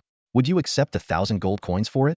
The girl's eyes widened slightly at the sight of the magic crystal card, but she quickly regained her composure. Carefully observing her reaction, Anwise sensed her poverty and the unique circumstances that had chosen her. Considering her situation, he felt a pang of sympathy. He understood that as a secondary profession, crafting lanterns was costly, a burden even noble families struggled to bear. Most noble households allocated their resources to guards, servants, equipment, and provisions, leaving little disposable cash. Thus, he proposed an alternative deal. "If you're willing, we can exchange identity marks. When you craft more advanced lanterns in the future, you can contact me." This retreating approach made it easier for the girl to accept. Anwise knew she might not sell the crafting method, as it involved her secrets. He placed 1,000 gold coins as a down payment, demonstrating his sincerity in the transaction. Amidst the bustling crowd, a pale young man handed the girl a gleaming magic crystal card. Under the sunlight, the card emitted a holy glow, captivating anyone who saw it. The girl looked at the young man, hesitated for a moment, and finally agreed to the exchange of identity marks. After completing the exchange, Anwise smiled and performed a mage's salute. Introducing himself, "I'm Anwise, pleased to meet you." The girl responded, "Hello, I'm Emily." The nightmare lantern was a rare dream artifact, with only a few mentions in a solitary volume in the family's grand library. Its purpose in the dream realm was to find the way home, which was crucial for Anwise. He understood the significance of dream journeys. Only a genuine nightmare lantern could ensure his safe return, preventing him from being eternally lost in the boundless deep dreams. This artifact held immense significance for him as a member of the Olivendi family. In fact, the nightmare lantern itself is a replica crafted by a 9th-level dream mage. It serves not only as a key but also as a treasure map, guiding people on a quest to find the legendary, one-of-a-kind epic item. This journey involves crossing the dark abyssal sea, following a faint glow, leading to the Dead Sea Lantern. In this adventure filled with mystery, the protagonist takes on the role of a treasure seeker. His heart brims with curiosity for the unknown and a thirst for treasure. Unfazed by difficulties and dangers, he steps forward resolutely. Each time the nightmare lantern emits a faint glow in his hand, his spirits lift, as if the treasure is just within reach, waiting for him to discover it. As the shadows of the abyssal sea deepen, the protagonist feels a tinge of fear and unease. Yet, he does not retreat. Instead, he becomes more steadfast, trusting his intuition and courage. He knows that only by overcoming his inner fears can he reach his destination and find the Dead Sea Lantern that will illuminate his path. Finally, when the protagonist discovers the location of the Dead Sea Lantern, an indescribable joy and excitement surge through him. He realizes that all his efforts were worthwhile, for he has not only found the treasure but also gained growth and courage. These invaluable assets will accompany him as he embarks on further adventures and challenges. In ancient legends, an obscure king relied on a lantern that illuminated his path to safely traverse the endless sea of the underworld and return to the forbidden zone of life. This lantern, celebrated as an epic artifact, allowed its bearer to move unhindered, its light and the bearer's progress unstoppable by any obstacle. Leaving Emily's stall, Anwise felt a surge of emotions as he headed towards the family trade guild's branch. He pondered how he could obtain the true nightmare lantern. Forcefully seizing it was futile, as this high-tier dream artifact existed in the dream realm. Only a high-tier dream mage could even perceive it. The conventional method was to wait for Emily's alchemy skills to improve until she could perfectly replicate the lantern from the dream world into reality, and then acquire it. At that moment, The nightmare lantern from the dream would merge with the replicated one in reality. However, Emily would never be able to create a second nightmare lantern. Nevertheless, these methods were not the best options. The nightmare lantern had appeared multiple times in history, and each chosen bearer typically became a formidable figure in the dream mage community. With Emily's assistance, Anwise's journey through the dream realms would be more beneficial than merely obtaining the lantern. Ironically, Anwise preferred to seek help from an outsider like Emily rather than reveal his intentions to his family. The family's decline resulted not only from the betrayal of subordinates, but also from the betrayal of branch families. After recalling memories from his past life, he no longer trusted most of his family members. Anwise had a clear understanding of his plans, knowing which aspects he could rely on the family for, and which he absolutely could not. No incidents occurred on the way to the trading district, and Anwise soon arrived at the Olivindi Trade Guild branch. Before arriving at the academy, he had contacted the family's representative in Pamir through the steward Leonard to prepare some necessary supplies for his academy life. The Olivindi branch was a towering structure adorned with the emblem of the Frostwind crystal bird, built with bricks similar to those of the ancient academy buildings. The four major family trade guilds had established their presence here when Pamir Academy was founded, a history spanning thousands of years. Inside, the building cleverly used spatial extension techniques and was elegantly decorated. Many students in Pamir uniforms were selecting their required supplies and equipment. The branch manager had already received word and was waiting for Anwise's arrival. "Please follow me, Master Anwise," said a middle-aged man in a formal suit, bowing slightly as he saw Anwise. He then led Anwise through a VIP-only teleportation array to the top floor. Once in the reception room, the manager personally closed the door and bowed deeply. "Honored Master Anwise, I am Valen, the head of the Olivindi Trade Guild branch in Pamir. It is a great honor to serve you." Anwise smiled at the manager and sat on the sofa, waiting for him to continue. "These are the items that the steward instructed us to prepare in advance. Please check them over."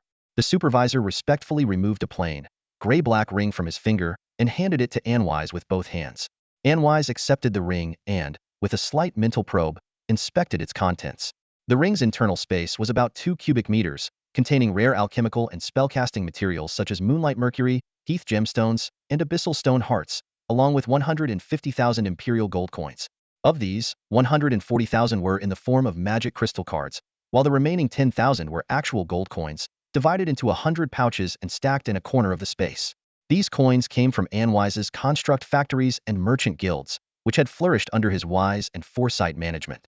His guild had firmly established itself among the mid-sized merchant guilds, generating nearly 80,000 gold coins in pure profit annually. Although the scale of the two construct factories appeared unchanged, significant internal transformations had occurred. Large quantities of high-grade construct materials were transported there, with a considerable portion secretly stored in deep underground vaults after a series of operations. After completing his inspection, Anwise put away the ring. "Lord Anwise, if you encounter any issues during your time at the academy, please feel free to inform me," the supervisor said respectfully, bowing slightly. "Thank you," Anwise nodded lightly, taking the mithril codex hanging from his waist. "Lord Valen, please inscribe some spells into this spellbook and deliver it to my residence at the academy." The list of spells required is... Having obtained the necessary items, Anwise left the family guild's premises and boarded a floating disc, preparing to meet the Orbin siblings shortly. On the disc, Anwise casually took out a gold coin, examining it with interest. The imperial gold coin was similar in size to a 1 yuan coin, with the profile of Emperor Gloria on the front and a blooming silver-leaf rose on the back, hence also known as a rose coin or imperial rose. In the Empire, 1 gold coin could be exchanged for 20 silver coins or 2,000 copper coins. Flicking the coin, it produced a crisp, pleasant sound as it spun into the air before falling back into his palm under the influence of a force field. Under the pure white sunlight, the coin's surface gleamed with a golden luster, appearing both sacred and charming. "What a beautiful flower, especially when it's on a coin," Anwise mused, holding the coin up to his eye and scrutinizing the Mani inscription on its edge. "Gloria, the eternal radiance." This was the second time he had personally touched a gold coin. In the Olivindi family, aside from encountering various national currencies during introductory lessons, he had little need for gold coins. Even during occasional shopping trips to Kala City, it was the duty of his personal maid to handle payments. "Can I now claim to be a poor child who has never touched money?" Anwise thought humorously. "Sis, how many credits did you trade?" In the floating disc plaza on the trading district side, Orbin directly asked his sister as she stepped off the disc. "Oh, Orbin. Well, I traded them all," Xyliel instinctively responded, faced with her brother's sharp gaze. She seemed to realize that her decision might have been a bit hasty, a hint of unease appearing on her adorable face. Albinus remained expressionless. He had already anticipated his sister's choice. Oh, little brother, did you know? One academic credit can be exchanged for 30 gold coins. 30 gold coins. 100 credits would be 3,000 gold coins. Even if we deduct 1,000 gold coins to exchange for more credits, we'd still have 2,000 gold coins left. Even if we dropped out now, that money would be enough for us to live on for the rest of our lives. The brown-haired girl argued excitedly, despite knowing she was being a bit unreasonable. To strengthen her argument, she even raised her small hand, making a gesture as if holding a pile of gold coins. Besides, the senior said that even in the trading area, the exchange rate for credits to gold coins is the same. So, Obbins looked at his sister, whose eyes practically sparkled with gold, and sighed helplessly. With just a little thought, it was clear that one academic credit was worth far more than 30 gold coins. Otherwise, why would the senior in charge of welcoming new students be so eager to make the trade? He took out his ID badge and suggested they exchange identity marks. Then give me 1,000 gold coins, and after I exchange the credits, I'll transfer 50 credits to you. Otherwise, having no credits at all will make life difficult. Having guessed his sister's intentions, Obbins hadn't agreed to the credit for gold exchange proposal earlier. From his observations, he was certain that the senior wouldn't make things difficult for him just because he chose not to trade. I understand. Hillier nodded quickly. Although she was the older sister, outside, her authority often unconsciously yielded to her brother's presence. Fancy meeting you two here again. Just as they finished exchanging identity marks, Anwise arrived on a single-person hover disk and spotted the siblings together. Hello, Anwise. Greetings, Lord Anwise. Their differing reactions gave Anwise a clue about their personalities. Hello, Hillier, Obbins, he greeted them with a smile. His demeanor so polished that even the most critical etiquette teacher couldn't find a flaw. Are you two heading to the trading area? If you don't mind, shall we go together? The girl was about to agree but hesitated, recalling an incident on the airship, and glanced at her brother. Of course, Anwise, Obbins responded without any particular emotion, agreeing to Anwise's proposal. Seeing her brother's response, Hillier was delighted. She sneaked a glance at Anwise's handsome, smiling face, and a slight blush appeared on her cute face. Naturally, both Anwise and Obbins noticed this. Anwise smiled to himself, while Obbins sighed at his sister's infatuation. The three of them walked into the bustling trading area, where the lively Hillier quickly struck up a conversation with Anwise. Obbins, on the other hand, focused more on the surrounding stalls, only occasionally joining the conversation. However, as they walked, Obbins suddenly asked, Anwise, do you have feelings for my sister? Pft, cough, cough, cough. Hillier choked on her own saliva at her brother's sudden question, then glared at him fiercely, almost ready to use magic to seal his mouth. At the same time, her ears perked up, fully attentive, eagerly awaiting Anwise's answer.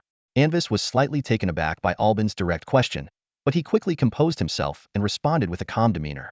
He paused for a moment, then slowly began to speak.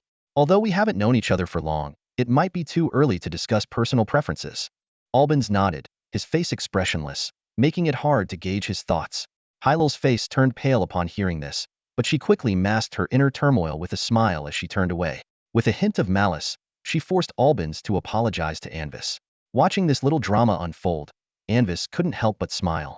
All right, Albins, what you're really asking is why I sought you out, correct? The reason is simple. Your name appeared in a family prophecy. Therefore, I wanted to learn more about what makes you unique. As the siblings looked at him in astonishment, Anvis placed his right hand over his chest and executed a flawless, noble bow, radiating the charm bestowed by his lineage. Since you've noticed, allow me to introduce myself properly, Anvis Lo Olivendi, a descendant of the Olivendi family and the fourth son of Duke Carlos. Sunlight highlighted his pale, handsome profile, casting soft shadows. A gentle breeze tousled his golden hair, causing the crystal pendant he wore to catch the eye with its subtle movement. His black academy cloak fluttered lightly behind him, its fabric gleaming with an elegant sheen, and the faintly visible inscriptions added a touch of mystery and grandeur. At that moment, he seemed like an embodiment of an earth deity, exuding elegance and nobility. Hylal bit her lips silently, her mind racing with 1,000 thoughts. Despite his presence right before her, she felt an insurmountable distance between herself and Anvis. Anvis, so that's how it is. Anvis spread his hands slightly, his expression tinged with helplessness. I'm sorry, Hylal. I didn't intend for my identity to create a rift between us. I just didn't expect you to doubt my intentions. The girl lowered her head, a hint of self-mockery flashing in her eyes. I see. Albins furrowed his brows, his blue eyes fixed on Anvis' face. You mentioned a prophecy? Indeed, the prophecy foretells that you will achieve great feats. Therefore, I hope you will consider serving me, Anvis said earnestly, locking eyes with Albins. I can grant you the status of a guest retainer of the Olivendi family with a monthly resource allocation of 2,000 gold coins. Should you require special materials, equipment, potions, or anything else, you can contact the Olivendi family representative. If you accept my offer, the Olivendi family will cover all your expenses while studying at Pamir. Anvis keenly noticed a spark in Hillier's previously dim eyes when he mentioned 2,000 gold coins and the subsequent benefits. These enticing words seemed like a beam of light, illuminating the parts of her heart long shrouded in poverty and hardship. In that moment, she felt a budding hope, as if a distant brightness was slowly approaching. Hillier had always been a brave and strong-willed girl, having faced numerous difficulties and challenges without ever bowing her head. Her heart was filled with a desire to change her fate and a longing for a brighter future. To her, the 2,000 gold coins seemed like a chance to step into a new life. As she listened to Anvis describe the benefits behind the gold coins, Hillier's excitement grew. She began to imagine how this wealth could improve her family's life, provide better education for her younger siblings, and offer her parents a more comfortable existence. These beautiful visions made her eyes sparkle with hope, as if the power of the gold coins could overcome all obstacles. In that moment, Hillier's heart surged with dreams and courage. She resolved to seize the opportunity for those 2,000 gold coins, knowing that they were not just coins, but the key to changing her fate and the first step toward realizing her dreams. Upon receiving Anwise's invitation, Orbin felt a wave of indecision. Although he remained suspicious of Anwise's motives, the allure within the invitation was hard to resist. Faced with the exorbitant tuition fees of Pamir Academy, he and his sister, coming from a modest background, found it impossible to bear the costs. Their initial plan was to secure free admission through a contract with the academy. However, Anwise's proposal was even more tempting. While the tuition could be waived, the materials needed for advanced magic experiments were only sufficient for basic courses. Further research required additional expenses. Even a small experiment could cost a significant amount, let alone those lengthy and expensive special trials. In the world of magic, nothing comes entirely free. Can I have some time to think it over? Orbins asked cautiously after a moment's contemplation. We're friends, aren't we? Anwise responded with a reassuring smile, signaling them to feel at ease. He continued, I understand your concerns, but there's really no need to worry too much here. Anwise paused briefly, observing Orbins's serious expression and Hillier's uneasy demeanor, fully aware of their doubts. Then he slowly uttered words that left them stunned. At Pamir, those who can enroll without noble status are truly exceptional. The atmosphere grew awkward during the ensuing conversation. Even Hillier, usually lively, became silent, her eyes wandering and thoughts adrift. Sensing the tension, Anwise exchanged identification marks with them before gracefully taking his leave. Hillier Orbins, I'll take my leave now. If you can, I recommend visiting the Olivendi Trading Company for the supplies you need. With that, Anwise produced a black spatial ring, smiling as he handed it to Hillier. When checking out, just show this ring to enjoy a 50% discount. Hillier hesitated, her expression complex as she looked at Anwise. Please accept this token of friendship. It's just a small gesture from me as a friend, Anwise said warmly, extending his hand with the ring. The young girl wore a gentle smile, her eyes reflecting a soft green light, and a blush spread across her cheeks. When she took the ring, her fingers brushed against Orbin's, causing her to shiver as if struck by electricity. Orbins took a deep breath and turned his head slightly, pretending not to notice his sister's embarrassment. Well then, Hillier, Orbins, farewell? After Anwise left, Orbins felt a twinge of frustration. Since accidentally stumbling upon the ruins and choosing to use the silver liquid, this was the first time he had felt this way. He hesitated, pondering whether to agree to Anwise's proposal. Hillier softly asked her brother, do we really have a choice? Orbins remained silent for a moment before explaining. Although I don't know what the Olivendi family's seer predicted, Anwise reaching out might mean that my future is extraordinary. Now that we know about the prophecy, if we refuse, imagine what you would do if you were Anwise. Hillier began to waver, her voice lowering and becoming uncertain. Respecting a friend's choice might be the right thing to do, she murmured, her voice trailing off. Orbin sighed. You must have anticipated the consequences of our refusal, right? The so-called time to consider is just to save a bit of face. Anwise, on the other hand, was not worried about whether his actions would alter destiny. Such a genius would not disappear due to external circumstances. On the contrary, with Anwise's support, Orbin's achievements might manifest even faster. Even if Orbins abandoned his magical research for wealth, Anwise wouldn't be at a loss. According to the normal course of history, Orbins wouldn't stand with the four great families. He might even become one of their hidden enemies. His breakthroughs in research could threaten high-level practitioners and undermine the authority of ninth-tier powerhouses. And all Anwise had to invest was a bit of gold and resources. After parting ways, Anwise deactivated the passive light element attraction effect around him and took a floating disc back to the mission hall. He picked up an assignment worth 80 credits and submitted the required materials, finally bringing his credit balance above zero. Returning to his residence, a quaint two-story cottage, it wasn't large but was quiet and pleasant. The classic wooden shutters gently sway as soft light filters through the skylight. The slanted roof, covered with pale blue tiles, glistens under the sunlight. Clusters of light blue roses bloom in the enchanted garden, as if anticipating the arrival of a new master. The entire scene is imbued with tranquility and mystery, as if it were narrating a beautiful tale. Anvis stepped through the gates of the Academy of Mysteries and Antiquities. Inside Moonland Castle, he listened to Butler Leonard's report as Duke Carlot's brow furrowed slightly. According to the Duke's initial plan, a scholar mage like Anvis should have chosen the School of Alchemy to explore the changes in truth.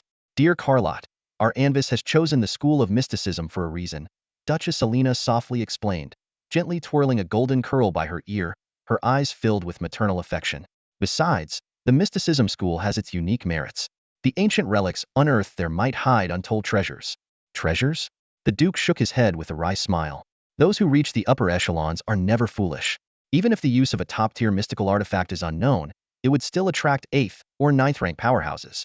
But the items available for student research are at most 7th rank. For Anvis, the heir of the Olivendi family, what value could those lower-rank mystical items hold? Nonetheless, it was ultimately his decision. As night fell, in the Damp Cat's Paw Tavern in the lower district of Carlas, the creaking of old wooden doors announced the arrival of a cloaked figure. Ignoring the surrounding clamor, filthy air, and hostile stares, the cloaked person walked straight to the bar and sat down. What do you want? The tavern owner and bartender, a burly man, approached, roughly wiping the wooden counter. A black forest, with a slice of ningfu leaf. No ice, shaken well, the cloaked figure replied in a low, calm voice. This drink, made from 5 parts thorn wine, 2 parts honey wine, and 1 part myco juice, was one of the most expensive in the tavern, priced at 5 silver coins per glass.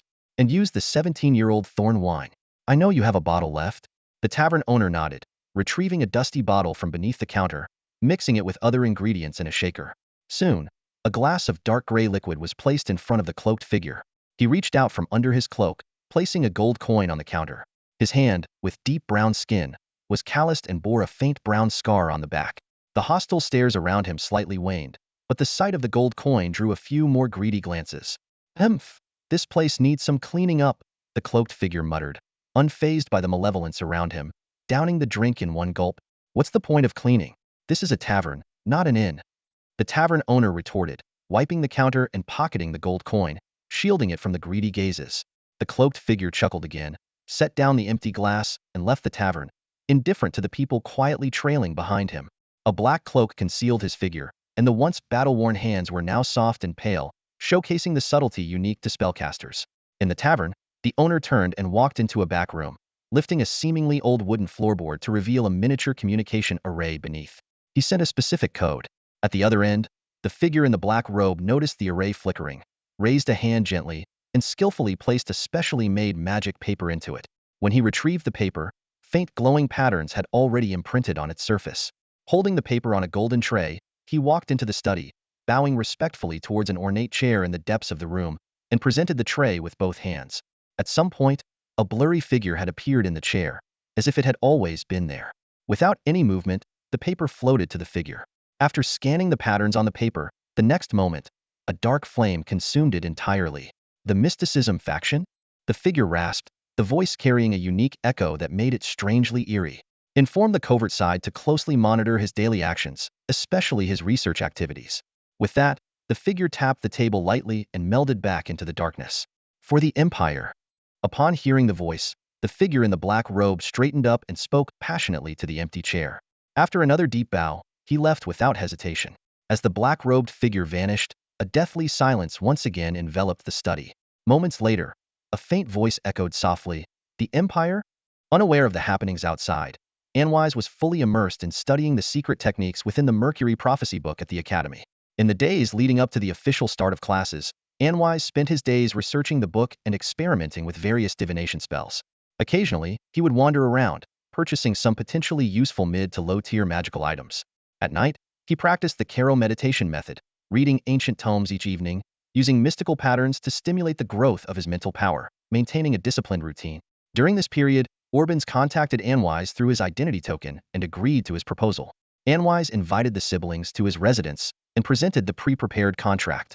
The contract terms were consistent with their previous agreement, imposing few restrictions on Orbins, only requiring that he promptly provide the latest research results and establishing Orbins as a guest scholar of the Olivendi family. This status was crucial, as it officially made him a member of the Olivendi family.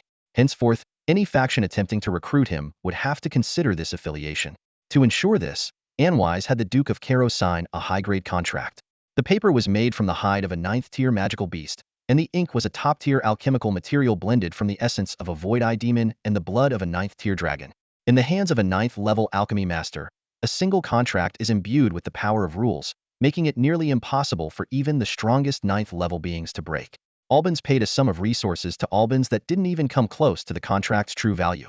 This contract was designed to restrict Vernica, the third speaker of the Magic Council and the master of the Ring of Time and Space. In the original future, she was destined to take Albans as her sole apprentice. However, since Albans willingly signed this contract, the situation has taken a dramatic turn. Unless the contract is nullified, the Magic Council cannot fully nurture geniuses from other factions, no matter how much they favor them. Such a contract, bound by the power of rules, is exceedingly difficult to unilaterally dissolve, even for the Ring of Time and Space at the 9th-level pinnacle. With the inertia of fate, if Vernica still wishes to continue her past life sentiments and accept Albans as her disciple, she must first find a way to nullify the contract. Thus, he gains an additional bargaining chip. Through the mercury eyes of fate, Anwise was pleased to see that once Orbin's mental imprint was left on the contract, the semi-ethereal thread of fate extending from above his head suddenly intertwined with Orbin's own thread of fate. With the contract sealed, Anwise handed Orbins a light green spatial ring. The ring's internal space was about 1 cubic meter, containing 2,000 gold coins. Such spatial rings were incredibly valuable, something the sibling duo from humble origins could never afford. Moreover, carrying around 2,000 gold coins would be quite cumbersome. Seizing this opportunity, Anwise generously declared that the low-tier spatial ring would serve as a welcoming gift. After some hesitation, Orbins accepted this generous gesture and entrusted the ring to Xyliel. Throughout his upcoming academy life, he would acquire even better spatial items, a confidence unique to him. September 15th, 6 a.m. Though he had left the castle, years of habit woke Anwise precisely on time. Coo, coo, coo, coo, coo. A pigeon had somehow found its way inside and was now perched on the table, mimicking the chiming bird popping out of the clock. Anwise twitched an eyebrow, ignoring the bird's antics. His gaze shifted to the ornate mahogany wardrobe, whose doors swung open to reveal his academy uniform. Under the influence of magic, the uniform dressed itself onto him. As he rose, the pigeon flapped its wings in surprise. "Why are you up so early, Ku?" "Today is the official start of the academy, and I have to attend the entrance ceremony," Anwise replied, as the intricately engraved mithril cufflinks floated into place on his sleeves. Standing before the dressing mirror, he meticulously checked his appearance. His reflection looked more handsome than ever. Satisfied, he nodded, winding his pocket watch. Casually, he posed a question to the pigeon. "By the way, do you know what the entrance ceremony is?" "Ku?" "Of course. My other low-dimensional observable angles have synchronized this information before." "Ku?" The pigeon nodded. "Oh? What other information have you synchronized?" Anwise was intrigued by the pigeon's response. He put the pocket watch back in his vest pocket, summoned a small, clear water orb with a thought, and watered the bellflowers blooming on the windowsill. "Plenty, Ku."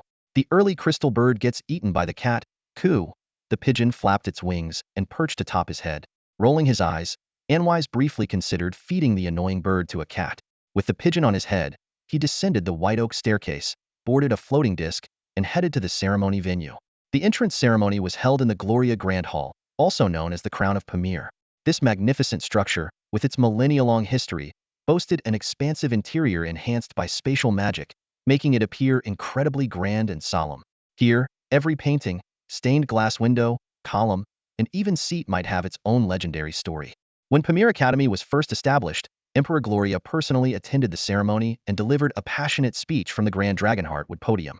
This famous academy address set the tone for the entire empire's promotion of vocational academies. On the day of the entrance ceremony, the vice principal of the Ninth Order Academy, the illusory light, Hughes Duman, presided over the event. He began by reading Pamir's motto and regulations in Ancient Manian, then switched to the common tongue to welcome all the new students. Anvis listened quietly to the familiar address, his eyes wandering between the frescoes on the Grand Hall's dome and the portraits of past principals. However, he noticed that the portrait seemed unusually still, which puzzled him. After the ceremony, Anvis followed the crowd out of the grand hall and slowly made his way to the School of Mysteries. This year, there were only 4 new students in the mysticism department, slightly more than the divination department. But as he stepped into the tall tower of the School of Mysteries and Ruins, he immediately sensed something unusual. The tower was empty, and the surroundings felt somewhat eerie, as if isolated from the outside world. Anvis frowned, his fingers unconsciously tracing spell gestures behind his back. Realizing that a reality mirror effect might be in play, he tried to leave the tower. However, the tall brass door remained unmoved, ignoring his command to open. This situation was intriguing. Was there a spell to unravel or an exit to find? Anvis gently brushed his silver-white tome at his waist, smiling as he began to ascend the tower. He knew this was the mysticism department's way of welcoming new students. There might be tests, but no real danger. More importantly, there would be corresponding rewards after the tests. Though the rewards might be insignificant to him, it was an excellent opportunity to establish his reputation. In a spacious room at the top of the tower, senior students of the mysticism department, dressed in their uniforms, gathered around, eagerly watching a glowing crystal ball and 2 magical projections. The projections clearly displayed the scenes of 2 new students exploring the tower. The seniors observed the projections, commenting on the newcomers' performance in various tests, reminiscing about their own experiences. Suddenly, another image appeared in the projection. The young man with a monocle wore a silver-white robe and had an ancient tome hanging from his waist. He stepped out from the door of the brass tower, his figure projected in the center. His name was Anwise, and he was the 3rd newcomer to enter this tower. The door closed slowly behind him, as if sealing off the world inside from the outside. Anwise felt a secret joy in his heart. To be able to detect anomalies so keenly, this newcomer must possess extraordinary abilities. The onlookers in the projection, observing Anwise's every move, were filled with doubt. Perhaps this newcomer is not someone to be taken lightly. Even an ordinary farmer would sense the unusual nature of this place upon entering the tower. However, Anwise's charming smile was irresistible, exuding an aura of mysterious allure. Anvis's performance received mixed reviews, but a few 3rd and 4th year students were particularly attentive to his actions, especially the movements hidden by his right hand. They immediately prepared to respond, showcasing the invaluable combat instincts that only wizards who have faced true trials by fire possess. The onlookers began to speculate how long it would take for this freshman to navigate his way out of the predicament. A blue-haired girl, a newcomer to the Academy of Mysteries and Relics from last year, curiously posed a question. "I think it'll take at least 1 magic hour," she said. Another added, "It might take a magic hour and a half." A more daring voice chimed in, "I bet it'll take him at least 2 magic hours." "Oh, are you serious, dear Yanni?" "Of course, look at his clueless expression. The other freshmen are way more cautious than him. Do you dare to bet with me? I wager he can get out of the mirror space within 1 magic hour. If you lose, you have to give me the limited edition arcane cards released by the Golden Dragon Trading Company this year." "Bet it is. Anyone who backs out is a coward." And so, like a pebble thrown into a pond creating ripples, the room buzzed with heated discussions, filling the space with a lively atmosphere. Unbeknownst to Anvis, the people upstairs were making bets and speculating about him, but he was aware that the freshman welcoming ceremony was usually live-streamed. He was currently walking through the spacious stone corridors of the tower. The space had been expanded, with glowing stones embedded at intervals along the walls. The faint white light illuminated his path, and a gentle warmth on his chest reminded him of the unusual environment. There was a subtle mental suggestion here, attempting to guide new entrants toward the top floor. This suggestion wasn't powerful, and a determined 2nd-tier spellcaster could easily overcome it. For Anvis, the suggestion had no effect whatsoever. However, being immune to the suggestion and recognizing its presence were 2 different things. A sudden thought crossed his mind. He wanted to explore areas within the tower that required a significant amount of credits. He stopped in his tracks and turned towards the direction of the Grand Library of Mysteries. The Grand Library of Mysteries was one of Anvis's goals in choosing the School of Mysticism. Despite its name, it housed not only books but also various peculiar items. Ancient inscribed stone tablets, unknown monster sculptures, peculiar 3-eared pottery, blood-stained broken swords, and semi-metallic black wooden sticks were among its collections. The Grand Library of Mysteries held the enigmatic spells and symbols accumulated by Pamir over a millennium. Even the Dean of the Academy of Mysteries and Relics couldn't uncover all the secrets hidden within the library. Anvis's goal was to find the rumored mysterious items originating from the Grand Library of Mysteries. He clearly remembered that the library was located at the end of the right corridor on the 4th floor, as the internal layout of the tower was displayed at the entrance of the staircase on the 1st floor. Anvis's path suddenly changed direction, heading towards the Grand Library. This discovery left him surprised and even a bit regretful that he hadn't thought of it earlier. A burly 2nd-year student watched Anvis, and his actions made him realize something. causing him to slap his thigh in frustration with a crisp smack. He hadn't anticipated this possibility and felt a pang of regret. However, entering the mysterious Grand Library was no easy feat. Hearing the burly student's lament, a male student standing next to him, draped in the academy's cloak, chuckled softly and shook his head. The burly student was momentarily puzzled. "You'll understand soon enough," the male student said with a smile, not elaborating further. Apart from Anvis, 2 other freshmen were cautiously exploring the tower, progressing slowly. Nevertheless, they both decided to head directly to the top of the tower. The path to the top wasn't straightforward. Some sections were laden with traps, while others were not. Fortunately, none of the traps were deadly. Their sole purpose was to waste time. Both freshmen unknowingly triggered traps, wandering through long and convoluted corridors, wasting a significant amount of time, only to find themselves back where they started. Luckily, each trap could only be triggered once. In contrast, Anvis progressed much faster. Whether due to luck or something else, he had not triggered any traps so far. Soon, Anvis found himself in front of the corridor leading to the library. However, this corridor was filled with traps. Anvis carefully observed the traps ahead, trying to analyze if there was a way to disarm them. These traps didn't seem to involve spatial displacement or illusion effects, but appeared to have a unique dreamlike power. Using the stable magical vision provided by his Mercury eye, Anvis analyzed the essence of the traps. Initially, when encountering various traps in the tower, he had considered using some magical tools from his ring to solve the problems. However, he quickly discovered that in this mirrored space, all active effects of magical tools were nullified, including spatial items and the spellbook hanging at his waist. Perhaps he could use the reality stabilization spell to counter the trap's effects. As he observed the subtle flow of magic within the traps, he soon identified several hidden magical nodes. Reality stabilization is a third-tier spell with moderate complexity. Given Anvis's current mental strength, he could barely cast it. Despite sounding impressive, it was actually a spell specifically designed to interfere with and neutralize dream-related magic. Determined, Anvis began to cast the spell, tracing runes in the air with his hands and softly chanting the incantation in Ancient Manian. The spell required no materials, only the caster's full alertness. Observers watching Anvis cast the spell speculated about his ability to detect the traps. This freshman was certainly extraordinary. Calling him clueless would be a gross understatement. Mr. Yanni watched Anwise intently, keenly picking up on the gasps and murmurs from the people at the top of the tower. Amidst the lively atmosphere, a young man had become the center of everyone's teasing. He could sense the sarcasm and mockery in the surrounding glances.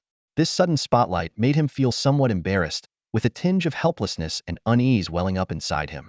Yanni couldn't help but feel his cheeks flush. He loudly complained, "Laugh all you want. Damn it, you all doubted him just a moment ago." Everyone else averted their eyes in unspoken agreement, leaving him to bear the humiliation alone, as if he had become the group's clown. Meanwhile, Anwise had completed his spell. A transparent beam shot from his hand, skillfully striking the hidden magical node within the trap. The air in the corridor ahead began to ripple like the surface of water, creating beautiful, dreamlike waves. However, as the beam continued, the ripples gradually subsided and eventually ceased. With the trap disarmed, Anwise walked slowly toward the library's tightly closed door. The bronze surface was covered with strange, twisted black lines.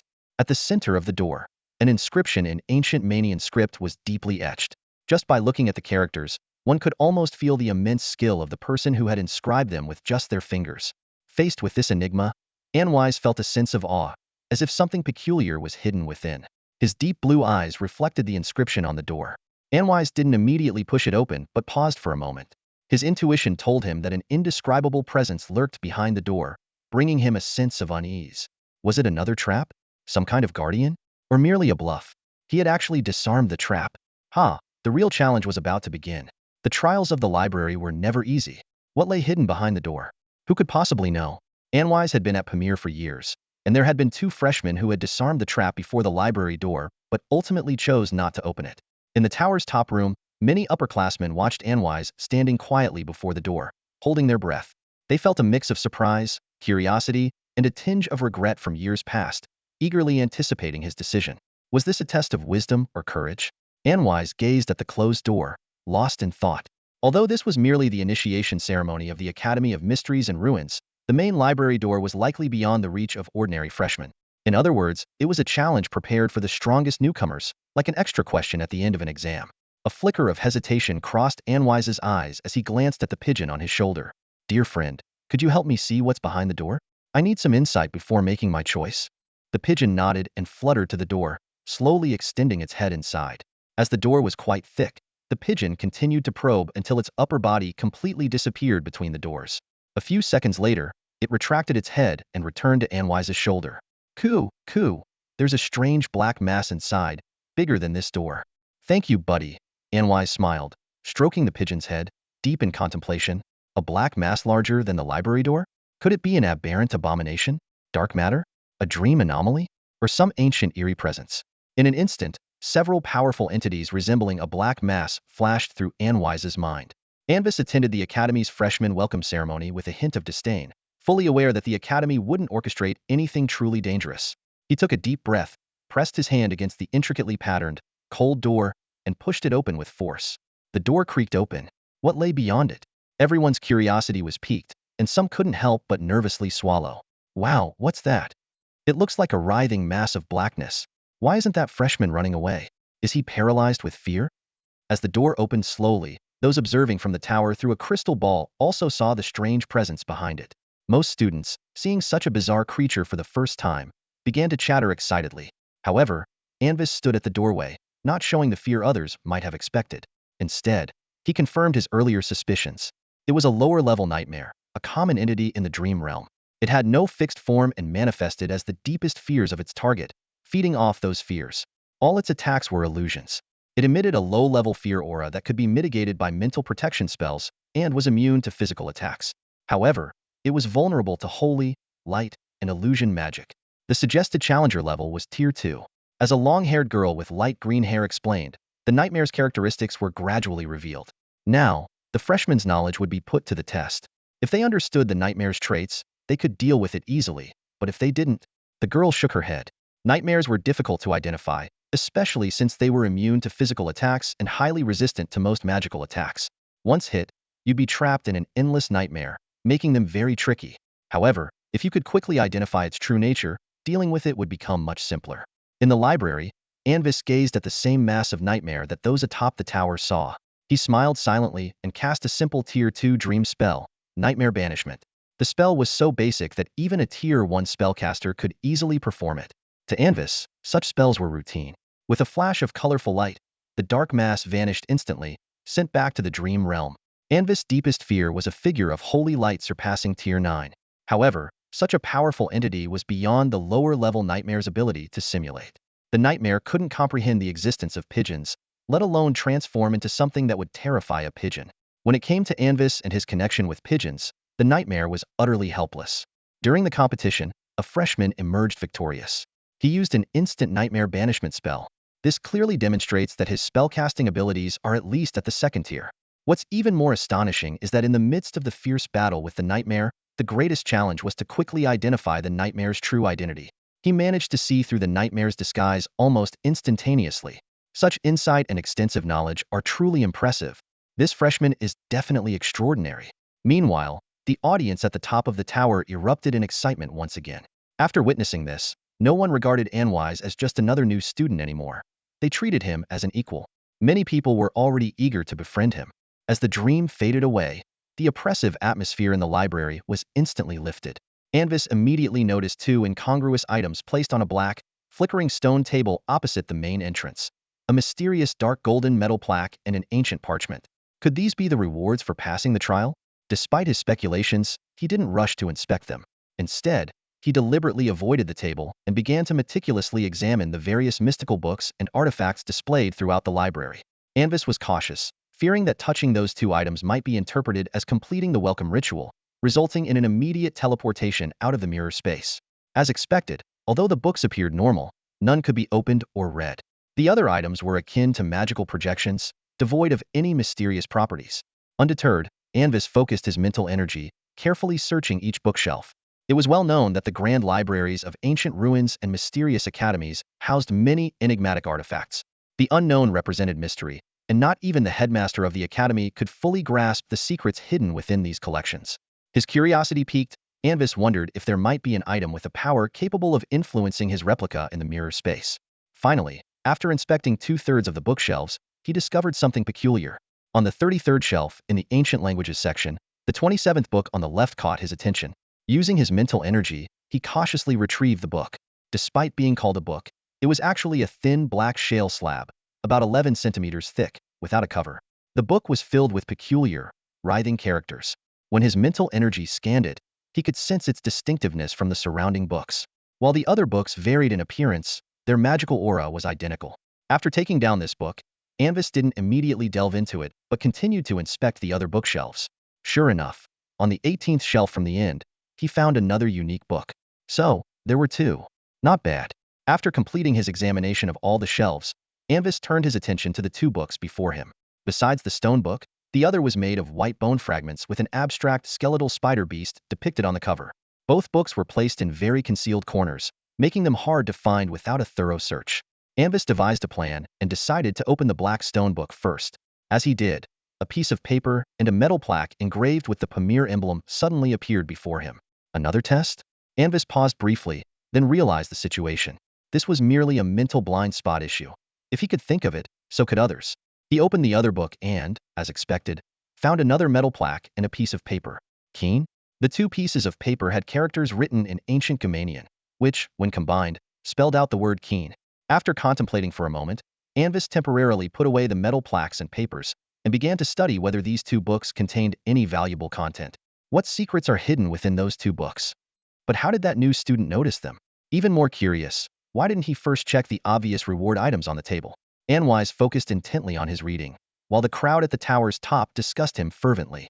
Meanwhile, two other new students climbing the tower went unnoticed by the crowd. Among the onlookers, some powerful senior students didn't join the discussion but instead fell into deep thought. They couldn't help but wonder what choices they would make in the newcomer's position. After some discussion, a senior student with a peculiar rainbow glow in his left eye, at the peak of third-tier strength, began to explain. They weren't aware that in that mirrored space, most items were merely illusory replicas. For example, the books that appeared intact were actually empty inside and might not even open. However, in this mysterious grand library filled with books containing arcane powers, no one could be sure if any object's power would affect their projection. The new student, upon discovering the book's illusory nature, immediately realized this. The mirrored space's characteristics became his filtering tool, helping him identify the special items. The seniors watched the projection of the boy's handsome side profile, adorned with a gray crystal pendant. One senior, with a serious expression, commented, "To have such insight requires extraordinary wisdom. This newcomer must be of noble lineage." After the senior's explanation, some began to ponder, taking note of the book's appearance. They planned to visit the library immediately after the orientation to borrow the books and uncover their secrets. However, the strongest seniors weren't swayed. They knew that even if they understood the book's special influence on projections, it wouldn't necessarily make deciphering them easier. On the contrary, the fact that these books could affect one's projection indicated they might be high-level mystical items. If so, unraveling the magic within these books would be far more challenging than other books and mystical artifacts. In the grand, mysterious library, Anwise closed the two books and returned them to their places. Despite being influenced by the original powers, the content remained unclear. This wasn't surprising because if the book's power could make the false mirror images as clear as reality, they wouldn't be placed in the library's outermost area. Before leaving, borrowing these two books seemed like a good idea.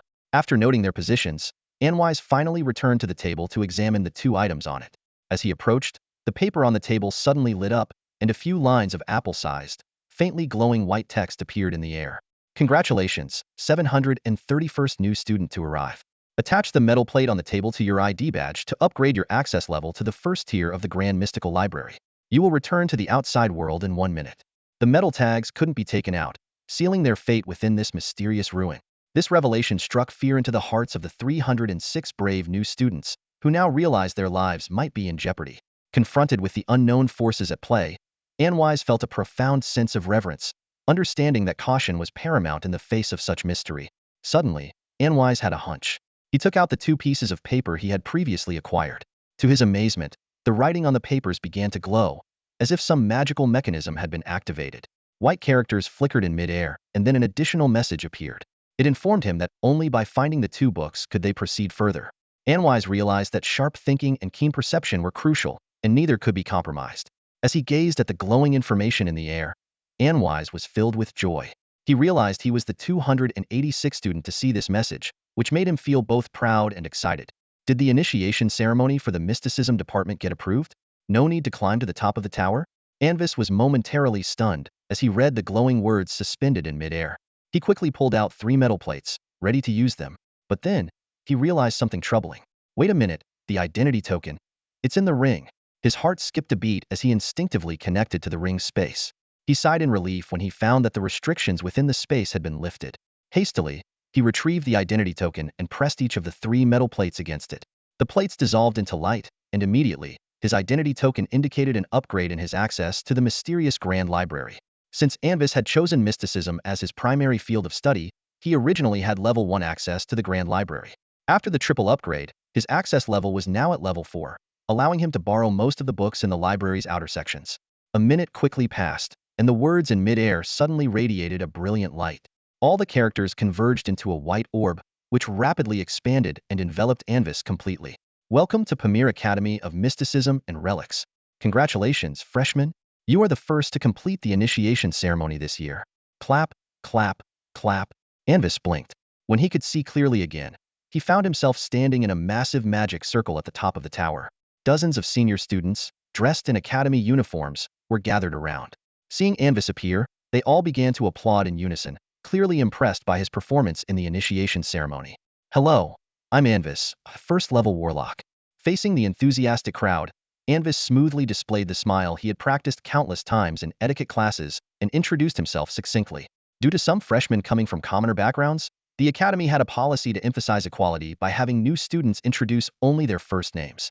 After getting acquainted, everyone turned their attention back to the projection. Anvis curiously glanced at the crystal ball. It was a magic crystal ball that displayed the status of all freshmen attempting to climb the tower. Noticing Anvis's interest, the blue-haired girl who had spoken earlier smiled kindly and offered an explanation.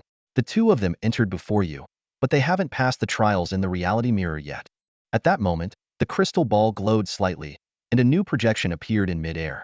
It showed a short-haired boy with light gray hair, cautiously examining the surroundings at the tower's main entrance, seemingly perplexed by the scene before him.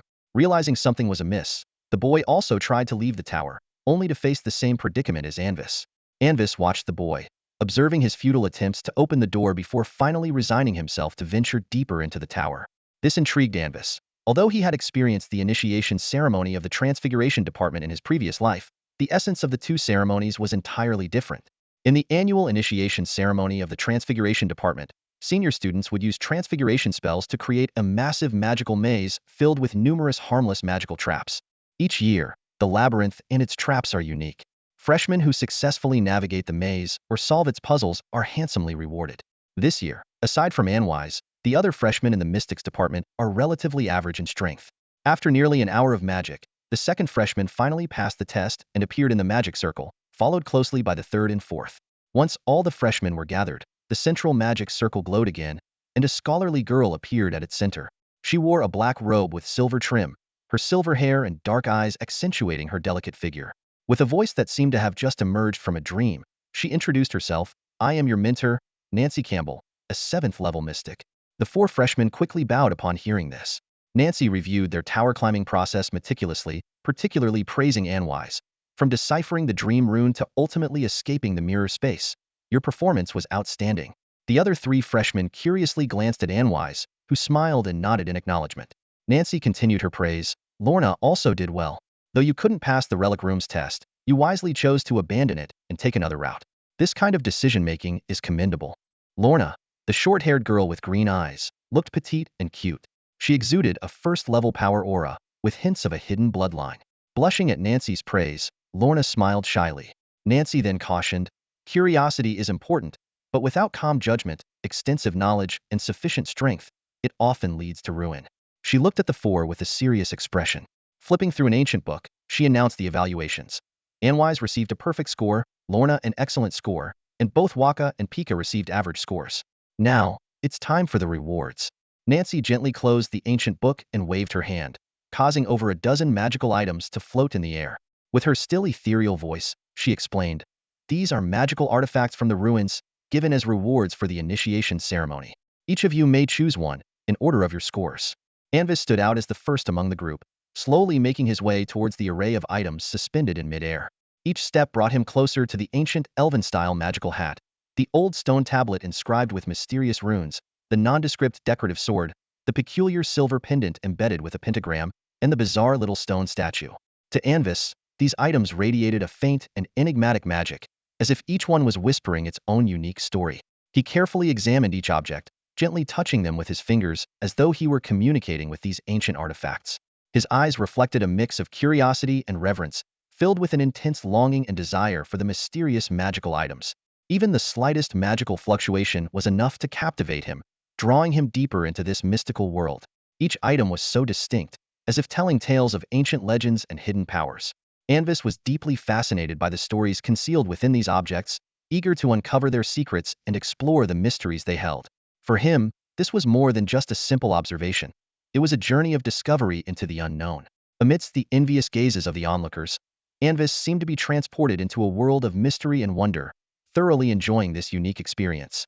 His heart brimmed with a yearning for the unknown and the courage to explore, unafraid of the challenges posed by the mysterious powers. Anvis knew that the forces behind these items would bring him unprecedented growth and enlightenment, and he was ready to embrace this enigmatic journey without hesitation.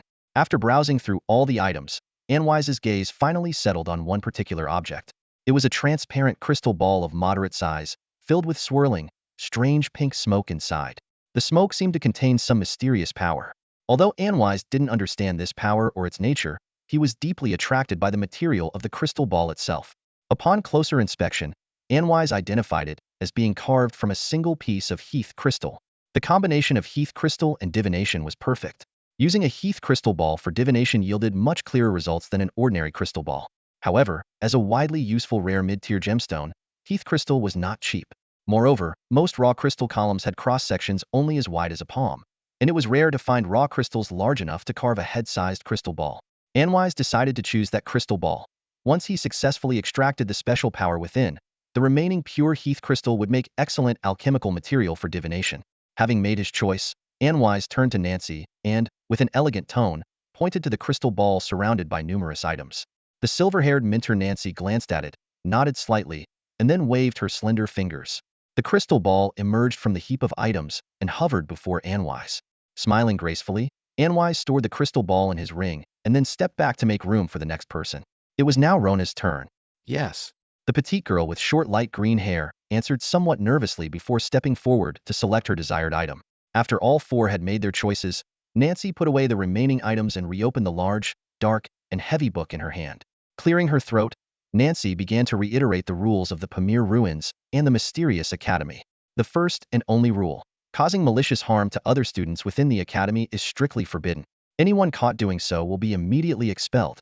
She reminded the students not to harbor any illusions. Should such an incident occur, the head of the division, an 8th-tier peak mage, and the vice principal, a 9th-tier mage, would personally intervene, employing all means, including divination, to uncover the truth. Anwise kept his attention on the other three as Nancy spoke. When she finished, the girl named Rona visibly relaxed. The other two also appeared less tense, though not as noticeably. Next were the graduation requirements. Students who completed 5 years of study could apply for graduation, needing to pass the Mysticism faculty's graduation assessment and accumulate enough credits to obtain their diploma. Without any emotional inflection, Nancy continued her explanation, turning to a new page in the book, and then moved on to the freshman enrollment agreement. You have 2 choices, she said. First, self-funded study, costing 60,000 imperial gold coins per year, with the freedom to choose your future path after graduation.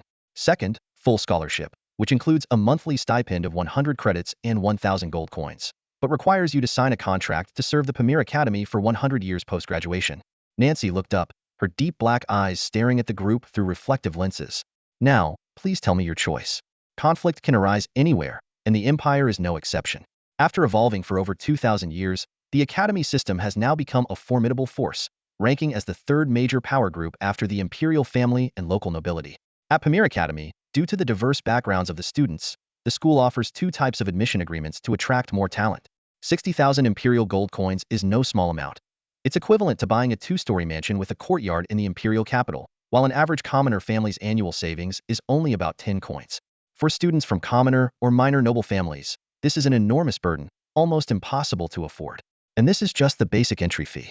Learning more advanced knowledge, special arcane techniques, and acquiring high-grade magical materials for auxiliary experiments or treasures and potions needed to break through realms all require additional payments. For those students who are financially strapped but do not want to miss this life-changing opportunity, they must sign the 2nd agreement with the Academy. Upon learning that the other 3 had chosen the 1st agreement, Nancy nodded slightly. Her slender fingers gently slid across the page, revealing a section to Lorna. Nancy said, "Lorna, connect with this page using your mental power. When the contract content appears in your mind, confirm it with your thoughts." "Yes, Mentor Nancy." Lorna stepped forward immediately and signed the contract as instructed. As the contract was completed, a tiny star mark appeared next to Lorna's name on the page. Nancy closed the book and put it away. She announced, "Starting at 8 o'clock tomorrow morning, the new students' classes will be held on the second floor of the tower, with 4 periods of magic. You can arrange your free time as you wish, either self-studying or attending other academy courses. However, apart from the basic courses, if you want to attend non-departmental courses, you will need to pay credits." Now, the welcome ceremony for the new students of the Academy of Ruins and Mysteries concludes here. As soon as Nancy finished speaking, she disappeared as suddenly as she had appeared. Apart from Anwise, the other 3 new students seemed a bit bewildered, unsure of what to do next. Some older students were already used to this, and a few reclusive ones even used the tower's magic array to leave. Gallop stepped forward, smiling warmly, and said, "I'm Gallop, the class leader for first to third year new students at the Academy of Ruins and Mysteries. If you don't mind, how about we have lunch together? It's a good opportunity to get to know each other and share some information about the Academy." He enthusiastically invited the 4. "As new students, this meal is on me. When you become stronger, remember to return the favor." Hearing this, some of the older students couldn't help but roll their eyes. Gallop said, "I've lost count of how many times I've done this." Someone murmured, "Don't mind him. The cost of this gathering will be reimbursed by the Academy. It has nothing to do with him." A blue-haired girl spoke softly, her words cutting straight to the heart of the matter without a hint of mercy. "Submitting reimbursement requests is something I have to do myself. So how can you say it has nothing to do with me?" After being exposed for trying to curry favor with public funds, Gallop scratched his head and muttered a weak defense. Under the ambiguous gazes of those present, he quickly changed the subject to cover his embarrassment, although he couldn't shake off a sense of unease. "Everyone, how about we have a meal together?" Invited warmly by several senior students, the 4 of them agreed to join the gathering. They boarded a large floating disc and headed to the upper-tier section of the Academy's dining hall. This area was more luxurious and elegant compared to the regular lower-tier dining area. The tables were made of black pearl wood, draped in pristine white tablecloths, with delicate silver-leaf roses as centerpieces. Soft lighting bathed the surroundings, and a subtle, pleasant fragrance filled the air, stimulating their appetites. This scent was a specially concocted calming aroma by the Alchemy Academy, designed to enhance mental clarity and aid in meditation. In the past, entering this area required academic credits, but now Gallop generously ordered numerous exquisite dishes made from high-grade ingredients and reserved a dining time of half a magical hour. During the meal, many second and third-year students approached them warmly. Anvis responded confidently and gracefully to the enthusiastic seniors, displaying his poise and self-assurance. In contrast, the other 3 seemed less at ease, especially Rona, who came from a commoner background and appeared somewhat nervous. However, everyone displayed friendliness and inclusiveness, with no signs of disdain. At Pamir Academy, having this identity meant a promising future, and no one wanted to make enemies without reason. Anvis sat on one side of the table, dining and conversing with everyone. Despite the many senior students present, none of their names rang a bell from his past life memories. For him, befriending typical Pamir students offered limited benefits, though it was better than nothing. Overall, those present were potential talents with significant room for growth. Wearing a polite smile, Anvis patiently listened to their bragging, occasionally nodding and smiling as if deeply interested in the topics. Suddenly, he paused, as if hearing something odd. In his mind, a series of incomprehensible whispers echoed. He began to suspect that this strange sensation might be related to the ancient codex. "Sorry, everyone, something urgent just came up. I have to excuse myself," Anvis said, his expression shifting slightly. He quickly stood up and bid farewell, leaving the dining hall in a hurry. The others exchanged farewells with him, speculating about the reason for his sudden departure. Back at his residence, Anvis resumed studying the changes in the ancient codex. When activated, the strange symbols on its front page could stimulate mental energy, enhancing its activity and growth rate. Curious about these changes, he was eager to delve deeper into his research. Anvis usually spends his time studying ancient texts.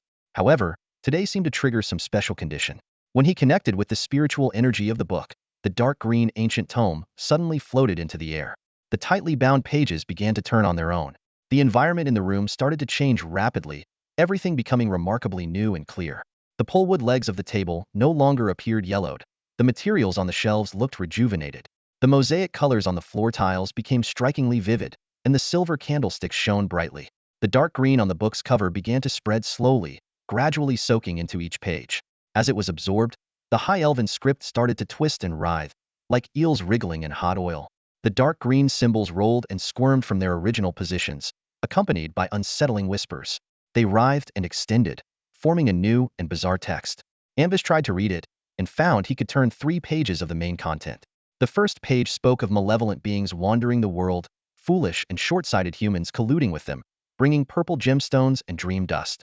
The second page described merchants on land falling into obsession due to greed, with nobles driven to madness, and the evil trade becoming increasingly busy, causing the port to fall into slumber.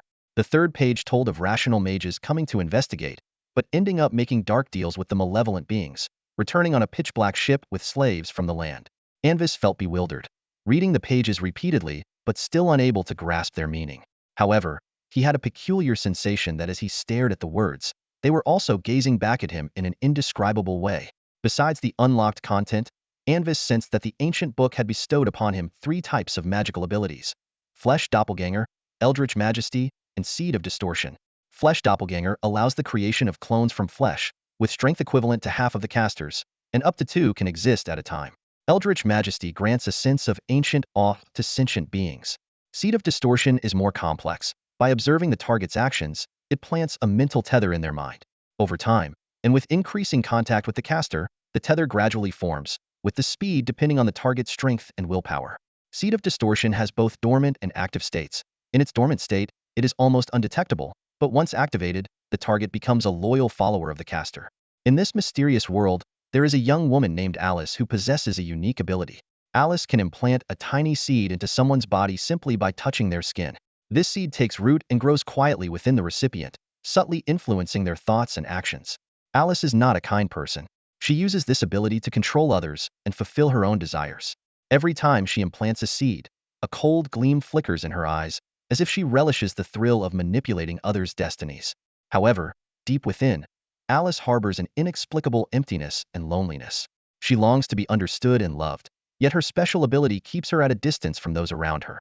Even though she can control others' minds, she cannot control her own inner solitude. As time goes by, Alice begins to question her actions. She starts to realize that controlling others does not bring true happiness. One quiet night, Alice decides to abandon her power to control others. She hopes to treat those around her with sincerity and kindness, to fill the void within her with love and warmth. From that moment on, Alice becomes gentle and kind. Her actions influence everyone around her, spreading love and hope. She understands now that only sincerity and kindness are the strongest forces that connect hearts. The Alice of today is no longer that lonely and cold woman, but a soul filled with love and warmth. Anvis felt a new surge in his mysterious abilities.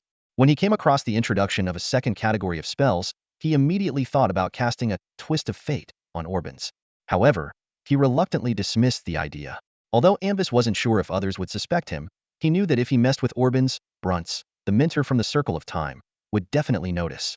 As one of the 3 Grand Counselors and a 9th-rank Pinnacle Seer, Brunts had almost no flaws when it came to Anvis's plans. Rubbing his temples, Anvis pondered how to cleverly use these newfound abilities. Why does your book look so strange? A pigeon fluttered its wings beside him, pecking at the glowing pages suspended in midair. Anvis had almost forgotten about its presence.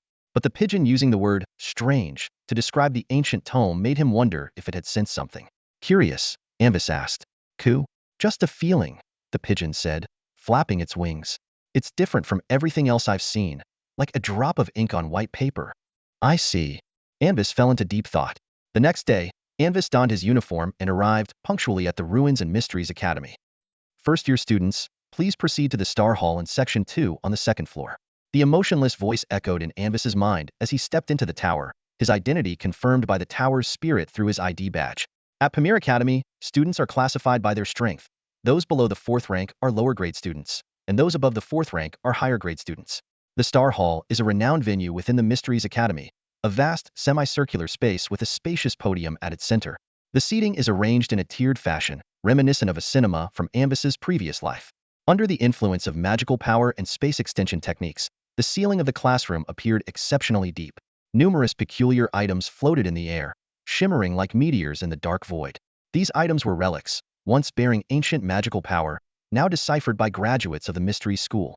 As the Empire's top-tier magical institution, one of the graduation assessments at Pamir's Mystery School was to add a new star to the Star Hall. Each floating item represented a mysterious spell deciphered by a graduate. At that moment, aside from 3 other freshmen, most of the first to third rank students had already arrived at the hall. They were either chatting in small groups or quietly reading books alone. Anvis found an empty spot to sit down, his eyes scanning the classroom. He was looking for someone other than Orbin's. Her name was Claire, a half-elf girl with green eyes and golden hair. She was reclusive and had a passion for all things mysterious. According to the timeline, she should be a third-year student this year. In the Gloria Empire, the enigmatic race of half-elves is exceedingly rare, making them difficult to find. Anvis's gaze quickly locked onto a corner of the grand hall, where a young girl sat alone, quietly reading an ancient tome on mysticism. She had long golden hair and bright blue eyes that shone like the sun. Despite being amidst a crowd, she chose to sit in a corner, maintaining a distance from the world around her. Anvis identified his target, but knew it wasn't the right time to approach her. So, he took out a book and pretended to read.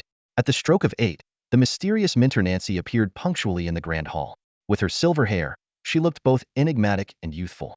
Nancy opened the thick black magic book in her hands and began to chant softly. Instantly, the runes on the walls lit up, and everyone's figures vanished from the hall. When they could see their surroundings again, they found themselves in a clearing within the academy's forest. In the center of the clearing, a massive teleportation array was ready to be activated. It turned out that the first lesson for the new students at the Academy of Mysteries and Relics was a field trip. Nancy instructed everyone to step into the teleportation array, one by one to start their adventure in a real ruin. Once everyone was inside, Nancy activated the core of the array, transporting them to a red-brown rocky canyon. Upon landing, Anvis felt slightly breathless, but thanks to his excellent physical condition, he quickly adapted to the sensation of long-distance teleportation. He looked around and noticed that his classmates didn't seem to be experiencing severe discomfort. Even the more physically fragile students only looked slightly pale. To his surprise, Claire, the girl he had been particularly interested in, was among those who looked pale. Anvis started to observe the differences in the students' physical conditions. The quicker they recovered, the stronger they likely were. Only a few students recovered faster than Anvis, and seeing him regain his composure so swiftly, they looked astonished. This new student was clearly not ordinary. After a brief rest, Nancy led the group deeper into the canyon. The entire rocky canyon was shaped like a gourd, narrow at the entrance and wide inside. At the end of the canyon, a dark, deep fissure split the dark brown rocky ground. A strong mountain wind blew from the fissure, producing eerie and terrifying howls. The silver-haired girl stood in front of the fissure and opened her magic book. A large, gentle white orb of light gathered above her head, while a faint green wind magic enveloped the group. Under the influence of the magic, Anvis felt incredibly light, as if he could float away. Nancy signaled everyone to follow her, and then leaped into the fissure first. The 3 other freshmen hesitated a bit, except for Anvis. However, as they saw everyone jumping into the crevice one after another, they quickly followed suit. Despite their initial reluctance, the peer pressure proved to be too strong to resist. Anvis, on the other hand, exuded an air of confidence as he took the leap without a second thought, inspiring admiration from his peers. Cracks are not as simple as they appear on the surface. Many students from the Pamir Academy took a long time to reach the bottom. Anwise stopped his haircare spell, waved his hand slightly, and habitually cast a low-level dark vision spell on himself, silently observing the surroundings. Due to lack of experience, many students' hairstyles were blown wild and free by the strong winds rushing out of the fissure. At the bottom of the crack, there was a vast dark space, with clear signs of excavation everywhere. Ahead in the depths, a massive shadow loomed, oppressive and foreboding. Once everyone had landed safely, Nancy gently waved her arm. The light orb hovering above her head soared into the air, emitting a blinding white light as brilliant as the sun. The surrounding darkness reluctantly retreated under the force of this illumination, and after countless years of slumber, the ruins of an ancient city, reminiscent of a prehistoric beast, finally revealed a corner of its grandeur. The inscriptions on the statues had been eroded by time, and the once beautiful towers had crumbled into heaps of rubble. The opulent buildings and gardens bore marks of collapse and destruction, with only a few remaining walls still standing. Today, light from millions of years into the future once again shone upon this once prosperous lost city. This was a new discovery by the Academy's explorers, a high-elf city left abandoned after the ancient wars. The explorers had done some preliminary clearing, making it relatively safe. However, Nancy wanted everyone to remember one crucial point. With these words, the young instructor holding a spellbook turned her head, her dark eyes behind her glasses staring sternly at the group. The deadliest danger in the ruins does not come from traps and hazards, but from one's own complacency and negligence. After finishing, Nancy took the lead, guiding everyone slowly through the main city gate of the ruins. As she walked along the central avenue, She cast marking spells, highlighting areas that needed attention and remembrance, emphasizing the typical features of High Elf architecture. The High Elves lived millions of years ago during the ancient Golden Age and were among the rulers of the continent. Every adult High Elf could naturally reach the 4th tier. Although they might not seem as powerful compared to other legendary races of that era, such as dragons and titans who could reach the 7th tier upon maturity, the true strength of the High Elves lay in their unparalleled magical talent and affinity. As the darlings of magic, their research into magical forces reached an apex.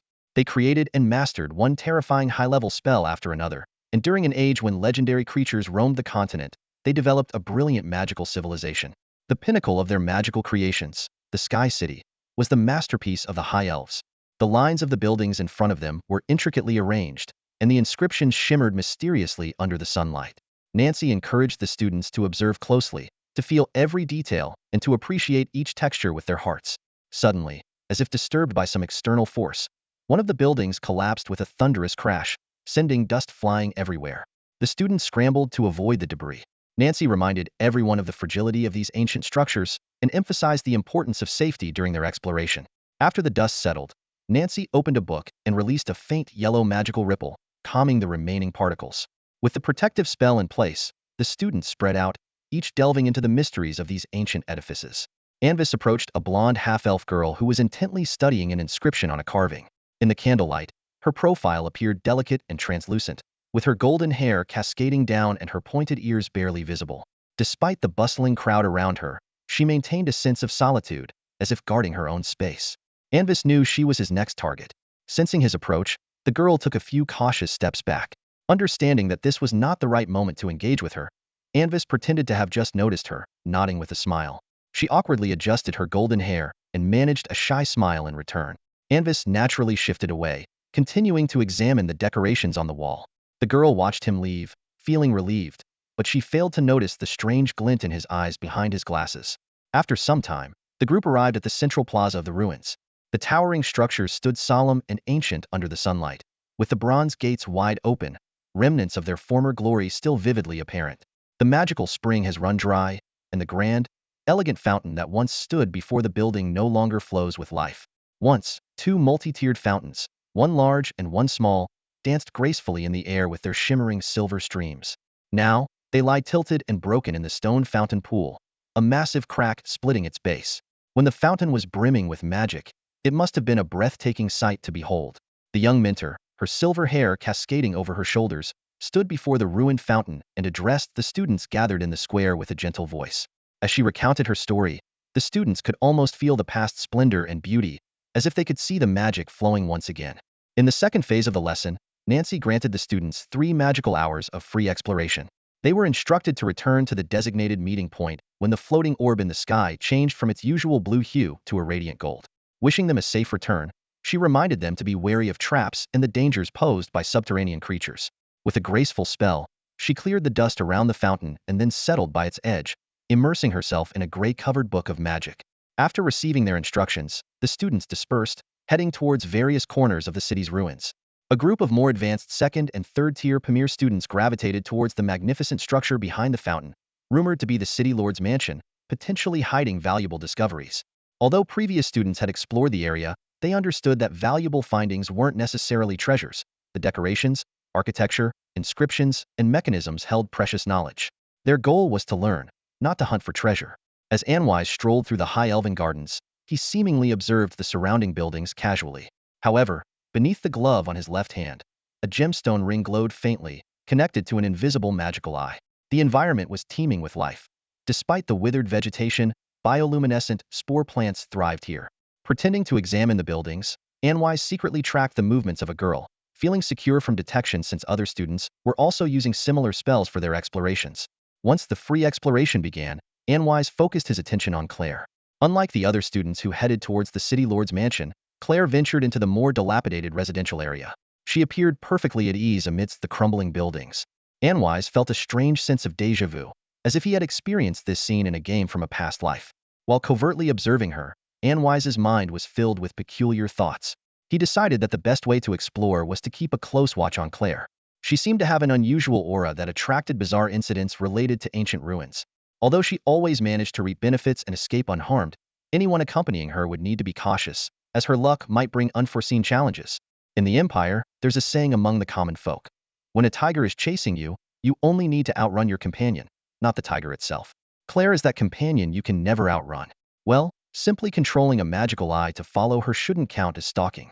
After all, matters of a spellcaster shouldn't be considered.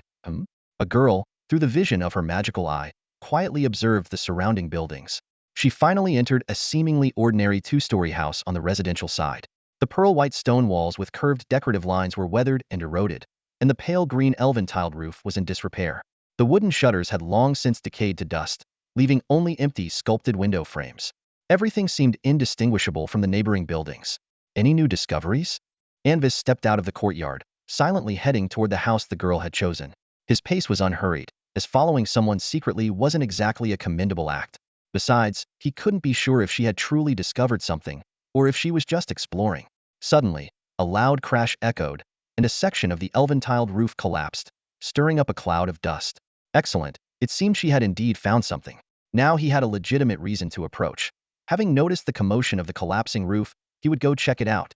Anvis smiled slightly and quickened his pace toward the house. A few students in the distance were also drawn by the sound of the collapse, but seeing Anvis already heading there, they paid no further attention. Except for one girl who continued to observe his every move from the shadows, Pika. Since their first encounter, she had noticed Anvis's extraordinary nature. At the freshman welcome ceremony, he had been impeccable, with elegant and poised manners that exuded confidence. All these hinted that he likely hailed from one of the truly ancient noble families. During the subsequent banquet, through various probing conversations, she became even more certain of this. Pika hailed from the Bivana province in the southern part of the empire, a mixed blood of imperial and federal lineage, with golden wavy hair and stunning light violet eyes. Her father was a genuine mogul, an important figure in the White Rose Merchant Alliance, the largest merchant force in the empire, with annual profits exceeding millions of gold coins. However, in this world, money couldn't solve everything. Despite her family's prominence, even surpassing many minor nobles, the social status of the merchant class remained low, often regarded as vulgar upstarts. Furthermore, her father had dozens of daughters, and she was just one among many. Thanks to her exceptional talent and her mother's special standing in her father's eyes, she had secured the precious opportunity to attend Pamir Academy. Yet, within Pamir Academy, her talent was not particularly outstanding. Her father had spent over 1,000,000 gold coins to secure her a spot in this mysterious ruins academy, even in the relatively obscure field of mysticism. All this was merely to provide her with a ticket to high society. Pika knew that with her current talent and available resources, she might graduate, but her achievements would be limited. Before boarding the floating ship, her mother secretly told her that unless she could form a connection with a true genius or a noble descendant, everything would be in vain. Although her abilities were not yet sufficient to see through the magical eye in the sky, she keenly noticed Anwise suddenly heading towards the collapsed house. Trusting her intuition, she knew she had to follow him immediately and sprang into action. Initially, she hesitated, unsure how to approach Anwise naturally without seeming too deliberate. But then, a sudden inspiration struck her. Noticing the unusual collapse of the roof, she decided to go investigate. Filled with excitement, Pika quickly changed direction and followed in Anwise's footsteps. Suddenly, disaster struck. Distracted, she didn't notice what was underfoot and nearly tripped, almost falling to the ground. Anvis stepped into the room, quickly surveying his surroundings.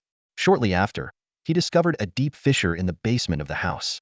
The color on either side of the crack stood in stark contrast to the surrounding walls, appearing strikingly fresh.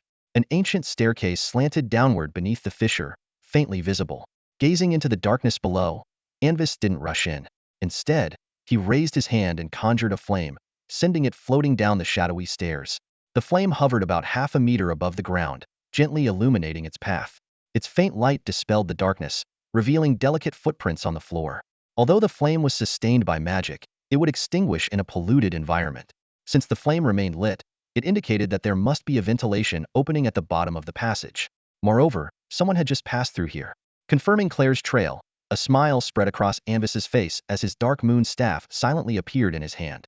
He made a gesture with his left hand, summoning a pale orb of light above his head. Just as he was about to descend the stairs, his magical eye detected new activity. A female student was quickly approaching the house. Anvis recalled that she seemed to be a fellow freshman named Pika, likely drawn by the sound of the collapsing house. It appeared he had gained another partner in this race against the tiger. Shaking his head slightly, Anvis began to descend the staircase at a measured pace. Finding Claire's location was now his top priority. In a narrow, damp passageway, A half-elf girl with striking golden hair moved slowly. The air around her was filled with an unpleasant odor, but she remained unaffected. A thin magical barrier covered her mouth and nose, filtering the air and allowing only fresh air to pass through. In her pale left hand, she held a peculiar, curved dagger, resembling a ritual knife. Her right hand hung naturally at her side, its slight movements ready to retrieve spell components or alchemical tools from the small pouch at her waist at a moment's notice. A specially crafted brass lantern floated ahead on her left, casting a warm yellow light that illuminated the path. She periodically adjusted the lantern's angle to inspect the surrounding rock walls for any dangers.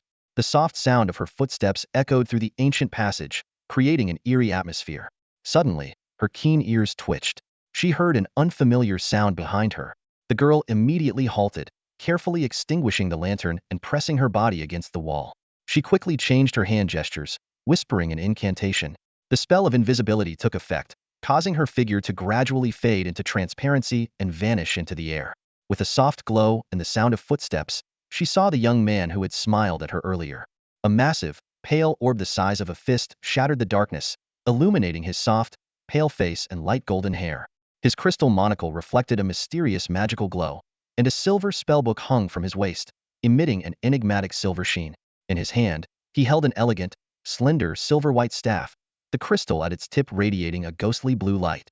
The light cast a gentle glow on his slightly fluttering academy cloak, making him appear both mysterious and noble. The girl gazed at Anwise, who had appeared in the darkness, and found herself captivated by his presence. Suddenly, she snapped out of it, realizing her thoughts, and a blush crept up her cheeks.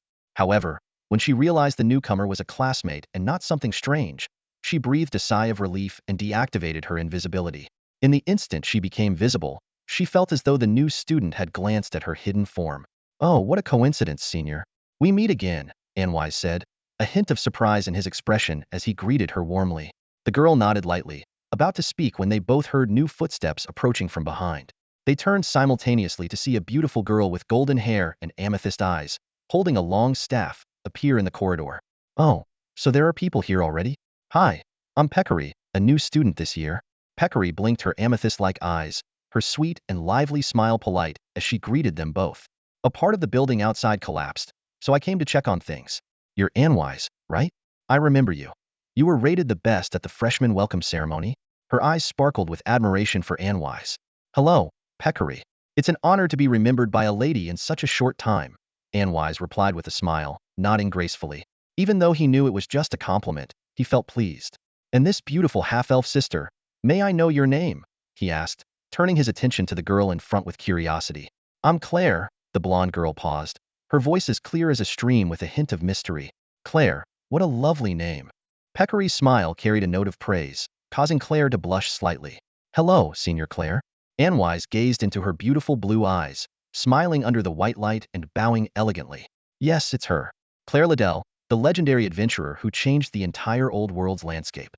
It's an honor to meet you." This corridor might not have been cleared by other adventurers and could hold unpredictable dangers. "Are you sure you want to proceed?" Claire's blue eyes watched them both as she softly reminded them, her tone kind but cautious. Anvis smiled back at the girl, her deep blue eyes sparkling in the candlelight. He secretly thought that this unkempt situation might yield unexpected benefits for him.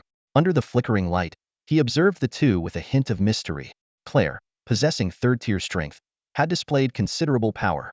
Meanwhile, Pekka, only at the first tier, appeared somewhat weak in comparison. Pika, filled with gratitude, displayed her magical trinket, her enthusiasm undiminished despite her limited power. Claire nodded in understanding, mentally prepared and unwavering. She relit the brass lantern, allowing it to float in the air. Then, she took out another lantern, lit it, and handed it to Anvis. She suggested using this lantern for illumination to avoid the potential hazards of using candlelight in the narrow passageway. Anvis accepted it gladly, extinguishing his light orb and enhancing his dark vision. The three continued forward, with Claire leading and Anvis protecting Pika, showcasing his gentlemanly demeanor. This thoughtful gesture made Pika feel deeply grateful, and Claire was quietly impressed. The passageway was dark and winding, with sturdy grayish-blue stone walls on either side, and the path occasionally rose and fell. They proceeded cautiously, encountering nothing but a stray blind snake, indicating the passage's special nature, likely an emergency escape route. Judging by the direction, the passage might lead to the city's noble district. Breaking the silence, Pika asked about the origins of the noble district, piquing Claire's curiosity. Under their attentive gazes, Anvis tapped on the stone wall and put forth a bold hypothesis. He speculated that this passage might have been used by ancient high elf nobles for secret meetings, carved out for discretion. Pika nodded in agreement, continuing to dream. She imagined that the other end of the passage might lead to the home of a young noble elf, who, forbidden to be with a beautiful elf girl, used the underground passage to meet her in secret. As Pika spoke, she cupped her blushing cheeks with her hands, her eyes sparkling with fanciful thoughts, like a love-struck maiden.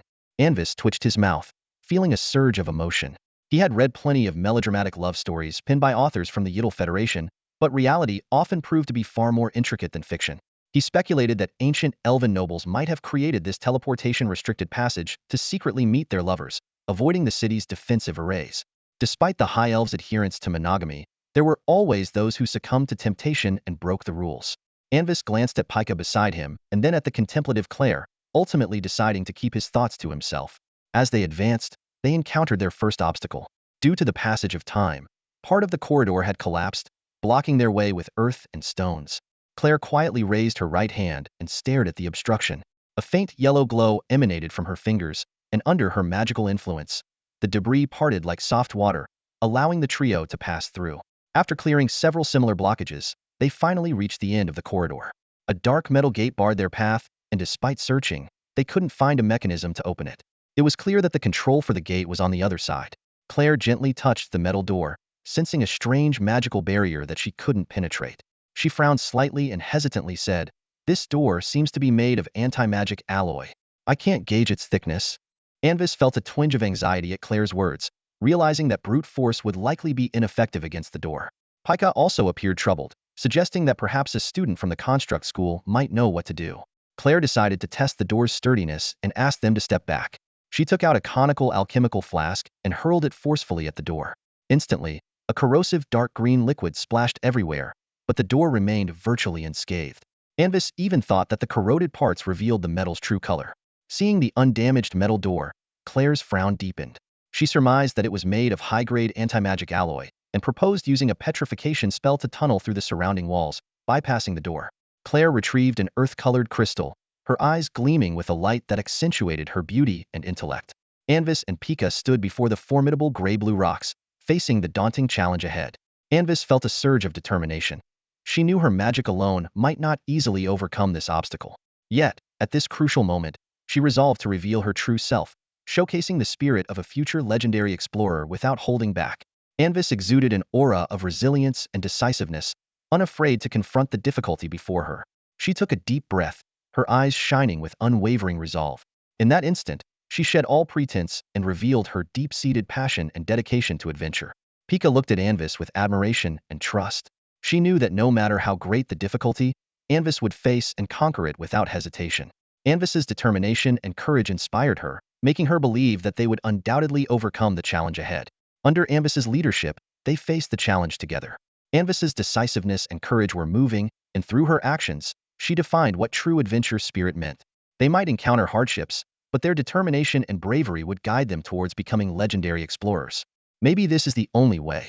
If it doesn't work, we'll have to inform Mentor Nancy. Pika glanced at the metal gate in front of them, hesitated for a moment, and then took out an earth element magic crystal. Despite her initial reluctance, she enjoyed the thrill of treasure hunting.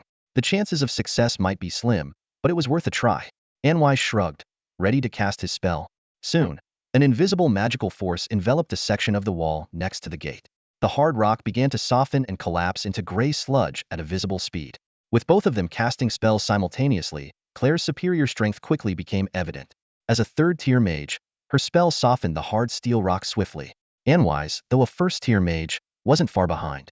His excavation speed was only slightly slower due to using a higher quality magic crystal compared to Claire's standard one, balancing their effectiveness. Pika, the weakest among them, had only slightly above average talent as a first-tier mage. Even with a high-quality magic crystal, her spell's softening effect on the wall lagged significantly behind the other two. A blue diamond ring on her finger glowed, enhancing her spell and preventing her from falling too far behind. However, when they reached the same level as the gate, the metal material blocked their magic. The gate and the wall complemented each other. It seemed that without Mentor Nancy's help, they wouldn't be able to get through. Claire sighed, brushing her golden hair behind her ear as she looked at the dull metal wall. If they sought Mentor Nancy's help, they might lose claim to the items inside. Pika felt discouraged too. kicking the obstructive wall in frustration. The next moment, she winced and squatted down, clutching her foot with tears in her eyes. It's okay. There might not be anything valuable inside anyway. We're just curious, Claire gently comforted Pika. She was quite at ease with the situation, considering the place had existed for millions of years. Even if it once held important items, they likely perished long ago. Calm down, both of you. Impatience is the enemy of problem solving.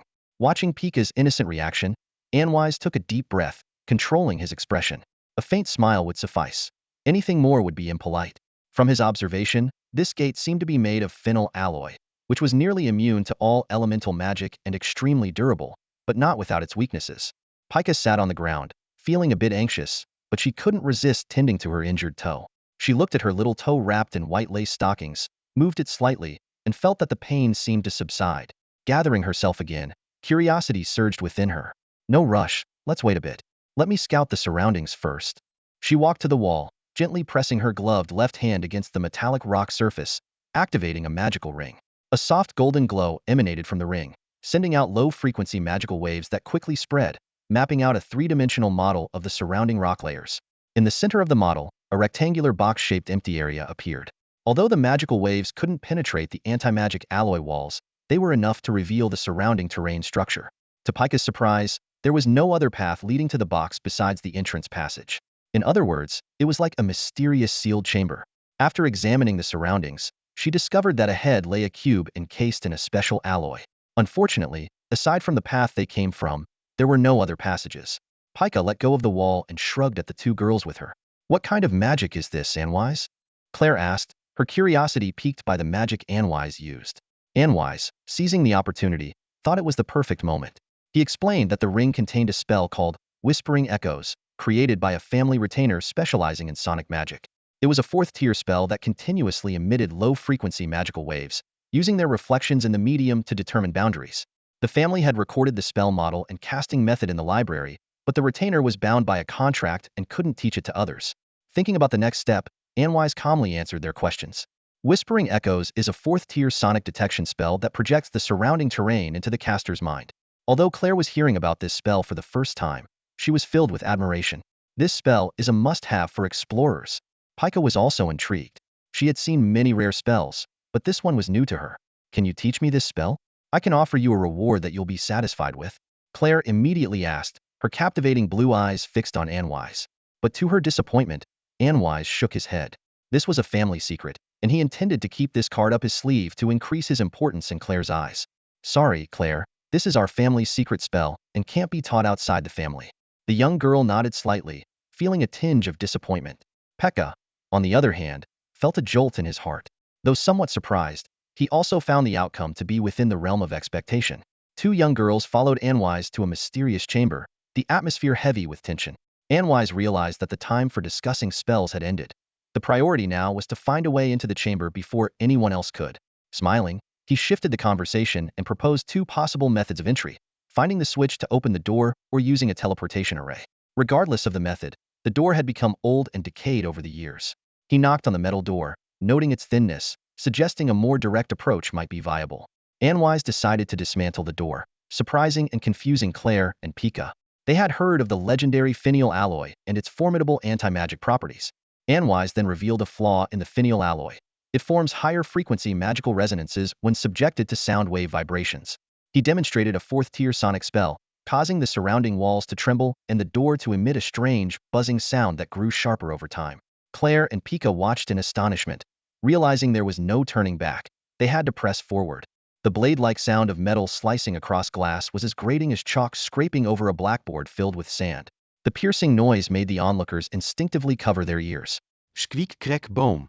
With the sound of twisting and shattering metal, the heavy metal door collapsed, revealing a dimly lit space beyond. High-frequency magical vibrations tore through the metal. Anwise withdrew his left hand, deactivating the magical barrier that had shielded his hearing. He turned toward the two astonished blonde girls, politely stepped aside, and gracefully gestured, "Ladies, please." Pakaya let out an excited cheer, eager to rush into the chamber in search of treasure. Claire, however, stopped her and conjured a small flame, attempting to send it into the room.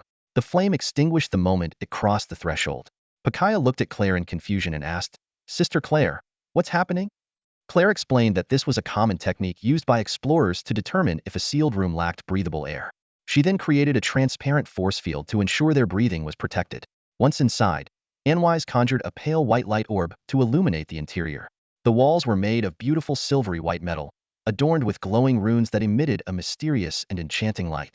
The room was orderly, with metal cabinets, a stone table, an alchemy bench, and a dark-colored chest that resembled a treasure box.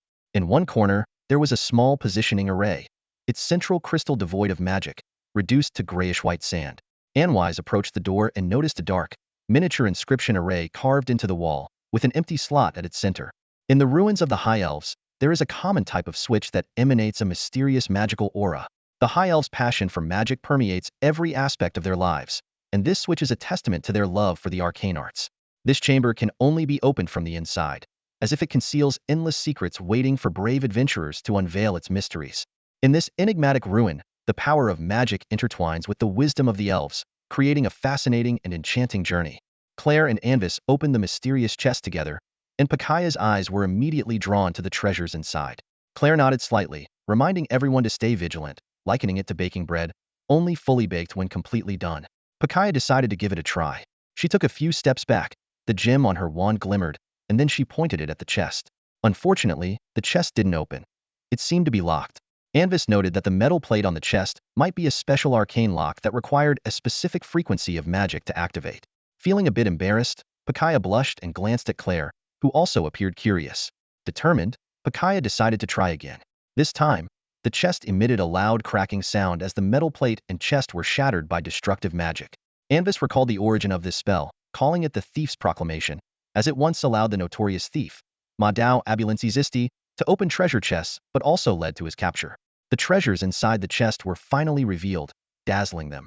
On the left were 12 transparent crystals, while on the right lay silver and platinum coins. Despite their value, Claire felt a tinge of disappointment. Millions of years of relentless erosion had worn down the sealed anti-demon metal box, and although the magic it once held had long dissipated, only useless crystals remained inside. However, the other half of the box unexpectedly contained silver and platinum coins, a delightful surprise. Many nobles and wizards loved to collect these ancient coins, and even some tribes living in remote areas treasured them highly. One silver coin was worth 10 silver pieces, while a platinum coin was incredibly valuable, equivalent to 5 gold coins. Anvis picked up a platinum coin and examined it closely under the faint glow of a candlelight spell. This coin was slightly larger than the imperial gold coins, with a diameter of 3.5 centimeters and a thickness of about 2 millimeters. Its surface was engraved with the emblem of the Eye of Magical Truth. Under the pure white light, the coin glimmered with an elegant metallic sheen, feeling cold and heavy in his hand, with the unique smoothness of platinum making it extremely comfortable to the touch. After a moment of appreciation, Anvis casually tossed it back into the box. The three of them then counted 14,285 platinum coins and 28,000 silver coins. Although this fortune was substantial, when divided among the three, it seemed rather modest. Perhaps for Claire, this counted as a moderate gain. Is this all? Peccary muttered softly, her voice tinged with a hint of disappointment and fatigue. She gazed at the sturdy anti-demon alloy walls of the chamber, a sliver of doubt creeping into her mind. Could this really be the secret vault of a high elf noble? After all, whether in ancient times or in adventure and romance novels, high elf nobles were always synonymous with ninth-tier existence. Therefore, the moment Peccary stepped into the chamber, her eyes were immediately drawn to the large box that looked like a treasure chest. She had already chosen to ignore the two metal cabinets that appeared to store miscellaneous items. In a ninth-tier treasure vault, the chest must contain countless rare items.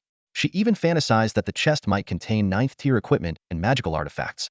However, reality is often harsh. The higher the expectation, the greater the disappointment. Don't be discouraged, Peccary.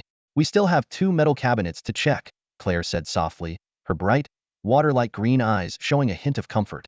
Although she didn't quite understand why the girl seemed disappointed, her kind nature prompted her to console Peccary. You're right, Claire. Let's check those cabinets. Peccary nodded gratefully, adjusting her mindset. Exactly. Don't lose heart, Peccary. That was just an ordinary junk box. The other 2 look mysterious and noble, with a low-key exterior hiding ancient and powerful treasures inside. Peccary encouraged herself, turning her gaze to the left metal cabinet behind her and pointing at it with her staff. The smooth, mirror-like cabinet door made a slight friction sound as it slowly slid open, revealing various unidentified objects inside. In this metal cabinet, the neatly divided compartments were originally meant to hold various precious alchemical materials. However, due to the influence of the magic crystal, almost all the materials, except for metals and gemstones, have undergone drastic changes and are now unrecognizable. The situation here is reminiscent of an old saying in the Empire. Even after traveling 90 miles, you still have half the journey to go. Observing the scene before her, Pika's face betrayed a hint of disappointment that was almost palpable. Her rosy cheeks puffed up with a look of discontent as she pointed to another metal cabinet and opened it. Unlike the first cabinet, the second one contained only a single shelf, upon which lay a stone tablet inscribed with strange symbols. The tablet was made from an ancient black gneiss, its corners chipped and weathered. The symbols on it didn't correspond to any known language. They were sharp and deeply carved, giving off an eerie vibe. They somewhat resembled the ancient dragon language Anwise had studied, but there were notable differences. Despite its old and mysterious appearance, the tablet emitted no magical energy, seemingly just an ordinary artifact excavated from some ancient ruins. Realizing this, Pika's excitement was quickly dulled by the tablet's mundanity, and her expression turned dejected once more. What a pity, she lamented, hidden so secretively. In a chamber made of anti-magic alloy, I expected there to be some high-level magical artifacts. Pika tightened her grip on her staff, voicing her frustration over the gap between reality and her expectations. But Pika, our goal is to learn, isn't it? In a way, this tablet might be more valuable than any high-level magical equipment. Anwise gently reassured her with a smile as he carefully examined the stone tablet. Indeed, according to his spiritual perception, it was just an ancient relic with no unusual properties. Yet, its very normalcy was the most suspicious aspect. Theoretically, ever since Claire had entered that house and discovered the underground passage, her peculiar traits should have started manifesting. However, apart from being briefly obstructed by the anti-magic walls, nothing troublesome had occurred, which was inconsistent with her traits. Therefore, despite the apparent normalcy, Anwise had already secretly inspected the room's items for safety. Everything else seemed ordinary, except for this stone tablet, which stood out as the most suspicious. You're right, Anwise. Besides, we haven't come away empty-handed. That chest of ancient coins is a treasure in itself. Pika nodded emphatically, her smile returning. Pika, Anwise, there's something strange about this tablet. Claire suddenly spoke up, her eyes fixed on the densely packed, bizarre symbols. Her brow furrowed gradually. What did you notice, Claire? Anwise asked, intrigued by the rare seriousness in her voice. Look at these symbols. Are they moving? Claire's tone was uncertain, her gaze a mix of confusion and hesitation. Moving symbols? Anwise blinked, turning back to scrutinize the intricate symbols more closely. Pika, too, was drawn by Claire's words and stared intently at the ancient tablet. Unconsciously, Anwise's mind began to waver, and everything around him seemed to subtly transform into a realm of illusions. It felt as if everything was gently swaying. After a while, Pika spoke softly. Her voice was a gentle whisper in Anwise's ear, like a distant murmur from the countryside. Soon, Anwise stopped paying attention to these details. In his perception, the soft silver glow on the surrounding walls gradually dimmed. The stone slab in the cabinet became unusually clear, and the text on the black gneiss started to writhe and swell eerily. The grooves of the symbols grew incredibly deep, like bottomless abysses. As Anwise stared, those mysterious inscriptions expanded and magnified, gradually taking over his entire perception. The infinite darkness contained within made him dizzy. Yet, within this darkness, he vaguely saw fragments that didn't belong to this time or place. They reflected broken pieces of the real world, flashing past Anwise at a startling speed.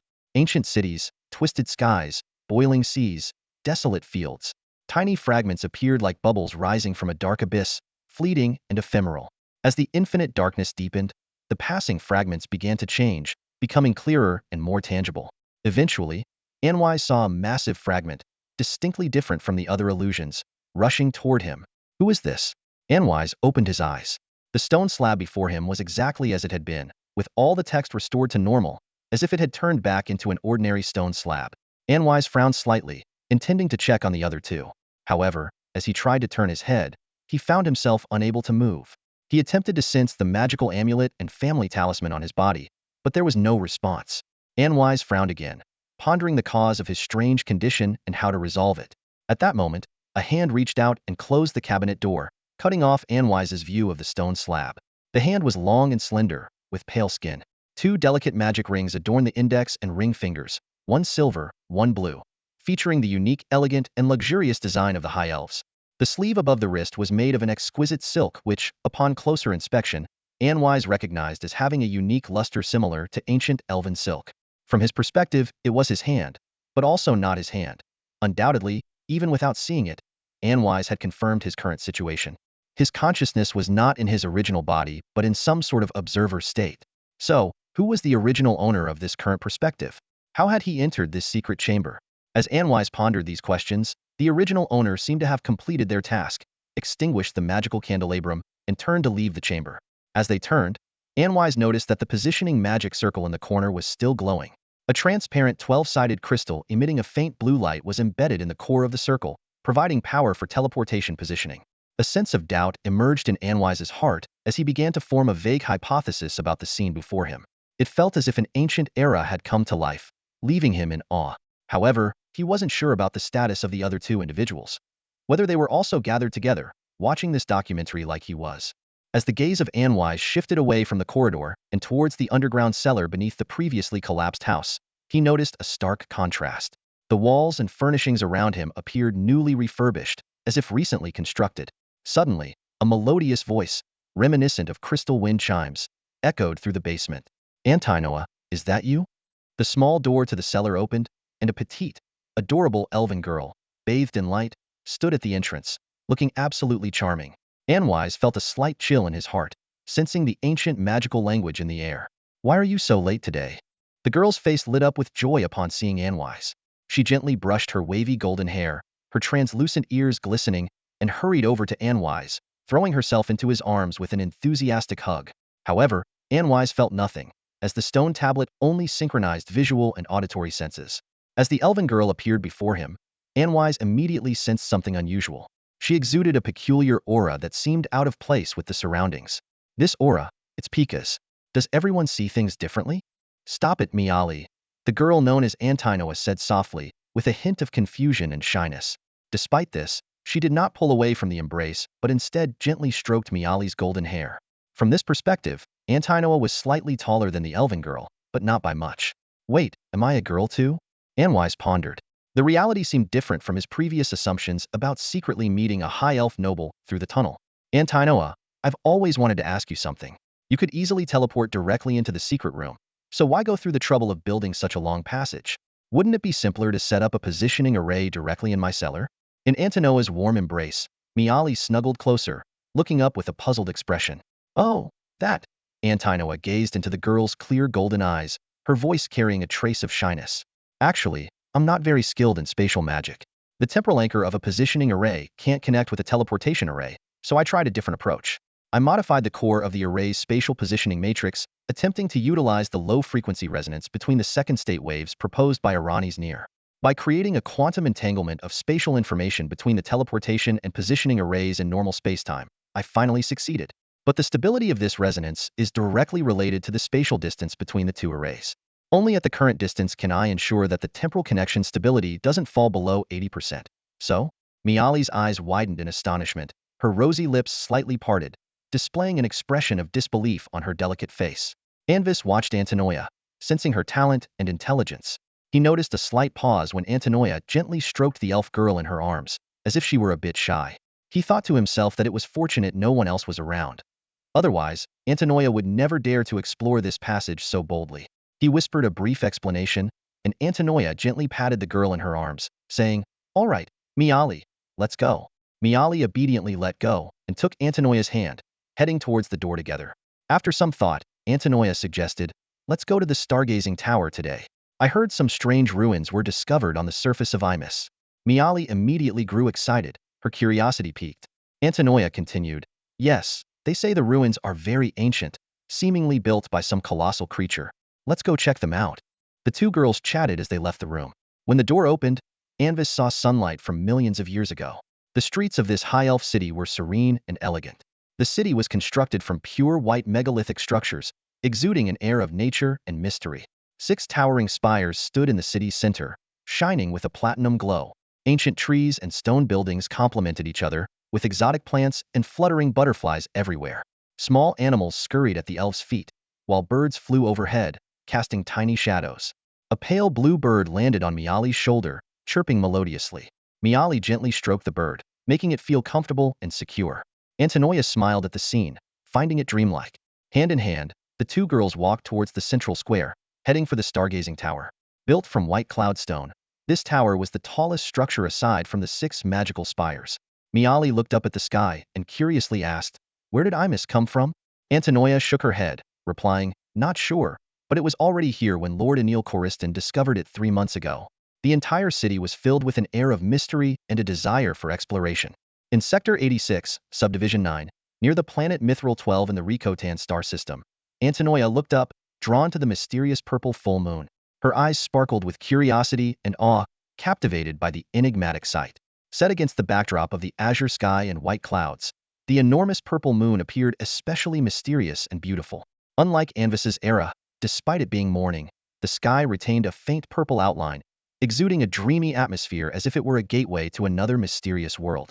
A surge of inexplicable excitement and longing welled up in Antonoia's heart, as if the purple moon held endless secrets waiting for her to uncover. 3 months ago, Anil Choriston, a celestial recorder, accidentally discovered the existence of the purple moon. Does this mean we are witnessing the remnants of the Golden Age and the prelude to the final battle? During a casual conversation, 2 young girls inadvertently mentioned this revelation, leaving Anwise stunned. He never imagined that what started as a casual adventure with Claire would lead to such a significant discovery.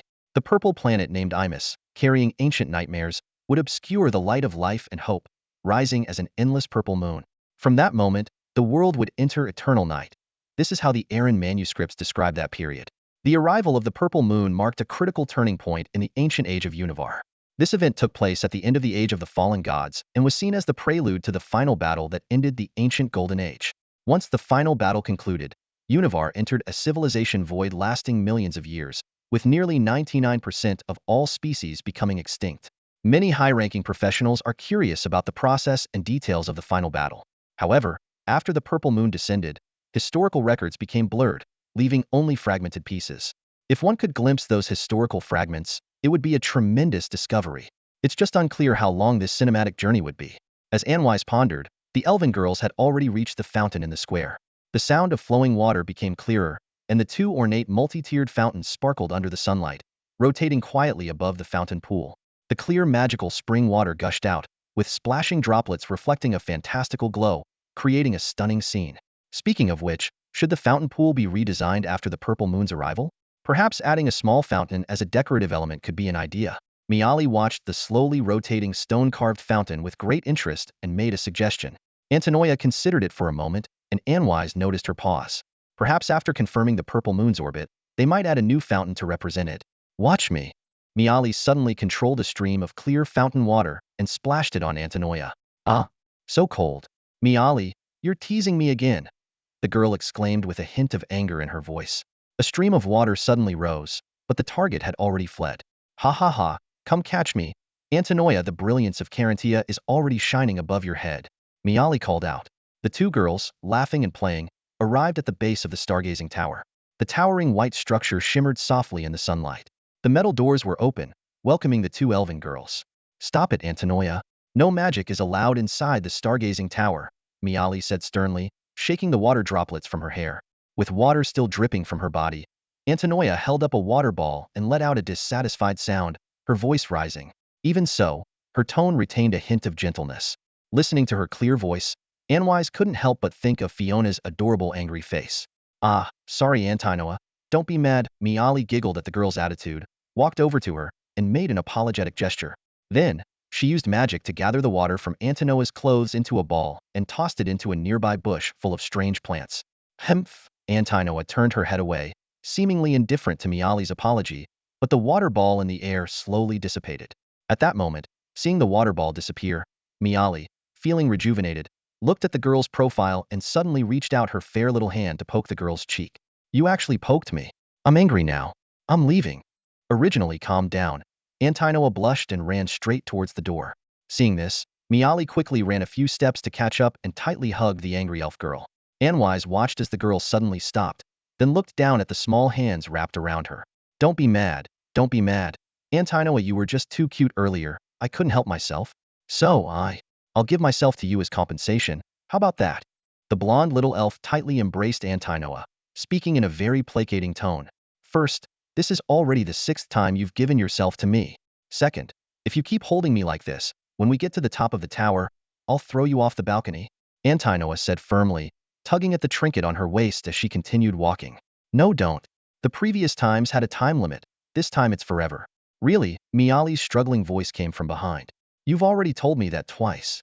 The girl stopped and replied in an emotionless voice, then even quickened her pace. Now, I'm your elf. When we get back, you can do anything you want of me. A sweet, syrupy voice whispered in her ear. Miali pouted her pink lips and gently blew into the girl's ear. To an onlooker, Antonoa's body seemed to shiver as if struck by lightning, and her originally pristine white ear tips turned a vivid, delicate red. Anwise watched as Antonoa's eyes flickered, and she stopped walking. Just when Miali thought everything was going smoothly, Antinoa turned around and pointed a slender finger at Miali. Stupid spell, colorless magical light emerged from Antonoa's fingertip and accurately hit the unsuspecting Miali. Ah? Ha ha ha.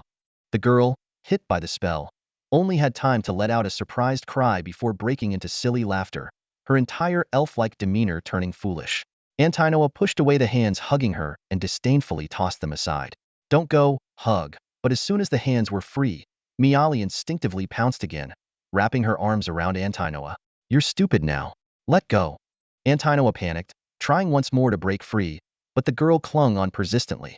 10 seconds passed, and Antinoa held her head, staring at the newly hanged girl, feeling a headache coming on. The girl's name was Calantia, and in the realm of the gods, the high elves believed the departed would return there. This scene made Antinoa feel as if death was approaching, much like the damp sensation described in the high elven language. Anya cast a spell on Miali that made her feel uncomfortable. After a while, Miali regained her composure, but tears shimmered in her eyes, making her look quite aggrieved. She glared at Anya, feeling both wronged and angry. Anya felt a pang of guilt and tried to maintain her composure as they moved forward, but her voice was a bit shaky. Miali remained silent, simply staring at Anya. Eventually, Anya couldn't withstand Miali's gaze. Her previously firm demeanor softened. She promised not to go back on her word, though she felt a bit awkward. Miali looked at Anya, showing that she understood. Anya, slightly embarrassed, finally let her guard down. With Miali's forgiveness, she broke into a radiant smile. Holding the young girl's hand, they happily made their way to the top of the tower. Anya felt somewhat confused but couldn't pinpoint why. Soon, they reached the top of the tower. There, a massive astrolabe made of dark, mirror-like metal stood, resembling a hemispherical structure. Magical circuits adorned the main body of the astrolabe, emitting a faint blue-violet glow that added a mysterious touch to the cold metal. The mirror surface was inactive, appearing somewhat dim. A middle-aged elf, dressed in a deep blue long coat and a brown cloak, was waiting at the top of the tower, intently gazing at the mirror. When Miali and Anya arrived, he shifted his focus briefly but continued to observe the mirror. The two girls took a quick look at him and then chose to stand a bit farther away. Anvis sensed a unique aura about him, possibly related to Claire's perspective. Anya gently touched the mirror, causing ripples to form. The gray haze on the mirror's surface vanished, revealing a deep, starry sky. She skillfully adjusted the mirror, displaying star coordinates marked by ethereal blue runes. Countless twinkling stars swiftly moved across the mirror's surface. Soon, an image of a purple moon, about the size of an apple, appeared in the mirror. Due to the angle, the purple moon phase shown was the last quarter. Miali watched in amazement as Antinoa skillfully operated the stargazing device. She rarely visited this place and was unfamiliar with the instrument. Antinoa explained, "My father often brought me here to observe the night sky. After watching him so many times, I eventually learned how to use it." She blushed slightly, but her tone carried a hint of pride. The girl moved her fingers, adjusting the stargazing device to gradually zoom in. The surface of Amos Moon became increasingly clear, revealing purple craters, icy plains, deep purple peaks, and mysterious dark purple static seas. These alien landscapes unfolded before the girl's eyes. Miali gazed at the desolate moon's surface in the mirror, her eyes filled with confusion. She turned to Antinoa, asking about the exact location of the mysterious ruins. Antinoa admitted that she didn't know the precise coordinates. She had only overheard her father and Lord Anil discussing the ruins on Amos Moon. Suddenly, Antinoa spotted a ruin and pointed to the mountain range near the terminator of the last quarter moon. She described the strange markings. Miali soon saw the temple among the columns, her voice tinged with confusion and unease. The massive, rugged columns made of pale purple moon rock, arranged in pairs or groups of three, with an ancient rectangular building in the middle, exuded a mysterious aura. Anvis silently observed the structure, feeling its grandeur and magnificence. Sunlight cast long, dark shadows on the building's surface, making the entire scene even more enigmatic. In the depths of those shadows lurks a terrifying atmosphere that instinctively makes one want to flee, as if hinting at some ominous presence. It's clear that these rough and bizarre relics are far from naturally formed. They exude an unsettling aura that sends chills down your spine. Who built these mysterious ruins? Do they still exist? Miali wondered, feeling an unusual sense of unease as she gazed at the ancient remnants before her. Her typically lively demeanor had turned solemn. I'm not sure, Miali. Perhaps this is the very mystery my father and Lord Anir aimed to unravel. They were planning to embark on a thorough exploration of Amos at this time, Antinoa said, noticing Miali's discomfort. She gently took Miali's hand, offering reassurance. Miali felt the warmth of her friend's concern and smiled gratefully. Antinoa then continued to adjust the lens, zooming in as much as possible to examine the ruins' details. However, she quickly realized they had reached the maximum magnification. She began to move the lens, searching for more clues. While the girls focused intently on the ruins, Anvis's heart grew heavier as he observed the scene. Moonwatch Castle also had an observation device. Though not as clear as the High Elf's astrolabe, it was sufficient to observe the details of Amos's surface. He vividly remembered a particular feature on the moon, a vast, solid purple sea shaped like a butterfly with outstretched wings, located at the lower left of the moon. Yet, the image before the girls showed the enormous, shimmering purple sea at the lower right of the moon. This indicated that the girls were looking at the dark side of the moon relative to Anvis's era.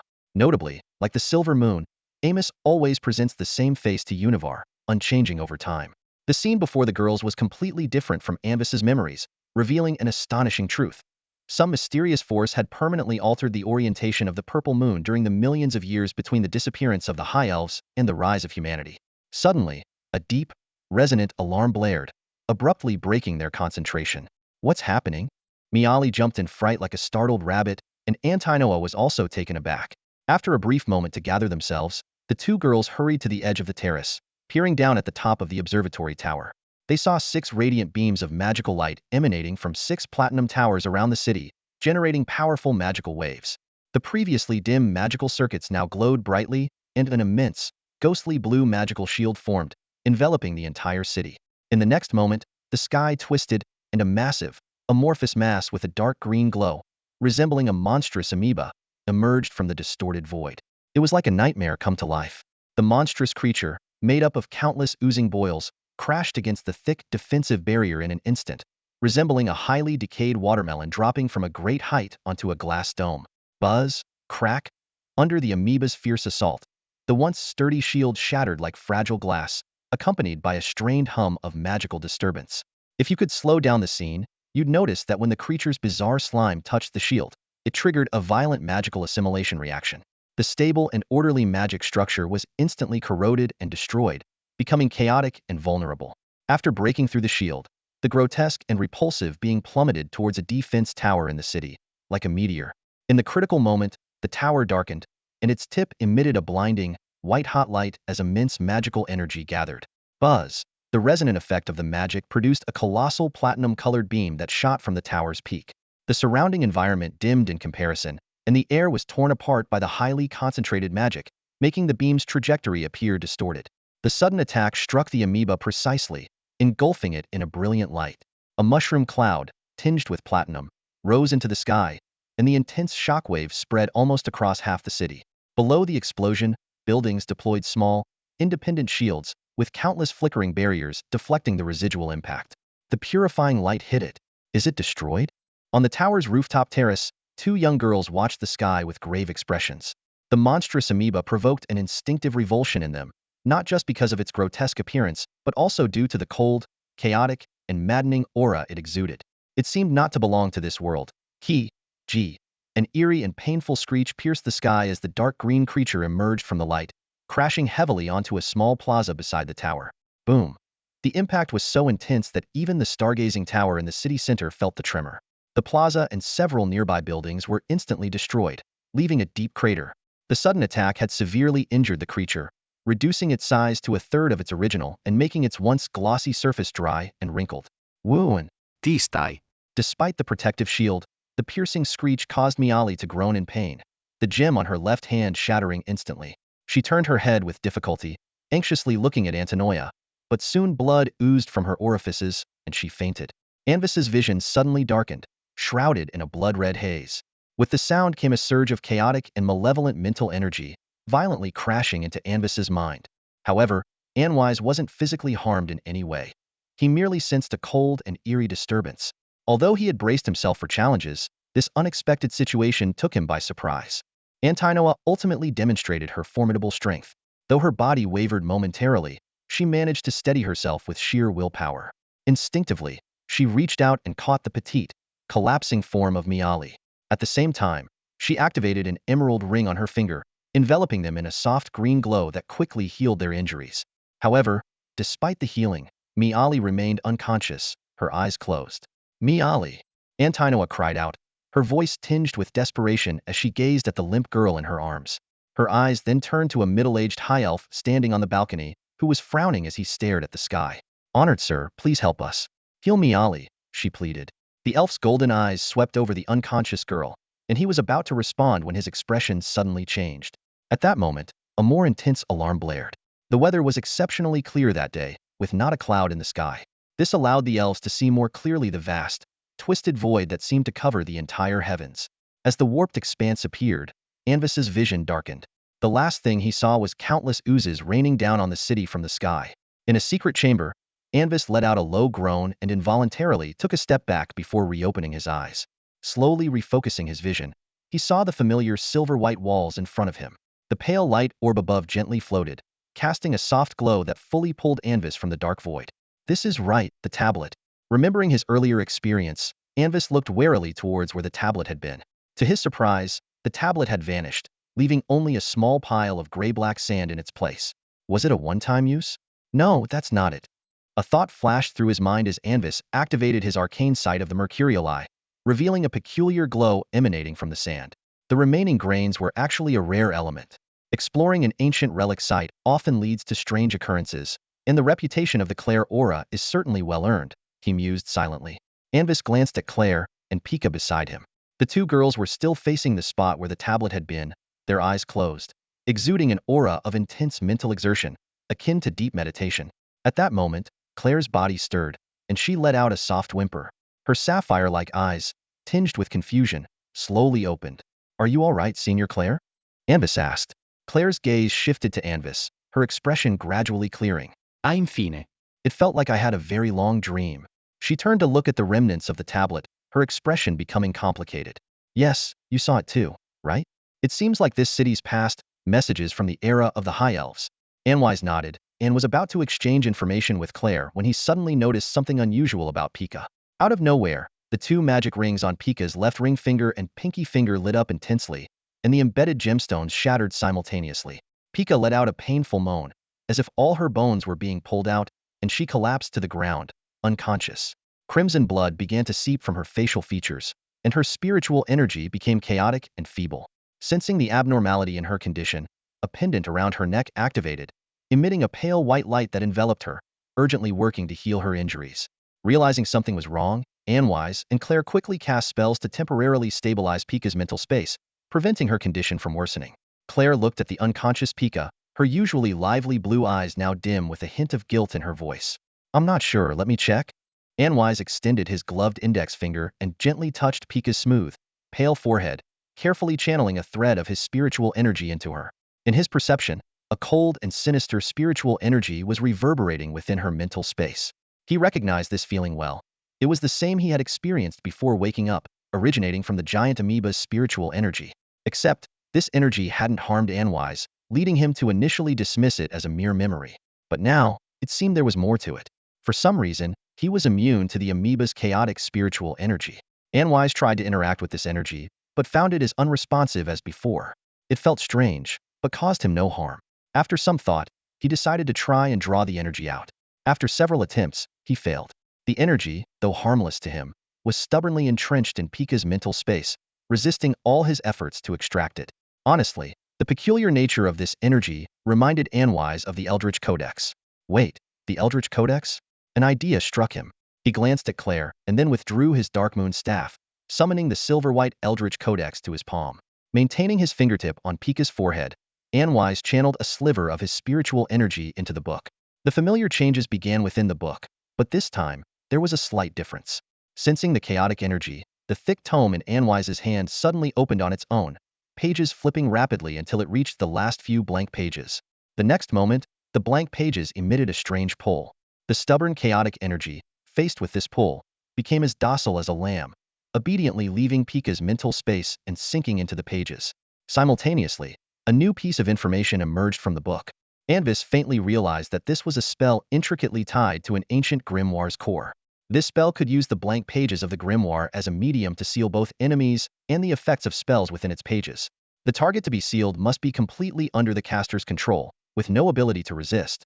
The effect is somewhat like a perfect fusion of a spellbook's pages and a magic seal. After emerging from her confused mental state, Pika's emotions gradually steadied. Thanks to the meticulous care from both companions and the amulet, the girl's pale face slowly regained some color as she opened her eyes. She gazed at Anwise and Claire in a daze, feeling an indescribable sense of gratitude. Pika groaned softly, attempting to recall what had transpired. However, as the memories surfaced, a sharp pain struck her mind, as if she had been electrocuted. She clutched her head in agony, eyes tightly shut, her expression contorted with pain as cold sweat trickled down her face. Having been harmed by foreign mental forces, refrain from using your mental powers for now, and avoid trying to recall the past, Claire advised gently. With a wave of her arm, she cast a second-tier pain suppression spell. A faint magical ripple enveloped the girl, slightly alleviating her suffering.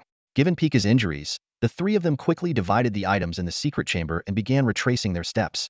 Anwise suggested splitting the black, sand-like particles from the stone tablet into 3 equal portions, so each of them could take a share.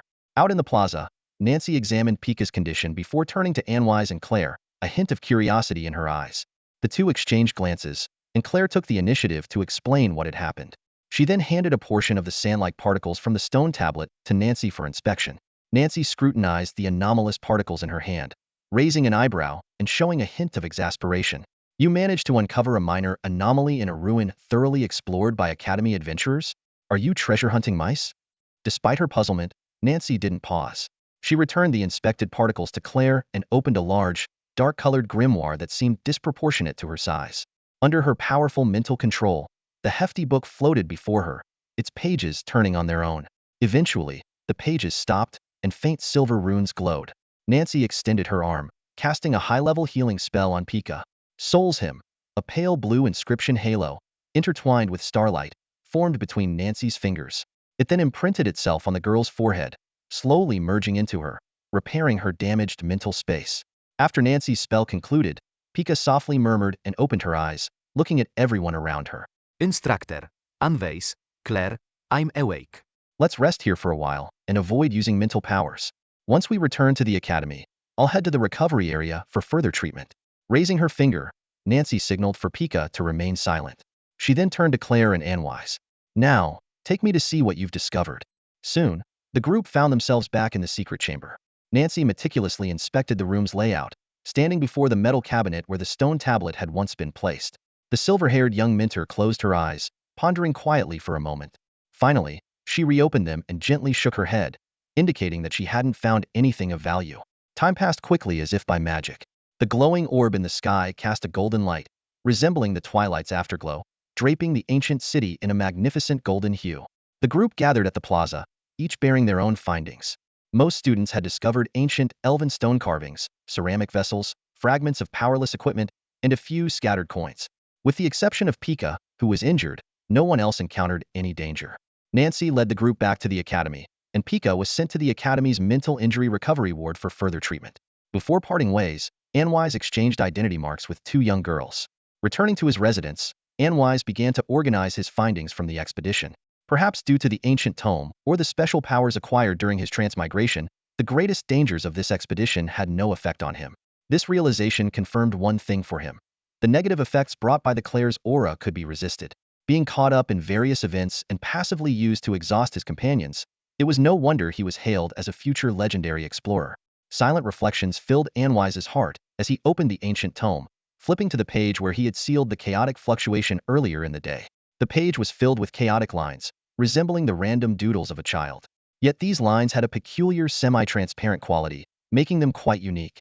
After examining Pika's injuries, Anwise estimated that the fluctuation's power was at least at the 3rd tier. Coupled with its bizarre chaotic nature, even a 4th-tier warrior would struggle to handle it. The fluctuation was clearly not a deliberate attack by the shapeshifter, but a meaningless shriek emitted instinctively when gravely wounded. Anwise skillfully extended his mental power, connecting with the ancient tome, causing the page to undergo new changes. A strange sensation surged through him, allowing him to control the release of ripples from the book with his mind, albeit without precise directional control. This feeling also brought specific information about the ripples. A mental ripple filled with the concept of chaos, originating from an incredibly ancient foreign object. This inexplicably reminded Anwise of the player's game panels. What role did the players truly play in this world? Pondering this, Anwise put away the ancient tome, took out a piece of paper, and carefully recorded the findings of this expedition with a magical quill. Firstly, the direction of the purple moon Amos had shifted at least once in ancient times. Secondly, some ancient entity had traveled along the path of the purple moon, crossing the gates of stars, arriving here from the silent, cold, dark space. In the ancient Golden Age, the civilization of the High Elves reached its zenith. They made remarkable advancements in both magic and technology, even gaining the capability to explore the moon. These noble elves were renowned for their unique elegance and wisdom. Their hearts brimmed with a desire to explore the unknown, and they boldly embarked on the quest to conquer the moon. During this mystic journey, the High Elves faced countless challenges and trials. They had to overcome numerous obstacles and vanquish various unknown dangers to achieve this monumental goal. However, the High Elves were undeterred by difficulties. Driven by their thirst for knowledge and dreams of the future, they steadfastly pressed forward. When the High Elves finally set foot on the lunar surface, their hearts were filled with joy and pride. They gazed at the distant starry sky, marveling at the vastness and mystery of the universe, and relishing the joy and accomplishment of conquering the unknown. In that moment, their hearts were filled with hope for the future and confidence in their abilities. The High Elves' lunar expedition not only showcased their wisdom and bravery, but also highlighted their spirit of exploration and boundless passion for technological advancement. Their achievements will forever be remembered in the annals of history, becoming a source of pride and honor for the elven race. Through their actions, we see the spirit of courage, wisdom, and perseverance, which will inspire countless future generations to continue exploring and forging ahead. On the lower half of the paper, Enwazy hastily sketched a simple drawing from his memory, depicting the mysterious far side of the purple moon. He made sure to emphasize the enigmatic ruins, striving to recreate their positions and details as he remembered them. Staring at the sketch, Enwazy paused, quietly contemplating the contents on the paper. Since ancient times, the position of the purple moon has never changed, which means that mortals cannot see its far side through conventional means. Although theoretically, ninth-tier warriors possess the ability to reach the moon, no one has ever set foot on either of the twin moons in the sky, whether it's the silver moon or the purple moon. The reason lies in the existence of the zenith barrier, an invisible wall encountered when one ascends to a certain height in the skies of Unraveling. Upon reaching this height, no matter how much one flies, the distance from the ground remains unchanged, and spatial magic is powerless to locate the coordinates of the zenith barrier. Some spellcasters have attempted to attack the zenith barrier, but all efforts have been in vain. Even a full-powered strike from a ninth-tier warrior merely results in a futile flight, eventually disappearing into the invisible. The enormity of this invisible barrier is beyond human comprehension. For the inhabitants of the Yal continent, this invisible barrier is synonymous with the firmament itself. In his past life, players didn't think much of it, as they believed the sky in the game was just a simple backdrop. The twin moons might have been mere textures lazily placed by programmers, hence only showing one side perpetually. Some players even theorized that the so-called zenith barrier was just an Easter egg set by the developers to mystify NPCs. However, having been reborn into this world and becoming what players considered an NPC, Enwazy naturally discarded such notions. Could there be a connection between the zenith barrier and the distant purple moon? Or perhaps the High Elves can break through the zenith barrier because of some legendary beings. Enwazy wrote "Zenith Barrier" on the paper and circled it. What secrets lie at the end of the sky? The information was too scarce, so Enwazy finally crumpled the paper and threw it into the fireplace. Watching the paper quickly blacken and turn to ash in the flames, he felt that his greatest gain this time wasn't ancient currency or ancient secrets, but successfully exchanging identity marks with Claire. As long as he maintains a good relationship with this genuine treasure-seeking mouse, the current gains are just the tip of the iceberg. Moreover, beyond material gains, Claire had another use for him, to elevate his rank as a prophet. Although prophetic abilities are a power difficult to explain, they also come with many limitations. Unlike warriors or mages, enhancing prophetic abilities requires not only training but also acquiring enough feedback from the Web of Fate. For a prophet, feedback from the Web of Fate is crucial. It not only passively defends against Fate-level attacks, but also serves as a key ingredient in crafting Fate artifacts. After the adventure with Claire, Anvis felt an increase in the feedback of destiny surrounding him. As a practitioner of Mercury divination, they differ from ordinary seers. Regular seers must wait until the mission of the Child of Destiny is completed to receive destiny feedback, whereas Mercury diviners can obtain it in advance through special methods. They intervene in the web of fate by secretly assisting the child of destiny in creating various fortuitous encounters, thus achieving immediate feedback. Think of the mission of the child of destiny as a long movie, with the child of destiny being the protagonist. Regular seers need to participate as supporting roles and wait until the story concludes to receive their rewards. In contrast, Mercury divination breaks down the entire movie into several episodes. The diviner only needs to be involved in one episode to gain corresponding rewards. According to the records Anvis inherited, although the income from each episode may be less than that of a full movie, the cumulative earnings from multiple episodes can surpass that of a single movie. Anvis was able to obtain destiny feedback because he became Claire's partner, helping her unlock the door to destiny and being affected by her passive talent. Theoretically, if Anvis had not been involved, Claire would not have succeeded as she would have had to face the challenge of the anti-magic alloy gate alone. Additionally, under the influence of the tablet, the outcome might have been different if Anvis and Claire had not occupied the positions of Antinoia and Miali, respectively. Despite Claire's lingering attachment to the middle-aged male elf, she understood that to randomly select and immerse herself in at least 3 perspectives of this elf, she would need to pay a greater price in terms of fate. Anwise firmly believed that only by viewing the world from the male elf's perspective could she witness a more profound and vivid panorama. That night, Anwise began his meditation journey as usual. As his unique meditation technique took effect, a surge of intense energy rippled through his mental world, ebbing and flowing like tides. Each wave made him feel his power becoming more concentrated. On a desolate and silent gray plain, Anwise looked around in confusion. Various sizes of gray-white rocks were scattered across the flat gravel ground, with no signs of life around. He rode a horse, slowly traversing a long gray stone path. The road ahead was not straight but winding and twisting, stretching into the distant horizon, set against a backdrop of gray-white mountains. The sky was shrouded in dense, dark clouds, casting a gloomy and oppressive atmosphere. The sound of horse hooves echoed on the silent road. Anwise felt a bit strange. He didn't know where he was going or what his purpose was. He just wanted to keep moving forward, towards the distant place, towards the faintly glowing horizon under the gray-white sky. However, a sudden doubt arose in his heart, as if something was amiss. Suddenly, a loud clatter of hooves came from behind. Instinctively, Anwise turned his head and saw a figure cloaked in holy light, radiating a terrifying oppressive aura, riding a gray-black steed and swiftly catching up. A wave of immense fear surged through him. He tightly squeezed his horse's sides, urging the animal to run faster in a desperate attempt to escape the pursuer. Despite Anwise's efforts to push his horse to its limits, the terrifying figure cloaked in holy light continued to close in.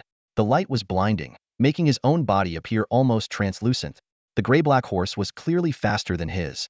Suddenly, a sense of liberation broke through, and the feelings of fear and despair vanished. Fragments of magical incantations flashed through his mind. In the next moment, Anwise instinctively grasped the horse's head, and a magical glow appeared in his hand as he cast a spell. Third-tier spell, Summon Phantom Steed. The horse's form began to change abruptly, with muscles and bones disappearing, replaced by pure magical particles that transformed the entire horse into a magical entity. As the transformation occurred, the horse's speed increased dramatically. The terrifying figure cloaked in holy light, which had been almost upon him, started to fall behind rapidly, becoming a distant white dot. Anwise breathed a sigh of relief, looking at the mountains gradually approaching ahead, a sense of doubt arising within him. Where was this place? However, before he could find an answer, the surroundings began to blur. In the next moment, he found himself in a room. The room was simply and freshly decorated, with a mysterious fragrance lingering in the air. On a pale pink canopy bed lay an adorable British short-hair cat plushie, wearing a nightcap, as if it were the guardian of a young girl's room. Anvis felt a familiar sense of déjà vu, and began to wonder if this was Fiona's room. He got up from the rocking, colorful wooden horse and looked around. A classic wooden writing desk, bookshelves filled with magical tomes, a soft velvet sofa, and a small inlaid round table with a bottle of peculiar light blue roses beside the sofa. However, apart from the canopy bed, the other furniture appeared blurry and indistinct.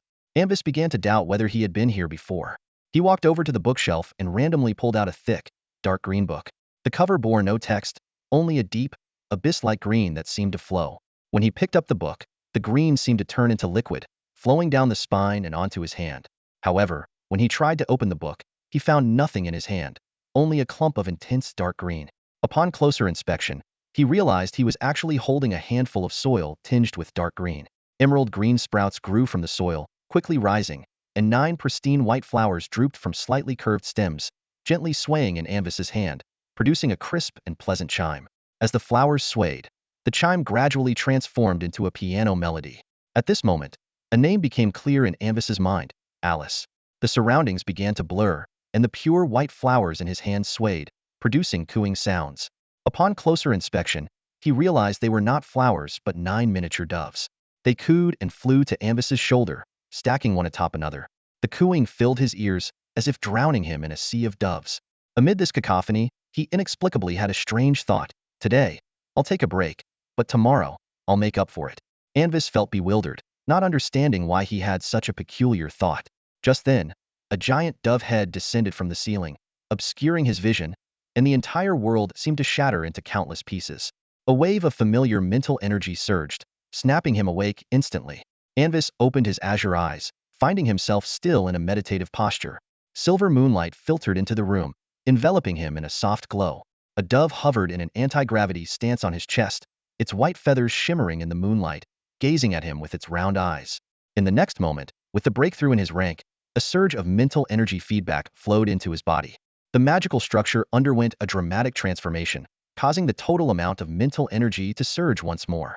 The protagonist found themselves enveloped by the overwhelming tide of this powerful mental force, sensing the faint patterns emanating from the central mental energy core crystal. These patterns contained an inexplicable mystery and profundity. This filled the protagonist with excitement and curiosity, as if they had been transported to a mystical wonderland. In his dream, Anwise unknowingly broke through to a new level and felt a sense of transcendence. He realized that it was the unique state of his mental power during the breakthrough that had caused him to fall into the dream. This is the greatest advantage of bloodline sorcerers. They face no bottlenecks during advancement. As long as their bloodline reaches a certain level of maturity, they can naturally break through. Unlike other professions, they don't need auxiliary treasures to aid their advancement. This natural progression is enviable. Training can accelerate the maturity of their bloodline, but using energy-rich precious treasures is the fastest way. Simply put, money can make them stronger. Anwise sighed softly, feeling a long-lost sensation rise within him. Since becoming an official spellcaster, he hadn't truly dreamt for a long time. The change in his life level made him realize that, although his appearance remained unchanged, the difference between a professional and an ordinary person was now stark.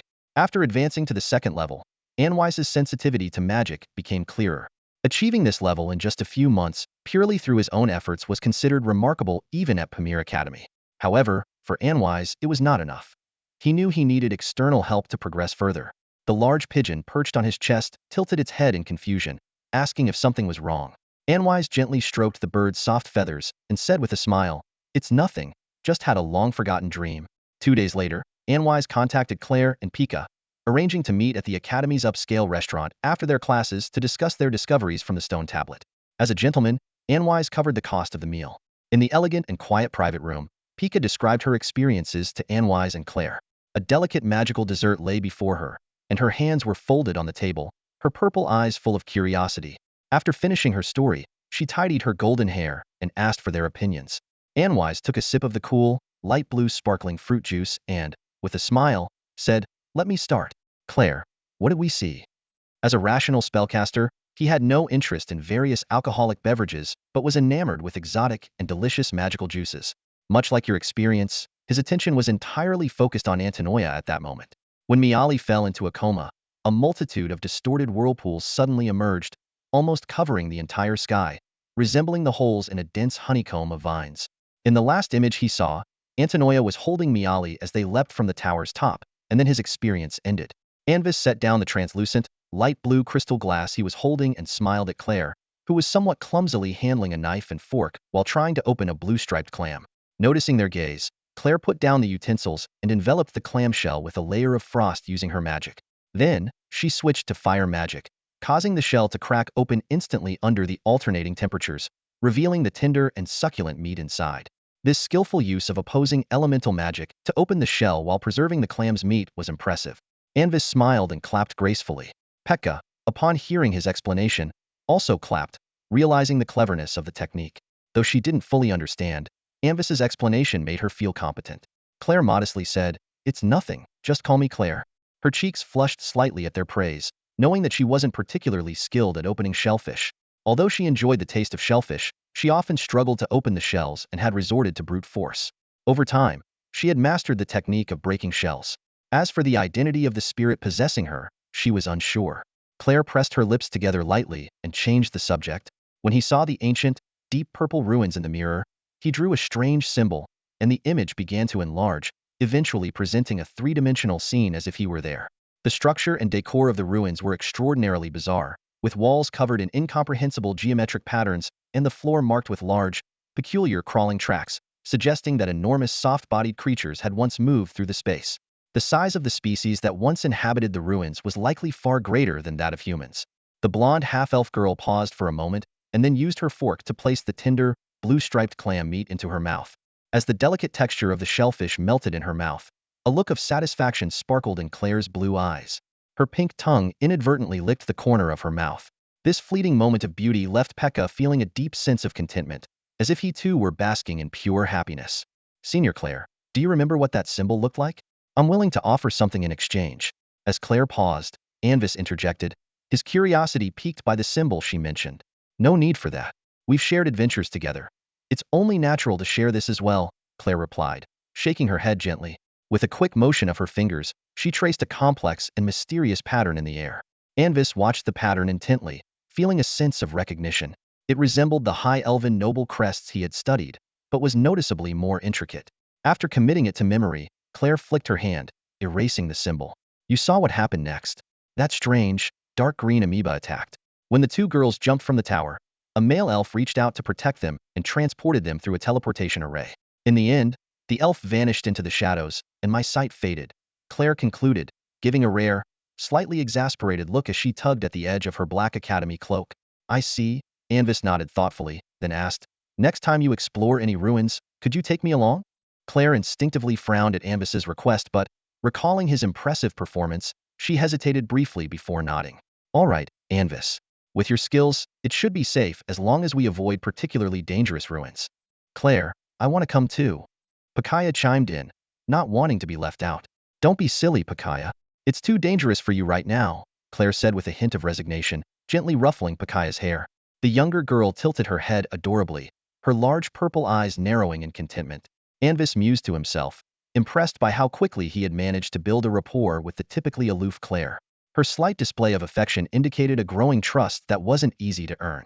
Then, Sister Claire, Anvis, let's team up. I can provide all sorts of adventure gear and supplies. Plus, I can buy or sell anything you find at a good price, Pakaya said earnestly, wriggling free from Claire's hand. Don't underestimate me. My surname is Cramier. My father is the current president of the White Rose Merchant Alliance.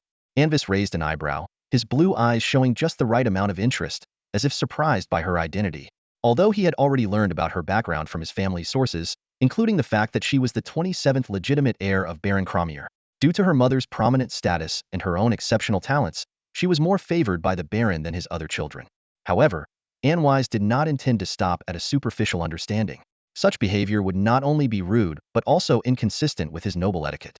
The White Rose Merchant Alliance, as the largest commercial power in the Gloria Empire, handles a significantly larger cash flow each year compared to other places. Their trade network spans the entire air continent and even extends to the underground world. Anwise lightly tapped the table, inadvertently revealing the formidable influence of the White Rose Merchant Alliance. This statement was clearly directed at Claire, as she might be unaware of the other powers on the continent. From what Anwise knew, Claire had grown up under the tutelage of a 7th-rank old mage, spending almost her entire childhood in the mage's tower. The old mage had taught her in the manner of training a mage apprentice, with various tomes replacing playmates of her age, accompanying her throughout her childhood. This upbringing had resulted in her cold and unsociable nature. Even after enrolling in Pamir Academy, her personality remained largely unchanged. Nevertheless, Claire was actually a very kind person. She was aware that she might cause trouble for her companions, so she often deliberately kept her distance from others. However, the price of doing so was increased loneliness. That's right. And not just that. In fact, even on the distant Elven continent, our merchant alliance has secret trade channels, Pekka said proudly, nodding as he listened to Anwise's account. Did you just mention a merchant alliance? Not just a merchant guild? Anwise keenly noticed the subtle difference in Pekka's words. Though it was just a suffix, the implication was significant. That's right. Pekka smiled but did not elaborate further, instead steering the conversation towards Anwise. Mr. Anwise, I've already introduced myself. As a gentleman, shouldn't you formally introduce yourself to the ladies as well? Hearing this, Claire also turned her head, her emerald blue eyes glimmering with curiosity, her long eyelashes fluttering slightly. She was quite interested in Anwise too. In her impression, Anwise exuded a unique aura, elegant, noble, humble, courteous, and full of grace, as if he were born into nobility. Even though she hadn't spent much time with Anwise, Claire had to admit that he possessed all the excellent qualities of a noble. Such an aura could not be cultivated by an ordinary family. Anwise was slightly taken aback, then smiled, understanding Pekka's intent. Of course, ladies. Allow me to formally introduce myself as well. He adjusted his attire, smoothing out a few small creases and straightening his scarf adorned with light blue gemstones, making himself look more perfect and dignified. After completing these actions, the young man looked seriously at the two young ladies and introduced himself slowly and clearly. Anwise Olivendi, a direct descendant of the Olivendi family, and the fourth son of Grand Duke Carlos. Wow! When Pika heard his introduction, she was utterly astonished and couldn't help but let out a gasp. Realizing her slip, she quickly covered her mouth, muffling the sound in an awkwardly suppressed manner. Her heart brimmed with a joyous sense of fortune, as if she had just won the lottery. Despite Pekka's best efforts to dig into Anvis's background, she was still taken aback when she discovered that Anvis hailed from one of the Empire's four great families, the Olivendi family, famously known as the Unfallen Crystal Bird. They are the true rulers of the Carlas province and direct descendants of the formidable Winter Chill, Lord Carlot.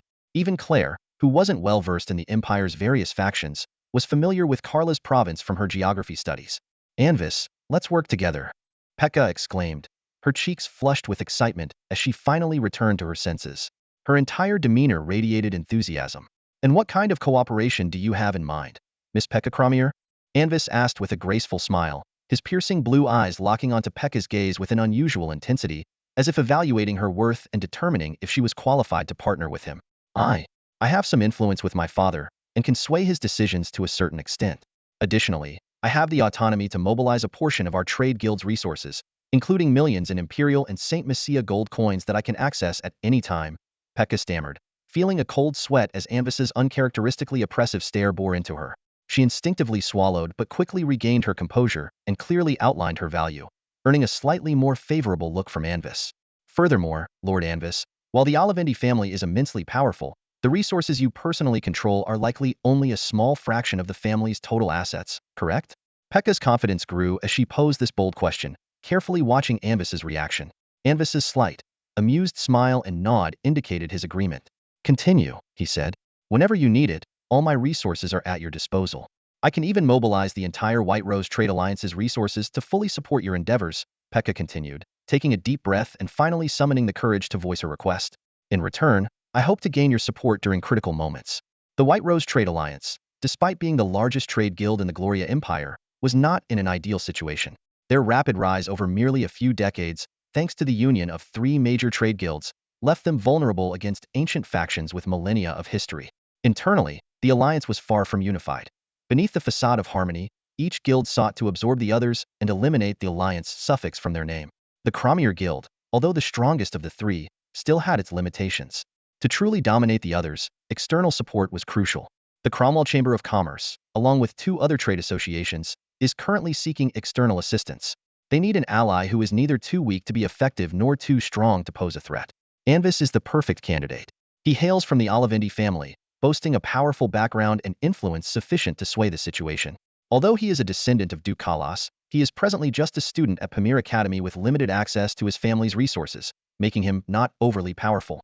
For Pekora, supporting Anvis is essentially an investment in an individual rather than the entire Olivendi family. When asked about his support, Anvis smiled gracefully, leaning back in his chair, his deep gaze fixed on Pekora.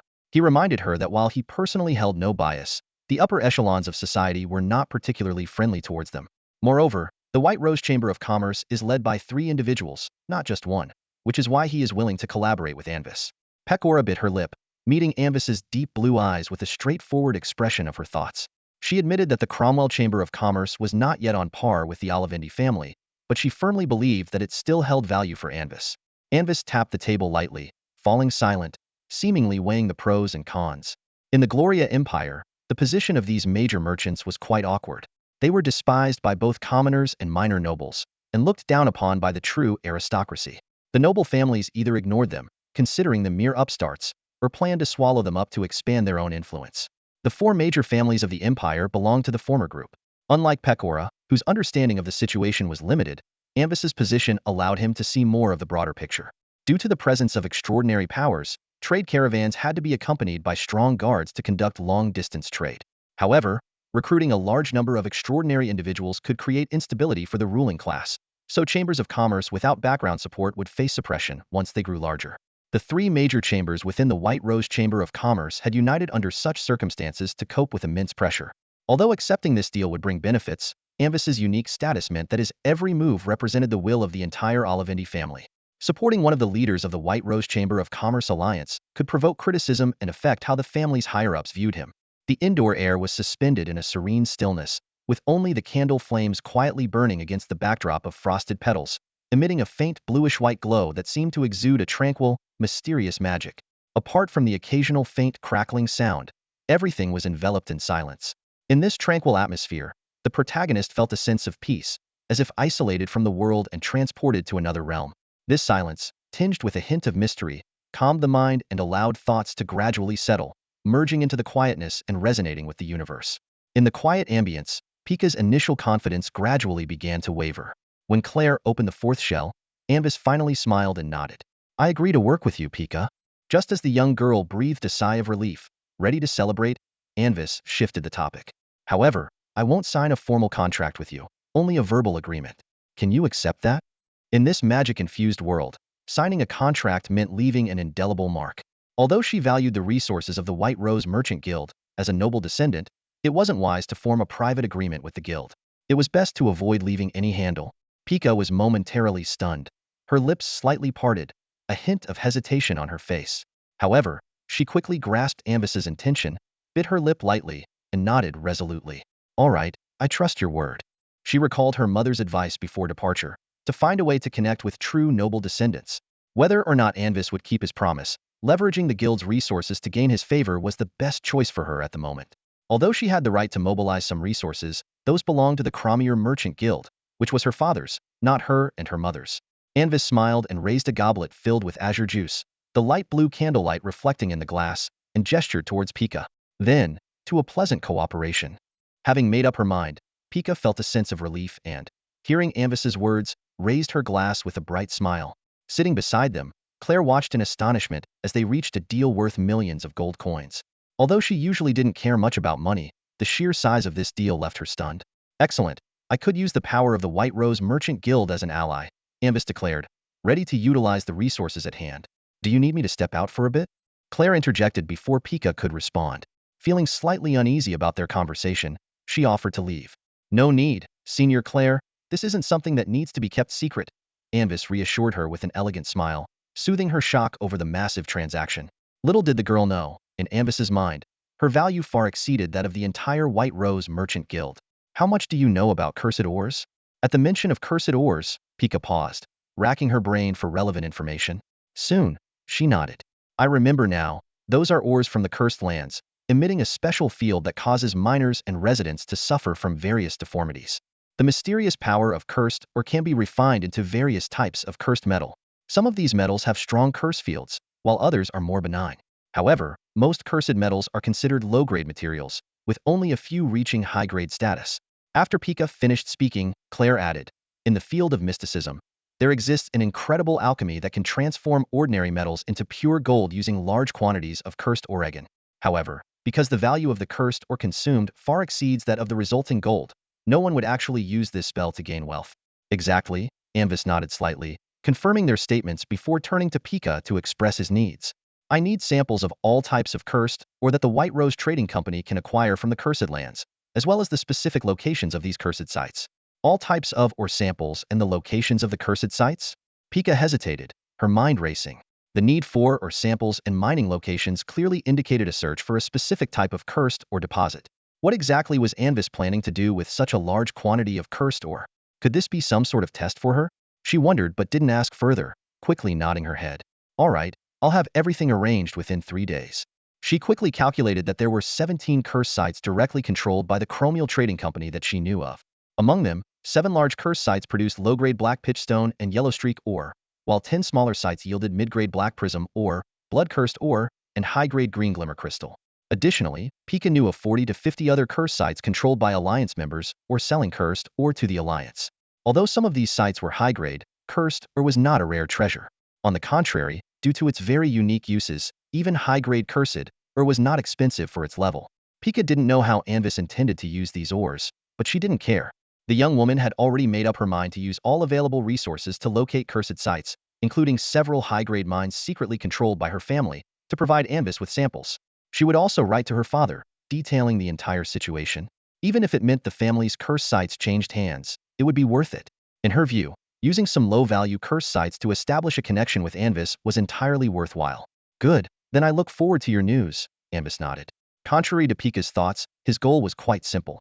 He aimed to control as many sources of these so-called cursed ores, which were similar to radioactive ores, as possible.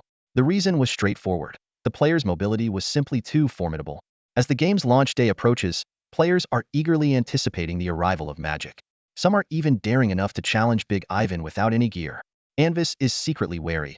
He doesn't want to see those reckless players suddenly appear, strapped with mushroom bombs, causing havoc everywhere.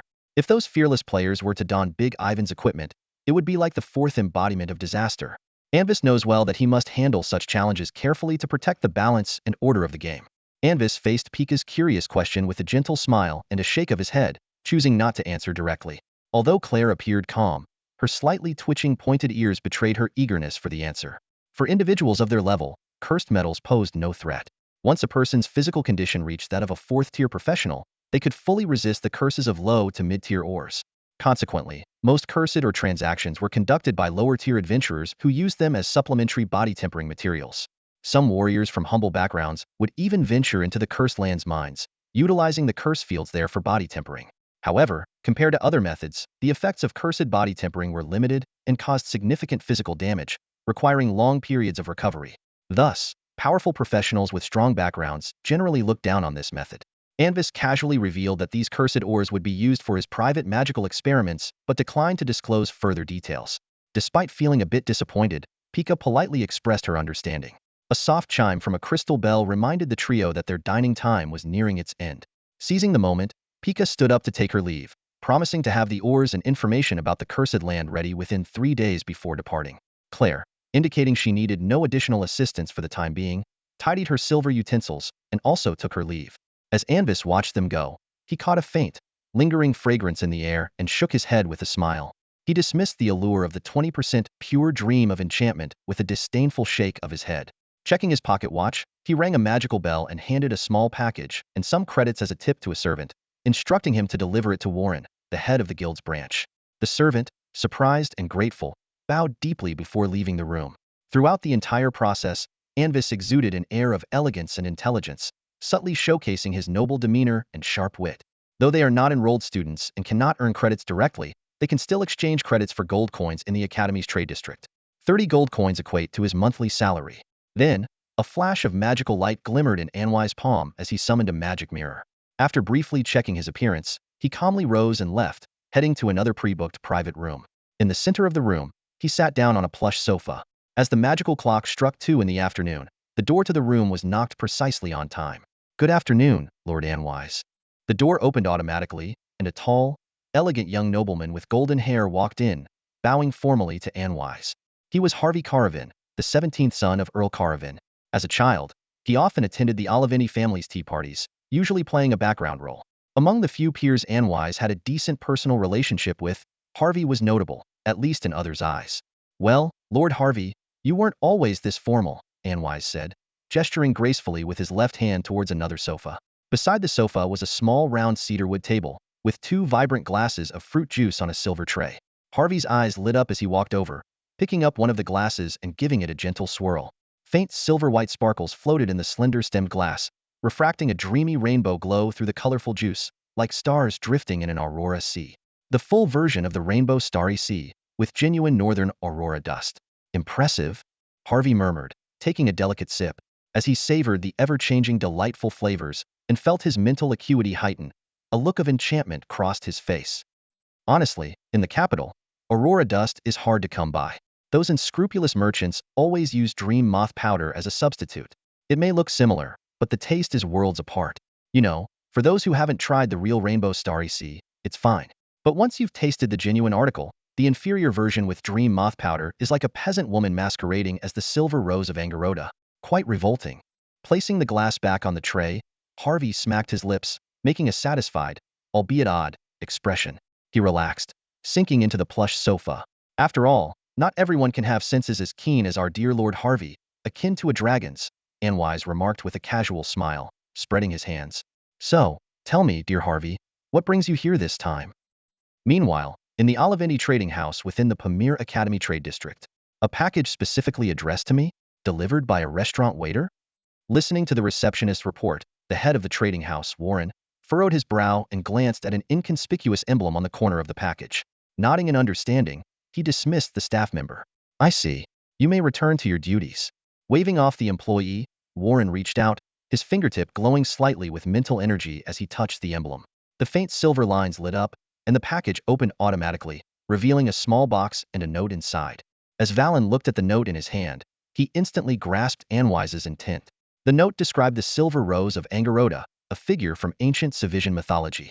She was the youngest princess of the King of Gods, renowned for her pure and beautiful image. As Valen imagined this mythical princess, he felt a deep admiration for her noble and gentle nature. Her mysterious and enchanting presence seemed to blossom in his mind, filling him with a profound sense of reverence. In an ancient, dimly lit room filled with an eerie atmosphere, Claire sat at a desk, deeply engrossed in her studies. Before her lay a fragment of an old stone tablet, etched with strange hieroglyphs. The material, a grayish-black rock, emitted a slightly greasy metallic sheen, adding to its mysterious allure. Under the faint magical candlelight, the girl's emerald eyes sparkled with intensity as she scrutinized every line of the tablet. She frequently referred to the hefty tomes beside her, diligently cross-referencing the tablet's unusual script with the yellowed pages of the books. The light highlighted her long, golden hair, which shimmered brilliantly, and her delicate, pale elf-like ears subtly twitched, radiating a captivating, crystalline glow. Since parting ways with Anwise, Claire had chosen not to attend other schools or engage in social activities like some noble children who sought to expand their networks. Instead, she devoted all her time to the study of arcane knowledge. Although her vocational aptitude during the entrance exams was only slightly above average, she had demonstrated an exceptional talent in the field of mysticism. The old mage who had raised her had noticed her unique abilities early on. Out of curiosity, he had granted her access to his private library, eager to see how much she could learn. With his support, Claire had mastered a wealth of knowledge in ancient history, magical languages, and old creatures over a few years. She had read almost every relevant tome in the library and even attempted to decipher an ancient minor spell inscribed on a clay tablet. Despite only managing to summon a weak magical tentacle creature, the old mage was thoroughly impressed by her talent. As Claire was fully absorbed in her study of the tablet's script, a sudden flash of white caught her eye through the window. Startled by the sound, she looked up in curiosity. Outside the wooden blinds appeared a snow-white cat with striking blue eyes, carrying a bulging little bundle on its back. Staring into the girl's sapphire-like eyes, the cat raised a soft white paw and gently tapped on the window glass. Could it be a magical messenger? Claire squinted in puzzlement and waved at the cat. With a wave of her hand, an invisible force opened the inner crystal-paned window, allowing the cat to come in. Seeing the window open, the cat leaped gracefully onto Claire's desk. Its round blue eyes fixated on her as it shook the bundle on its back, letting out a cute meow to signal that it wanted the package opened.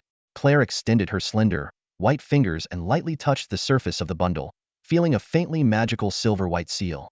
In the next moment, the bundle opened on its own, revealing an exquisite black box. Once Claire took the item, the white cat meowed again, licked its fur, and then turned to dash back out through the window. Who sent Claire this gift? The box didn't exude any malice. The young girl gently extended her finger and pressed the button in the center of the box. The lid slowly opened with the help of a spring, revealing a delicate silver ring set with a sapphire, clearly designed for a woman. As the lid opened, a small hologram of Anwise appeared in the air, no larger than the girl's palm. The projection wore a white top hat and a monocle, dressed in a pristine white magical suit, and bowed gracefully to the girl. I'm sorry to meet again in this manner, the holographic Anwise said. This ring is enchanted with the same detection magic from before. Just infuse it with mental energy to activate it, and you can use it 3 times a day. As a former adventure companion, I hope you'll accept this small gift. After all, it's a secret technique from your family. Will you accept it? Claire looked at Anwise's projection with some curiosity but didn't voice her questions. She understood it was merely a pre-recorded message. However, Anwise seemed to sense her doubts. The projection smiled and winked at her, as if asking, will you share my secret with your family? With those words, the projection flickered and vanished into the air, leaving the boy's smiling expression imprinted in Claire's mind.